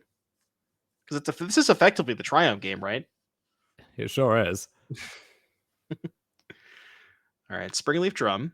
We're going to put some counters on things. Okay, it has to be a Ballista. We did it, chat. Good job. 2 turns later, we figured out what it was. All right, so Fury is going to be taken down, which is, wanted to do that while Thomas was tapped out because of the presence of the scam spells. Pretty good follow-up here for Thomas. Fable's going to go ahead and not only provide a 2/2 that can threaten Samir's life total a little bit, but also filter out some other cards that might be in Thomas's hand that are left over that may be useless. So we'll have to see what Samir can follow up. Now, we still do have that Yawgmoth Nexus. Unfortunately for Samir, we had to use all of our Ozolith counters to kill the Fury with the Ballista. So we're going to have to go ahead and spend a little bit of time kind of rejuicing the Ozolith there. But we do have that Urza Saga hanging out. And if you trade off all your resources, the board is clear. Whoever has the Urza Saga is pretty far ahead. And I expect that to hold up here, even in the face of that Fable. Yeah, that's a good point. Saga can make, I can actually technically make a 4/4. You can make a 3/3 and then use the Yawgmoth to make it a 4/4 in combat. So it does have a blocker for the Fable token. Have to see if maybe Thomas has a removal spell left over, something like a Terminate or something along those lines. Going to go ahead, only discard 1. Seems like Samir may have missed the attack with the Ballista before dumping all of those cannons on the Fury. So Thomas could be in single digits right now, which would be make it a lot easier to stitch together a kill with one of those construct tokens. Yeah, that's actually a very good point. The pretty big difference in Thomas is a 10 versus 6. Yeah, may have all just been one motion, though, so I don't want to commit too strongly to that one. So Ragavan being dashed here. Going to try and make a 3/3 construct in combat. So I imagine Thomas has some kind of response for that. Yeah, because both 2 power creatures are attacking into the 3/3. Oh, we're actually just going to go ahead and let the Ragavan die. Interesting. Yeah. Oh, okay. So I guess I'm wondering if you want to bolt before attacks. No, because then you just animate the Yawgmoth and it trades anyways. Yeah. So it's either another construct or something even scarier than another construct, but looks like it's just a 4/4 and counting. I'm going to go ahead and sack the Saga. I have to imagine we're going to go ahead and get a Zabaz here because we actually do have red mana off of the Springleaf Drum now. We do. Samir does also have a main deck Shadow Spear, which is not actually the automatic inclusion that you would expect in a lot of these Saga decks, but that would be a tempting option as well. Does in fact go for the Zabaz as you projected. Yeah, and that one's kind of nice with the Ozolith. Now, tapped the Yawgmoth Nexus, so we can't try to go for... we probably wouldn't have enough for an Yawgmoth to kill anyways, but that is off the table for this turn, but is providing... it's a 3rd copy of Urza Saga, too, and has a lot of blockers for this 2/2. And yeah, I mean, this might just be Samir stabilizing with Urza Saga soloing this game. As it is definitely want to do. And Scales is a deck where you take a lot of these contextually kind of weaker cards, and then you stitch them all together, and they're more than the sum of their parts. But sometimes you just beat people up with an Urza Saga, and that's a really nice failsafe for any kind of synergy deck like this. Yeah, it's hard to go wrong when you put four copies of that card in your deck. And Thomas going to go ahead and deploy a land here first to take less damage off of the castle activation, but in a lot of trouble here. Really needs to find, I guess Fury is probably Thomas's best draw step here, as is usually the case. Although the Fury is kind of awkward here, because if you deal 4 to the construct, you can just make the Yawgmoth the creature to make it a 5/5. So you actually can't even kill the construct here. So yeah, it really wants to find maybe a spot removal spell, a Terminator, something along those lines to get that construct off the battlefield. Fury, a great card against small creature decks, which is kind of is. On the other hand, so many of these creatures either leave something behind on their way out when they die, or can grow to the point where Fury doesn't even kill them or block them effectively. And so at that point, Fury, I mean, there's only so bad that card can ever be, but it maybe isn't as strong as it looks on paper in the matchup. Yeah, especially like you said, when you're just getting beat down by all these 5/5s and 6/6s. We're gonna go ahead and start with a canopy here. That's basically Samir's version of Castle Locthwain. Sure. And we'll have to see what Samir can find. So we're gonna go ahead and get to the red zone. Not a lethal construct, but is going to go ahead and get a chump block out of Thomas here. And yeah, just content with making more Saga tokens, as I would probably be too. Yeah, the reflection of Kiki Jiki is active now in case Thomas has yet another Fury or something else to pair with that. But even then, I think Samir is poised to get over the finish line here. Yeah, it's so the second Fury is weird. You can't really set up a spot where you can't attack with the Fury and also threaten copy in combat to kill the construct, because you would have to go play the Fury, then copy it to get the 3/3 haster. And if that happens, Samir can just either make a construct token, potentially trade with the Fury, or just there is a Fury, All right. but I'm actually not sure it's good enough. This might be a spot where you just pass with the reflection up. Yeah, this is going to be a very tricky turn. So yeah, if you just shoot that for 4, yeah, we're doing the quick count. So you can't kill the construct straight up. You would have to copy it and then try and use both triggers to finish it off. But then if you're doing that, the shields are down, you've tapped your reflection, and it seems like Samir can overwhelm the one Fury that's left on defense. Right. Well, actually, okay, so there's 4 artifacts right now in place. So if you target the construct for 4, Samir has 2 options. You can either go Nexus animate itself or make another construct to make it a 5/5. But if you make the construct a 5/5, yeah, so now we're doing this other construct. We're gonna do this in response to the construct. Huh. Okay.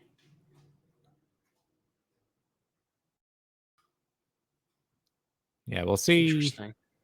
See if there's any kind of shortcut here. So, but now you have a blocker. Well, I guess you would have had a blocker anyways because of the Zabaz. So it's the Zabaz is taking lethal damage too. So that kind of goes on the Ozolith, and it kind of goes on the construct from the modular. So now that token is a 4/4, and we can still animate the Nexus at instant speed to grow it to 5. So we have to chump block the copy now. Yeah, well, yeah. So the regular Fury won't be able to attack, but we do have to block. Yeah, we'd have to block that either way. So we have to essentially trade there or chump block, and then yeah, this is actually kind of a rough spot for Samir here. You know, did he remember the cannon moving to the Ozolith? That's a good point. I'm not sure that he did. Is that I'm guessing that might be a mandatory, or I don't know if it is. Let's see if we can bring up the Ozolith. Whenever creature control leaves the battlefield, if it had counters on it, put those counters. But yeah, it looks like that may have been missed.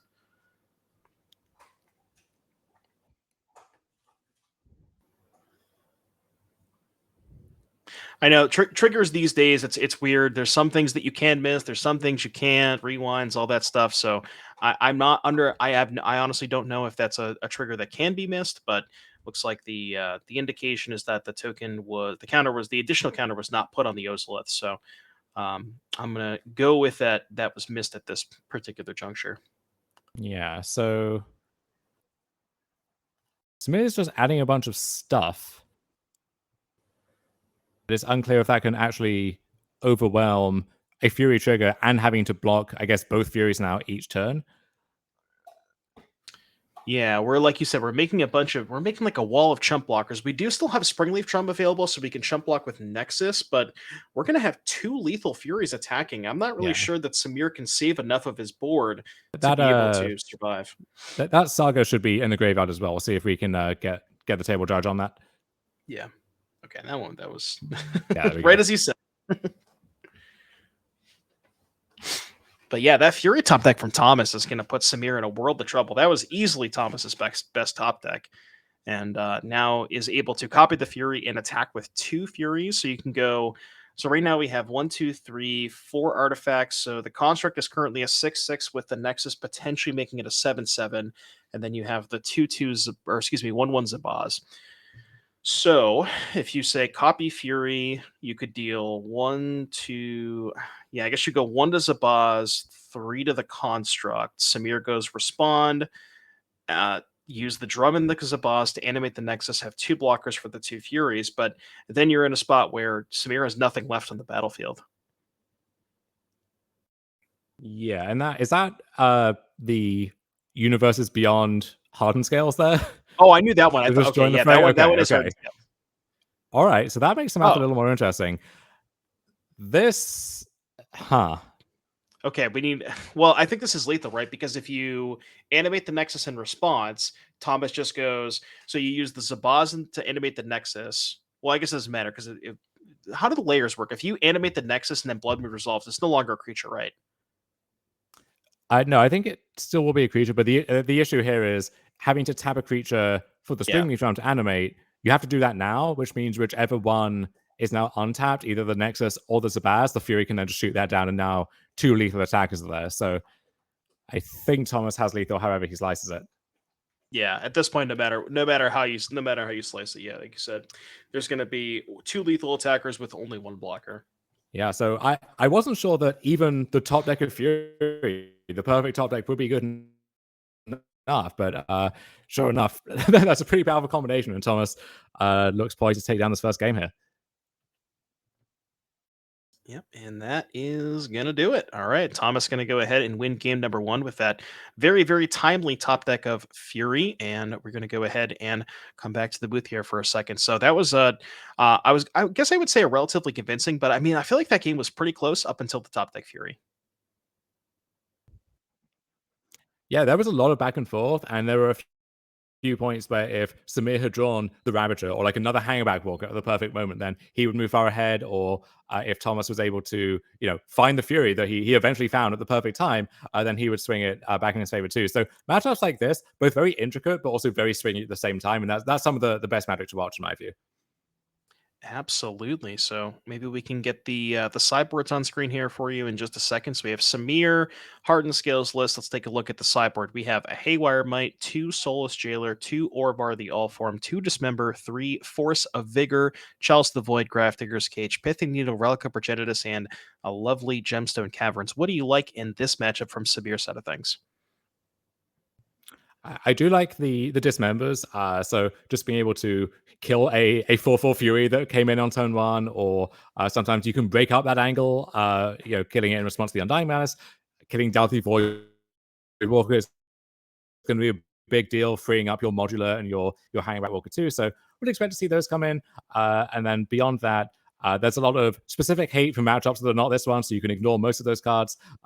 So pretty minimal sideboarding here from Samir, I would expect. And that makes sense. If you're a synergy deck, you don't want to be exchanging your synergy pieces for cards that don't help that plan, especially when your opponent has so much interaction to break up what you're doing. Right. Really hard to fight a lot, the kind of the 1-for-1 removal battle when you're just kind of boarding out a lot of your synergy pieces. And then speaking of the 1-for-1 removal deck, let's see if we can get Thomas's deck list on screen for you. So we have a Orcish Bowmaster Sighting, Jump Scare, 2 Turok Dreadcanter, 2 Orvar the All Form, 2 Necromentia, 2 Chalice the Void, 2 Engineered Explosives, Ratchet Bomb, 2 Unlicensed Terrorists, and a Blood Moon. What do we like here, Dom? Like the explosives, so many of the scale decks permanents are either they cost 0, so they're Hangback Walkers, Walking Ballistas, and so on, or they have a bunch of tokens from Hangback Walker as a Saga, so cleans all of that up. Ratchet Bomb is going to come in for the same reason.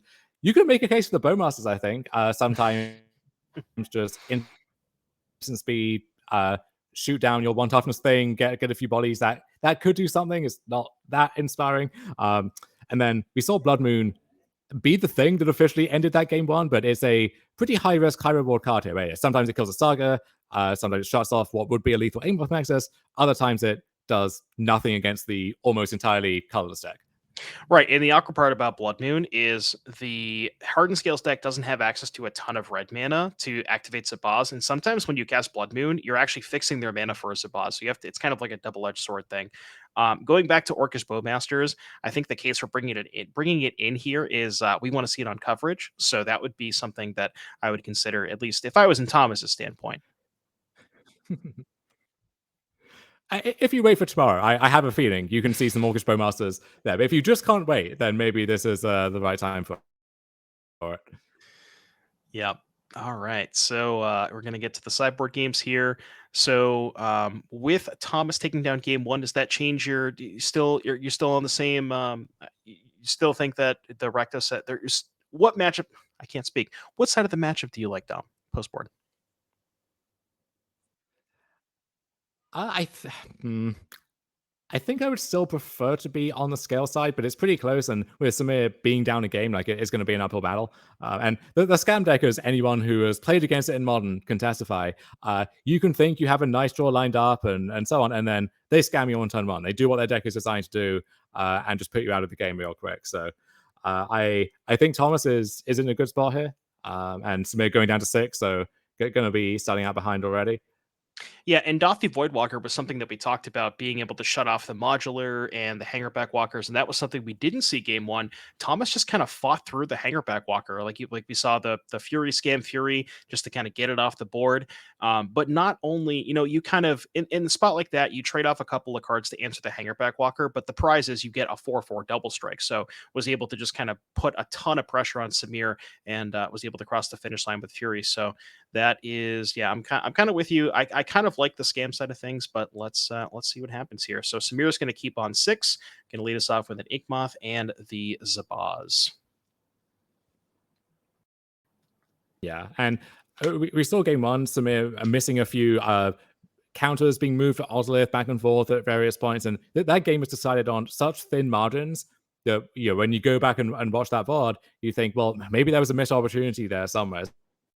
So if Samir can keep it tight for game 2 here, then hopefully we'll be able to convert on that this time around.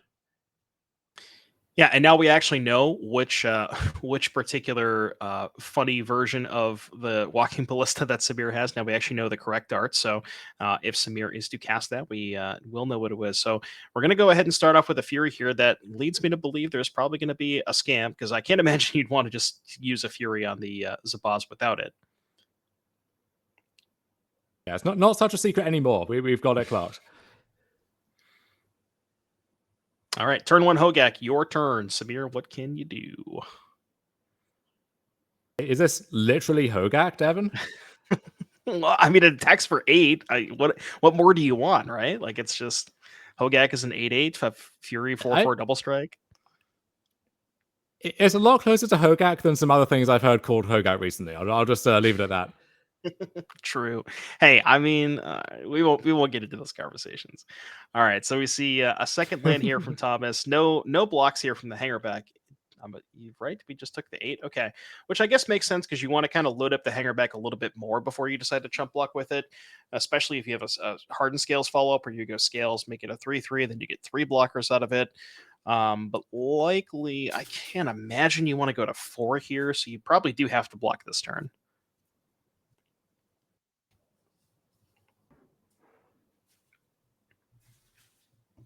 And Thomas, yeah, ideally you want to load more counters.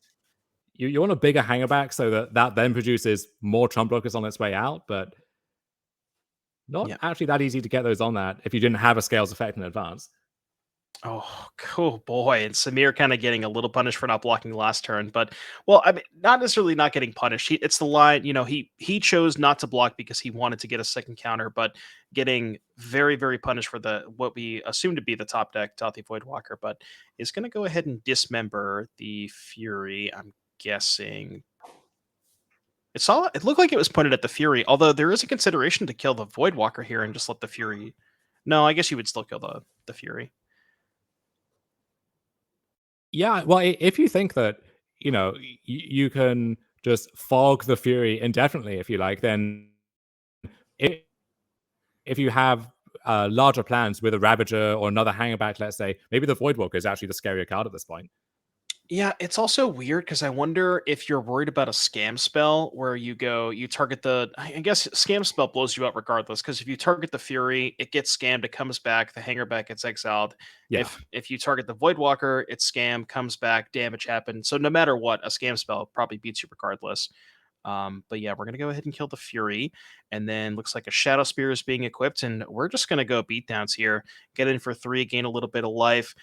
It is now a 3/3 life link does kind of sort of check the Dathi Voidwalker, and there is a Dismember under the Voidwalker, but if the Voidwalker gets sacrificed to cast the Dismember, it's no longer on the battlefield. So the Hangerback Walker would die, getting Samir some tokens in the process.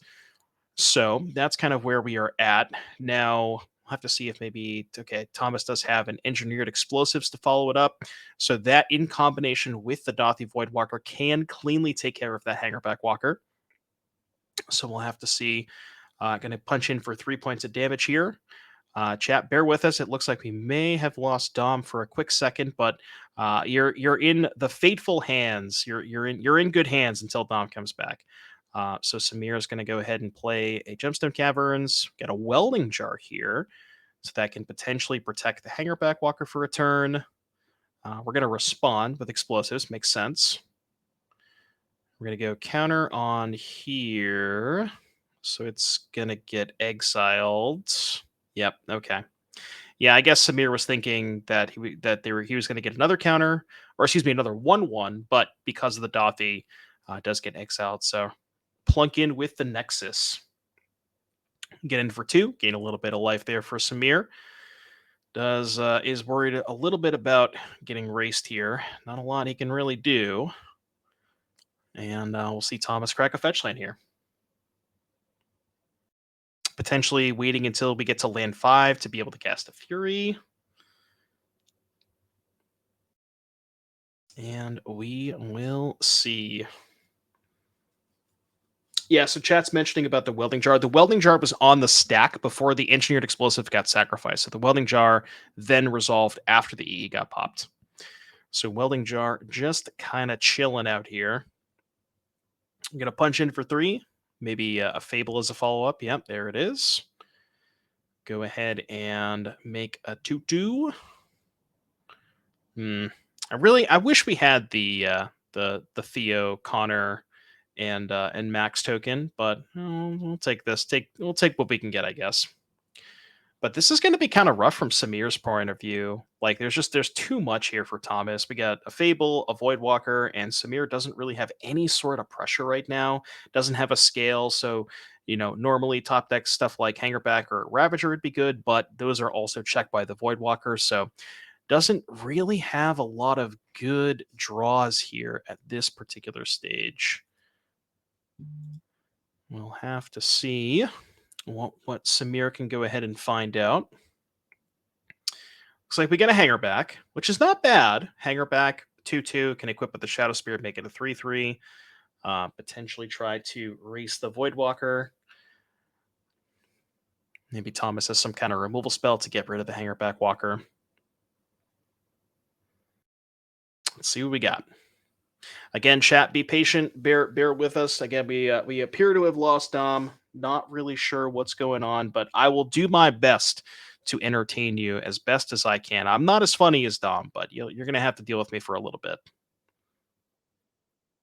So we see an attack here from Dathi Voidwalker and the Fable token. Going to go ahead and get a treasure that can potentially allow us to cast a Fury. That'd be a pretty good one. No, never mind. We're just going to go ahead and fire off 2 bolts. So that is going to be lethal damage. Thomas taking 2-0 over Samir. Rakdos scam over Hardened scale is going to put Thomas at 7-1, potentially with the ability to draw into top 8 in the last round. Now we do have a very large event, so breakers can kind of get weird sometimes. So it's unclear whether or not Thomas will be able to draw next round, but either way, congratulations to Thomas. Now, we'll have to see. I believe we may have had a backup match. Not quite sure on the status of that.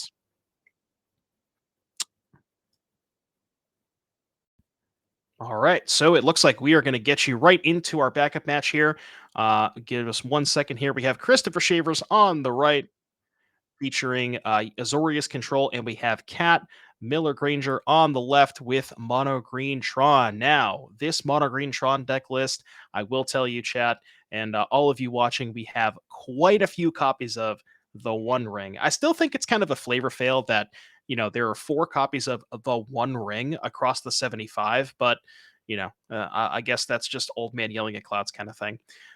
So we see Christopher, who I believe was on the play here. Oh, we have a special guest joining us. Who is this?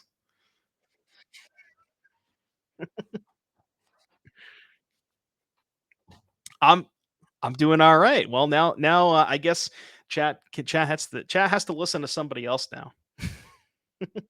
Clark yet again. Oh my goodness. What is happening so far here, Doom? I just hopped in for a second. Did we the Hardened Skills player lose? What happened? Yeah, so Rakdos Scam took that match down 2-0, and we got a backup match here. Mono Green Tron against Azorius Control. This Mono Green Tron deck list has got a lot of copies of the One Ring, and I am pretty excited to see this one play out. I am a One Ring fan, so I came in at the right time. This deck looks pretty good. I don't know how much have you got to play any of this, Doom? No. Well, I mean, considering that the card is basically non-existent on Magic Online, no, I've not had the opportunity to play with it. I kind of want to, but I, every morning I wake up and I go to my MetaTrader's account and I just spam rent, refresh rent, and to no avail. I usually spend about an hour and have not been able to gather any copies of it. And it looks like Dom is back, so I will leave since it seems to be solved. We had a quick Mason jump scare, as it were.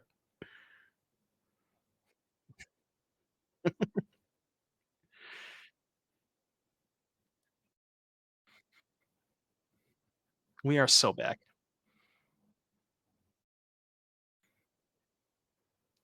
Shavers on Azorius Control, which historically this has been kind of a bloodbath in favor of the Mono Green Tron deck. And in a weird way, I feel like the control decks these days are less well equipped to take the fight to Mono Green Tron because their mana can't really support the Field of Ruins and so on that you used to see. Cards like Stony Silence have really fallen out of favor. So you kind of just have to trade 1 for 1, and that's not a winning recipe against Tron going long.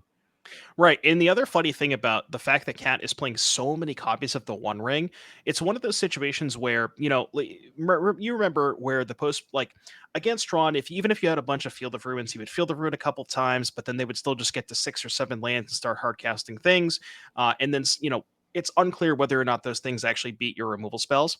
So the thing here is, even in those games where like you're kind of cutting your Tron opponent off of mana, you just cast the One Ring. If that resolves, you're drawing, 5, 6, 7, 8 cards because the blue-eye control player is not pressuring the Tron player.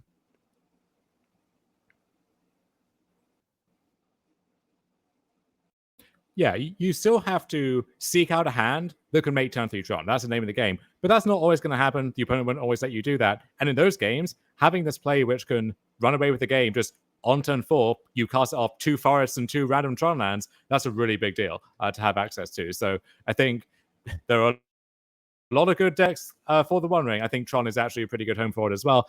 And part of that is, honestly, if you go against another deck with the One Ring, which we saw George Jabbour play in his blue-eye control deck, then you need a way to go over the top of the other people doing the same thing. Tron is really good at going over the top of basically anything, given enough time. Exactly. So if we take a look at the game here, not a ton has been happening. We got a couple of Tron lands and a Chromatic Sphere for Cat, and then a Teferi, Time Raveler, Memory Deluge, and some stuff here for Christopher. But to be honest with you, this is kind of what's going to be happening. It's going to be a lot of Cat trying to develop their mana and, just really get to cast the Haymakers. And, in the instance of stuff like Ulamog, the Ceaseless Hunger, and Cityscape Lover, and I guess that's another kind of wrinkle to this matchup is, before it was Ulamog was the only thing you had that kind of beat a counter spell, but now you have access to Ulamog and Cityscape Leveler. And the other thing is that even if the Cityscape Leveler gets countered, it has Unearth, which then you can then get it back, and just a lot of problems here for the blue-eye control player. Yeah, it looks like Shavers is playing the blue-eye control list that noted control expert Guillermo Tapper was doing well with on Magic Online, which doesn't really have a lot of those anti-Tron tools. And also, the ones that it did have in the sideboard, stuff like Crumble to Dust, looks like Shavers has cut those, not expecting a lot of Tron today, which I think in general is a fine gamble, but really getting punished for it against Cat here. Yeah, absolutely. And Cat did peel the last Tronland, I believe. I don't think Cat had it in their hand, so it looks like that might have been a peel. Now we have to see if they have a payoff here. Got a green mana floating off the Chromatic Star, and that's a lot of mana. That sure looks like a payoff to me. Mm-hmm. And that's the other thing about the levelers and the One Ring is that the recipe before was you had to get all 3 different Tron lands. That in itself was a tall order sometimes. And then you needed a good use for all that mana. And sometimes a card like Wormcoil Engine, sometimes that's your best threat, sometimes it's your worst threat, right? Whereas cards like Leveler or the One Ring are good against basically everybody all the time. And so you can guarantee that half of the equation at least, even if assembling Tron is still pretty difficult.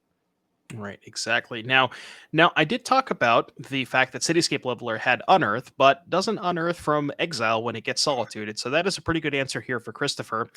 Did lose the Teferi in the process, but was able to kind of cleanly answer that Cityscape Leveler and going back about his business. Maybe looks like we're potentially tapping 3 mana, maybe a follow-up Teferi. Well, not if we're going to tap the Power Stone here. Power Stone to pick up Gahira. You'll love to see it.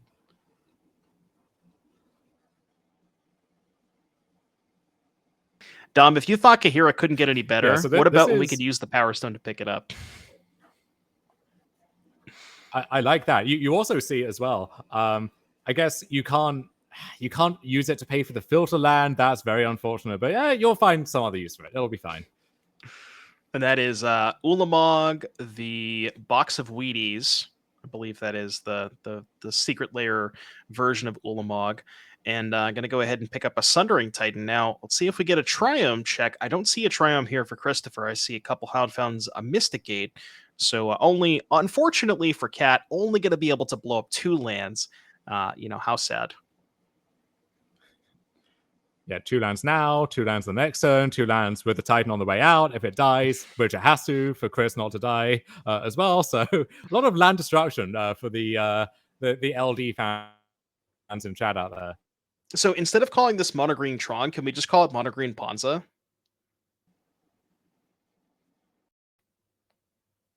We could. Monogreen Ramp, Monogreen Ring, I suppose, maybe is the new order of things as well. And Christopher here, gonna go ahead and fetch out a Zagoth Triumph. Brave. Okay. So assuming, therefore, the Titan will not resolve, otherwise, yeah. But that Ulamog, on the one hand, very difficult to tell what that is. On the other hand, it just tells you in big letters, this is Ulamog. So kind of cuts both ways there.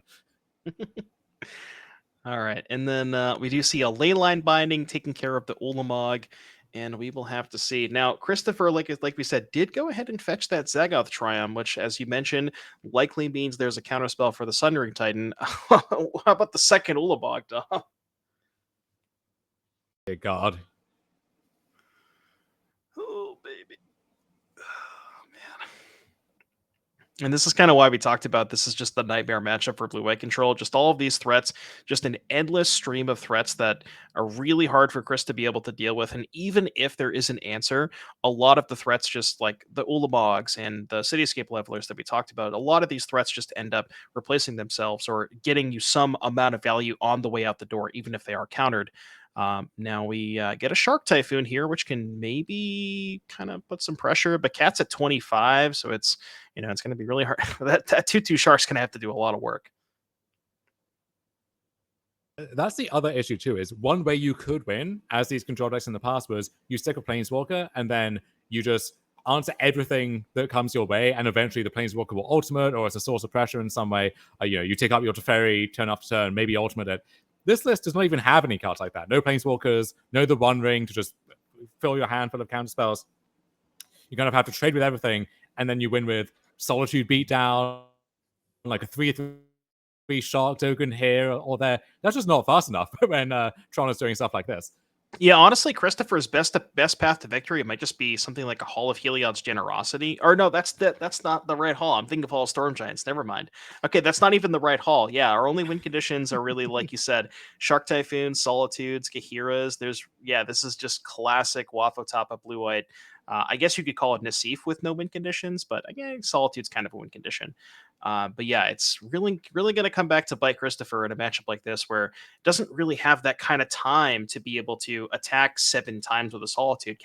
Cat's draw step is on average is so good that you need to be able to get the game over with as quick as possible. Yeah, that leveler was, it blew up a binding that got back an Ulamog, so that's 2 threats even through a counterspell coming back. And then even if there's an answer for one of them, the other one is unbeatable too. Like, it's just, no, this is such a struggle here. I admire Shavers for sticking in the game for this long, but I don't know how much longer this game is going to take. I mean, it's the classic blue eye control player. For people, I don't know Shavers personally, but there's people, the blue eye control players who they have been playing against Tron for so long, but there's something about the blue eye control mindset where they never concede, kind of a Reed Duke mindset. But yeah, the Cityscape leveler going to work. Can I get back another Ulamog? This is just, this is a lot, and yeah, this is a lot. That's all I got to say. Yeah. We do see Christopher has Chalice for 1 there, which in the setup turns is actually a really nice play against Tron, because so many of their setup cards, the spheres, the stars, maps, stirrings, and so on, they all cost 1. So you shut off a quarter of the deck. Sometimes that will stop them assembling Tron. You strand them with a few dead cards. That is a way that you can buy yourself a lot of time. But that's a play for 6 turns ago. It's not a play for right now when Cityscape Leveler is just bashing your brains in. Yeah, especially killing the binding that gets back the Ulamog, and then the next turn killing the binding that just killed the Ulamog to get back the Ulamog. It's going to be a lot. And yeah, to nobody's surprise, we see Cat taking down game 1, and we'll see if we can maybe get game 2 here in just a moment. Well, quicker than I thought it was going to be. We have game 2 here. We can quickly talk about the sideboards here. Yeah, right into it. Yeah, so as we mentioned, Christopher really does not have that many tools in the sideboard for this matchup. Not even the Crumble to Dust or anything like that, which some of these lists just splash for just by itself. We got another Chalice. We got some Dovin's Vetoes. Like, oh, okay, but nothing that's gonna really move the needle there. And then Cat on the other side, they have some Haywire Mites in the sideboard. You can imagine those as an answer to your preemptive answer to Chalice, and then maybe to Binding and so on as well. There was a main deck Stonebrain. I don't know if we want 2 of those in the main deck, none of those, whatever, but I honestly don't think it really matters that much. No, I mean, Cat could probably, honestly, this matchup is good enough where Cat could probably just take all of their entire sideboard, shuffle it in, present 75, and still just be like, okay, what's up? But, obviously not going to do that. Where, yeah, Christopher just really doesn't have a lot here. Devin, chat is asking a crucial question. Is Cityscape Leveler a Hogak? Oh, it's an 8/8 trample. 8/8. That's a good point. So and is every single 8/8, and it comes back from the graveyard. Ooh, okay. And you pay mana for it, but it's Tron, right? So you're treating the mana system anyway, like whatever. It's a Hogak to me, in my heart. All right. So we're playing Mono Green Hogak. All right, noted. Now, let's see if we can maybe see a Hogak sighting potentially this game. When you were going over Christopher's sideboard, I was actually thinking if we could just bring in Containment Priest and just go beatdown mode, but I don't know if we're going to go that far. I like the Moxie there. I don't know if it's going to work, but sure. If we're that desperate, then why not? Oh, now the problem there, you see, is Containment Priest. Containment Priest is not an elemental. It's not a beast. It's not a dinosaur. It's not whatever the other type is. So we're going to lose our Kahira if we do that, which also is maybe our other source of pressure. So true. Kind of cuts both ways there. All right. Well, I guess, yeah, I didn't even think about that. Now that Kahira's been revealed, no beatdown plans this game. We see a fetch land here for Christopher. We got a couple of Chromatic Stars here for Cat, not choosing to sacrifice either of them. And have to see what Christopher can get. Obviously wants something like a Teferi Time Raveler, which is Teferi even that good against Tron? It's like, I guess you can bounce a Chromatic Star, but does that even really matter that much? Yeah, it's really just an uphill battle for Christopher. Just au natural.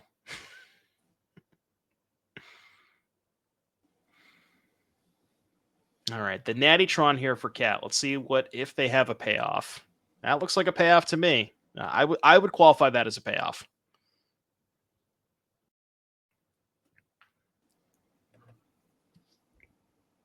Yes. I know some people have said that maybe Khan liberated itself. You know, the iconic Tron threat is past its prime a little bit. You can shave down on copies of that card. But you get turn 3 Tron into Khan. That still is going to beat basically everybody. And you force them to have an answer, which Christopher does here. But I imagine Khan is not the final threat that will be presented this game. No, probably not. Especially, with the Natty Tron, I did see 2 white border cards in Cat's hand, so it looks like they have at least a couple of lands in hand. We'll have to see if there's a payoff. Maybe you can find a payoff off of this Chromatic Star. I'm going to go ahead and do a little bit of looting. See if we can find 2 mana floating plus 5 more. Okay, so Stirrings, which we have 1 floating plus 5 more. That's 6 mana potential. Which means no Ulamog this turn, even if there is a tower, because that would only get us to 9. And Ancient Stirrings finds a map, which is not really what you're looking for. You want to find maybe a more expensive card. Can sacrifice the map to go and grab the Sanctum of Ugin, which can, if we have another follow-up threat, that can get sacrificed to find another threat. Interestingly, Castles has a single copy of Urza Saga. One Urza Saga, not a account that you often see on a deck list, but in a deck that has 8 ways to tutor for lands, sometimes if you need a threat, like that's a pretty good threat that on the back end in 2 or 3 turns, that can get another map to get the next threat and so on. Yeah, that is a good point. That's why you only play 1 Urza Saga. Well, it honestly it makes sense because you don't really want to play Urza Saga in the first couple of turns, given that you want to play Tron on the first 3 turns. So it's kind of like the perfect one of in these spots where you already have Tron and you're kind of like just want another payoff because usually your maps are kind of dead past that point. So it does kind of make a lot of sense. Now, Cat did go for the Sanctum, which leads me to believe that they are looking at maybe firing up a potential big spell here. And that was kind of a cool interaction. We go end step Solitude, untap to Fairy, pick up Solitude, draw a card. Or not Solitude, Subtlety. And now we have Subtlety and Counterspell potentially available. But Subtlety, not that great against Ulamog, Dom. Yeah. I will put that one on top and I will cast it again. Thank you. Please and thank you. Yep, so it's the Ulamog's going to trade for a Counterspell and 2 lands, and Cat's also going to find another threat here. This is, I don't know, this is a tough one.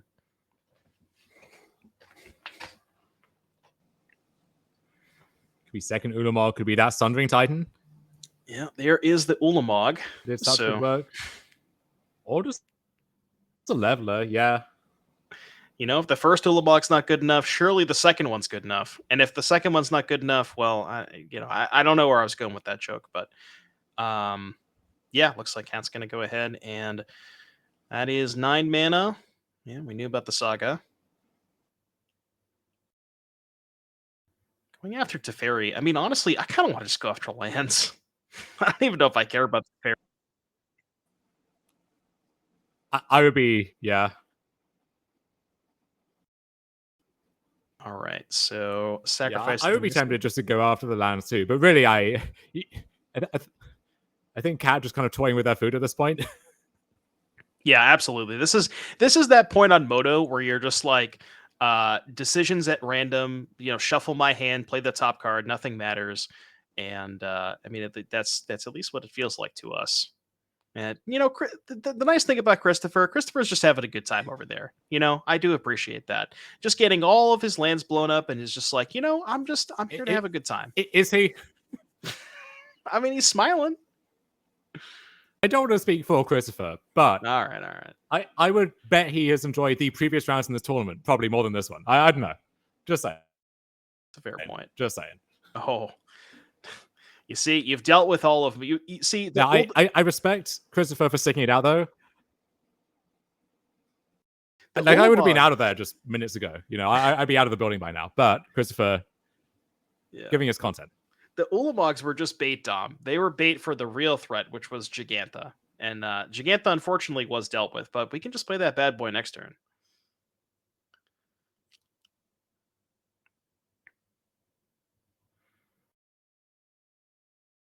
All right, Saga token and Saga being sacrificed. Chapter 3. What are we going to go ahead and get? Maybe just a cantrip artifact, potentially a map. Now, we did mention there was only one copy of Urza Saga, so we can't get that. We've already exhausted our copy of Sanctum, so past that, probably the next best thing to get off of map would be a Beseju, which is, pretty good insurance in case Christopher has something like a Leyline Binding, and that is a Stone Brain. And that is enough for Christopher. That is going to do it. Cat going to take this match 2-0 over Christopher Shavers as we expected.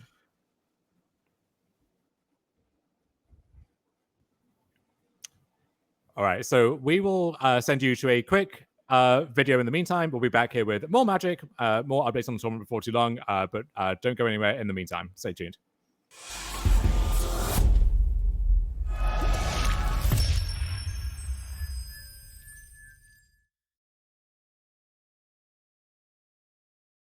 All right, everybody, we are back here for our last round of Swiss. This is going to be the final round before we get to a top 8 here. I'm joined by Dom Harvey, and we have a very interesting matchup for you here. We believe this is going to be a win and in to the best of our knowledge at table 6.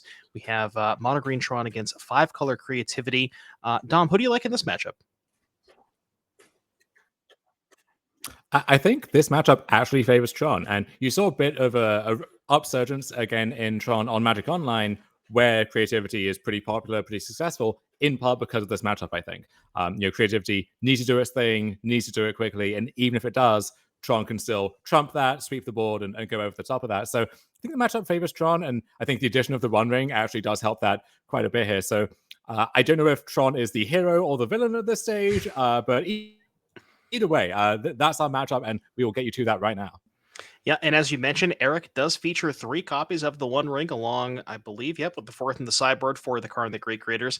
And yeah, that you bring up a good point where Creativity can put an Archon, maybe even 2 into play, and Tron can just kind of go over the top of that. You have stuff like, Ulamog that can cleanly answer 2 copies of Archon. You have Oblivion Stone and things of that nature to be able to answer multiples of those as well. So yeah, you kind of just don't, sometimes you just don't really care about the 1 Archon activation. I guess where you really care about it is when they maybe Creativity for 3, get up to Creativity for 3 to put 3 Archons into play, and then just you die on the spot. Maybe that's a spot, but yeah, I kind of agree with you. I do kind of like the Tron side of things in this matchup.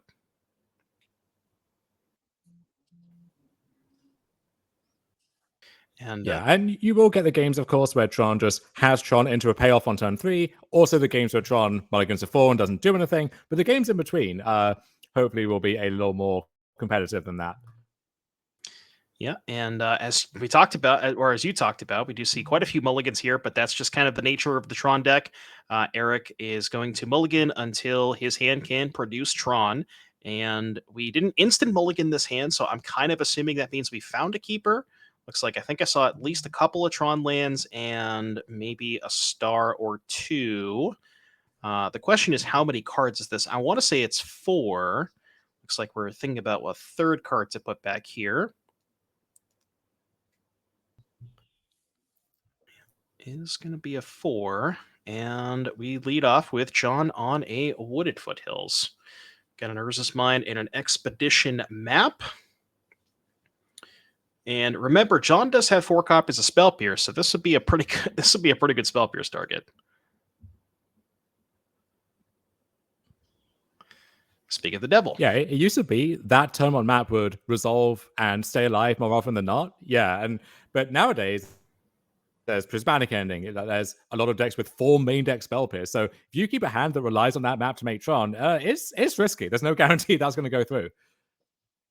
Yeah, exactly. And that's, we see the Spell Pierce here.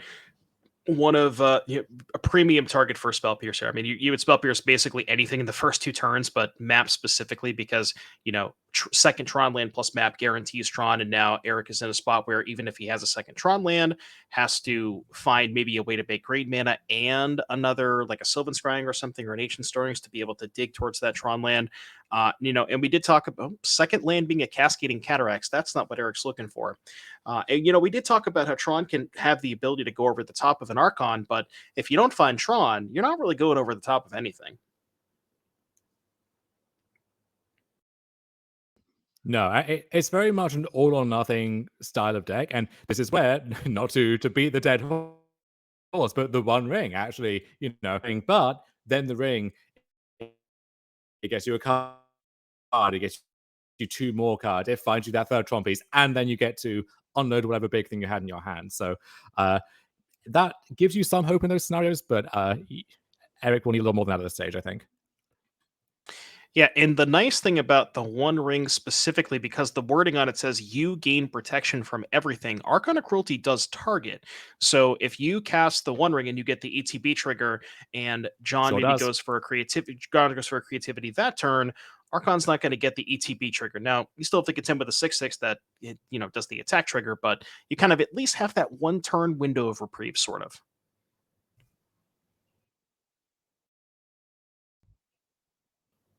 We got a Teferi Time Raveler going to very bouncing Expedition map, just delaying that by a turn.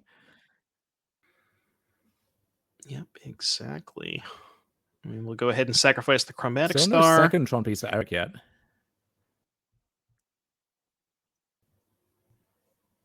There's a map.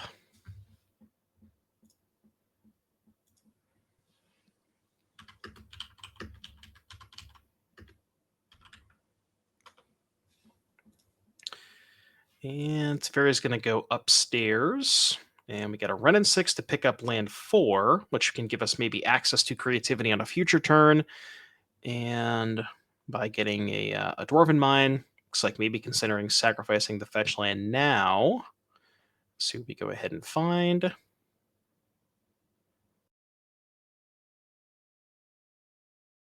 It'll be John already down to 10. I don't really think that matters too much in this matchup.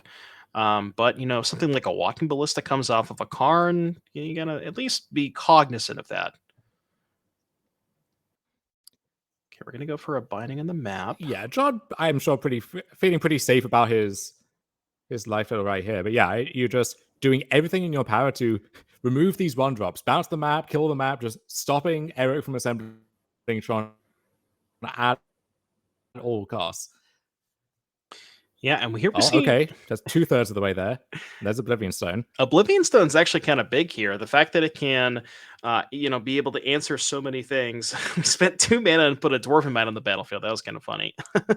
But yeah, Bitterine, discard Dwarven Mine. But yeah, the Oblivion Stone being able to answer, all these Planeswalkers and the Leyline Binding, you only get back a map. But, if maybe Erik just finds 2 more lands that aren't Tron, can sacrifice the O-Stone to get rid of the binding, that gets the map back, which then all gets you access to Tron. That could be a plan as well.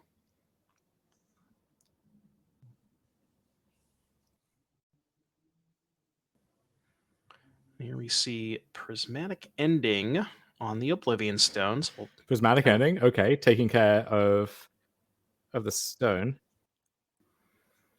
But there's Erik not really under any pressure. No creativity has materialized yet. So in the meantime, it's these 1/1 dwarves kind of chipping away. But this is what turn 5, turn 6, and Erik, still close to 20. If he ever finds a route towards that third Tron piece, then really can potentially just take over the game the following turn. Right, and there's a forest from Erik, which could potentially unlock a Sylvan Scrying or an Ancient Stirrings. We'll have to see if either of those are on the table. But yeah, like you said, just we've gone quite a few games at this turn without having access to Tron. And I guess John doesn't have his Tron in the form of our Indomitable Creativity. I guess that's his Tron, but not exactly the same thing. But yeah, it looks like maybe setting up for potentially a bigger creativity. And here we go with the Karn. Wonder where that's going to go. Yeah, the Karn is dead on arrival, effectively. But can get you something nice on its way out. Going to get the One Ring, so a testament to that card's power in the matchup here. Yeah, and one kind of interesting wrinkle here is this beta reunion. If John does find a creativity, it's goes kind of crazy where you can just go create see a creativity for 2 with 1 mana left over, target 2 tokens, get 2 archons, and then sack the reunion and kind of do it all in one shot. So, we kind of talked about how the Tron deck can go over the top of creativity, but if you just kind of die all in one fell swoop, then there's just not, that's kind of John's way to get around that.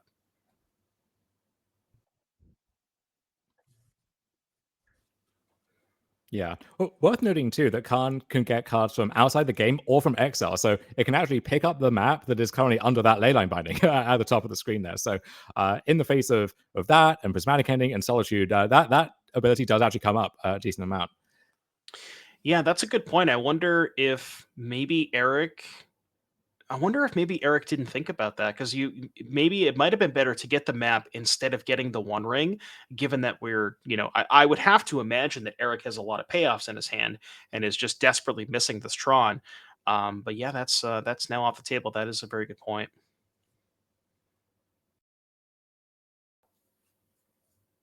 Yeah, this is one of those classic creativity games where you kind of have everything going on, right? You have 2 different planeswalkers activating every turn. You have your Fable. You had a lot of removal. You're seeing some cards, but you don't have your namesake card. You don't have the creativity, and so you're just not really accomplishing anything until that changes.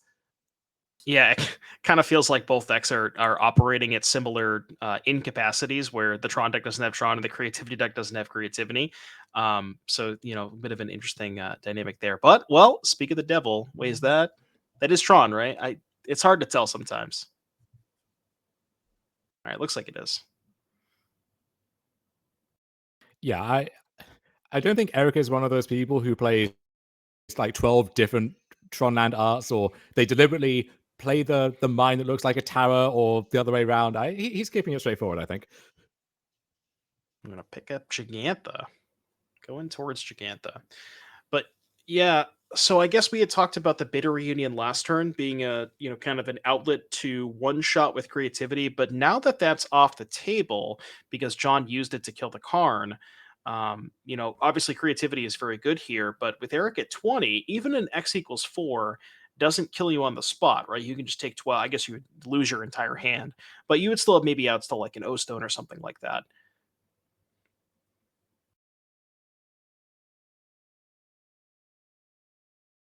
Yeah, 2 Oh, stones in the deck. Also an Ugin the Spirit Dragon, which would be pretty nice on this board as well. yeah, this particular turn though, because we just cast the One Ring, we don't get Archon triggered this turn. So if this is the turn that John decides to go for the creativity, Yeah. this actually could go, it could work out pretty poorly for John, depending on what Erik's leftovers are. There is a line too of taking up to Fairy and casting the creativity on the opponent's turn to get the Archon triggers once that protection shield has expired. Which even that, depending on what Erik's payoff is, might not be enough, but is a line worth noting. Instead, just picking up the leyline binding with the Teferi, drawing a card. I think John decides the binding he's done a job at this point can give the map back and save the binding for maybe the actual threat. Yeah, you could even see something like you said, Teferi uptick, and then maybe draw step, creativity X equals 4, get your whole hand or something like that. Like you said, after the ring protection has fallen off, but yeah, we're gonna go ahead and get rid of that One Ring before Erik can draw more cards off of it. And I mean, it's just at this point, really, what payoff does Erik have? Because Erik has been, kind of messing around a little bit with access to a lot less mana, has quite a couple cards left over, and we'll have to see what particular payoff Erik does have to be able to contend with this board that's kind of getting out of control, even without the presence of creativity. Erik has quite the mix of payoffs. So no Khan Liberated, that is one distinct feature of this list. In its place, we have the one Ugin, one Cityscape Leveler, one Sundering Titan, one Ulamog, and one Kozilek. And then the Goloses that go with the Cascading Cataracts and some Oblivion Stone. So there's a lot of stuff. And a lot of that stuff is not enough to come back from this spot. So the Ugin, I think, would be Ulamog, maybe the second O Stone. But that's a pretty short list, actually.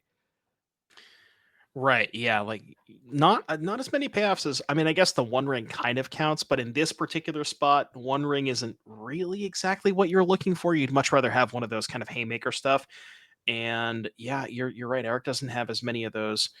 Does deploy a second copy of Urza's Tower, and we're going to go into the tank here. Obviously, Oblivion Stone is certainly the one that we're looking for the most. We're tapping 4. It's another ring, which gets us a card, but card's not really going to keep up with this particular battlefield. No. And that red and 6 at 7 poised to ultimate as well. So yeah, we could see a sudden flurry of lightning bolts, the same spell pierce being cast over and over again, stuff like that. Yeah, the Cityscape Leveler will take care of that red and 6, and as we pointed out again, the One Ring does give us protection from a turn. But as you pointed out again, that Teferi being able to uptick, you can creativity on Eric's turn after the shield is already worn off. So that's not really going to. It's decent, but I guess it kind of protects you from getting like second Bitter Reunion plus creativity, where you would get one shot killed. Although, can you really beat discarding 4 cards at this particular stage? Probably not. We'll have to see. And I guess the other wrinkle here is that the 2 fables are flipping, so that even if somehow John hasn't found creativity by this point in the game, like that's also another path to victory, plus all the treasures. So there's a lot for Erik to contend with here.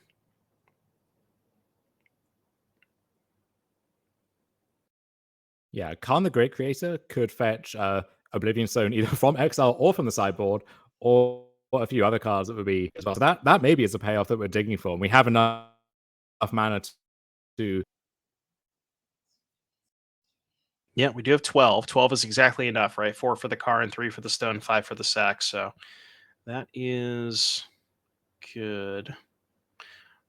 Okay, we're going to bounce the binding to give Erik back a ring. So... Legend rule, keep the ring. Yeah, which we actually... So there was a spot there that Erik could have used, tapped the ring that was about to be legend rule, draw a card, and then get the new one, and then draw a card from that one too. Just to dig a little deeper still. All right, ring. Let's keep digging. This ring card is really good.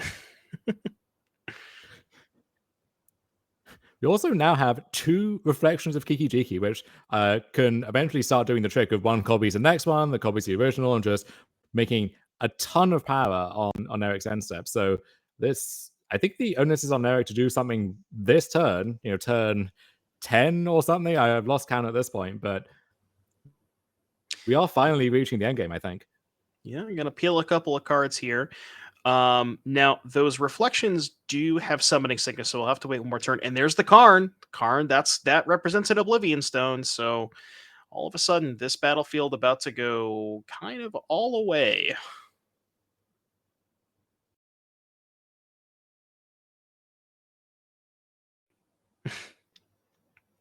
We're actually going to pick up the one that got exiled as opposed to the one from our sideboard to give less information, because John doesn't necessarily know that Erik has one at his sideboard, and it's kind of just free to do that. So. Sure.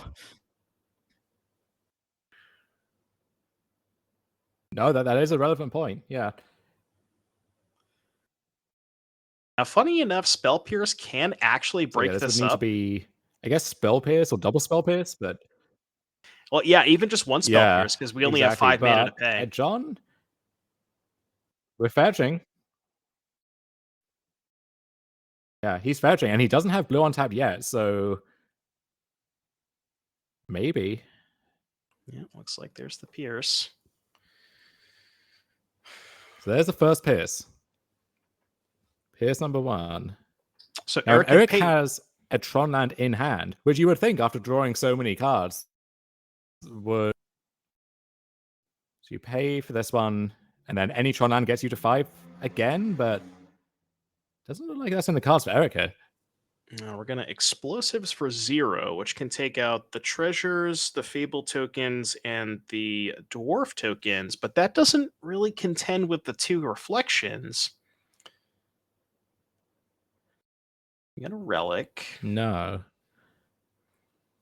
And notably, if Erik had to let the stone get countered because he didn't have the additional land in hand, well, that's where missing that draw from the the legend ruled One Ring actually could be a big deal. If the top card is Urza's Mine, this maybe is a different game. Right. Yeah, that's a very good point. That one extra draw step might go ahead and cost him. And we're going to go see a Scalding Tarn fetch here from John, potentially representing another Dwarven Mine, although I guess you wouldn't want to get the Mine in the face of the explosive. So just going to get a basic.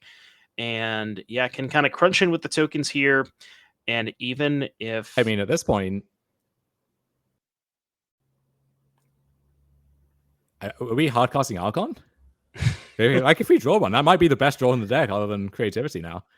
Yeah, because I guess you could just go hardcast Archon and then double copy, which I think is about to happen. Yeah, that's a very good point. Yeah. Yeah, I'm no math expert, but this is a lot of life loss. No protection shield from the One Ring this turn. Those have already worn off. Long gone with those. So we're gonna go trigger, put Erik to 15, copy to 9, copy to 12, copy to 9. Yeah, this is easily lethal.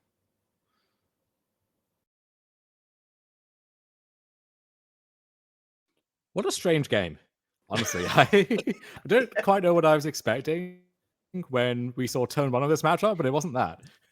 Yeah, I would classify this as one of the games of all time, as my Twitch chat would say.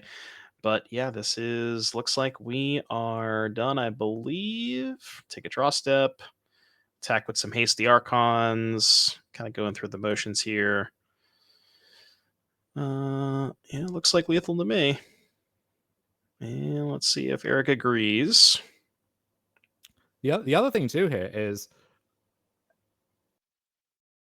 that with the Khan, those treasures could not be used until the bolt killed it. And so if Erik could use the engine exposed in response, we clear out the treasures. Now there's not enough mana to copy and cast the Archon in one fell swoop. So Erik could have bought himself another turn there, I think. Yeah, you do bring up a very good point. That is very true. So Erik Anderson taking a look at the Mono Green Tron sideboard. A lot of what you see here is Karn the Great Creator targets, but we have a Ballista, a Haywire Mite, a Soulless Jailer, the lovely Gigantha, Cityscape Leveler, Sundering Titan, Pithing Needle, Liquid Metal Coating, Ratchet Bump, Stone Brain, and Snaring Bridge, Oblivion Stone, Trinisphere, the One Ring, and Boseiju. I mean, this is really a one-card sideboard, Dom, where we maybe want the Boseiju, maybe not.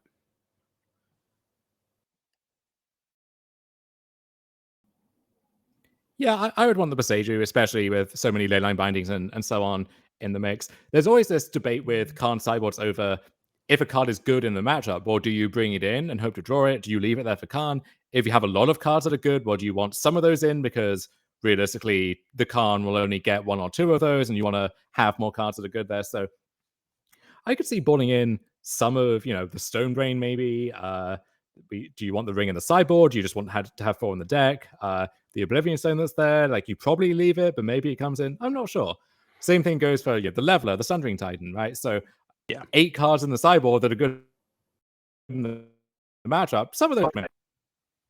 Exactly. So if we could go ahead and take a look at John's sideboard. We got an Emrakul, 2 Flusterstorm, 3 Nature's Claim, a Turn the Earth, 2 Veil of Summer, 2 Hallowed Moonlight, a Terra Sunder, 2 Dress Down, and a Boseiju. I'm looking at the claims, the Boseiju, and the Terra Sunder. What about you, Dom? Yeah, I like those. In particular, the Terra, the One Ring, and then if the games goes long, you have access to that mana. It's a pretty flexible removal spell as well. There is a case maybe for bringing in the Emrakul on the grounds that if the opponent has the One Ring, you'd much rather creativity into an Emrakul in that spot than an Archon. But that line is worse against a lot of other things, like Karn Liberated, which isn't in Erik's deck, that John maybe doesn't know that at this stage, and then versus some other lines too. So there is a trade-off there, but I would be tempted to have the Emrakul in as well, I think. Very, very good point. Yeah, that one turn window, that one turn of reprieve where you go like creativity for 2 Archons after the One Ring is cast, you kind of like, you don't get anything off of the ETB trigger, and it's almost like suspend 1, win the game, where you're like, do you have the Oblivion Stone? If not, then the attack triggers plus the Archons themselves will be able to close out the game. So maybe you just want to go something towards like an Emrakul to be able to kind of mitigate that a little bit more. But we will have to see what John decides to do.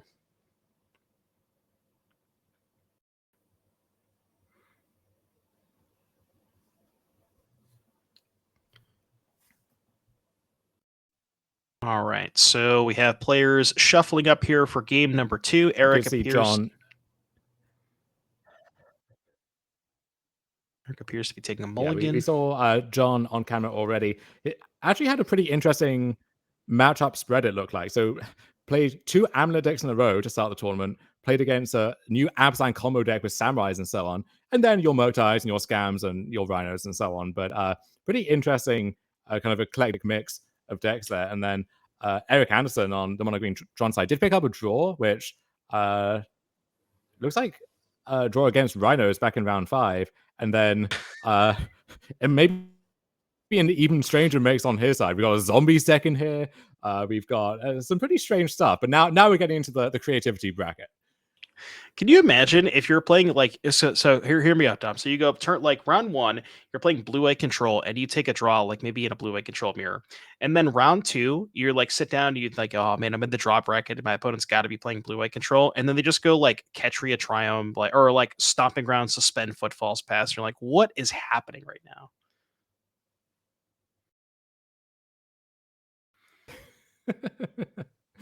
You think you're in some kind of like Nathan Fielder kind of sketch or something? Yeah. Oh boy. All right. So we got some Tron lands and a Chromatic Star or Chromatic Sphere for Erik, excuse me. And we have firing off a Boseiju. Get that Tron land out of here. No turn 3 Tron for you, Erik. Yeah. And now the question is, does John have the Red and 6 to guarantee Boseiju every turn for the rest of the game, which is not very long once you... Yeah, I can't say that I've ever played against that from the Tron side of things, but I can't imagine that that is something that you want your opponent to be doing, given just also the number of basics that the Tron deck has. We only this actually, I feel like this Tron deck is a little greedy because I feel like I've seen Tron decks that have had 3, 4, or 5 basics, but we're only on 2 this time. Yeah, so the first Boseiju, probably fine. Second one, the third one is what gets you. Once it's officially like a sinkhole, the opponent will smell blood in the water, I think. All right, so we're going to sacrifice some Chromatic Spheres, draw some cards, see if we can maybe find something to do here. That is a power plant, so Erik threatening Tron again.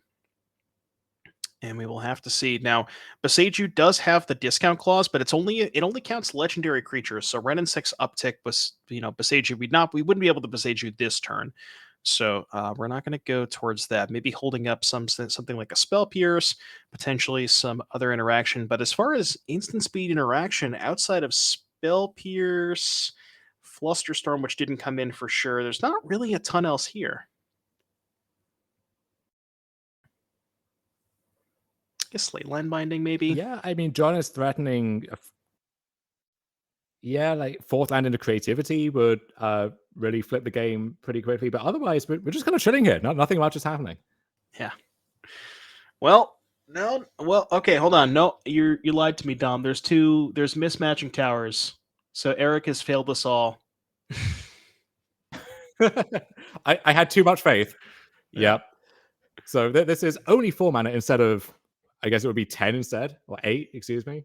Math is hard. Something like that. I can't, after the Hardened Scales match, I can't really do math anymore. Yeah, less math, more vibes. I think that's a healthier attitude for everyone. Yeah. So we do see an Engineered Explosives here from Erik, and that is going to be on 0. So if John were to go for, say, turn 4, Dwarven Mind, make a token creativity, we can pop that with the explosives. So can't really go for creativity unless we have an answer to the explosives. And yeah, Erik's just gonna be holding this up for a while until maybe eventually gets the Tron and can deploy a threat and kind of try to snowball from there.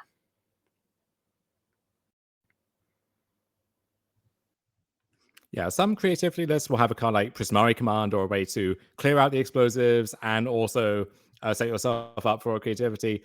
John does not have that, so there's going to be a two-step process, if that. So going to be just in this holding pattern for a while, I think. Yeah, Teferi is going to go ahead and bounce the explosives. Pretty sure we can just easily redeploy that. Not a big deal.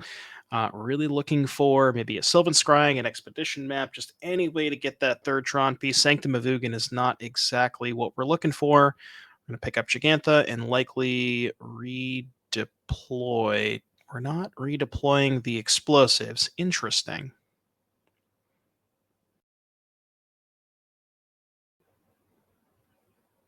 Just picking up Gigantha. Any idea why we wouldn't redeploy the explosives? I mean, there is, I think, Warping Whale was a card that's potentially in here, but I mean, even if you had Warping Whale, you could still go explosives, hold up the Warping Whale, so I'm kind of confused. Yeah. The nice thing about explosives is it's free, right? Especially if you don't need to use it right away. So I would just play that out and sit there. Warping Whale would not be effective on this ball state, sadly, in the face of Teferi. But yeah, I mean, it's potentially shields down for Erik in a spot where we could have had this layer of protection instead. So might be an opening here for John. Oh, you saw that? He went to pick up tapped right now. Oh, he went to pick up a card in his hand. Oh man, I guess just forgot about the Teferi because I saw the Warping Whale in Erik's hand. So yeah, must just a very small misstep. That's unfortunate.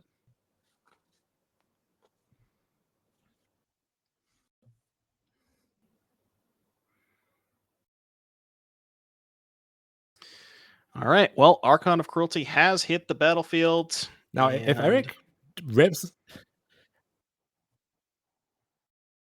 If he rips a third Tron piece, then danger may be in store, but that might be a one-turn proposition at this point. Yeah, that's a good point. If a Tron land does come off the top, I guess the specific one we're missing is Mine. If we do draw a Mine, can potentially get to maybe an Ulamog to blow up Teferi and Archon. Maybe something like a Cityscape Leveler could help us get out of this. But yeah, I have to imagine unless we draw the third Tron piece, it's going to be really hard to beat this Archon in the battlefield.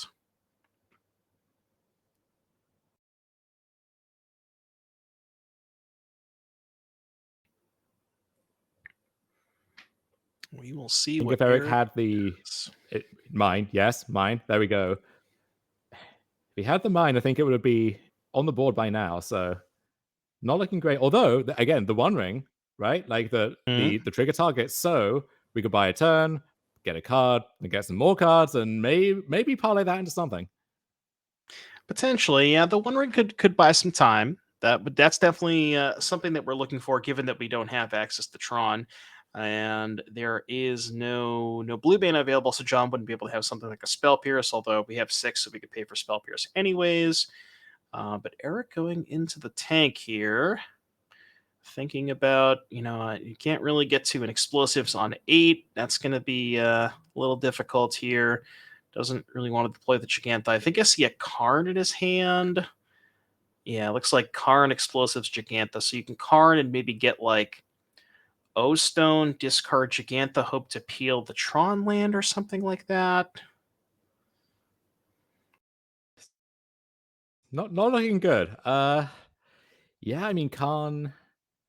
I know some decks have like a Phyrexian Metamorph from the sideboard where you get to kind of copy the Archon and throw it back at them. Nothing like that here. And Ensnaring Bridge would not be a good answer either. So, really tough spot. I think all routes to Erik winning this game result in just drawing that third Tron piece. And then it's maybe, well, if we draw a map, is that enough? Or scrying or something like that. But we need Tron next turn. Ideally right now, but it has to be next turn at the very latest. Okay. Get a bridge, which if we can survive one turn, maybe that's good. But then I guess the problem with the bridge is the Teferi, where if the Teferi goes up, then it just goes down one more turn to get the bridge. Yeah, the answer to Ensnaring Bridge is just there on the board. There's no suspense about that one. Yeah.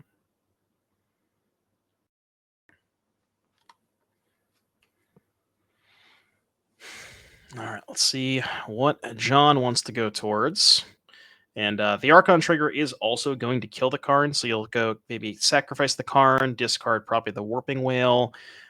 take a big chunk of damage. Gonna uptick Teferi as well. And yeah, this is, I mean, honestly, even if Erik does peel the third Tron land, it's just that Archon plus Teferi being able to bounce the bridge. I feel like there might be no way out given the context of Eric's current hand.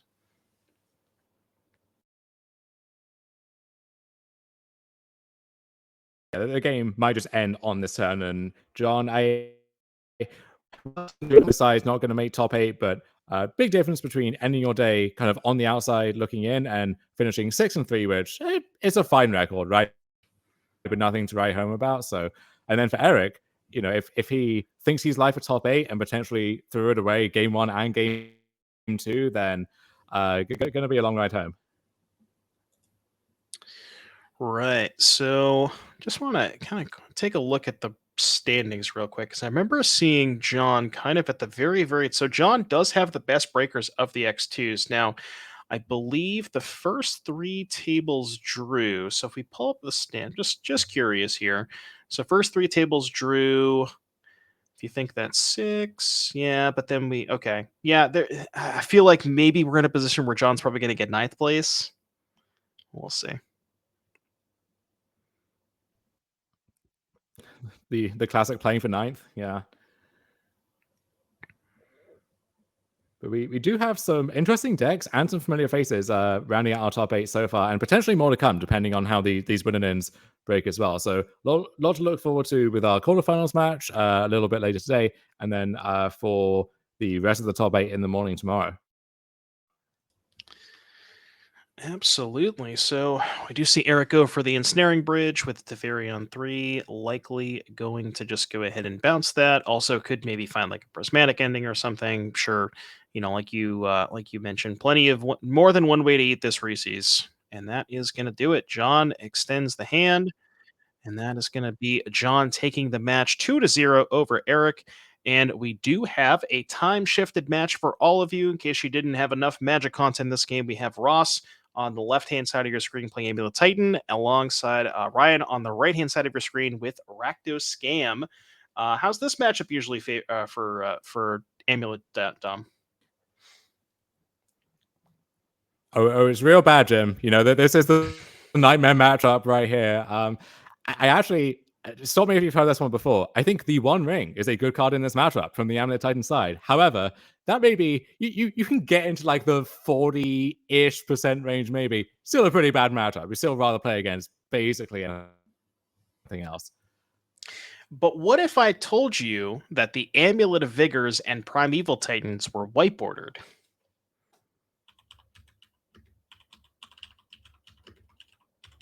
Okay, does that bestow any like special powers upon them? Does the amulet have some like new hex put on it, something like that?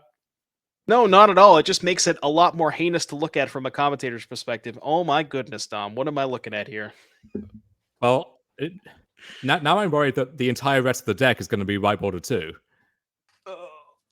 Oh, yep. Yeah, there it is. Oh dear God. Oh my goodness.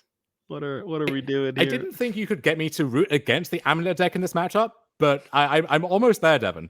I'm almost there. All right, good. You and I are on the same page then. All right. Well, what is actually happening here is a Thoughtseize is being cast. I think that's a Cultivator Colossus. I know it's a Pact and Explore and some lands. I'm pretty sure that's a Colossus. Kind of funny with the Voidwalker. Ooh, we're not gonna take.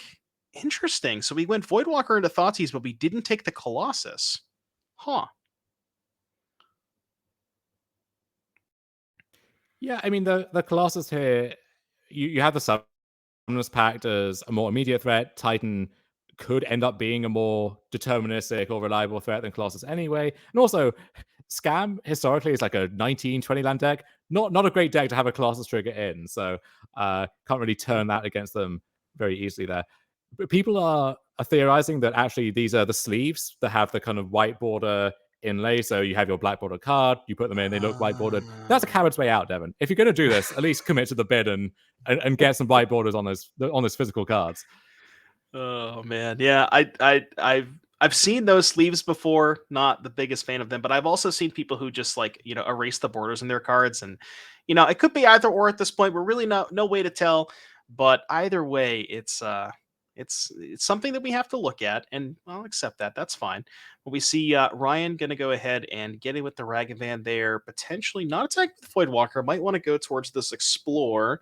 Is going to go ahead and fetch a Swamp, and potentially maybe looking at something like a Blood Moon here. See if we have any. 2 copies of Blood Moon main deck.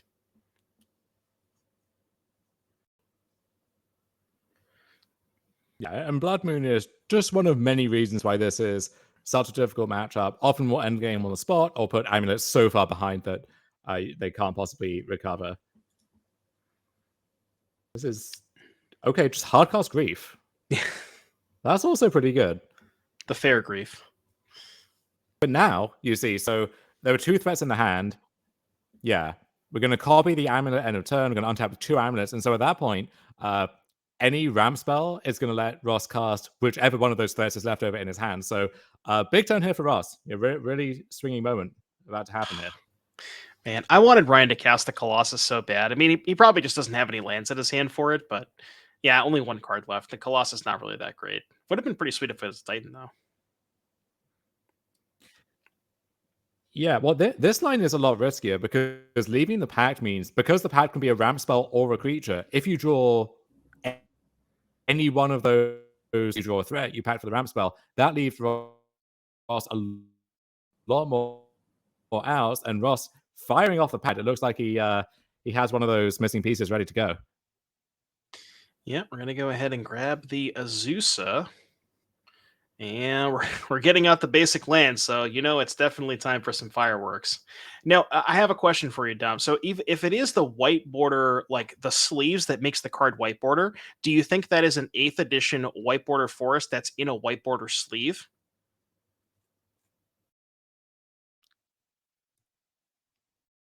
I don't know if I hope it is. Yeah, I do. I hope it is. I really hope it is. All right, we're making some mana.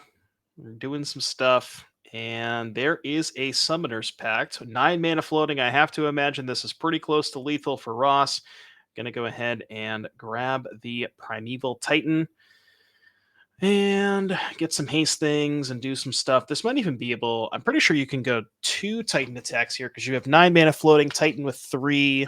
You go Bounce Land, T-West, which is 6. Not... Yeah, there should be 2 Titan attacks. There should be more than enough.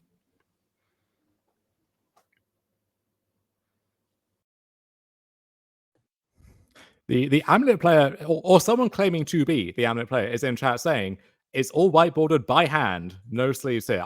So I applaud that. I have to tip my cap. However, I worry that when some new card gets printed, it's like, okay, well, I got to buy my 4 copies of the One Ring and get them white border somehow, just defining these beautiful new cards. Like that's going to be a pretty recurring experience. Oh boy.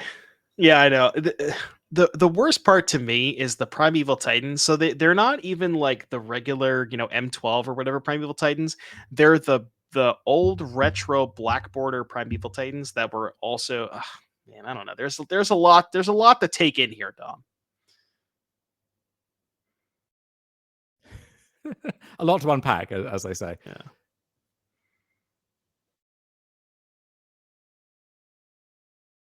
All right, we're doing some attacking and going through the motions here. Chaining Titan into 2 Titans, getting haste, and then double strike, and we will be on to game 2.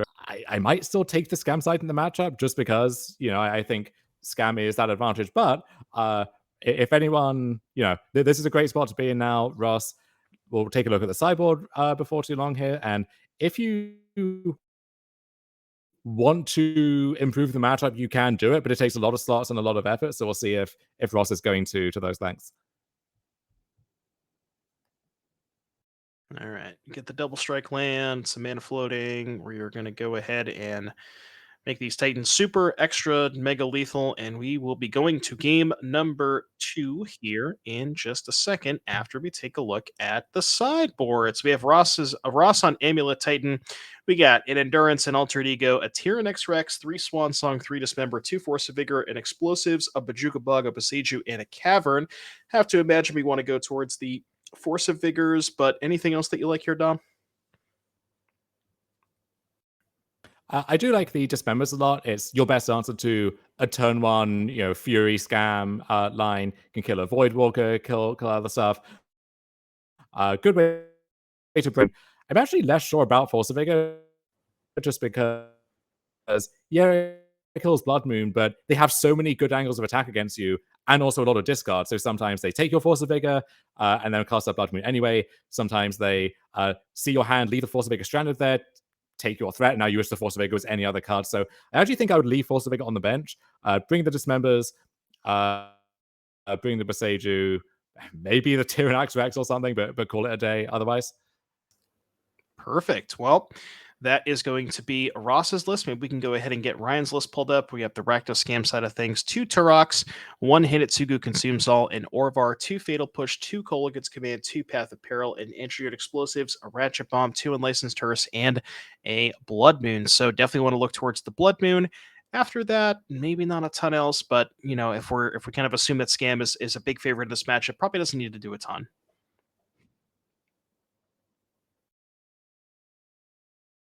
No, you could look at something like the Explosives to mop up Saga tokens or double Amulet starts. Kolaghan's Command is fine in that vein as well. And then Turok is kind of interesting too, actually. If you get to cast that in the mid game, you can really just take their resources out from underneath them. So pretty minimal sideboarding. Don't need to do much. Matchup's already pretty good.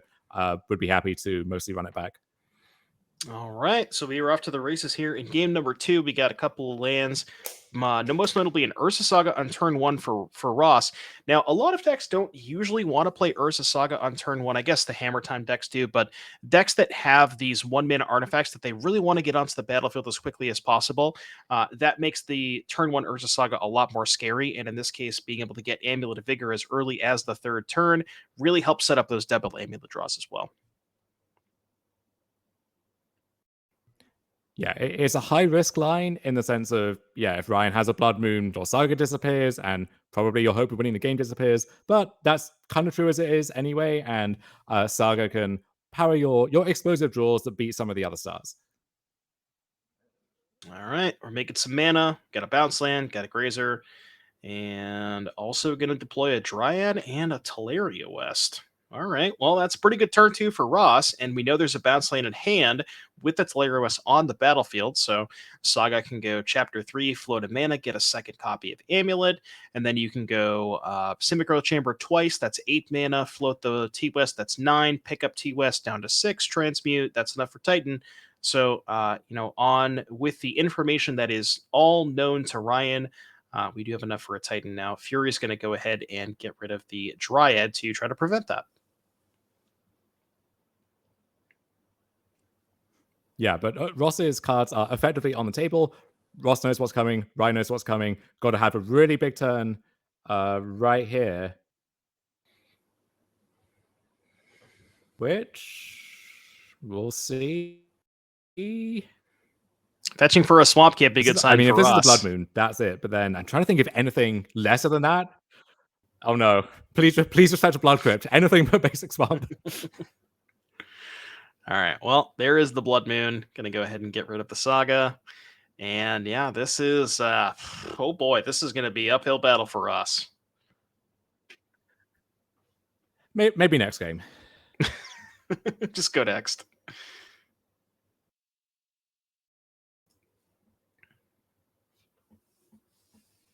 We got Grazer to protect us, though. It's fine. All right. Second copy of We Blood don't Moon. even, though. We can't even block that. Can't block the Dalthy, even. Yeah. Shadow's too powerful. Now, I will say, if Ross did bring in those Force of Vigors, there are 2 Blood Moons in play, so that could potentially be something. But yeah, it looks like we're maybe quite a ways away from that. And like you said, maybe didn't even bring in the Force of Vigors in the first place. So yeah, we're just going to go beatdown mode with Dalthy. Not really a lot we can do with the Grazer. I mean, I guess it protects us from a top deck Ragavan, or maybe the Ragavan that's in Ryan's hand.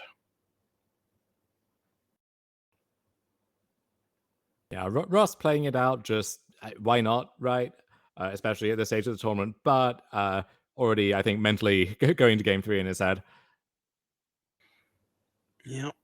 All right, that's a lot of mountains for Ross. Maybe hear me out, Dom. What do you think about sideboarding in red cards against Blood Moon? So you just let them Blood Moon you, and then you just board in like a bunch of Furies and stuff. Just hardcast them. I'm into it. Yeah, let's go. I like that.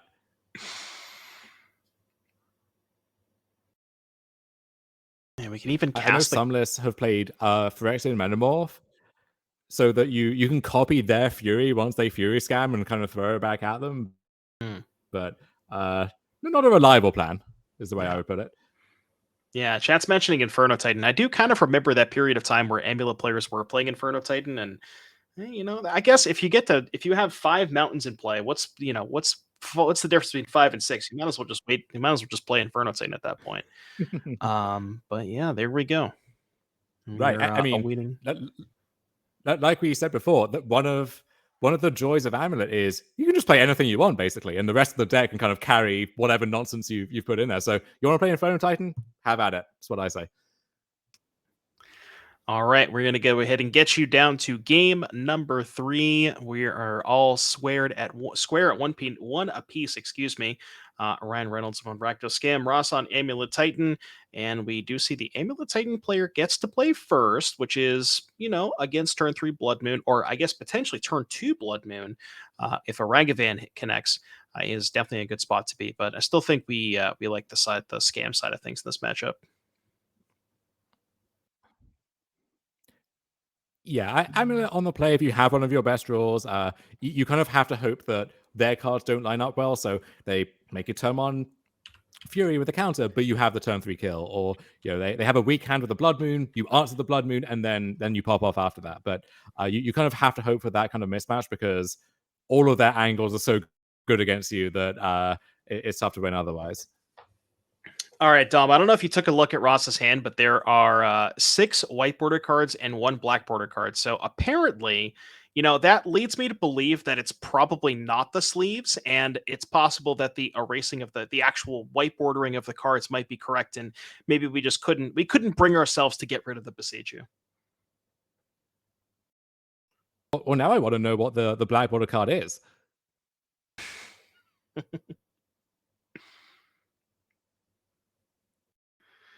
All right. Beseiju? Oh, yeah. You couldn't find a white-bordered Russian Beseiju, Ross? Didn't look hard enough? There's a Saga and an Amulet of Vigor. I can't even take this seriously anymore. All right, fine. Serious mode. We got a Grazer and a whole bunch of lands. There's the Beseiju. And we are going to scam the Grief. Funny enough, scamming Grief not that great against this hand because we only have 1 spell, but does want to put the 4/3 into play to get a little bit of pressure. A lot of lands here for Ross, but I guess does have Saga into Amulets, so potentially can set up 2 Amulets, and then wants to keep on the strength of having the Beseiju in the opening hand to be able to answer that Blood Moon. Yeah, this hand is weirdly resistant to Grief because you just don't have any good cards left after turn 1. But now, if you draw a Titan or another threat in the next few turns, you can just steal the game out of nowhere. And so I think you have to kind of put your chips in the middle on a hand like that and hope for the best. And so, yeah, I think so far it kind of worked out, but we need to complete that second step of drawing the pack, drawing the Titan now. All right, we're going to go beatdown modes with the Grief here. I believe the Explosive should have a counter on it. It is a time-shifted match, so just pretend that it has 1 counter on it. We can all remember. So Saga's going to go to chapter 3 here, is going to likely find an Amulet. Okay, going to go for map, which leads me to believe, I guess, didn't have maybe wants to get a basic forest here to try and play around Blood Moon. I'll have to see what Ross wants to go towards. Yeah, it seems like he missed on the threat that turn, and in the face of explosives, if he gets another Amulet, they're just going to die anyway. So going to try and find some kind of land now. I don't think there's a great option. It could be just a second Saga, honestly. Could be a basic forest. A few ways you could draw that up there. Yeah, and I'm going to go ahead and exile the Vesuva, which I guess makes maybe some lines a little bit more awkward, but I feel like Vesuva's maybe one of the less relevant ones, maybe in a matchup like this. So, you always have to be a little bit careful of, getting your one of hit off of the Ragavan, like especially the haste land or something if you're only playing one copy. But Vesuva probably one that Ross can do without for the time being. Yeah, you do sometimes find yourself in these spots against the Ragvan decks where if they hit any of the other 50 cards in your deck, you're fine. You've got the win next turn. But then they hit the one, say, a Stronghold or something, and your whole house of cards collapses. Yep. So we're going to see the map sacrifice. That's going to get a Mycosynth Gardens. Interesting. So, Okay, we showed Gardens. Okay, we're actually going to get Saga. That makes a little bit more sense because I was wondering, is like you wouldn't really want to get the Gardens if you know the explosives is going to get sacrificed to kill the amulet. And Ryan's going to do it now to make sure that Ross does not have access to more mana on his turn. So that makes a little bit of sense. And now you can maybe go towards like some Saga beatdown plans, but I don't even know if that raises the grief. So really tough spot here for Ross. Ragavan did die to Ryan's own explosive, so taking one for the team there, slowing down the clock a little bit. And Ross, if he has time to start making constructs and so on, we could get back into it. But Grief with additional power and Menace is a pretty imposing clock. So really needed, I think, maybe a Grazer there or Dryad, some other blocker to get around that, but going to be on a tightrope otherwise. All right. Well, here is a Thoughtseize, and that's going to be a Primeval Titan and a bunch of lands. Yeah, this is kind of a really rough spot. Going to go ahead and attack Ross with the Grief. Not a ton of outs at this point. I guess we have enough mana. 1, 2, 3, 4. We don't even quite have enough for a Titan, right? Even if we were to rip another Titan, we only have 4 in play. I guess we can get an Amulet with a bounce land, so I guess we might have enough.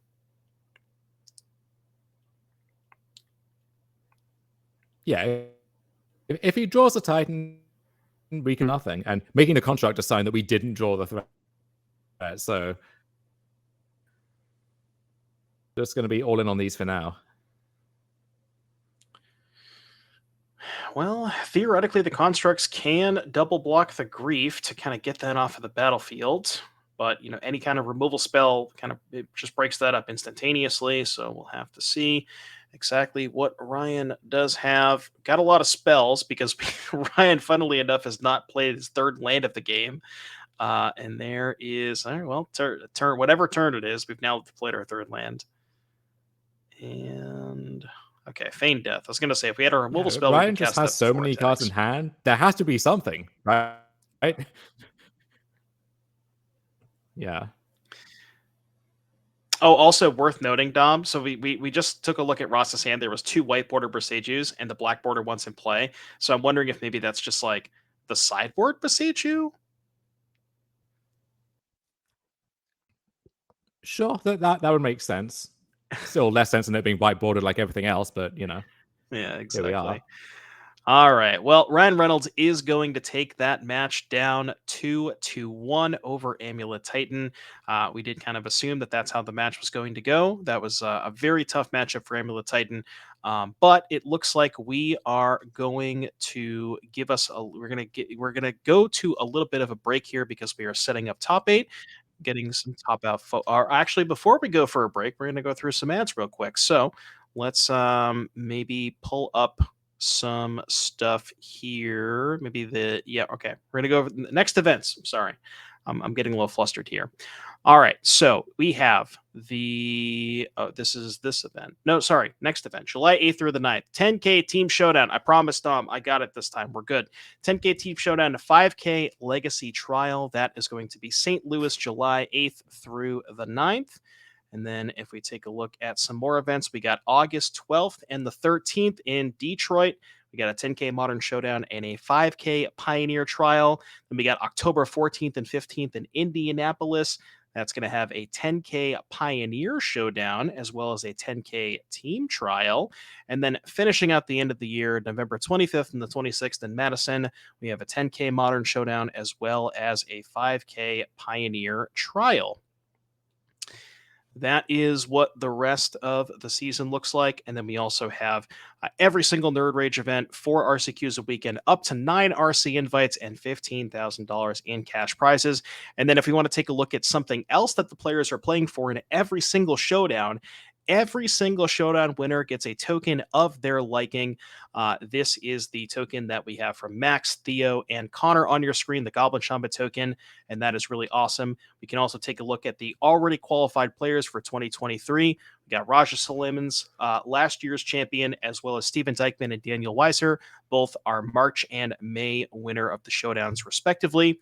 And then also, let's take a look at what these players are playing for.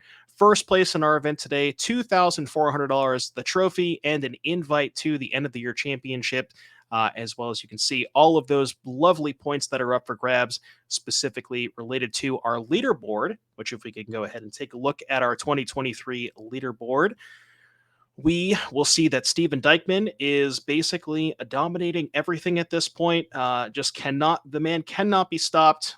Steven Dykman and Daniel Weiser, as we already saw, qualified for the end of the year championships, as well as, players who are constantly on the tour: Sarah Shearing, Sean Gallagher, Tiago Saporito, just a whole host of amazing names. And we will have to see how everything plays out. So with that, we are going to go to a bit of a break here while we get everything situated for top 8. We thank you all for your patience, and we will be back here hopefully not too long for the top 8.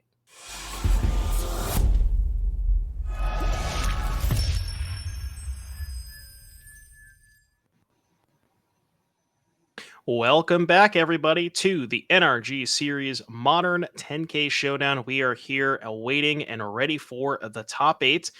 We have quite a few interesting decks here in our top 8. Maybe some stuff that you're probably used to, but maybe a couple that you're not used to as well. And let's go ahead and take a look at the bracket here. So in the 1-8, we have Fletcher Johnson against Cat Miller Granger. That's going to be Living End against Mono Green Tron. In the 4-5, we have Matthew Hoey on Temur Rhinos against Michael Anderson on Golgari Yawgmoth. In the 3-6, we have Cris Smith on Abzan Yawgmoth against Thomas Deschamps on Rakdos Scam. And then our match that we're going to be watching, going to be Travis Brown, known Hammer aficionado, on, unsurprisingly, Hammer against Isaiah Mosher on Rakdos Scam. So this Hammer deck from Travis Brown has a couple of new cards, Dom. Let's maybe you can shed some light onto what new cards the Travis has. Yeah, so we've got some new cards from the new set, but also some interesting cards for the archetype that Travis has really been pushing. So from Lord of the Rings, we have Forge Anew. So this is the card that brings an equipment back from your graveyard and also lets you equip once per turn for free and instant speed. So gives you that redundancy on the effect that the deck was missing a little bit before. Lets you do it turn off a turn. So you have a hammer in play, you put it on your Esper Sentinel, they kill that, you put it on your Ornithopter, and eventually one of those things is going to get really big and mush them into the ground. And then Travis's list in particular, he has really been pushing this Solitude package. So 2 Solitude in the main deck, 2 more on the sideboard, with the 4 Amiria Scores and lands as these fake white cards, if you like, to tie that room together. Has stood by that idea and has consistently performed very well with it in our events and other events. So really flying the flag for that idea. No surprise to see him in the top 8. And I think it's going to be our first Hammer deck that we've had on camera today. Yeah, I think that sounds about right. Also, notably, Travis's list only has 15 lands, similar to like the Living Index that have shaved down to about, somewhere between 13 to 15 lands. Although Travis here, we have the 4 Amiras Call, like you said, they're kind of like fake lands, but no land cyclers here. I don't even know what the white land cycler is. I just know it's not a creature, but none of that here from Travis. This is melee messing with our head a little bit. So it groups the lands, and then you have 4 Amiras Call over here, and then 4 Urza Saga over here. So we got a healthy 23 land when all is said and done, but that's not what jumps out at you when you look at the deck list. Oh, true. That I don't understand why Melee puts the sagas in the enchantment spot. But anyways, okay, 19 lands plus the 4 Mirrors calls. My bad. But yeah, like you said, this is a very interesting take. Very excited to see. Well, at least I hope we get to see Fortune on camera, given that we haven't really seen it at all today. I wonder. So there's some really cool things that we can do with that card, specifically in combination with Cauldron Complete, where you can go say first strike damage on Cauldron, resolve first strike damage, then remove the Cauldron in combat. So I really hope we get to see that stuff on camera. Yeah, there's a lot of very strange stuff that you can do with that card, stuff which isn't intuitive, and maybe you don't realize until it happens to you, and you lose the game as a result. So hopefully someone does not learn that lesson the hard way for the first time here. Exactly. Well, and like you mentioned, also the Solitudes here, giving Travis a little bit more access to interaction where hammer decks typically lack in that department. So specifically in this matchup, being able to maybe hit like a Fury that was brought back with a Feign Death, or maybe a Grief that was brought back with a Feign Death, potentially can give Travis a little bit more leeway in those particular games. Looks like they're exchanging deck lists, maybe doing some shuffling, so we need a little bit more time. But as far as new cards across the top 8, so we have, the Hammer deck with the Fortunews. We had Chris Smith, who we saw earlier on camera, featuring the Samwise Gamgee as well as an Orcish Bowmasters. And then I believe the Golgari Yawgmoth deck, I think, also has some Orcish Bowmasters in here. Or actually, no, my apologies. This one does not. And then we have Cat Miller Granger on Mono Green Tron, who we saw a couple rounds ago with the One Ring. So Lord of the Rings already making a pretty sizable impact here on our top 8. Absolutely. Yeah. The One Ring was the talk of Modern over the past few weeks. If you were on Twitter at any point, you couldn't escape all of the hype around this card. In this tournament, at least, we have just Cat in the top 8, flying the flag for that card. And then Bowmasters, Samwise Gamgee. I think the Abzan Yawgmoth deck from Chris Smith actually is the most eye-catching deck in this entire top 8 here. So this is kind of half classic Yawgmoth and then half new Samwise combo stuff, just like mashed into this this beautiful creation. Yeah, it's actually funny because Chris and I were talking a little bit prior to the event. He sent me his deck list and wanted some opinions on it, and he also sent me the combo the combo spreadsheet line, and it was literally like 2.5 pages of how to explain to you go to your discard step and you discard this stuff, and then you endurance your creatures back in, and then you use your endurances to court out, and it's just like all of this stuff that I didn't really understand. But I feel like you could maybe save a little bit of trouble by playing Blood Artist, but he really does not want to play Blood Artist. No, the more elaborate your loops get, the better. If I have to explain math to my opponent and they don't get it, that just gives me the sense of power that I really can't get it anywhere else. So yeah, we will have to explain to the audience what that loop actually looks like. Hopefully not, but we'll see. But yeah, Samwise Gamgee, for those of you who maybe have not seen the combo, so there's a combo. The Samwise Gamgee says whenever a creature enters the battlefield, you make a food. You combine that alongside a Cauldron Familiar and a Sacrifice Outlet. So Cauldron Familiar enters the battlefield, drains your opponent for 1, makes a food. You sacrifice the Cauldron Familiar to, say, Viscera Seer. You have the food to bring back the cat, and then you can loop that infinitely. So kind of gives you a slightly different way to win the game, but also just Samwise specifically, like in those fair games with Yawgmoth, is pretty exceptional because you can get extra food to then gain life to be able to keep going with Yawgmoth if you don't have the insta kill. So just like a lot of cool stuff going on with Chris's deck.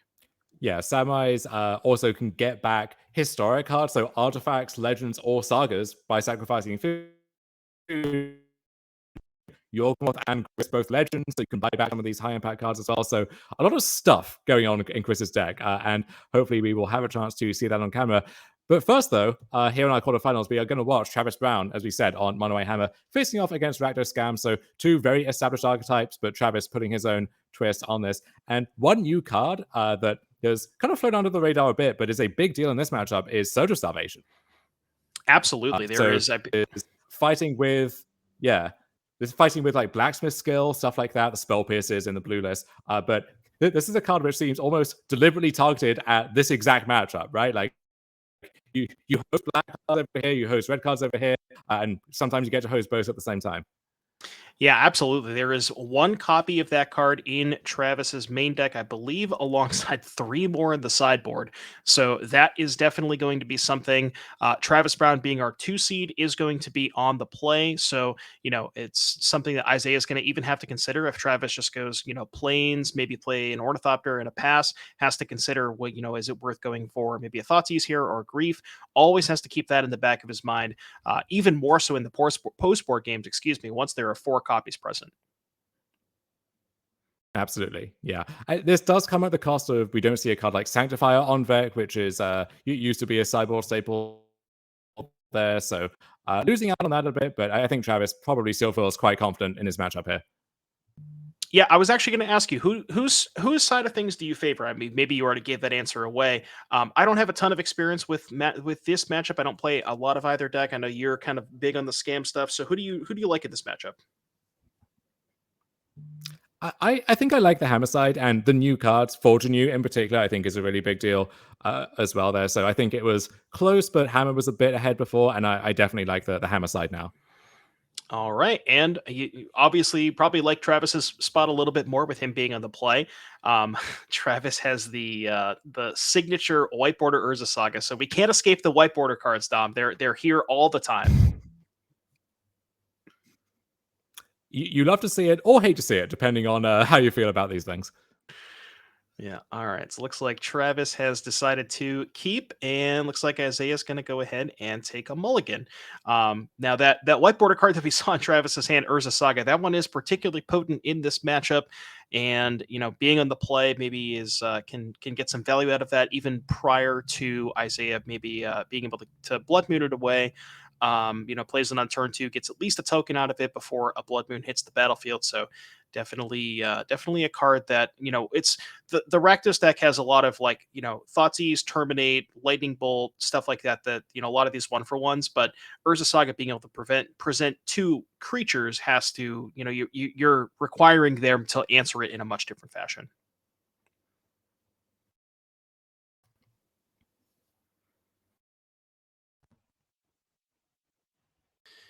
We will have to see if Isaiah is going to stay on 6, potentially go to 5. Looks like some lands, a Ragavan, a Thoughtseize, a Pyromancer, and a Fury. So I have to imagine that is potentially a keep. And Isaiah agrees, and we are off to the races. We got a Plains and a Pass. And, again, there's only one copy of Surge of Salvation in Travis's deck, but if he has it here, it's going to be kind of a blowout. All right, no Surge. It's impossible. Yeah, impossible to ignore that card, right? Like, it's always going to be at the back of your mind. Yeah, it's only one copy, but what if, right? What if it's there? And it's going to make things a lot harder. Post-board, they have 4 copies. They're probably going to have one. But for now, it's a weird gamble. Yep, and no Surge of Salvation, but we do see the new card that we talked about, Forge Anew, in the hand for Travis. We'll see if that's the selection, and it is. Boo! Isaiah doesn't want to see new cards. Boo! But yeah, does have Urza Saga here, likely going to deploy that on turn 2, able to maybe make a couple of constructs prior to a Blood Moon, and there is the Urza Saga. Yeah, Travis trying to save that Pure Steel Paladin for when he can play it and immediately equip a hammer there, not expose it to removal. Stoneforge Mystic, a nice pick up there as well. I imagine going to get a hammer rather than Cauldron Complete, but he might decide to force Isaiah's hand, make him have the removal spell for the Mystic, clearing the way for Saga Constructs and Paladin and the next thing and the next thing. Yeah, endless conga line of threats here, but is going to go ahead and decide to get the Colossus Hammer. And we know the rest of the contents of Travis's hand, so able to make a construct on turn 2, like we said, again, even in the face of a Blood Moon, can at least get something out of it. But Isaiah is, at least the upside. Isaiah knows the rest of the contents of the hand from the Thoughtseize, so isn't in a spot where sometimes where Stoneforge gets played, Colossus Hammer gets revealed, and you're like, do you think they just have the call draw already? But doesn't have to think about that here. Castle Lochthane, pulling overtime once again, helping to cast Doughty Voidwalker, which this is not one of the matchups where that card really shines. Like, it doesn't really attack well or block well. Unless you snag the Cauldron from the hand, there's not really anything that your deck can grab from theirs that is useful for you. So it's just kind of there hanging out. And that's one of the cards that usually is going to hit the bench and sideboarding too. Right, exactly. First time, I think this is the first time I've ever seen Castle Lockthwain enter the battlefield untapped, so that's a first for me.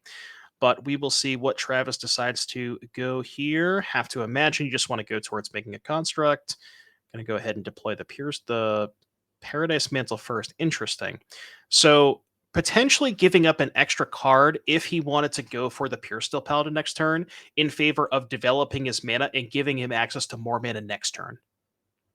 Yeah, I think I like this. This lets you activate the Saga, activate it again, and without that second white source, he's going to need to put the mantle on something to cast a Paladin in the first place. So this is a nice hedge against all of that. Yeah, I was thinking you could have deployed the Sunbake Canyon this turn, but I guess this way you get to deploy the Yawgmoth and get another mana source and be able to make a construct token this turn. So it kind of gets the best of all worlds with this play. Yeah, and getting that Yawgmoth in play means you have the kill rolled up for next turn, right? You get the hammer off the Saga, and then you play the Paladin, activate Yawgmoth, equip it, or you do that first, so you can do it right away and really put Isaiah to the test there. Yep, so we're going to see Travis float a mana off of the Stoneforge Mystic, make a construct token, so we can see, and we both know that everybody knows there's a hammer and a paladin in hand, so you can see maybe go Saga, float a mana. We're actually going to go for a construct here. Interesting. So we could have gone potentially Saga, float a mana, get Drum, use Drum construct, make white, tap white, paladin, colorless floating, animate Saga. I guess you were one short in that regard. Well, I think Travis also realizes, why bother, right? If Isaiah has a removal spell, then you get punished. This way, you just get another 4/4 that's going to be a 6/6 in a few turns. You don't have to go for the kill right away, so just you're already red. So that's your advantage while you can. Right. Yeah. The second construct puts a lot of pressure on Isaiah. The Dothy Voidwalker not very good at blocking, and notably Isaiah missing red mana. Swamp Castle Lockthwain, not able to cast anything like a Blood Moon or a Kolaghan's Command or a Terminate or anything like that. So Travis kind of senses a little bit of weakness, and maybe he is correct.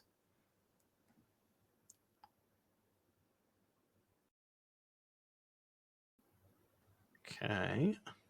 And we have another Saga too, so that's just going to keep adding on to the pressure.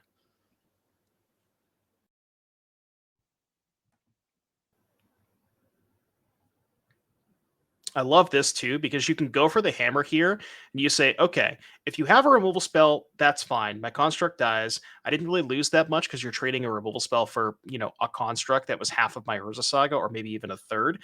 And then we both know that he has the Pure Steel Paladin to follow up anyway. So even if the Saga token got removed, you could then just say, use Plains plus the Paradise Mantle to then cast the Pure Steel Paladin in hand. And that would just give you, just constant access to re-equipping the hammer. And worth noting too, we're in the top 8 now. Deck lists are public.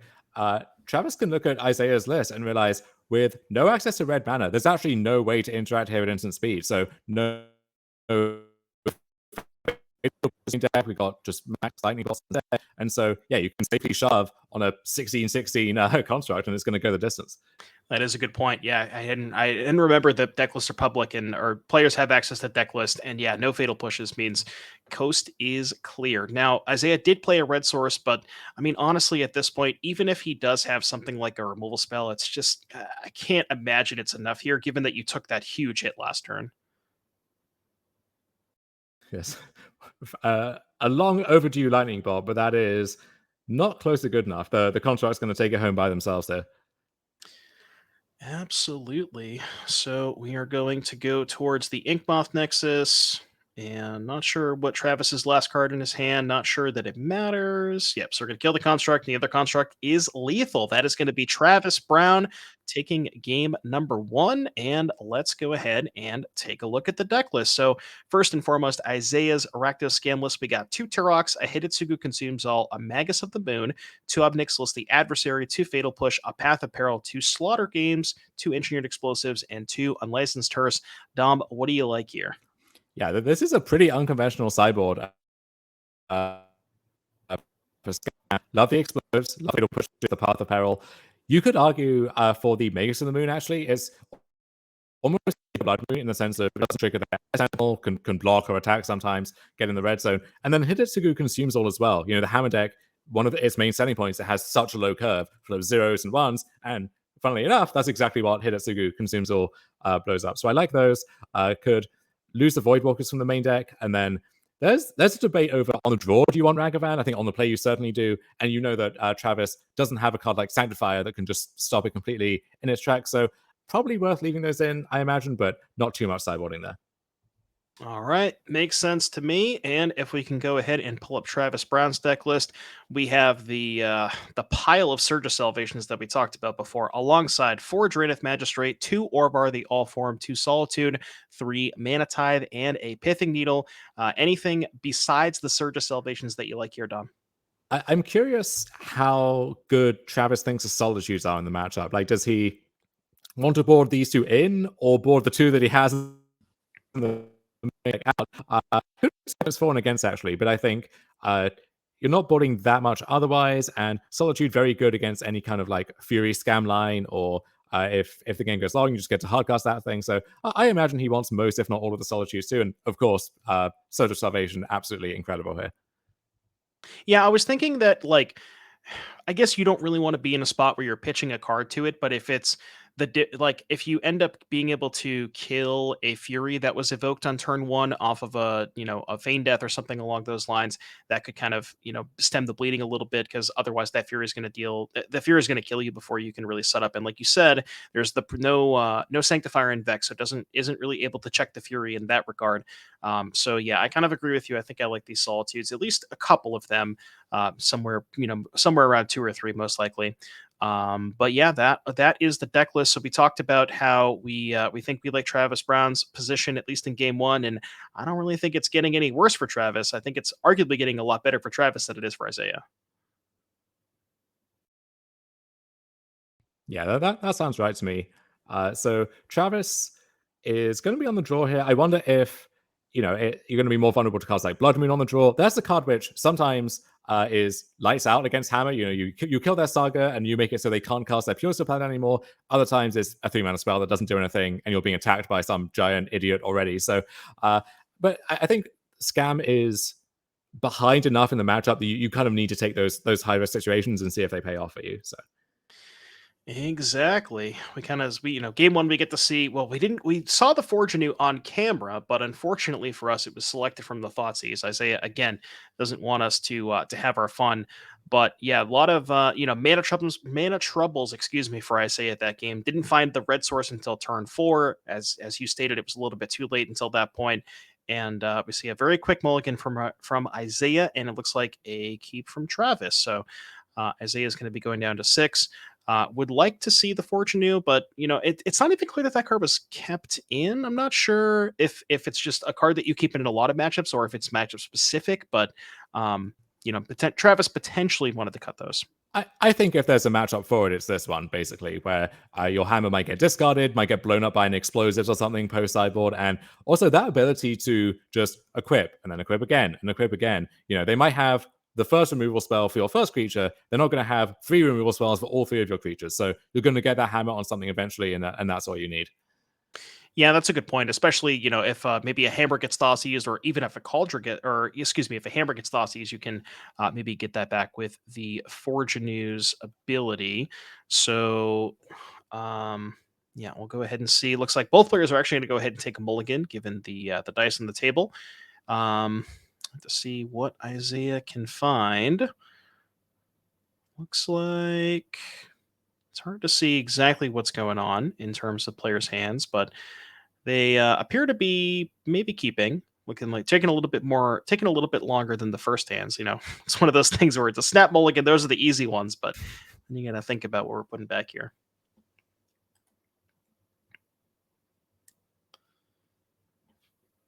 All right. Looks like both players did, in fact, elect to keep 6, and we are maybe off to the races. Any turn 1 scams? Well, I saw a Fury and a Feign Death. Okay, are you making a Hogak? Is that our game plan? If I had a red card, probably. Because the weird thing about Fury is Well, first of all, you know that there's the presence of 4 Surge Salvations, and in situations like this, now that there's a Sagardicate in play, if Travis just goes like land 1-drop pass, you gotta worry about that. So I mean, if I had it, I might have fired it off, but we'll have to see what Izzet does. I think I would. It's so hard to get multiple things with a Fury, right? Like at best, you tag a Stone Forge Mystic that's already found you another card, or maybe you get an Esper Sentinel plus something else if you're lucky. A lot of the time, though, if you wait on Fury, there won't be a good moment for it. So yeah, especially on the play in a matchup that I think is tricky, I'm making an 8-8 and putting you to the test. Yeah, it's possible I may have seen a different red card, and maybe the Fury was there, but no other red card was there. But we're going to fire off a Grief, and we are going to see if there is a Surge of Salvation. Now, if there is a Surge of Salvation, we're going to go ahead and do it with the Grief on the stack so that you can't. Well, I guess it wouldn't matter because it's not Ephemerate, but yeah, Surge of Salvation is going to make this a little rough if that's in Travis's hand. We're thinking. Could this be Hammer maybe? Not sure. I think if you have Surge, you just fire it off, because otherwise the Surge gets taken by the Grief. Right. So this makes me think if Travis is taking this long on it, maybe it's a Hammer that we didn't want to walk into this exact Fatal Push the previous turn. Yeah, there we go. Well, now that the Fatal Push is exiled, you can just... Oh, I see. Okay, so he was thinking... I think what happened there is... Well... Yeah, so I guess the worry is Izzet, you let it resolve. Izzet takes Hammer, and then he goes Undying Evil, get back Grief, take the Forge anew. So this playing the Hammer is a lot better against specifically Undying Evil or one of those cards. That makes sense. I guess what does it tell you that Izzet pitched a Fatal Push to his Grief, right? Like you wouldn't do that unless you had another one, or it was your only black card and you had to do it. So it's a sign of a lot of weakness or a lot of strength. Yeah, I think what happened is that Izzet did have the Feign Death and decided to pitch the Fatal Push thinking that Travis had a lot of spells, and it just kind of, didn't work out for Izzet in the sense of, had he known Travis's hand, he probably would have pitched a Feign Death. But then you have to think about, okay, well, if he pitches Feign Death, then does Travis even cast the Hammer, or do you just force him to take the Forge anew anyway? So this kind of this like weird, the weird back and forth there. Yeah, so lots of mind games going on, but when the dust settles, Izzet doesn't have a turn 3 play, and Travis has an active Urza Saga that is going to make 2 constructs and get just another Hammer to pair with that Sagardicate. Yeah, and with Izzet on 19, can go make a construct. I mean, you could even just make a construct and still get a Hammer. Yeah. Right, and this would be 1, 2, 3, 4. This is 14 on board currently. You can just have it all. Yeah, I don't see a need to risk a removal spell on a Nexus if you go for that line. Just make another big guy and keep stacking. I mean, this is already like the construct is 3. We're going to 4, and then plus 10. Okay, so Pithing Needle. Huh. I guess. Yeah, so and with open. Yeah, go ahead. With open decklist, I would kind of assume we're going to be naming Engineered Explosives. Yeah. Yeah, I mean, honestly, at this stage, the tokens are 4/4s. They can become 5/5s in speed with the Nexus. So Fury isn't going to take those down. And so, yeah, maybe the one way you think Izzet gets back into it is explosives plus something else. So a nice way to hedge against that. Well, there is a copy. It's only a one of in Izzet sideboard, but if there is a Hidetsugu consumes all, it's probably going to consume the rest of Travis's game. But that is not the case for Izzet. Just going to go ahead and pass back versus those 2 constructs, and yeah, just showing how crazy Urza Saga is at just providing so much pressure. Yeah, you can have a pile of discard spells and removal spells and so on, and all of that is so lackluster in the face of one copy of Urza Sagas. I think it's why a deck like Hammer can compete in a world that has all of this good interaction with the MH2 cards. Is Saga is just so good against them. Exactly, and no response here from Izzet. Just going to go ahead and show the hand, which is 2 Feign Deaths and an Undying Evil and a Fury, and that is going to be 2-0 for Travis Brown. So yeah, I think that I'm pretty sure that the Fury that I saw in the opening hand was actually correct. There was just no second red card because, like you said, if there was the Fury and the scam card, you likely would have just put a 4/4 double strike into play on turn one. But yeah, unfortunate draws there for Isaiah. Yeah, so the nice thing about that match ending so fast is we can just get you straight to more magic. So we're going to bring you Cat Miller Granger on the backup table with Mono Green Tron against another scam opponent over there. So we'll see if the Rakdos scam aficionados are going to have better luck of it. Cat is up a game though, so that they are behind the 8-ball once again. Yeah, this is traditionally kind of Living End. Okay, excuse me, I got my wires crossed there. This is a pretty interesting matchup in its own right, where Living End, fast, highly disruptive deck, can often interact with the ways that Tron needs to assemble Tron. On the other hand, if they assemble Tron, well, you can beat a board full of random creatures with Oblivion Stone, with Khan the Great Creator, with all of this other stuff. So both decks doing something very, very powerful, and it looks like, seems like Cat, reading between the lines, managed to do that in game one. Yeah, this is traditionally a matchup where, like you mentioned, you don't, from the Tron side of things, you don't really care if they do their thing as long as you have some sort of payoff. Now, the caveat there is if Grief is in the mix, you can go like Grief your payoff and then, get back Grief off the Living End, Grief your second payoff. So that can be a little tough. But Resolved Karn, there is a Tormod script in Cat's sideboard, I believe there is. And I think that might be what's in the graveyard. Tough to say exactly, but yeah, Fletcher kind of in a tough spot here. A lot of creatures in the graveyard, maybe has something set up, but also Cat, Cat has 2 Warping Whales in their list, so that could be something that they're holding up.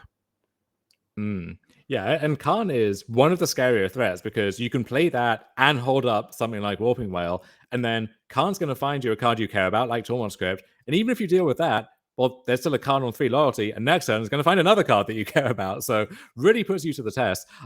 Fletcher maybe has a window this turn, assuming there's no Warping Whale, so we'll see if they can deliver on that. But even then, let's say Cat just untaps and minus his card, gets Ensnaring Bridge or Oblivion Stone. Like, it can easily re-trump a Resolved Living End. Right, so we will see a Shardless Agent going to go ahead and put a Living End in the stack. We'll see if there is a Warping Whale. I don't believe there was a response from Cat, so it looks like the Warping Whale is potentially going to resolve. But yeah, like you mentioned, we have a ton of stuff in the sideboard, specifically the most obvious, the one that we probably want to get the most is the Oblivion Stone, which if Cat just has a land rolled up, you can just go Karn, down tick, get back the O Stone, or go get the O Stone and then pop it, which you would lose the Karn, but you would get rid of the rest of the board. We'll have to see how Cat wants to play this. Yeah, could also just try and turtle up behind an Ensnaring Bridge potentially, which is risky in the sense of if there's another Foundation Breaker or Odawara or something, you just lose the game on the spot, but can buy you some time there as well. So what is the card to the right of the Ulamog? Your guess is as good as mine, Dom.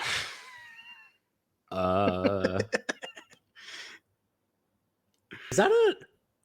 Chat might have to help us out on this one. It looks like kind of like one of those inserts, like something you use to represent stickers, or I'm baffled. Okay, all right. Well, chat's saying it's another Ulamog, but they look like different art, so I'm not actually sure. Oh, there are 2 sides to it apparently. So apparently there's 2 different versions of it. Oh, okay, I see. Well, anyways, so 2 Ulamogs and a Cityscape Leveler in hand for Cat, and a whole bunch of stuff here for Fletcher. So Cat is going to go ahead and down tick the card, see what they want to go ahead and grab. As we talked about, a bunch of different stuff. Now, I'm fairly certain that O-Stone was from the sideboard, so we can't get that, but is going to go ahead and get the One Ring, which buys us a turn against this giant board.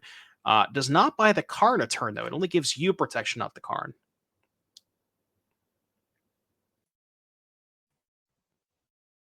Interesting. So yeah, Khan is going to bite the dust, and then I guess it's just a statement of confidence that, yeah, my Ulamog can, I guess you exile the 2 biggest things, and then Ulamog is the biggest thing still on the ground. So yeah, I guess it makes sense. Yeah, and then the nice thing about the ring is it not only buys you a turn, but it also gets you basically 3 cards, and Cat is pretty low on cards right now, so they kind of need to find a little bit more gas in the tank, maybe looking for one of the main deck Oblivion Stones to be able to clean up this board. something along those lines. But at the end of the day, Oblivion Stone puts them back all in the graveyard, and if Fletcher just have another Cascade spell down the road, you can just kind of rebuy them. So really wants to combine maybe an Oblivion Stone plus something like a Relic of Progenitus to just get everything out at once. But we'll have to see how this plays out. So Karn. Okay. I mean, the idea might be that if you just have an Ulamog, let's say, well, Fletcher might actually be able to beat that still. Whereas the One Ring, it buys you time, bridges you to the next thing, and then you're drawing 1 card, 2 card, 3 more cards. You're going to find the next big thing after that. So that makes sense. Yeah, and now that we've exhausted the O-Stone and the One Ring, what can we really get with this next card? We can get a bridge, but we kind of had too many cards in hand for bridge. We can get Wormcoil Engine. Past that, there's really not much else besides those 4, so might want to look towards one of those. Wormcoil is a pretty nice blocker. It has its own vulnerability to stuff like Foundation Breaker or whatever, and with a board this big, Fletcher can just keep attacking through it and actually make some headway. So it's only a delaying tactic if that. All right, so yeah, Cat's going deep in the tank. Not really sure what they want to do here. We're going to go ahead and ship the turn. Picked up a Force Negation for Fletcher. That is a massive draw step. That's going to cover the next Karn. And that might not be able to be beatable for Cat because, you can go towards the Ulamog, but, while Ulamog does kill 2 things, I don't think it really gets us out of this mess. Yeah, this is an attack for a whole lot, let's say. So 15, 19, 22... 29, and then there were more creatures like tucked up there at the top. Okay, so they're comfortably more than 20. Yeah, so you can go, say, Ulamog, kill Curator and the green creature. That's the Generous End, right? Yeah, so kill the Creator and the Generous End, and then you can block a Stripe Riverwinder. That would be, I guess you want to kill the Waker. So you kill Waker, Curator, block End, take 10, 13, 17. So I guess that Ulamog does buy you a turn.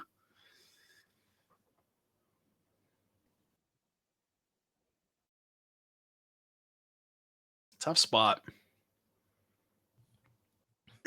I'm sure Force of Negation is on Cat's radar as well, but maybe in a spot where they just can't afford to try to play around it. Oh, well, if you're not going to play around Force of Negation, this one's a pretty good one to jam, because that not only cleans everything up, it exiles everything. That was a nice draw there, Fletcher Johnson. Yeah, that Force of Negation. Oh boy. Have to imagine we'll see this Force put on the stack not too long here. Which, after that happens, the best follow-up for Cat is another copy of the One Ring, right? To buy another turn, see more cards, and do the same thing again next turn, and make Fletcher top like another Force Negation, let's say. True. So we're actually going to go for subtlety here, which is funny because, like you said, if Cat does have another copy of the Ring, which is not the case because they are conceding the game, but if they did have another copy of the Ring, you could say make Cat put the Ugin on top and then have the Force for next turn. So we're looking at Cat's sideboard here. We have 3 Haywire Mites and then a whole plethora of one-ofs, a Ballista, a Soulless Jailer, a Gigantha, a Wormcoil, a Sundering Titan, an Engineered Explosives, a Tormod Script, a Needle, a Stone Brain, a Bridge, an Oblivion Stone, and the One Ring, which is actually the 4th ring. Do you even sideboard anything if you're Cat?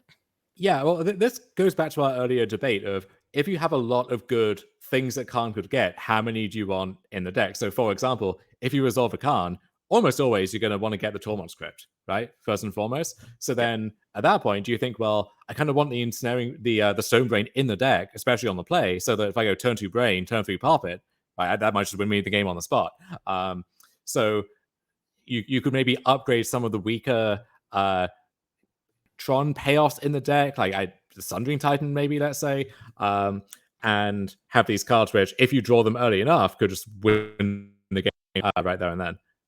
Yeah, and when specifically with the Stone Brain, because it's 2 mana to pay and 2 mana to act, or 2 mana to activate, 2 mana to cast, it doesn't really line up that well with Tron into Karn, because you go turn 3, Tron, 7 mana, Karn, 3 floating, you get Stone Brain, then you can't activate it. So I kind of agree with you, where you'd probably rather just draw the Stone Brain, because Karn for Stone Brain is usually going to be too slow against Living End most of the time.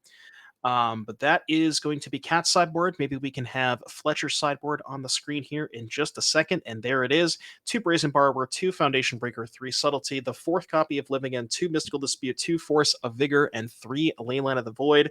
Probably want to go towards the Subtleties and the Forces. Yeah, love the Subtleties, Foundation Breakers as well. You can make a case for Brazen Borrower as well. Force of Vigor is interesting in the sense of, I guess, let's say your Tron opponent, they play a turn on map. Do you force it? Do you pitch your Cascade spell to force it? Every time. It's yeah, I mean, I would do it, but I wouldn't feel great about it, right? So you're kind of spending a lot sometimes just to trade with maybe one card, and you have stuff like Foundation Breaker or whatever that can do that instead. So you also don't want to go too low on cyclers, right? Because at that point, your living ends become kind of anemic. It's harder to find the living ends. And then you don't want these hands that are all interaction, but aren't working towards your actual goal. So wouldn't want to over-sideboard, but yeah, Subtlety, Foundation Breakers at the minimum sound good to me. Yeah, and it's funny with this particular list because Fletcher, if you'll notice, only has 14 lands. So you're in a spot where you can't really afford to cut your land cyclers because then you're actually cutting lands from your deck. So it's like you probably have to cut some of your other cyclers, like maybe you shave on, some of the Street Wraiths or some of the Architects, or I'm not exactly sure, but it's this new Living End shell, because it's shaving on lands for the land cyclers. You kind of have to count those as lands when you're sideboarding. You don't want to go, below 18 or something along those lines. Yeah, those are load-bearing generous ends. You can't afford to touch those. Exactly. And they do make a food when they come in. They do make a food when they come into play. But I've been very impressed. Well, I guess we haven't seen it a ton on camera, but I got to play a couple of games with the Oliphant, with the red creature, and I've been very impressed with that card. Just it not only does it hit so hard, the fact that it has trample and it gives something else trample, like just making it so it's really hard to chump block that thing. And it's only a common. It's pretty minor. People might think it's minor, but I've been very impressed with that card. Yeah, one issue Living End can have sometimes is, let's say you have to go for a small Living End and you get an Architect and a Striped Riverbinder. Well, a lot of opponents can just beat that board pretty easily again. If you have an Oliphant and anything else, that's often a lethal strike force right there. It's so much damage. I've been super impressed by that card as well. Yeah.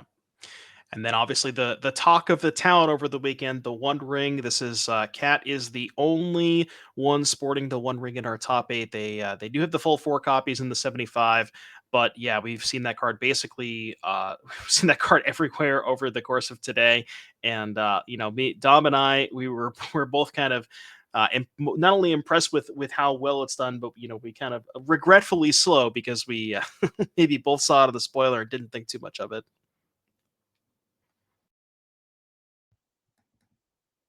It would be weird if, after all is said and done, the most impactful card from this set is Generous End. Or Oliphant, yeah. Don't know if that makes sense in the lore or whatever, but it's an outcome that could happen. Yeah, you never know. You never know. I personally have played a lot with Samwise. That was the card that I kind of wanted to play the most, and I tried it at a couple of different shells. I tried the food shell. I tried kind of the more focused combo shell, and that card has felt pretty good too. Like the ability to rebuy Urza Saga kind of gives you like this Renin 6 without having to play red, which is pretty nice. Yeah, there's this kind of infinite grinding potential with that card. I think ultimately, as a combo deck, it's a little too slow in that regard because it's a 3-card combo, lots of moving parts and so on. But if you can play these longer games, then yeah, you have the first Sunrise is about to die, but it buys back the second Sunrise, and you just do the whole thing again. Like you can really, it's shockingly resilient for a deck that relies on this 2-mana 2/2, right? Yeah, you just kind of get into the Samwise loops, and that card's been pretty good. I'm trying to think of some other cards. We didn't see Stern Scolding. That was one that Mason and Julian were kind of talking about a little bit. I'm trying to see if we can maybe look up some of the Murktide list, but I don't remember seeing it at all. There's actually not even a lot of Murktide in our top 25, to be fair. No, well, it's pretty good against all of your various Samwise decks, but I think it's not good enough against the format at large. Like, look at this matchup, right? Tron versus Living End, like it's basically 0 targets across the board. Yeah, that is a good point. Well, you counter the Shardless Agent, I guess. There we go. Counter the Shardless Agent. Shardless Agent does some work. Yeah, that's actually a very surprising thing. Now that I'm looking at the top 25, there's not a single Murktide deck list in the top 25. I think the best placing finish was 28th around there. Yeah, 28th, which is a little surprising because, Izzet Murktide is one of those decks where if a lot of people are doing a lot of cool new stuff, like specifically the One Ring, the tried and true kind of counterspell plus tempo plan is usually good against that kind of stuff. But maybe the One Ring is the real deal. Some would argue that Murktide is just kind of washed. It's a little mid, as the kids say. 49% win rate. Something like that. I couldn't possibly comment, but more and more people are saying this. Oh man! All right, Cat's on 4, which a lot of people you think, and you've had this experience too. When your opponent's mulligans to 6, and you're like, you kind of pump the fist a little bit, and then they go to 5, and you're like, okay, all right, cool. And then they go to 4, and the second they mull to 4, you're just like, oh crap, I'm dead. Yeah, because you're playing against Tron. Luckily, Fletcher already knows that at this point, but it's definitely a common experience of like, you're chanting to yourself, 5, 5, 5, and then you're like, no, just kidding, take it back, keep 6, please be Murktide or something. Well, Cat is on 3 cards. You know what? 3 cards work pretty well together. 3? I think. Well, I don't know if the 3 is the number God. that Cat's on or the number of mulligans that they've taken.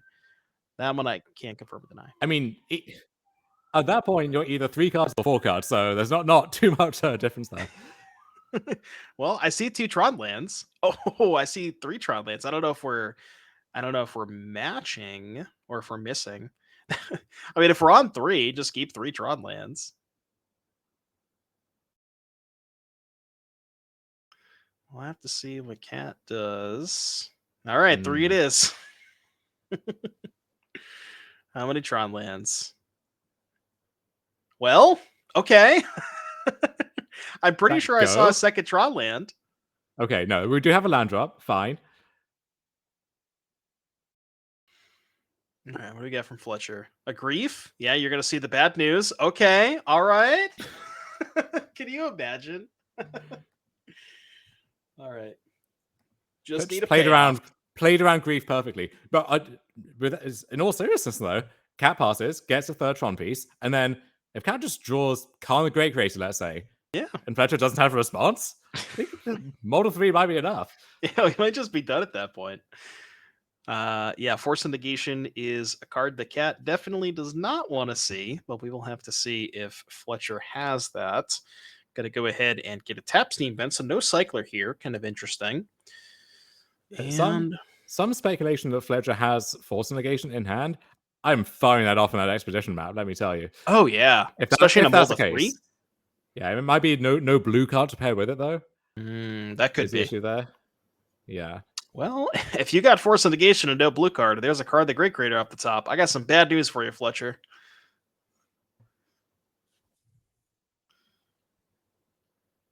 All right, big whammies or big money, no whammies, something like that. Whatever the kids say. Oh. I'm not a kid anymore. I'm in my 30s, Devin. You're younger than I am. All right, Giganta pickup pass. I know the sigh. That's a spot where, like, if I know I'm gonna pick up Giganta, I'm just gonna tap all my lands and then look at my hand for like 2 seconds and then just pick up the Giganta and say go. Would it be more frustrating to lose to Tron keeping 7, having natural Tron, and just having the perfect draw, or Tron mulls to 3 and still beats you anyway? Probably, I don't know. It's pretty close. I never even thought of it that way. I'd probably rather lose to the mull to 3. Because whenever they keep 7, it's like, okay, oh, you can't Force a negation that one. Well, let me tell you. Ooh, some land destruction. Yeah. So I would assume Fletcher has Violent Outburst, but if not, we got something. Yeah, now the interesting thing from Fletcher is you have to decide if you want to, okay, so if you have Violent Outburst, do you want to lose your 3rd land? Because you can either Outburst now before Titan's on the stack, let Cat keep the Titan. Now that's worse. Yeah, you would just go, let Titan resolve, trigger on the stack, cast the Outburst. So you would lose your third land, but you would get back the double Wakers and the Griefs, which notably is not lethal. That's only 14 or 17 damage. I could do math, I promise. So Cat would have a draw step here, and Fletcher would have no lands left. Which are good odds, but not perfect odds. That would be that's okay. I think I've changed my mind. What I want to see at this point, I want to see Fletcher attacking for lethal with no lands in play. That's what I want to see, because that'd be kind of cool.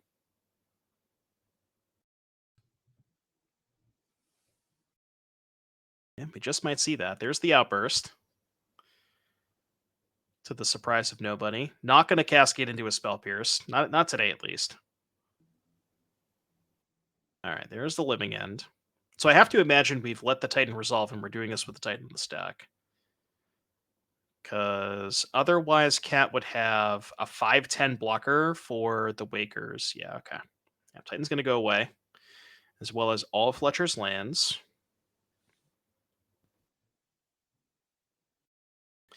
And here's 17 power. All my lands are gone. Oh boy. This is a game, all right. It is certainly one of the games of Magic. 17 power, no lands. So what's Cat's? So I guess Fletcher does have the Force Negation. So Cat's best draw step here is just Ulamog. I mean, Ulamog's a pretty good one. Yeah, they have the land as well. So Ulamog would do it. I guess Cityscape Leveler would that wouldn't actually. No, Leveler, you go kill a Waker, block a Waker. Yeah, that one's unfortunately not going to do it. Yeah. All right. And that is going to be Fletcher Johnson advancing over Cat Miller Granger 2-1. That was a pretty fun matchup. And, we technically got to see what I wanted to see, although Cat conceded before Fletcher attacked for lethal. Yeah, not the way you want to go out, but this is the experience you signed up for by registering Tron. So great run from Cat. They get to add another top 8 to their resume, but ends in a pretty dramatic fashion there. All right, so let's see. We got to see Fletcher Johnson take down Cat Miller Granger. That was the 1-8. We got Matthew Hoey advancing over Michael Anderson. That's your Temur Rhinos versus Golgari Yawgmoth. Travis Brown, we also saw defeating Isaiah Mosher. And then Chris Smith losing to Thomas Deschamps on Rakdos Scam. So tomorrow we're going to see Travis Brown versus Thomas Deschamps. That's Hammer versus Scam. And then we're also going to see Fletcher Johnson versus Matthew Hoey living in against Rhinos. So should be a lot of fun. And who do you got taking down these matchups, Dom?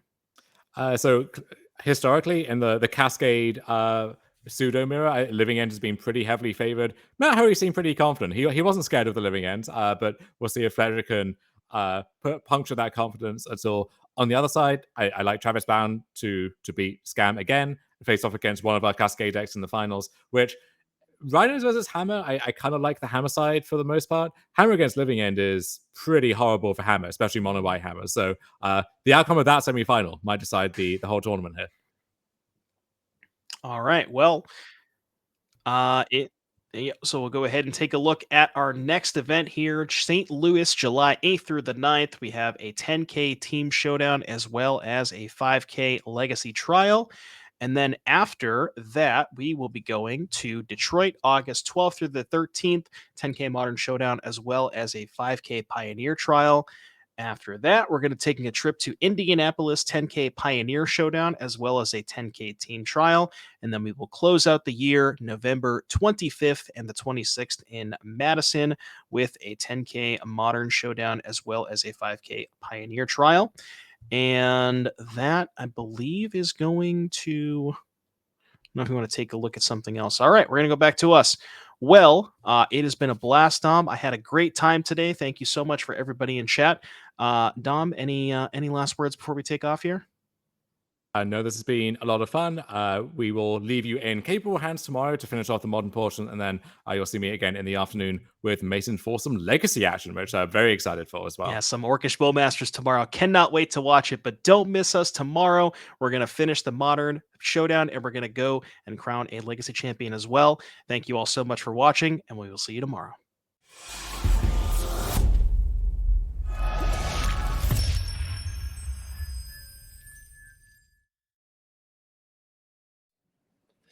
Hello, everyone, and welcome back to coverage of the NRG series brought to you by Nerd Rage Gaming. I am Drake Sasser here with Julian Knob, and we are bringing you the top 4. We are, of course, in the semifinals of the Modern Trial. That is a 10K. Let's go ahead and get the semifinals pulled up so we can see our remaining players in this tournament. We see there Fletcher Johnson, our number 1 overall seed, playing Living End. You'll be versus Matthew Hoey, the number 4 overall seed, playing Temur Rhinos. Classic Modern matchup there. That is going to be our primary feature match that we will be watching this morning. And of course, our backup, if we have time to get to it, is Travis Brown, our number 2 overall seed, playing the Hammer deck versus Thomas Deschamps, playing Rakdos Scam, the Scammer versus the Hammer. That is going to be our backup match. And of course, the winner of that one will advance to the finals. And speaking of, let's take a look at what these players are playing for now that we are in the semifinals. We can look at our 10K breakdown here. You see, we have started kind of the point where we are playing for invites. The winners of each of these matches are going to get an invite to the DreamHack event, kind of like winning an RCQ at the local level. Of course, both finalists get it here, so kind of like a 2 slaughter. But of course, a ton of cash, a ton of NRG points, a ton on the line. And of course, the winner of the finals, you can see, gets a trophy there as well, as in addition to the $2,400 and, you know, a little bit of drop off from money from there on. But like I said, we are in kind of the pay dirt as far as qualifying for things goes. Remember, all of our tournaments across the weekend are going to be RCQs. So with that, in addition to winning, you get a token made of you as well by the very, very talented Inkling Customs. This is somebody that I have had the opportunity to work with for quite a long time in the Magic space. She's very, very talented. And you win the tournament, you get a token made of you. And that, of course, gets handed out to the players at the NRG events. So a cool little extra sugar on top for winning events. So really, really cool thing that we have available. And yeah, very excited about that. And I don't know, we got whatever 2 rounds of Modern today. Then we're going to be cutting over to Legacy. Lots of players, you know, looking to collect points across the weekend to qualify for the end of year championship. We already have, I believe, 3 players get the 2023 championship qualifications up here. 3 players already qualified. Raja Suleiman, of course, qualified by winning the 2022 championship. Steven Dykman won the March Showdown. Daniel Weiser won the May Showdown. And the players, you can see there's a slot that will be filled in the next 2 rounds as the winner from the June Showdown. So every single weekend, somebody else is going to be qualifying for this. And of course, a ton of points handed out like we just covered at the end of year championship. So with that, Julian, I know you got to do a little bit of coverage yesterday as we're going down to the match of this Modern format. Talk to me about how these Lord of the Rings cards are kind of impacting not just this format, but Legacy that we're going to see a little bit later. Yeah, Drake, it's been super exciting. I wish I played. I commentated yesterday, basically went to sleep, had a little bit of sun, and now I'm back in the booth. And from what we've seen yesterday, I already fell in love with the card. I already fell in love with Delighted Halfling. We're not going to see that for the rest of the top 4, but we've seen the One Ring like carry a lot of weight, Samwise Gamgee enabling some crazy combos. But after the dust has settled, we are back to basically 2 of the core all-stars of the format that didn't really adopt any of the new cards as far as I can see, right? With Temur Rhinos against Living End. I guess Living End has some extra spice in the land cyclers to tell us how that actually helps the deck. Yeah. So the Oliphant and I believe like the Generous Ent, 2 cards, you know, we're seeing cycling of other creatures at the moment, but these are 2 cards that they've picked up in mass, these Living End decks. And these are 1 mana cyclers, so a little bit, you know, kind of on rate with the rest of your cyclers. All the cyclers that you play in Living End that aren't specifically the Waker Waves you see right there you only want 1 mana for them. But a big part of the equation now that the Living End deck has plenty of cascade effects is actually hitting their land drops to be able to play their Cascaders on time, which we've seen Fletcher here able to do that. Getting to 3 mana, incredibly important in this matchup and all matchups across the Modern format. You need to be able to do your thing on time. So being able to kind of work these more like tutors than really cyclers into the mix to make sure you hit your land drops allows you to not only be more consistent, hit your land drops on time, be able to execute your game plan on time, but also, I mean, they're pretty sizable creatures. You know, Oliphants, let's see if we can get any of these actually on the screen. But a Generous Ent, I believe, a 5/7 with reach. Oliphant, I believe 6/4. Yeah, so there you go. Get that. The Generous Ent has a 5/7 with reach as Living End is coming down in play right now. Being looks like a lot of pressure here for Fletcher is like pulling the trigger here, like, okay, let me try this. Like, you got nothing going on. I was wondering, like, if either of the players is gonna assume something like the control role, and Matthew, yeah, is growing into that role right now. Like Force of Negation, we already talked a little bit about the match in the pre-show, and you mentioned that this is gonna be decided over who finds the best connections for the Force of Negations, who navigates the violent outbursts that allow you to combo at instant speed the best way. And here we see it, as you predicted. Force of Negation, is that the make or break it card for the matchup? Yeah, definitely, especially in the main deck games. Like, we do have access to Grief in the Living End deck that help along the line as a little bit of a shored up Living End. There's fairly small as far as the number of creatures. You see a bunch of huge Living Ends with a bunch of creatures coming back. Here you only got 3, but that's going to be good enough a lot of the time, as there's just a lot of cat and mouse posturing. As here does come a Grief, which adds to the mix as well. And that one's actually going to be really, really important here, because you see 2 copies of Violent Outburst, another copy of Force Negation for Matthew Hoey. Now, remember, the Violent Outburst happened on his turn, so he couldn't fight back with his second copy of Force Negation. So both these players very much understood Force Negations, what this match was about in the main deck game. Interacting on the stack is the best way to interact with the powerful suspend cards, both Crashing Footfalls and Living End. And you see that reflected not just in the hand keeps, but also in the timing of when, Violent Outburst is the card that both players are going to reach for, not as much like the Shardless Agents, because they really want to be able to do that at instant speed. And that's just going to be what a lot of the main deck game's about. And even as we move to the cyber games and stuff, it's going to be all about pitch cards. These decks are both fairly inefficient as far as how much mana they're combo, if you will, cost. Being able to play a Cascade into either Crashing Footfalls or Living End, it's mana intensive. So if you're going to be able to fight over it, you need things like Force Negation, things like Endurance that you're going to see Hoey pick up this sideboard as he quickly picks up his hand. Grief plus Force Negation plus the Violent Outburst for that little bit, going to be good enough to get the job done for Fletcher Johnson here in game number 1 as we move on to the sideboard. So that actually plays great into what I was just talking about. Let's pull up these deck lists and let's talk through kind of what's going to change about these cyber games. We'll take a look at Matt Hoey's deck first, see how he can make adjustments here. So, first of all, it looks to me like the Living End deck actually seems to be dominant strategy, right? In that case, you would be like, okay, I don't need to make too many changes. But what do we have here for Rhinos? What could be interesting? You definitely want to bring in the Endurances, I would guess. What else is looking at me? Is this like a Blood Moon matchup where you try to Blood Moon out the opponent? I'm not too sure about that. I guess Fury can help by giving you more food for a potential Living End. Other than that, Gemstone Caverns, like, I guess if you feel like you have to win on tempo, Drake, which of these cards do you really like here? Yeah, so obviously, like, the Dead Gons look really bad in the main deck, so we at least want to get those out. The Endurances look to be the best of the bunch as far as the sideboard goes, having that, extra pitch cards that play on any player's turn and can kind of clean up the graveyard. Going to be good. And of course, you can get it back if the Living End resolves afterwards, so it really just kind of does it all for you.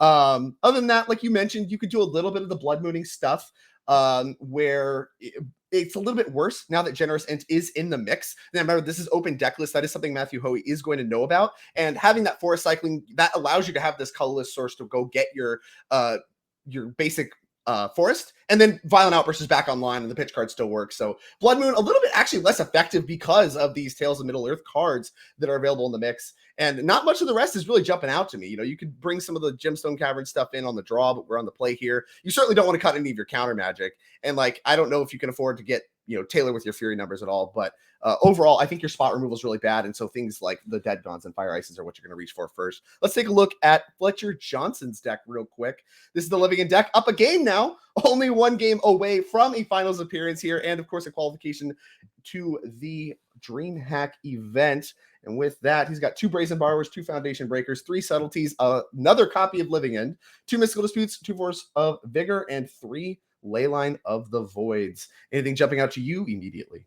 Well, you heavily emphasized how big of a role counter magic is going to play, so I'm immediately looking at those 2 copies of Mystical Dispute that might give you an edge. Other than that, Brazen Borrower, I mean, technically takes out half of the Rhinos.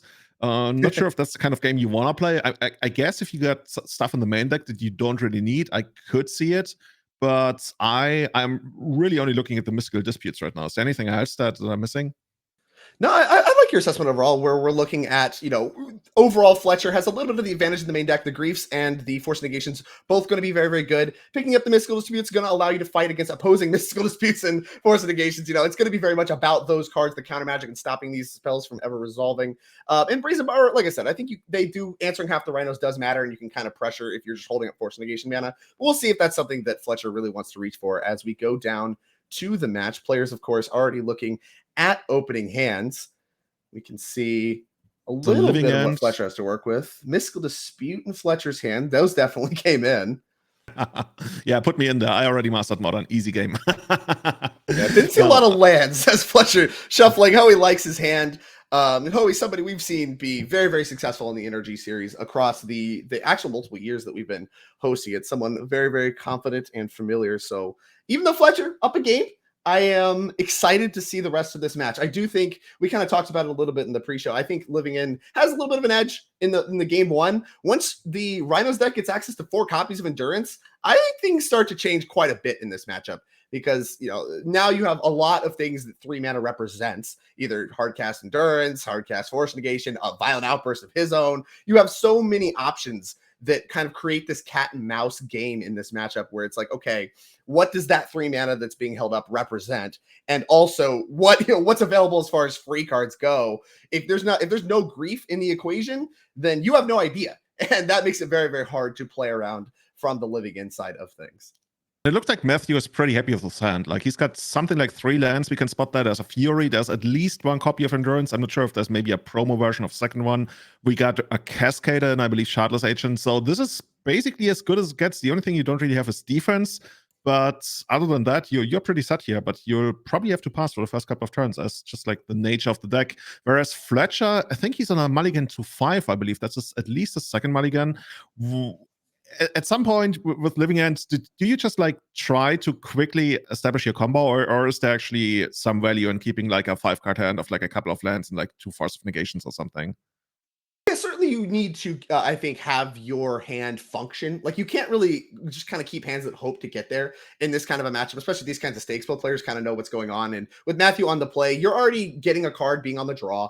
And your deck is very much a lot of the same. You're looking at lands and cyclers, right? So like you care about very specific interaction pieces. And this is something I think a lot of Living In players don't do enough, is mulligan for relevant interaction, because the rest of your deck's just like the same cards. It's either going to be cyclers or it's going to be lands. So you need to sit there and determine what matters in the matchup as far as your interaction spells or, whatever, in some cases like disenchants for ley lines, whatever, what have you. And I don't think enough Living In players do that. And they're like, oh, well, this deck loses to hate, when realistically it actually shouldn't. You're just not as willing to mulligan. You know what I'm hoping for? I just want to get in a scenario where Living End starts casting their creatures. That's just like, that's my happy spot. You love the draft chaff beatdown, huh? Yeah, exactly. And okay, here we go. Pitch the Living End coming down on the first turn, just in like a slightly different way.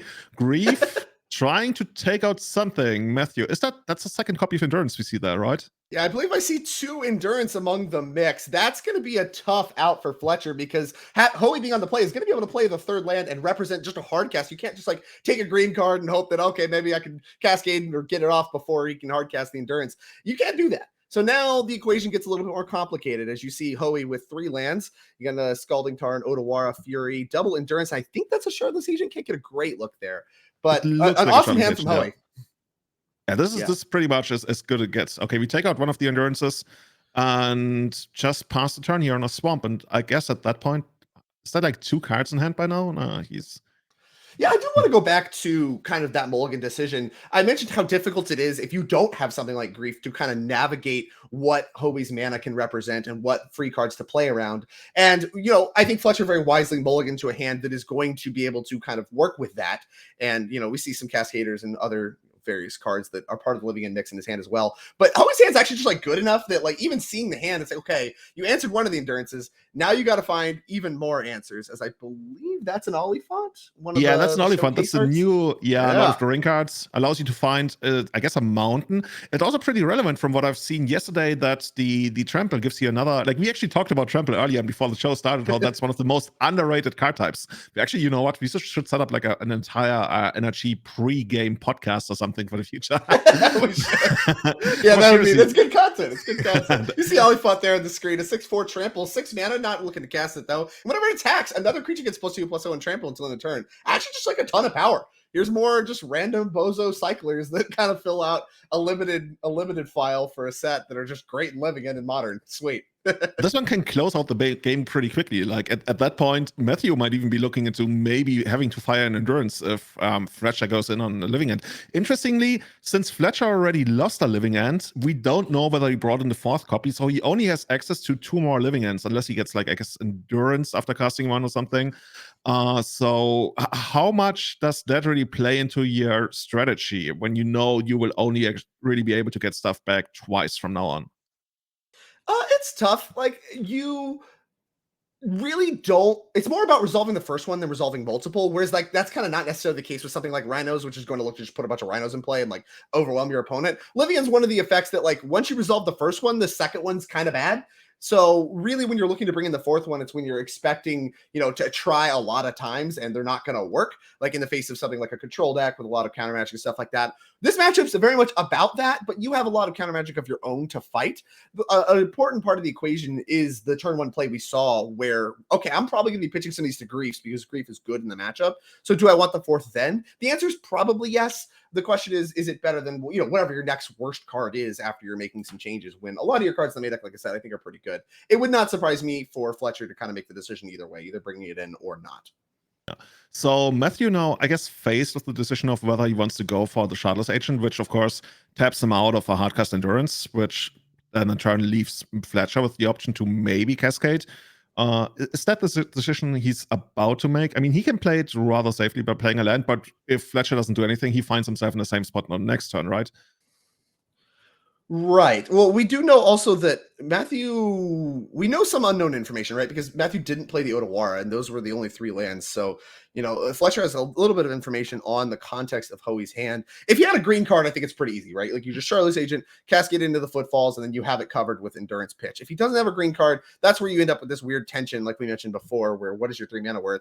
Looks like either way, Hoey deciding on resolving the Shardless Agent, getting some pressure going to be relevant in this matchup, because resolving Footfalls a little bit easier, not covered by things like Graveyard Hate and what have you. But in Fletcher on a low mulligan, there's some incentive to just kind of smell blood and get him dead. But with a cycle of the Waker of Waves here, there's a potential to get Living End if you do not have a green card for that Endurance that we do know is in Matthew Hoey's hand. I love when Matthew takes his 3 cards that he has to shuffle and put on the bottom of his library and ask the opponent whether he would like to get them or something. I love that stuff so much. It's so clean on stuff like Arena, where it just goes, like the whole computer does it for you. You don't have to do this weird clicking thing. But in paper, you just feel so goofy. You want to cut my 2-card pile? Could be anything. Okay, let me write down what the bottom of your library looks like. Right. Known Okay, cards, cool. if it ever comes up. Okay, Exactly. so Rhinos came down. We got 10 power on the side of Matthew, like a 2-turn clock at this point. And if Fletcher passes, he's probably looking at something like, I would guess, Violent Outburst, even though you basically have to punch through the Endurance. And since Fletcher didn't go for it in the main phase, I would think he doesn't really have it, because now Matthew has access to hardcast Endurance. What I'm basically saying is Fletcher's in a really tough spot, which unsurprisingly after mulligan to 5, but what's the best kind of counterplay that he has available here? How does Fletcher actually get back into the game? Do you just fire off Violent Outburst into Violent Outburst here? Yeah, I mean, if you have 2 copies of Violent Outburst, that's a reason to maybe make this play. If he doesn't have it, of course, then we're not really talking about a whole lot of anything. You need things like Brazen Borrowers or whatever. Reduce some of the clock, because that's the biggest issue, and that's where we really saw Hoey with the heads up, not playing scared, not holding up Endurance, I need to get you dead. And now Fletcher is going to feel that pressure very much where the spot that Hoey has set up via just kind of his hand keep and his decision making, to the extent that he's had some in this game. We're looking at lethal on board, Fletcher just passing. Violent Outburst could happen, and Living End could resolve, and then that fogs you, and then you hope that's good enough that it's not counter magic, it's just Endurance. Yeah, we are going to see a Violent Outburst here. Well, let's go cascading. We'll see if Hoey picks up any counter magic. But if it's just Endurance, then the Living End still resolves and all the creatures go away, so you kind of get to do the alternate mode of Living End, which is just kind of wrath your opponent. And hope that is good enough to buy you some time to get back in, cast another Living End, refill your graveyard, all that good stuff.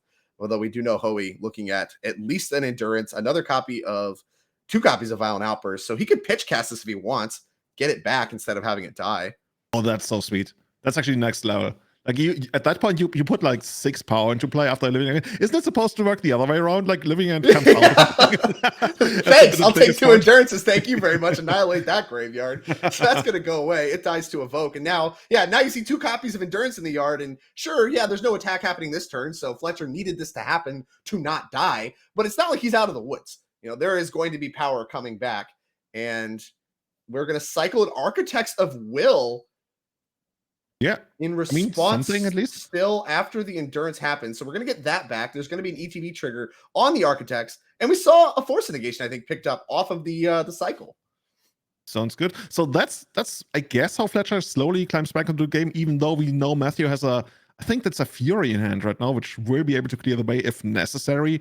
Right now, he can just like sit on this 2-turn clock that's still available to him. And Fletcher is probably about to pass the turn here, I would guess. We will see. Well, we have a bunch of ETBs to resolve first. We have Architects of Will and then 2 Endurance triggers, which I have to imagine you want to target yourself. Getting your footfalls back and not giving Fletcher another living end to work with seems like kind of the path. We'll see exactly what, how Hoey navigates this and how Fletcher's going to stack the cards. I saw Force Negation among the mix. Do not necessarily know what he's going to do with the ordering of those cards. Can't put any on bottom. This is kind of like a weird old templating card where you can target yourself or your opponent. You can reorder the top 3, but you can't do like any kind of ponder tricks or anything where you're like, I don't like this. I shuffle it. You don't get any of that. Yeah, we are also very slowly getting to the point where Fletcher might actually be able to actually hardcast some of his smaller creatures. Like we're at 5 mana. What's that going to give us? Like Curator of Mysteries. We are going to have Grief available if you want to hardcast that. But we need something that can at least, block the Endurances or maybe even like outgrow them. But there's probably like another land leaded that way. But from there, obviously Fletcher has to play the way, assuming that Matthew doesn't really have anything right now because Matthew could close the door pretty quickly. We know that there's still a Fury available unless I misjudged what I saw in that hand. And we see the jump block on the Architects. As Fletcher probably I think Hoey stopped Fletcher before damage, kind of signaling pretty loudly a Violent Outburst here, which would have represented lethal. So this block had to happen to play around Violent Outburst. Fletcher, wisely making this chump block. And of course, the Architects going to the graveyard does mean that you're going to have it in the yard for the next living end, which has to be part of the equation if Fletcher's going to find his way back into this game. Both Endurances now answered, and this is kind of the tightrope I think that the living end decks have to walk, where it's like sometimes you just have to run your stuff into the interaction and power through it over time. And if Hoey just has straight nothing for the rest of the game, no counter magic, no nothing, and we know Fletcher at least has a Force Negation. If he has a living end, then maybe we're getting somewhere. Looks like this Mystical Dispute plus Force Negations the hand. A lot of counter magic, need a little bit of help. Yeah, I need a little bit of help, and I'm just so excited to the point where Fletcher fires off that last living end, and that has to be it, unless he did bring in 4th copy. From what I understand, it's not exactly the matchup where you bring in 4th copy, but I could very much be wrong on that. And from then on out, you are actually totally dependent on your lands. Whoa, wait, the one of, huh? Where's this coming from? Is this Infect? What are we seeing here? This is some tech I think popularized by Oliver Tomiko alongside the Mystical Disputes. Recently, I think he's advocated more for a Dismember, but here we go. Get a look at the 6-mana Delve card. Target creature gets +6/+6 till end of turn. Really good alongside the keyword Trample. Really good at getting a lot of damage through and making sure your stuff survives. Also really good exactly here. Yeah, we have to Force Negation this. We are going to pitch the Mystical Dispute. This is, of course, to play around opposing Mystical Disputes. You could, of course, just hard cast the Force Negation and have your Mystical Dispute back up. But, that is... Well, very much heads up play from Fletcher there, then. Right. Yeah, that's going to lose to some sequence of Mystical Dispute and Force Negation stuff. So just pitching, plays around all of that. And now no counter magic for Fletcher, completely empty-handed, hoping for a top deck living in, and hope that is good enough. Only a Shardless Agent in Hoey's graveyard and only Architects of Will in Fletcher's graveyard, but needs it to happen. Ideally, I think he would like to cycle into it. Have cycler. Oh, look, I found it. And then you have a very dominant board versus just the Architects of Will that would come back right now. And here's step 1, Strike Riverwinder. Let's build the graveyard and let's get there. I mean, that's how you Make do that it. two. Here we go. And I Oh, think that was a forced negation. Yeah, so the fun's all over for Fletcher. And to game 3 we go. And I think that game there was like very much emblematic of the difference that just the presence of endurance in your deck makes when you're playing the Rhinos Living End matchup. You know what I want to see? Like, I love how Matthew now, after showing the Becoming Mans, which I guess Fletcher already saw the deck list, but now he's confirmation that it stayed in. Like, that's the fear, right? Usually you can afford to like not respect the one-offs all that much. But if it comes to a third game and let's say Matthew has to make like a desperate play, like how much do you really respect the Becoming Mans? I absolutely love that card being present in that deck. I can see what it really does. Is there any like change that you might want to see for the third game, considering like play draw switches once again? Yeah, of course, there's like some gemstone. Let's get the deck list pulled up here, but there's some gemstone caverns available in the mix for the sideboarding. And I did mention before, yeah, here we go. As we look at Matthew Hoey's list, that gemstone caverns, I think on the draw is definitely something Hoey's going to want to reach for. Being able to power out not just your Cascaders, but the ability to get to 3 mana first matters so much in this matchup. You not only get to represent your disputes, your force negations, your violent outbursts, all that stuff. But, you know, obviously you can just start to accumulate the advantage of the Rhinos and all that kind of stuff before your opponent can even start representing their own interaction. And that matters even more so with hard cast endurance and stuff like that if you don't have a green card. So whatever swaps need to be made, this Gemstone Cavern's definitely coming in. If Hoey had any Blood Moons, which I highly doubt, had any Blood Moons, I think seeing how much Fletcher prioritized having the island in the forest in that last game is going to be good motivation to take them out. So I would expect Hoey once again to reach for the Gemstone Caverns, and the endurances are not going anywhere. And plenty of spot removal stuff to cut. Let's take a look at Fletcher's Living Index, see if there's any kind of adjustments we want to make now that we're on the draw. Didn't really see a ton of hate. Like you said, the confirmation that Become Immense is still in the deck actually might be a motivation to reach for some of the Brazen Borrowers. Just have that out to like not die. If Hoey's plan is to just kind of kill you as fast as he possibly can, to the extent that, you know, he was tapping out on 3 for Shardless Agent, could potentially want to reach for that, slow that down. That was very much what that entire last game was about. But other than that, obviously Mystical Disputes are still going to be good, and that 4th Living End didn't necessarily seem necessary. You know, there's not so much counter magic in the Rhinos deck that you need to just power through it all and need more copies of Living End in your deck. And a lot of times Hoey is going to be endurancing you. So I would be surprised to see the 4th one in the deck, and I would not be surprised to see the bar was reached for as we move here to game number 3. The players shuffling up. Remember, these players, the winner is going to get a qualification to the next DreamHack event. So our showdown gives a lot of advice to a lot of things, and it starts with winning this round. Of course, you win again, you win in the finals, you end up into the showdown. So there's a lot on the line. It's not just points, not just cash, a lot of qualifications available here, and both players very much know what's up. Hoey, been here quite a few times. Fletcher, someone I'm very new to watching. I do not believe I've had the opportunity to watch him play Magic before, has played very, very well, and we will see here in game 3, Fletcher once again on the play, very disciplined mulliganing, who's going to come out on top. I noticed that Matthew was actually making a lot of changes for sideboarding. It could be the old 15 in, 15 out. You don't really make a change, but, you know, you put the uncertainty into the opponent. The only other thing I could like see is maybe the Blood Moons came in, but I guess that would be a weird choice on the draw at least. But I mean, that's something I always do. Like when I play big tournaments, literally every time, just like 15 in, 15 out. Not all that much for game 3, but for the second game, certainly. So the opponent doesn't really see how many changes you really make. And as we see, Fletcher like pretty happy with his hand, at least. Now this time it's on Hoey to make a tough decision from the looks of it. He's looking at not all that many lands from what I can tell. It looks like a Brazen Borrower, an Endurance. Is that second Brazen Borrower, something like that? That's the read I'm getting as well. A few lands, couple Brazen Borrowers. Looks like no Cascade effects, but does have an Endurance. Oh, no, there is a Shardless Agent. Okay. Yeah, all right. That's got to be good enough. And slamming the grief down here. Pitching the Architects of Will on turn 1 is Fletcher. Been prioritizing that one quite a bit. Always like, yeah, okay, yeah, you're taking this Endurance. Get this out of here. And now shields are kind of down for Hoey from what we see, right? It's Shardless Agent on 3. There was no Gemstone Caverns, so it's going to be slower than something like a Living End. And even still, you get 10 power, but it's spread across a bunch of 4/4s and stuff. And Fletcher's going to get a grief among other things based on how, you know, these first 3 turns progress. But the shield's very much down from what Fletcher sees right now, and the draw steps going to matter a lot from Hoey from here. So we'll see what the turn 1 island play, what we can pick up to help fight the fight. Otherwise, you know, I think Hoey needs to be a little bit worried about a turn 3 living end, as here's Striped Riverwinder getting cycled. Yeah, I think there was a second Riverwinder in Fletcher's hand, so that's basically what you want, right? Just a couple of big creatures draw you closer to anything. As long as those creatures are bigger than the Rhinos, I think you feel like pretty good about that, right? Not only the Architects of Earth, but anything that's bigger than a Rhino helps you stabilize and then turn the match very quickly into your favor. We really only need our enablers, but with this many cyclers in the deck, I mean, that's the beauty of Living End, right? If you don't have what you need, half of your deck draws you towards it, and I think that's a big appeal of the deck. I played it myself like 10 years ago. Can't actually believe that it's this long. You're so old.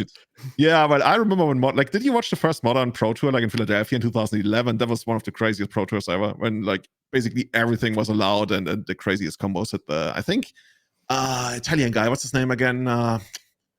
Estrati, Emanuele Estrati won that with Splinter Twin. Shout out, hashtag unbanned Splinter Twin. Would love to see that. No, take that somewhere else. Oh, okay, okay. Players are already doing plenty of dying on 4 without Splinter Twin's help. We don't need any of that. No, okay, thank you. Okay. I will take him out on that. As long as we don't unban Sense Divining Top and Legacy. But yeah, so Matthew... I like that. Oh, of course you do. I think Matthew picked up a copy of Force of Negation, which is going to allow him to stop any attempts at Living End from Fletcher's side. And Fletcher, of course, doesn't know about it, so he might just like play straight into it, as he probably should. Yeah, I mean, if you saw nothing from Grief, he's had, 2 draw steps to pick it up, so that's a huge Force of Negation for Hoey to pick up. Not a ton of follow-up, does have a little bit of Rhinos and some Brazen Borrower action, so he's going to have something, but like, if Fletcher finds, any combination of Cascaders, which I don't even know if he has the first one yet, can't get a great look. It could be actually a very serious problem for Hoey still. But yeah, like you said, if Fletcher has the first Cascade effect, I mean, just jamming on the main face before even the 3rd mana up is going to be the correct thing to do. And with Nat picking up that really, really important Force of Negation, you're going to have it covered. Doesn't look like Fletcher has it as we pass back. Hoey now 3 mana available, representing Hardcast, Force Negation, Brazen Borrower, among other things. Here is a Waker of Waves. And there is a Blood Moon in his hand. Wow. Really and this Forest and Island in play for Fletcher. That one's not looking great. Olifant to the yard. I was going to say, like, Fletcher actually fetched the way that he really respected Blood Moon. Probably like the right choice when you think about it, right? He feels like pretty confident in the matchup, and that's like one of the few things that could actually like screw him here. And he's just like, you know what? I was wondering, he was playing that Steamwind's untapped last turn and passes. That's just like to, represent Violent Outburst or something. Well, and if you're going to cycle, we did a little bit of cycling. If you cycle into more cyclers, then like you need to have all your mana available. Otherwise, you're going to feel a little silly. So there is just a lot of benefits to shocking it in, even if you don't necessarily have a concrete plan of what you're going to do with the mana quite yet. Just the nature of this matchup being very much instant speed plays a lot towards just having all your mana available at all times, even if you're not confident you're even going to use it. That's smart. I like that. Back to Fletcher. You're saying we're not only playing the cards in play and in our hands, but also the cards that we could potentially draw? Dude, I tried that in Legacy. It works really well. I never thought about it in Modern. Well, I have news for you, Julian. It actually applies to all stages of Magic. Play some limited sometime. That's do you have a Patreon I can sign up for? Okay. No, I do not. No Patreon here. Here comes a Brazen Borrower Hardcast, no Petty Theft needed. And this is very much kind of the scrappy game where we're not going for anything. I think there's a subtlety. Is that a subtlety in Fletcher's hand? He's considering subtlety right now. It could be subtlety, could be grief. Looks full art. Can't get a great look. Yeah, that's a subtlety. There we go. See you later, Brazen Borrower. Force Negation doesn't get that one. This is like Flash Creature Beatdown. This is like basically a Fairy's Mirror all around again. Yeah, it's funny for these whatever Cascade effects being sorcery speed, everything in this matchup appears to be done at instant speed. It's very much about a lot of telegraphing and a lot of Hollywooding certain effects, and subtlety actually really big here. Not kind of surprised to see it, but it does check the endurances. So like, if you're concerned about that card specifically, just having another thing as well as some extra coverage for the endurances is going to matter for sure. But going to also come up big when Hoey goes for the Brazen Borrower, giving you a little bit of help. But here's Shardless Agent, going to cascade into Crashing Footfalls. Of course, the only thing that can be hit, and that is way bigger than a Subtleties. So Fletcher, some pressure to have a Force Negation here. Now that he's tapped out, Hoey willing to go for it. And we know he doesn't have a Force Negation. So 10 power and toughness is coming across 3 bodies for Hoey. Shardless Agent, 2 Rhinos. was good enough to get it done in game 2. And Violent Outburst, the draw for Fletcher. Yeah, that one is that where you like sit back and still try to play it on the opponent's turn?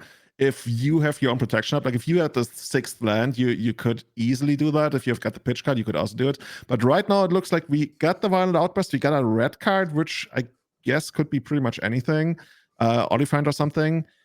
Fletcher faced with a decision here. Do I go straight for it, or do I let Matthew untap?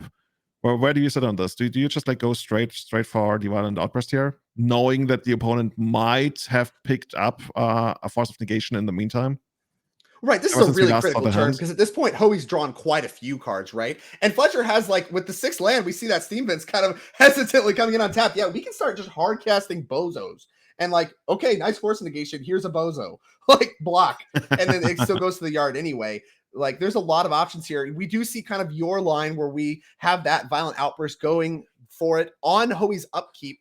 Does play a little bit around Mystical Dispute and makes the Force Negation maybe a little bit more awkward. Can't pitch cast it, so it does like a little bit of a time walk impression by going for it in this time, even if it doesn't happen. But yeah, like if Fletcher being able to untap is going to be able to start just like casting creatures and like using those to block Rhinos and stuff. And like, that's actually going to be a really good spot for Fletcher. Of course, we do know that Hoey has some Fire Ice stuff and some Brazen Borrowers, which is going to be good against that particular plan, which is why I think he landed on going here first before casting creatures. Yeah, I was wondering whether Fletcher's actually on 14, because I think he played an untapped fetch land last turn in the Steam Vents. If that's the case, there's like a world where Matthew could like get him dead pretty quickly, especially once you factor in the Brazen Borrows, like just like as the Fire Ice is just as a tempo play, or even like to burn him out at some point if you can just like squeeze through enough damage. But for now, Matthew's just gonna get in there. Yeah, the Shardless Agent stays back, not interested in running to Subtlety there. And once again, it's on Fletcher to make something happen. Do you cast like a second Violent Outburst? You probably don't really have, as far as we can tell. Or do you just cycle into another one or start casting your big creatures? Once again, if you find something that's bigger than the Rhinos, you might be able to get there, but the Fire Ice could make things pretty complicated. That's what I love so much about the matchup, right? You when you first look at it, it feels like, okay, this is like 2 ships passing the night. Oh no, it's very much not like all of these cards, even like your minor utility cards, have so much use in trying to make things work, and you have to pick your spot about whether you want to push like for a tempo win or just like out control the opponent. And I just love people in action who know how exactly to pick those right spots and how to make this work, because that's just like so much to learn from that.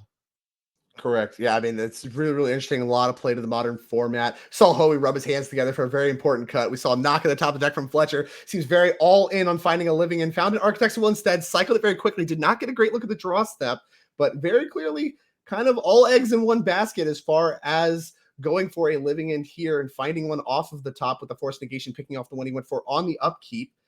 I can't get a great look at what the hand is. Looks like Generous Int potentially stomping ground, and that posture is not the face of someone that has a living end ready to go. With Fletcher, I believe at 8, based on the life. He might even be on 6. I'm not sure. I think he also didn't register one of the shock lands on the pad that we use to track the life total. So he could be even at 6, but let's see how this works out. All right, here's Generous Int.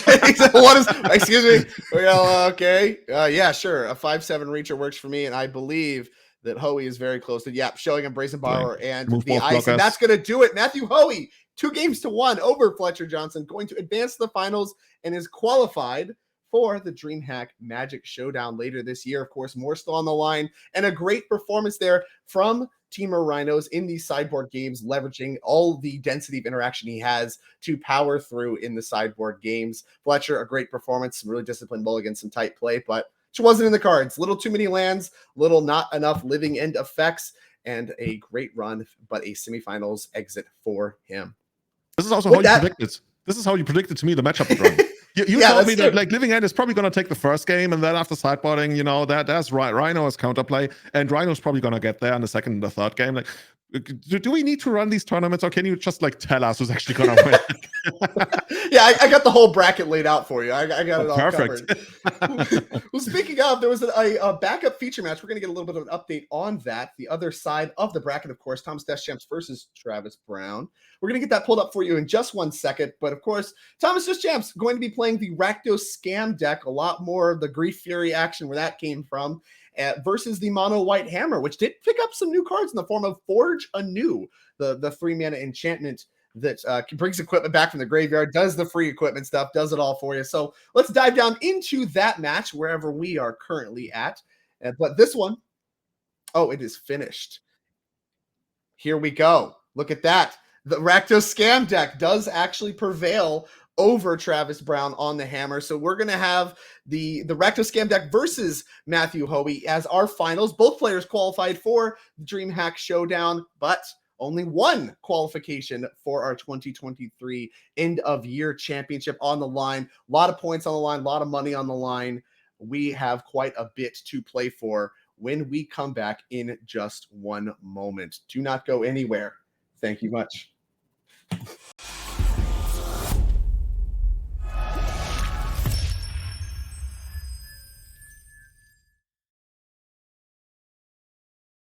Hello, everyone. Welcome back to the finals of the Modern 10K Showdown, brought to you by NerdRageGaming.com. Here on our NRG series, we have 2 events every single weekend. This is the conclusion of the Modern event. We will be heading straight into the Legacy event, and to the extent, I believe we even have round 1 of Legacy happening concurrently with the finals, and we may even get a little bit of round 1 action for you if the finals goes fairly quickly. But we have a long way ahead of that. Before we get down, let's take a look at what our players are playing for. Of course, we saw Matthew Hoey versus Max, I believe, what is it? Brown? No, Max Deschamps in the finals. And we see them here playing for an invite to our NRG end of year championship. Both players already have their DreamHack qualifications. They both have 25 points locked in. They're playing for a little bump in points and for double the money, $2,400 to first, $1,200 to second. So quite a bit on the line here still, even though both players already qualified for DreamHack. The players are shuffling up as we speak. Let's go ahead down to the match. Now, we already know the matchup here going to be Temur Rhinos versus Rakdos Scam. Seen a little bit of these players all weekend long. What do we like here? I think that on the aggregate, the Rhinos deck should be a little bit favored in this matchup, but the Rakdos Scam deck has some really powerful turn 1 openings that it's known for. That's why it's called the Scam deck. I've had to explain that one on air to Joe all the time because he just does not understand why it's called Scam. But the turn 1 double grief can just absolutely decimate opening hands for no matter what the opponent is. And if those kinds of hands, are what Max is able to draw up here, even Rhinos being whatever, being a little more powerful. A 4/4 is bigger than a 3/2. That's the math I got. I think that it's going to be pretty powerful, and Max may be able to take it down. I absolutely love the segue that we have here into Legacy later on, because Legacy has changed, right, quite a bit, as basically every format has done with all the new Lord of the Ring cards. And from the first 2 big Magic Online tournaments, we've seen the last 2 Legacy challenges. Guess what?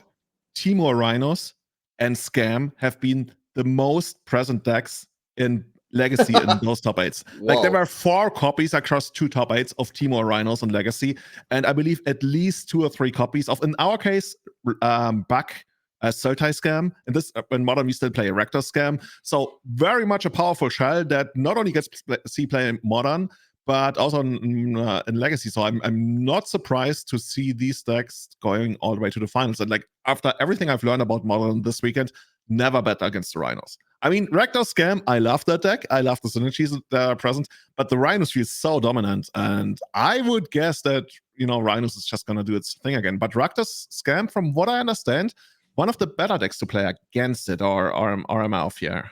Try to cap me out. No, I think like I said, it certainly can. They both kind of have this like fair game plan that they're doing with some unfair elements. Of course, the Rhinos deck, that's in the form of cheating that Cascade card in ahead of schedule, crashing Footfalls, getting those Rhinos and getting some advantage there. And then the scam deck, of course, is with those scam cards, talking about like Feign Death, Undying Evil, the things that bring your cards back and give you some more card advantage off of things like Grief that should be card disadvantage, just kind of letting you get the whole buffalo as far as that goes. So it is very much designed to fight the team of Rhinos on the axis that they present and be a little bit better and more efficient at it. And that certainly manifests in multiple ways. That's something I've learned over my time in Modern is never sleep on the card Thoughtseize, especially if you can pitch cast it on turn 1 and bring it back and do it again. And here we go, Matthew. First turn, we're going to go through fetch here. Are we going to suspend Rhinos? Is that what the deck does on the first turn? I'm actually quite surprised about the fetch here.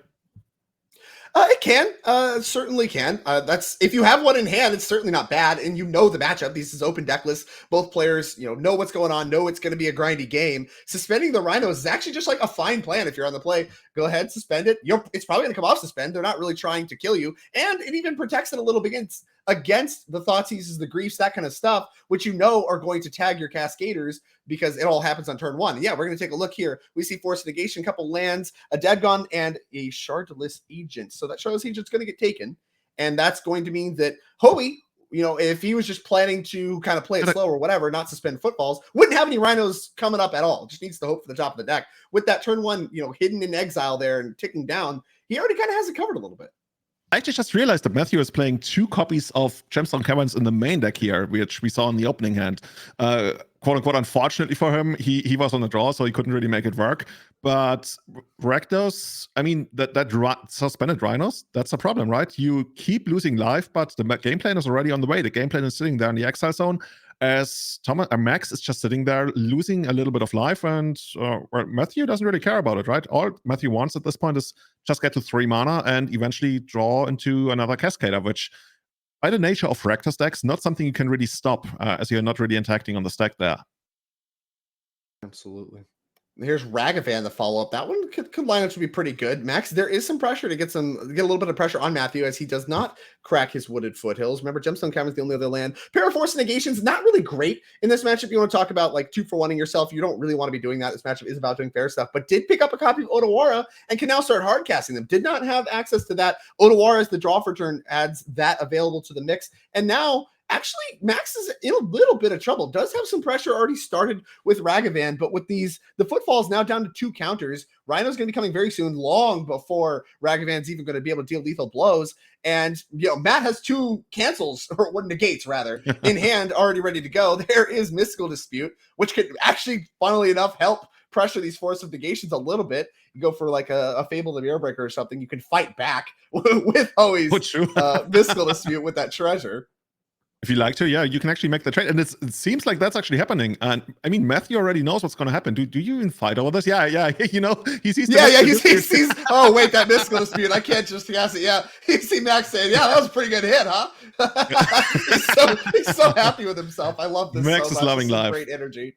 So basically, Matthew is faced with the decision of, do you want to trade one of the Force of Negations in your hand against the treasure token on Max's side? And I don't. Well, okay. He's sitting there in the finals. Like this a lot. The Force Negations don't have a lot of targets. Fable the Mirror Breaker has a lot of pressure adds a lot of pressure to the mix, quite literally doubling the clock right here, and gives Max that, the second chapter that's very well known for. I think at this point, everybody kind of understands the joke with Fable the Mirror Breaker. A lot of text is going to add a lot to the mix as far as making the Rhinos, the Crashing Footfalls, makes not quite good enough to get the job done. And yeah, Max is going to lose, doesn't need the mana anyway, is going to make Hoey pay a little bit of life and make the fetch decision now. Because we do know that he has to get a blue source off of Wooded Foothills. Can't really do that without taking a little bit of extra damage. So this Mystical Dispute is worth some damage here no matter what. And the treasure obviously not worth quite a bit for you know Max what I'm actually here. wondering? Because Max actually put away that Fable of the Mirror Breaker. Does that mean that Matthew has like a 3rd copy of Force of Negation or a Mystical Dispute or something to win this fight on the stack? Because right now we see that there's a Force of Negation in Exile which got pitched.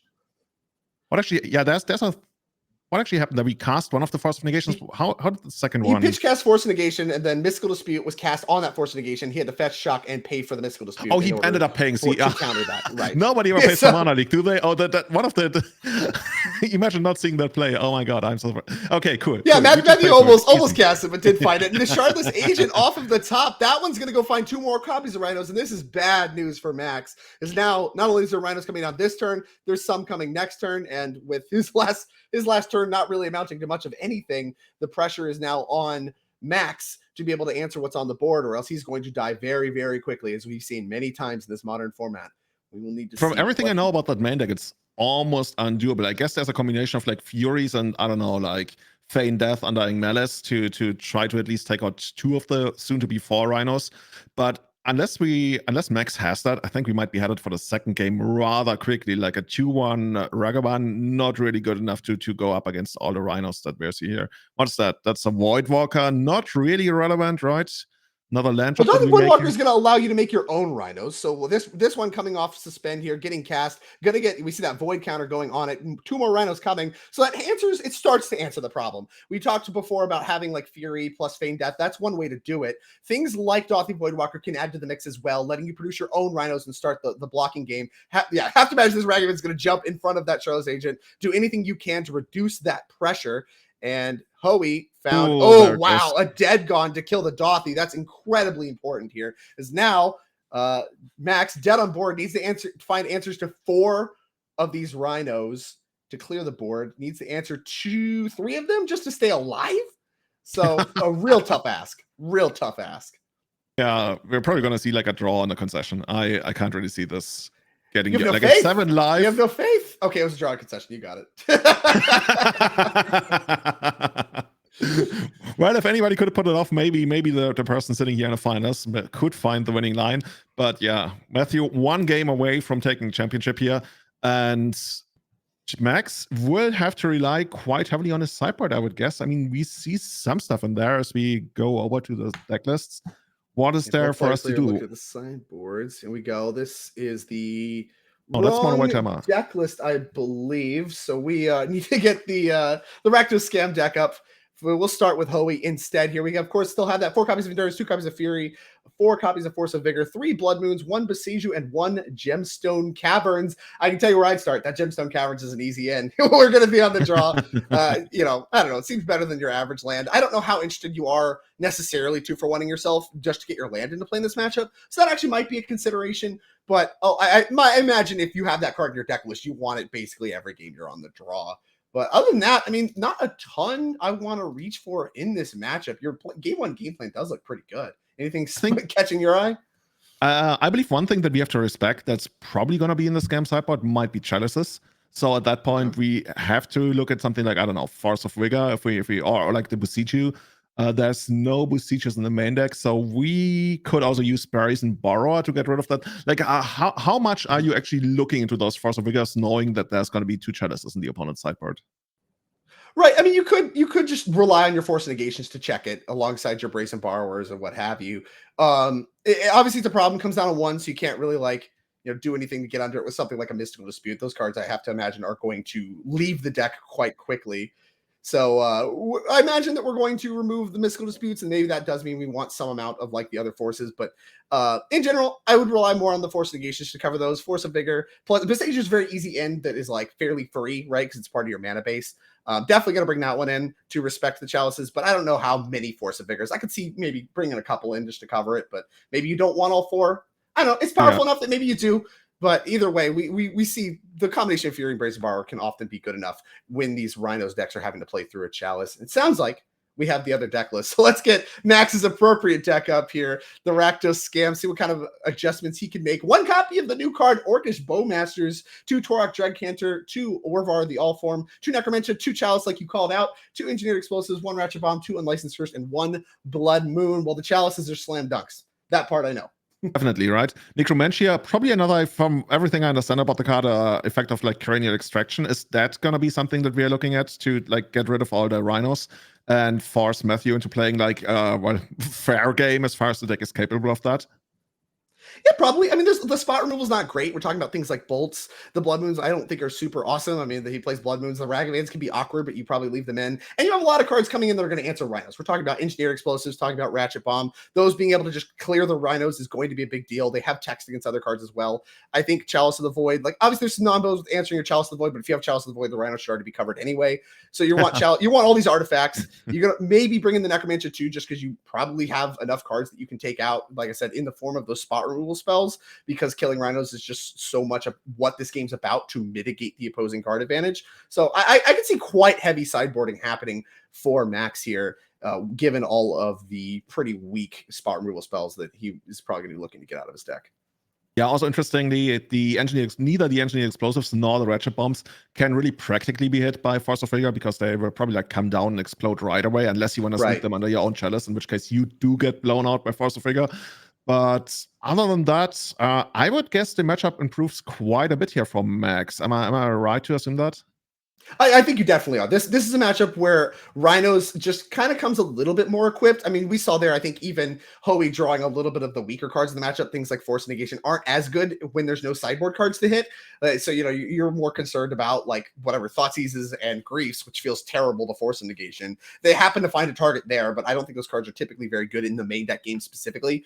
And even despite that, he was able to, you know, win pretty easily, just because the scan deck's not set up at all to answer Rhinos that resolve and interplay with no counter spells. You can't really check them on the stack either in the main deck games. All of that changes in the sideboard. You can answer them on the stack with chalices, and then you can answer them once in play with these artifact-based sweepers that he has access to. So there's a lot that's going to change for Max and his ability to fight what the Rhinos deck presents here in game 2, as he is looking at opening hands.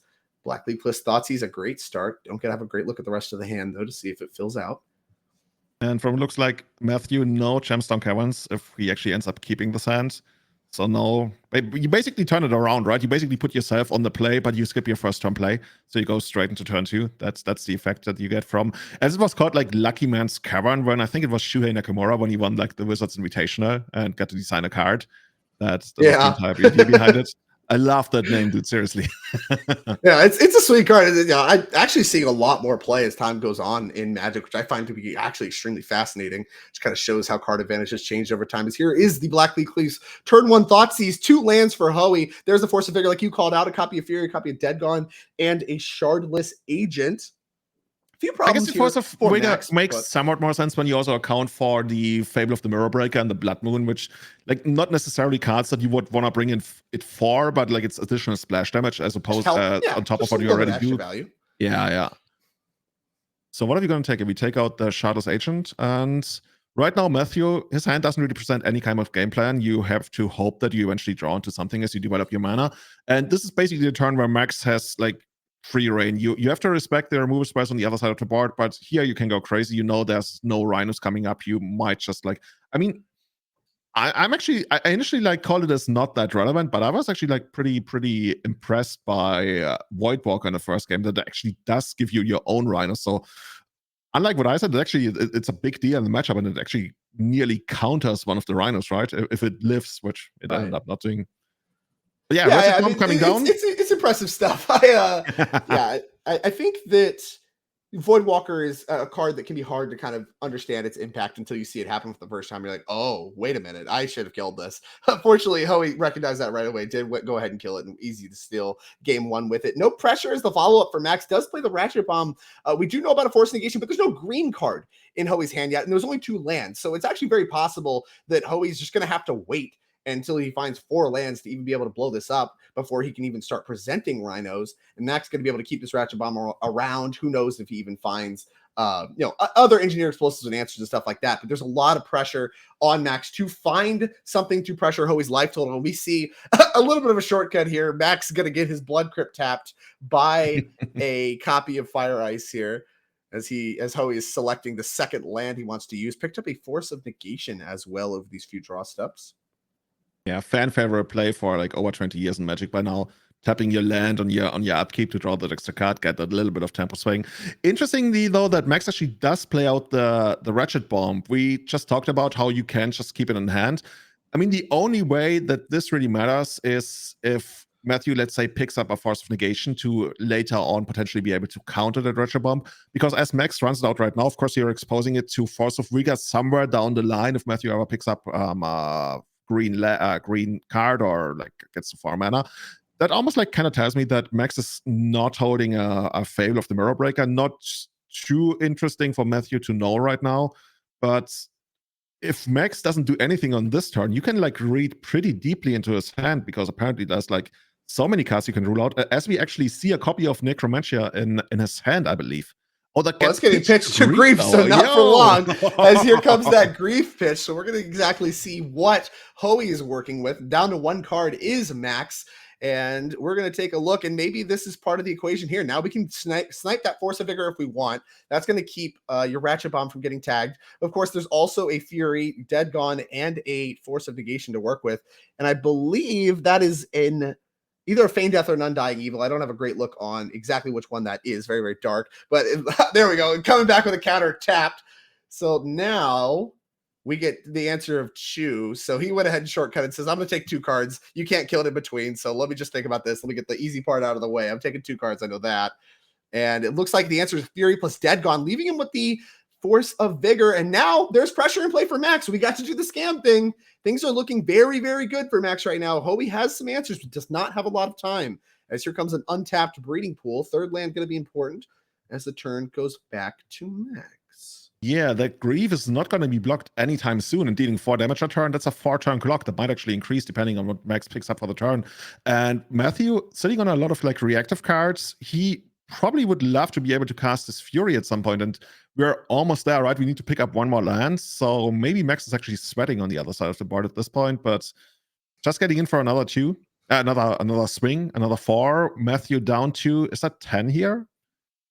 Oh, 6. Yeah, I was surprised. I believe he's down to 6. Didn't get a great look at the pickup. Interesting. There. Oh, it's Violent Outburst. Interesting to see no in-step Force of Vigor there. Maybe he's a little bit worried about what that last card Thomas has access to. And Thomas actually can start activating Castle Lochthwain tweet here as well. Start getting a little bit more resources coming up for him in order to power back in. Kind of an underrated utility land, I'd say. But Matt, in a weird spot now, having not cast that Force Negation, can't really cast the Rhinos. There's a Ratchet Bomb in play that threatens to pick them up, so you have to do that first. And with you down to 6, anything like lightning bolts and stuff like that can really just leave you dead. So now you're in this really weird spot.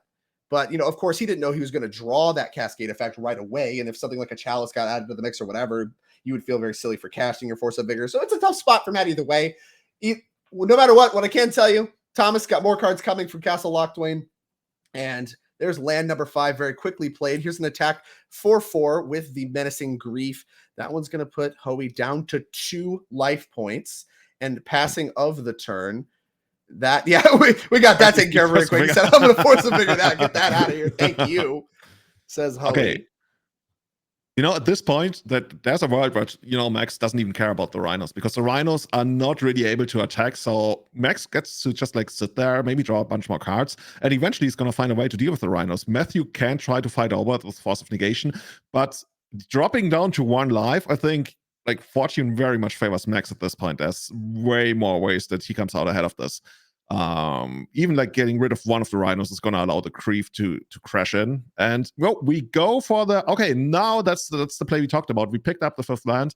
We are able to hack us Fury. Wow. We have the Undying Evil for the Fury, so it's going to come back, and it's going to have it has Menace, so you can't block it with the Fury, even though that stays in play. Going to come back, be able to tag the Rhinos and all that stuff too. And with no blue card for Hoey for the Force of Negation, it's also his turn. Yeah, there's no way this works. And yeah, he's dead. So yeah, like you said, he did go for the play that does play around answers to Rhinos, because of course that Menace is very, very threatening, and was able to see that, okay, if I don't want to die to just a removal spell or whatever, I need to cast the Fury and just kill the Grief. But that of course plays right into the Undying Evil, and that's really that 2-pronged attack that the scam deck can present, and that's where you see it start to pick up quite a few percentage points in matchups like this when they're able to put some pressure on. Well, let's take a look. You see Matthew kind of looking at Force Negations, considering those. Let's take a look at the sideboards one more time, as these players are playing 1 game 4 at all here. Hoey, we've seen here, has Fury still in his deck, has some Force Negations in the deck. Like I said, we saw Force of Vigors brought in as well. So plenty of pitch cards to work with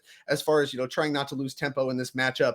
Any kind of changes we want to make, maybe cut some of these gemstone cameras. We saw those in the main deck, or I'm sorry, in the Cyber games, drawn kind of at the inopportune time after he, was no longer turned 0.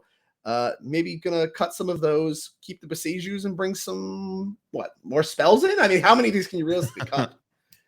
I think there's really not too many things you really want to cut here, right? Maybe you trim back like on the gemstone caverns. You already showed that you want 2 in the main deck, but other than that, I think you rely on what your deck does best, and that's what the deck has demonstrated. Not only Matthew's hand, but in many hands and rounds that we've seen throughout the tournament. So I think there's not too much you really want to change up here for the third game.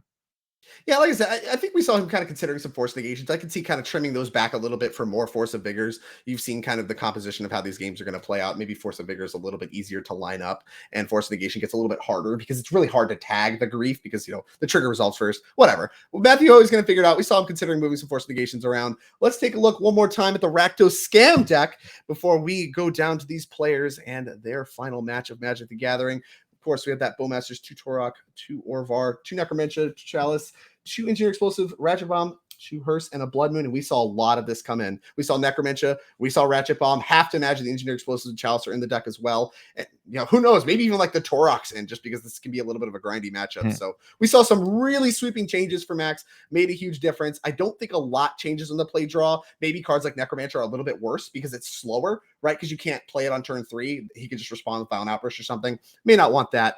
But beyond that, I think you very much want to present a very similar look to what you did in Game 2, given the effectiveness of it, as Hoey's going to kick us off with Scalding Tarn, Den of the Bugbear for Max. And turn 1 Ragavan used to be like a format also. I feel like the influence of Ragavan has somewhat shrunk in Modern. Am I correct to assume that? I didn't really see it doing all that much over the entire weekend, honestly. I think Ragavan has lost a lot of its efficacy. A lot of decks, when you talk about the Modern format as it stands today, have to come with a plan for Ragavan, and that's going to do a lot to mitigate it. However, in this matchup, there is once again that kind of weird 2-pronged approach where killing creatures isn't great because of the Undying Malice and the Feign Death kind of effects, where you just kind of we saw that happen in Game 2, where it's like, okay, bring it back. Guess what? Now it's bigger too. But the mana advantage is huge, and we see Hoey with a fire ice in hand rather, and is going to be able to tag the Ragavan if he wants. That could pose some issues as far as not having a blue card to piss to Force of Negation if something like a Chalice or Engineer Explosives or whatever gets added to the mix. And this is, like I said, is exactly where the Scam deck gets a lot of its points, because now Hoey has to ask himself, okay, do I use this Fire Ice to try to check the stuff that would take care of my Rhinos? Because as soon as I have Rhinos, the Ragavan doesn't matter anymore. But what happens? What is that extra mana worth for Max? I don't know without knowing his hand. And that's just really the tough spot for Hoey. But he's here. Both players in the finals have to imagine he's going to make the right play, whatever it actually is, as we play a Misty Reinforce and pass. Something also to consider is the Ragavan. If you let it stay alive, it's going to ramp you into some of your more expensive spells. In this case, we did see the Necromancy on the deck list as well as in the second game, so we know that's definitely a force to like go up against. And as Max comes closer to casting that, Matthew will eventually be forced to trade one of his Force of Negations for it anyway. So right now he's getting rid of the Ragavan, like fair choice, and you just try to keep Max down. Like Max will need to present something. And we see, is that Pyromancer? Seasoned Pyromancer on hand. I mean, it's a good card. It doesn't really excite me. Like everything that excites me revolves around discarding stuff from Matthew's hand. And yeah, Max. Well, does this card excite you, Julian? Do you feel more excited now? Max and I were on the same page here. We like to play the same kind of Magic, even though I've never been a fan of this card ever since seeing Rakdos Scam in action. Yes, very much. We take out the Violent Outburst. No Rhinos for you. As we leave Matthew on is that 3 lands and a Force of Negation? That looks, oh my god, this is third game in the finals. This is not where you want to be left. Not at all. And we'll see if there's even no Feign Death, Undying Malice stuff. Land has already been played. He's looking at this Engineered Explosives, does now know about this Force of Negation. So if he wants to slip in this Engineered Explosives, yeah, he's going to want to do it now. Even though that plays into Force of Vigor, we know he has Force of Negation, not Force of Vigor. So you're going to want to go ahead and play that now, even though it does open it up to that a little bit. As we pass back to Hoey, just plays land and pass the turn. Can't be too surprised by that, given the texture of his hand when we saw it with Grief. Draw from Thomas. Once again, pressure on Max to put pressure on Hoey. Needs to get something in play, start attacking, get Hoey dead before he can draw out of this little conundrum he has. And we know Seasoned Pyromancer can really get that started. Ragavan instead, also going to do a fine job. Not a Deschamps. We see Matthew has picked up a Brazen Borrower. Austin doesn't really do all that much for him. I guess, no. I mean, in a land far, far away, you bounce the engineered explosives at end of turn and then get your Rhinos and then force of negate it on the way down again. But that's, we'd have to travel quite far into the future to make that work. We bounce back to yeah, there's a lot of games to be played between now and then. Of course, once again, neither player under much pressure. Like the Brazen Borrower can start to, interplay, start attacking. That Ragavan we know can interplay, start attacking. And of course, some of that stuff can change very quickly with the presence of crashing falls and stuff like that. But the Engineer Explosives has that covered. So I would imagine this final game is going to be kind of a grindy one, like we kind of talked about. Both of these first 2 games were relatively quick, but one player, kind of more or less decimating the other. And we did see a Violent Outburst picked up for Hoey. Wow. That's a piece of the puzzle. we get there. I've seen the future. Is there any way that we can start applying pressure with the Den of the Bugbearer? I mean, if we find the next land, we just keep doing what we've tried basically all game thus far. Another Ragavan, and it runs straight into Rhinos and not able to pop the engineered explosives at this point because we dashed the Ragavan. It just runs the Rhinos and crashes out. But that's only for the moment, right? Goodness. And Matthew got got the Void in Max's hand too. Could have maybe played that one a little bit beforehand. Yeah, look, you see how he says, yeah, sure. All right. Well, now Force of Vigor starts to look very good. And we're going to get an attacking with the Rhinos, but you only get one. Unfortunately, with the way Chalice actually has a 0 CMC. So now if we use this Engineer Explosives to clear the Rhinos, we're actually killing the Chalice too. So we're in a little bit of a weird spot, and this is a little bit of the dyssynergy between these sideboard answers we have for the Rhinos cards as we just go ahead and pass back. Brazen Bar, we're going to interplay as well. And Lethal on board, Max is going to be forced to crack this Engineered Explosives. This Brazen Bar is going to stick around. 4-turn clock is a lot less than dead on board, but, still quite a bit. And that's going to pick up the Chalice too. Yeah, that Chalice is going to hit the graveyard. And now the coast is clear for any future Rhinos that Hoey can present. And he's the one with some pressure on board. So Hoey able to kind of make the most of kind of a really bad situation here. There's Odawara in play. All of a sudden, we turn it all around. Like, we get the Rhinos back. And as it turns out, we don't even need the Rhinos. We basically used Ball Lightning Rhinos for a turn, got rid of them afterwards. And now we are flying to victory with what it looks like our Brazen Borrower as the Pyromancer comes down. But that doesn't really stop the clock, right? We get to basically cycle a little bit, try to find something else. Maybe there's no way we raise this, but I'm not sure if we even keep the where are they? The lightning bolts in the deck after sideboarding. They don't really excite me all that much in this matchup. Technically, I guess you could have the Terminates. You could have Fury would be a good pickup.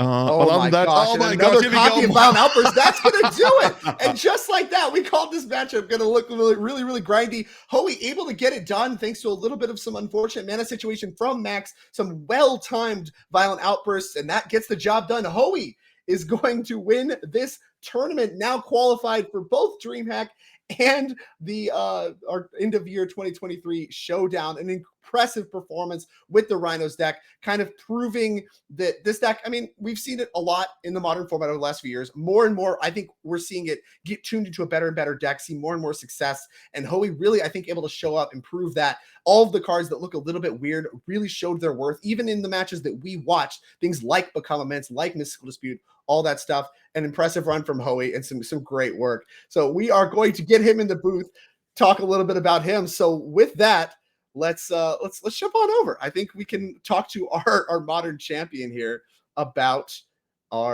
his performance with the Rhinos deck. And you mentioned we're about to watch a little bit of Legacy, and both decks we just watched, decks that are going to be present in Legacy. You've been playing more Legacy than me recently. I know that's your wheelhouse. What is going on with that? Yeah, the thing is, the deck is actually really good, as you can probably tell. And when you move into Legacy, all of a sudden, you get all these extra cards. You get Spirit Guides, you get Force of Wills to make the combo. You all of a sudden, you don't need to use Force of Negation just on your opponent's turn. We have Force of Will. You can do it at any time. We can also explode. We can have actually proper plays on the first and second turn. I've seen people go for Rhinos on turn 0. Basically, it's your upkeep. They just go for it. They make Rhinos right away. They don't care. This is what happens in Legacy. And I'm gonna say a month ago, we on the podcast I do every day, we talk we had a thing where we ranked the best 3 combo aggro and control decks, and I called this out, Cascade Crush as we call it, as the 3rd best aggro deck in Legacy, and I might even be willing to move it up to 2nd. To me, Shadow, probably. Yeah, Shadow is the best aggro deck in Legacy, but Crash is getting close, so I'm super excited to see that in action later on. You know, maybe we might actually get a tournament where it takes down both Saturday and Sunday events. Just the best thing to be doing across all the It's formats. really good. That is something. There's something to be said for that. When we talk about the history of the modern and legacy formats, typically when there's a strategy that's that powerful, of course I'm thinking of things like Hogak, Eldrazi, what have you, where they show up to be powerful enough, not just in modern but in legacy. Oftentimes those are the decks you want to be playing for the weekends because they're going to be very powerful because they got the chops to do it, even in the face of things like Force of Will and all that interaction you just called out. But being able to do that in modern, being able to do it in legacy, the strategy is so powerful, it's able to do a lot of winning in both formats. And yeah, we saw both players here in our finals, both Max and Julian, Max and Hoey. I was talking to you. Able to I wouldn't mind winning one of these tournaments. The modern format and succeed. Sure, show up, win the legacy trial, whatever, man. Let's get in there. Yeah. So like I told you, I learned never bet against the Rhinos because the Rhinos are. Is it the best thing to do in modern? Like, you can tell me the truth now. Now the tournament is over. Is it? I think it is. I mean, of course, that's going to be one of my questions for Hoey once we do get him set up in the interview question. But I think that's a big question about the modern format right now. There's a lot of, after the rounds of bannings, there's been a lot of kind of turmoil as new cards have entered the format. We've seen multiple Tales of Middle-earth cards have impact across the board. And there's a lot of hype around what's going on with that kind of stuff recently as well in the modern format. So there's been a lot of churn. There's been a lot of, kind of questions about, is it something Underworld Breach related? There was a big spat with that. Is it something Murktide Regent related? And now most recently, is it Rhinos and where Rhinos is set up? I think it's the best thing to be doing. And I know that someone is going to concretely have the answer, and that someone is Matthew Hoey. So let's go ahead and cut over to the interview. He is set up. Matthew Hoey, congratulations. An impressive performance for you this weekend. Some awesome stuff with that Rhinos deck of yours. Thanks, man. I appreciate it. Good job, dude. Seriously. So we were talking a little bit in the lead up here about kind of Rhinos, its position in modern, and how it's seeing some play in legacy now. Where do you think Rhino stands? You played the deck this weekend. You had an impressive run. You won the tournament. Any regrets? Do you think it's the best deck in the format? Tell me all about it. I definitely don't have any regrets. As usually want. I did mess up a little bit. I actually made two very bad play mistakes against this opponent specifically. Once in this match and once in our match in Swiss. So I do regret playing a little loose against him, but, came out on top. I think Rhinos is probably the best deck in the format. It does suffer a little bit from the fact that Living End got some significant improvements in Lord of the Rings, I think. And that's obviously an incredibly hard matchup. Feel pretty great that I was able to squeak by it in top 4. Sometimes you just get there. Endurances look quite good. He had piled those in the sideboard, and they came up clutch. And that's something that we talk quite a bit about. Is that Living in matchup can be really, really tough. It's part of the staples of what we've seen the texture of the modern format be about is these cascade effects. And should you be doing Living in versus Crashing Footfalls? But you gave yourself the tools, and I put yourself in a great position. I thought it was an awesome performance, and you respected the matchup. You played great. You drew great, and that's the recipe. That's what it takes. Damn right it is. Yeah, I mean, there isn't really any edge you can get against Living End. It's kind of just drawing your 10 cards and hoping that they provide you with enough answers. And fortunately, mine did. I was actually wondering, do you play the deck in Legacy? Rhinos? Yeah? No, I actually haven't played Legacy in quite a while. I wasn't even planning on playing today. I was planning on playing the Pioneer Showcase.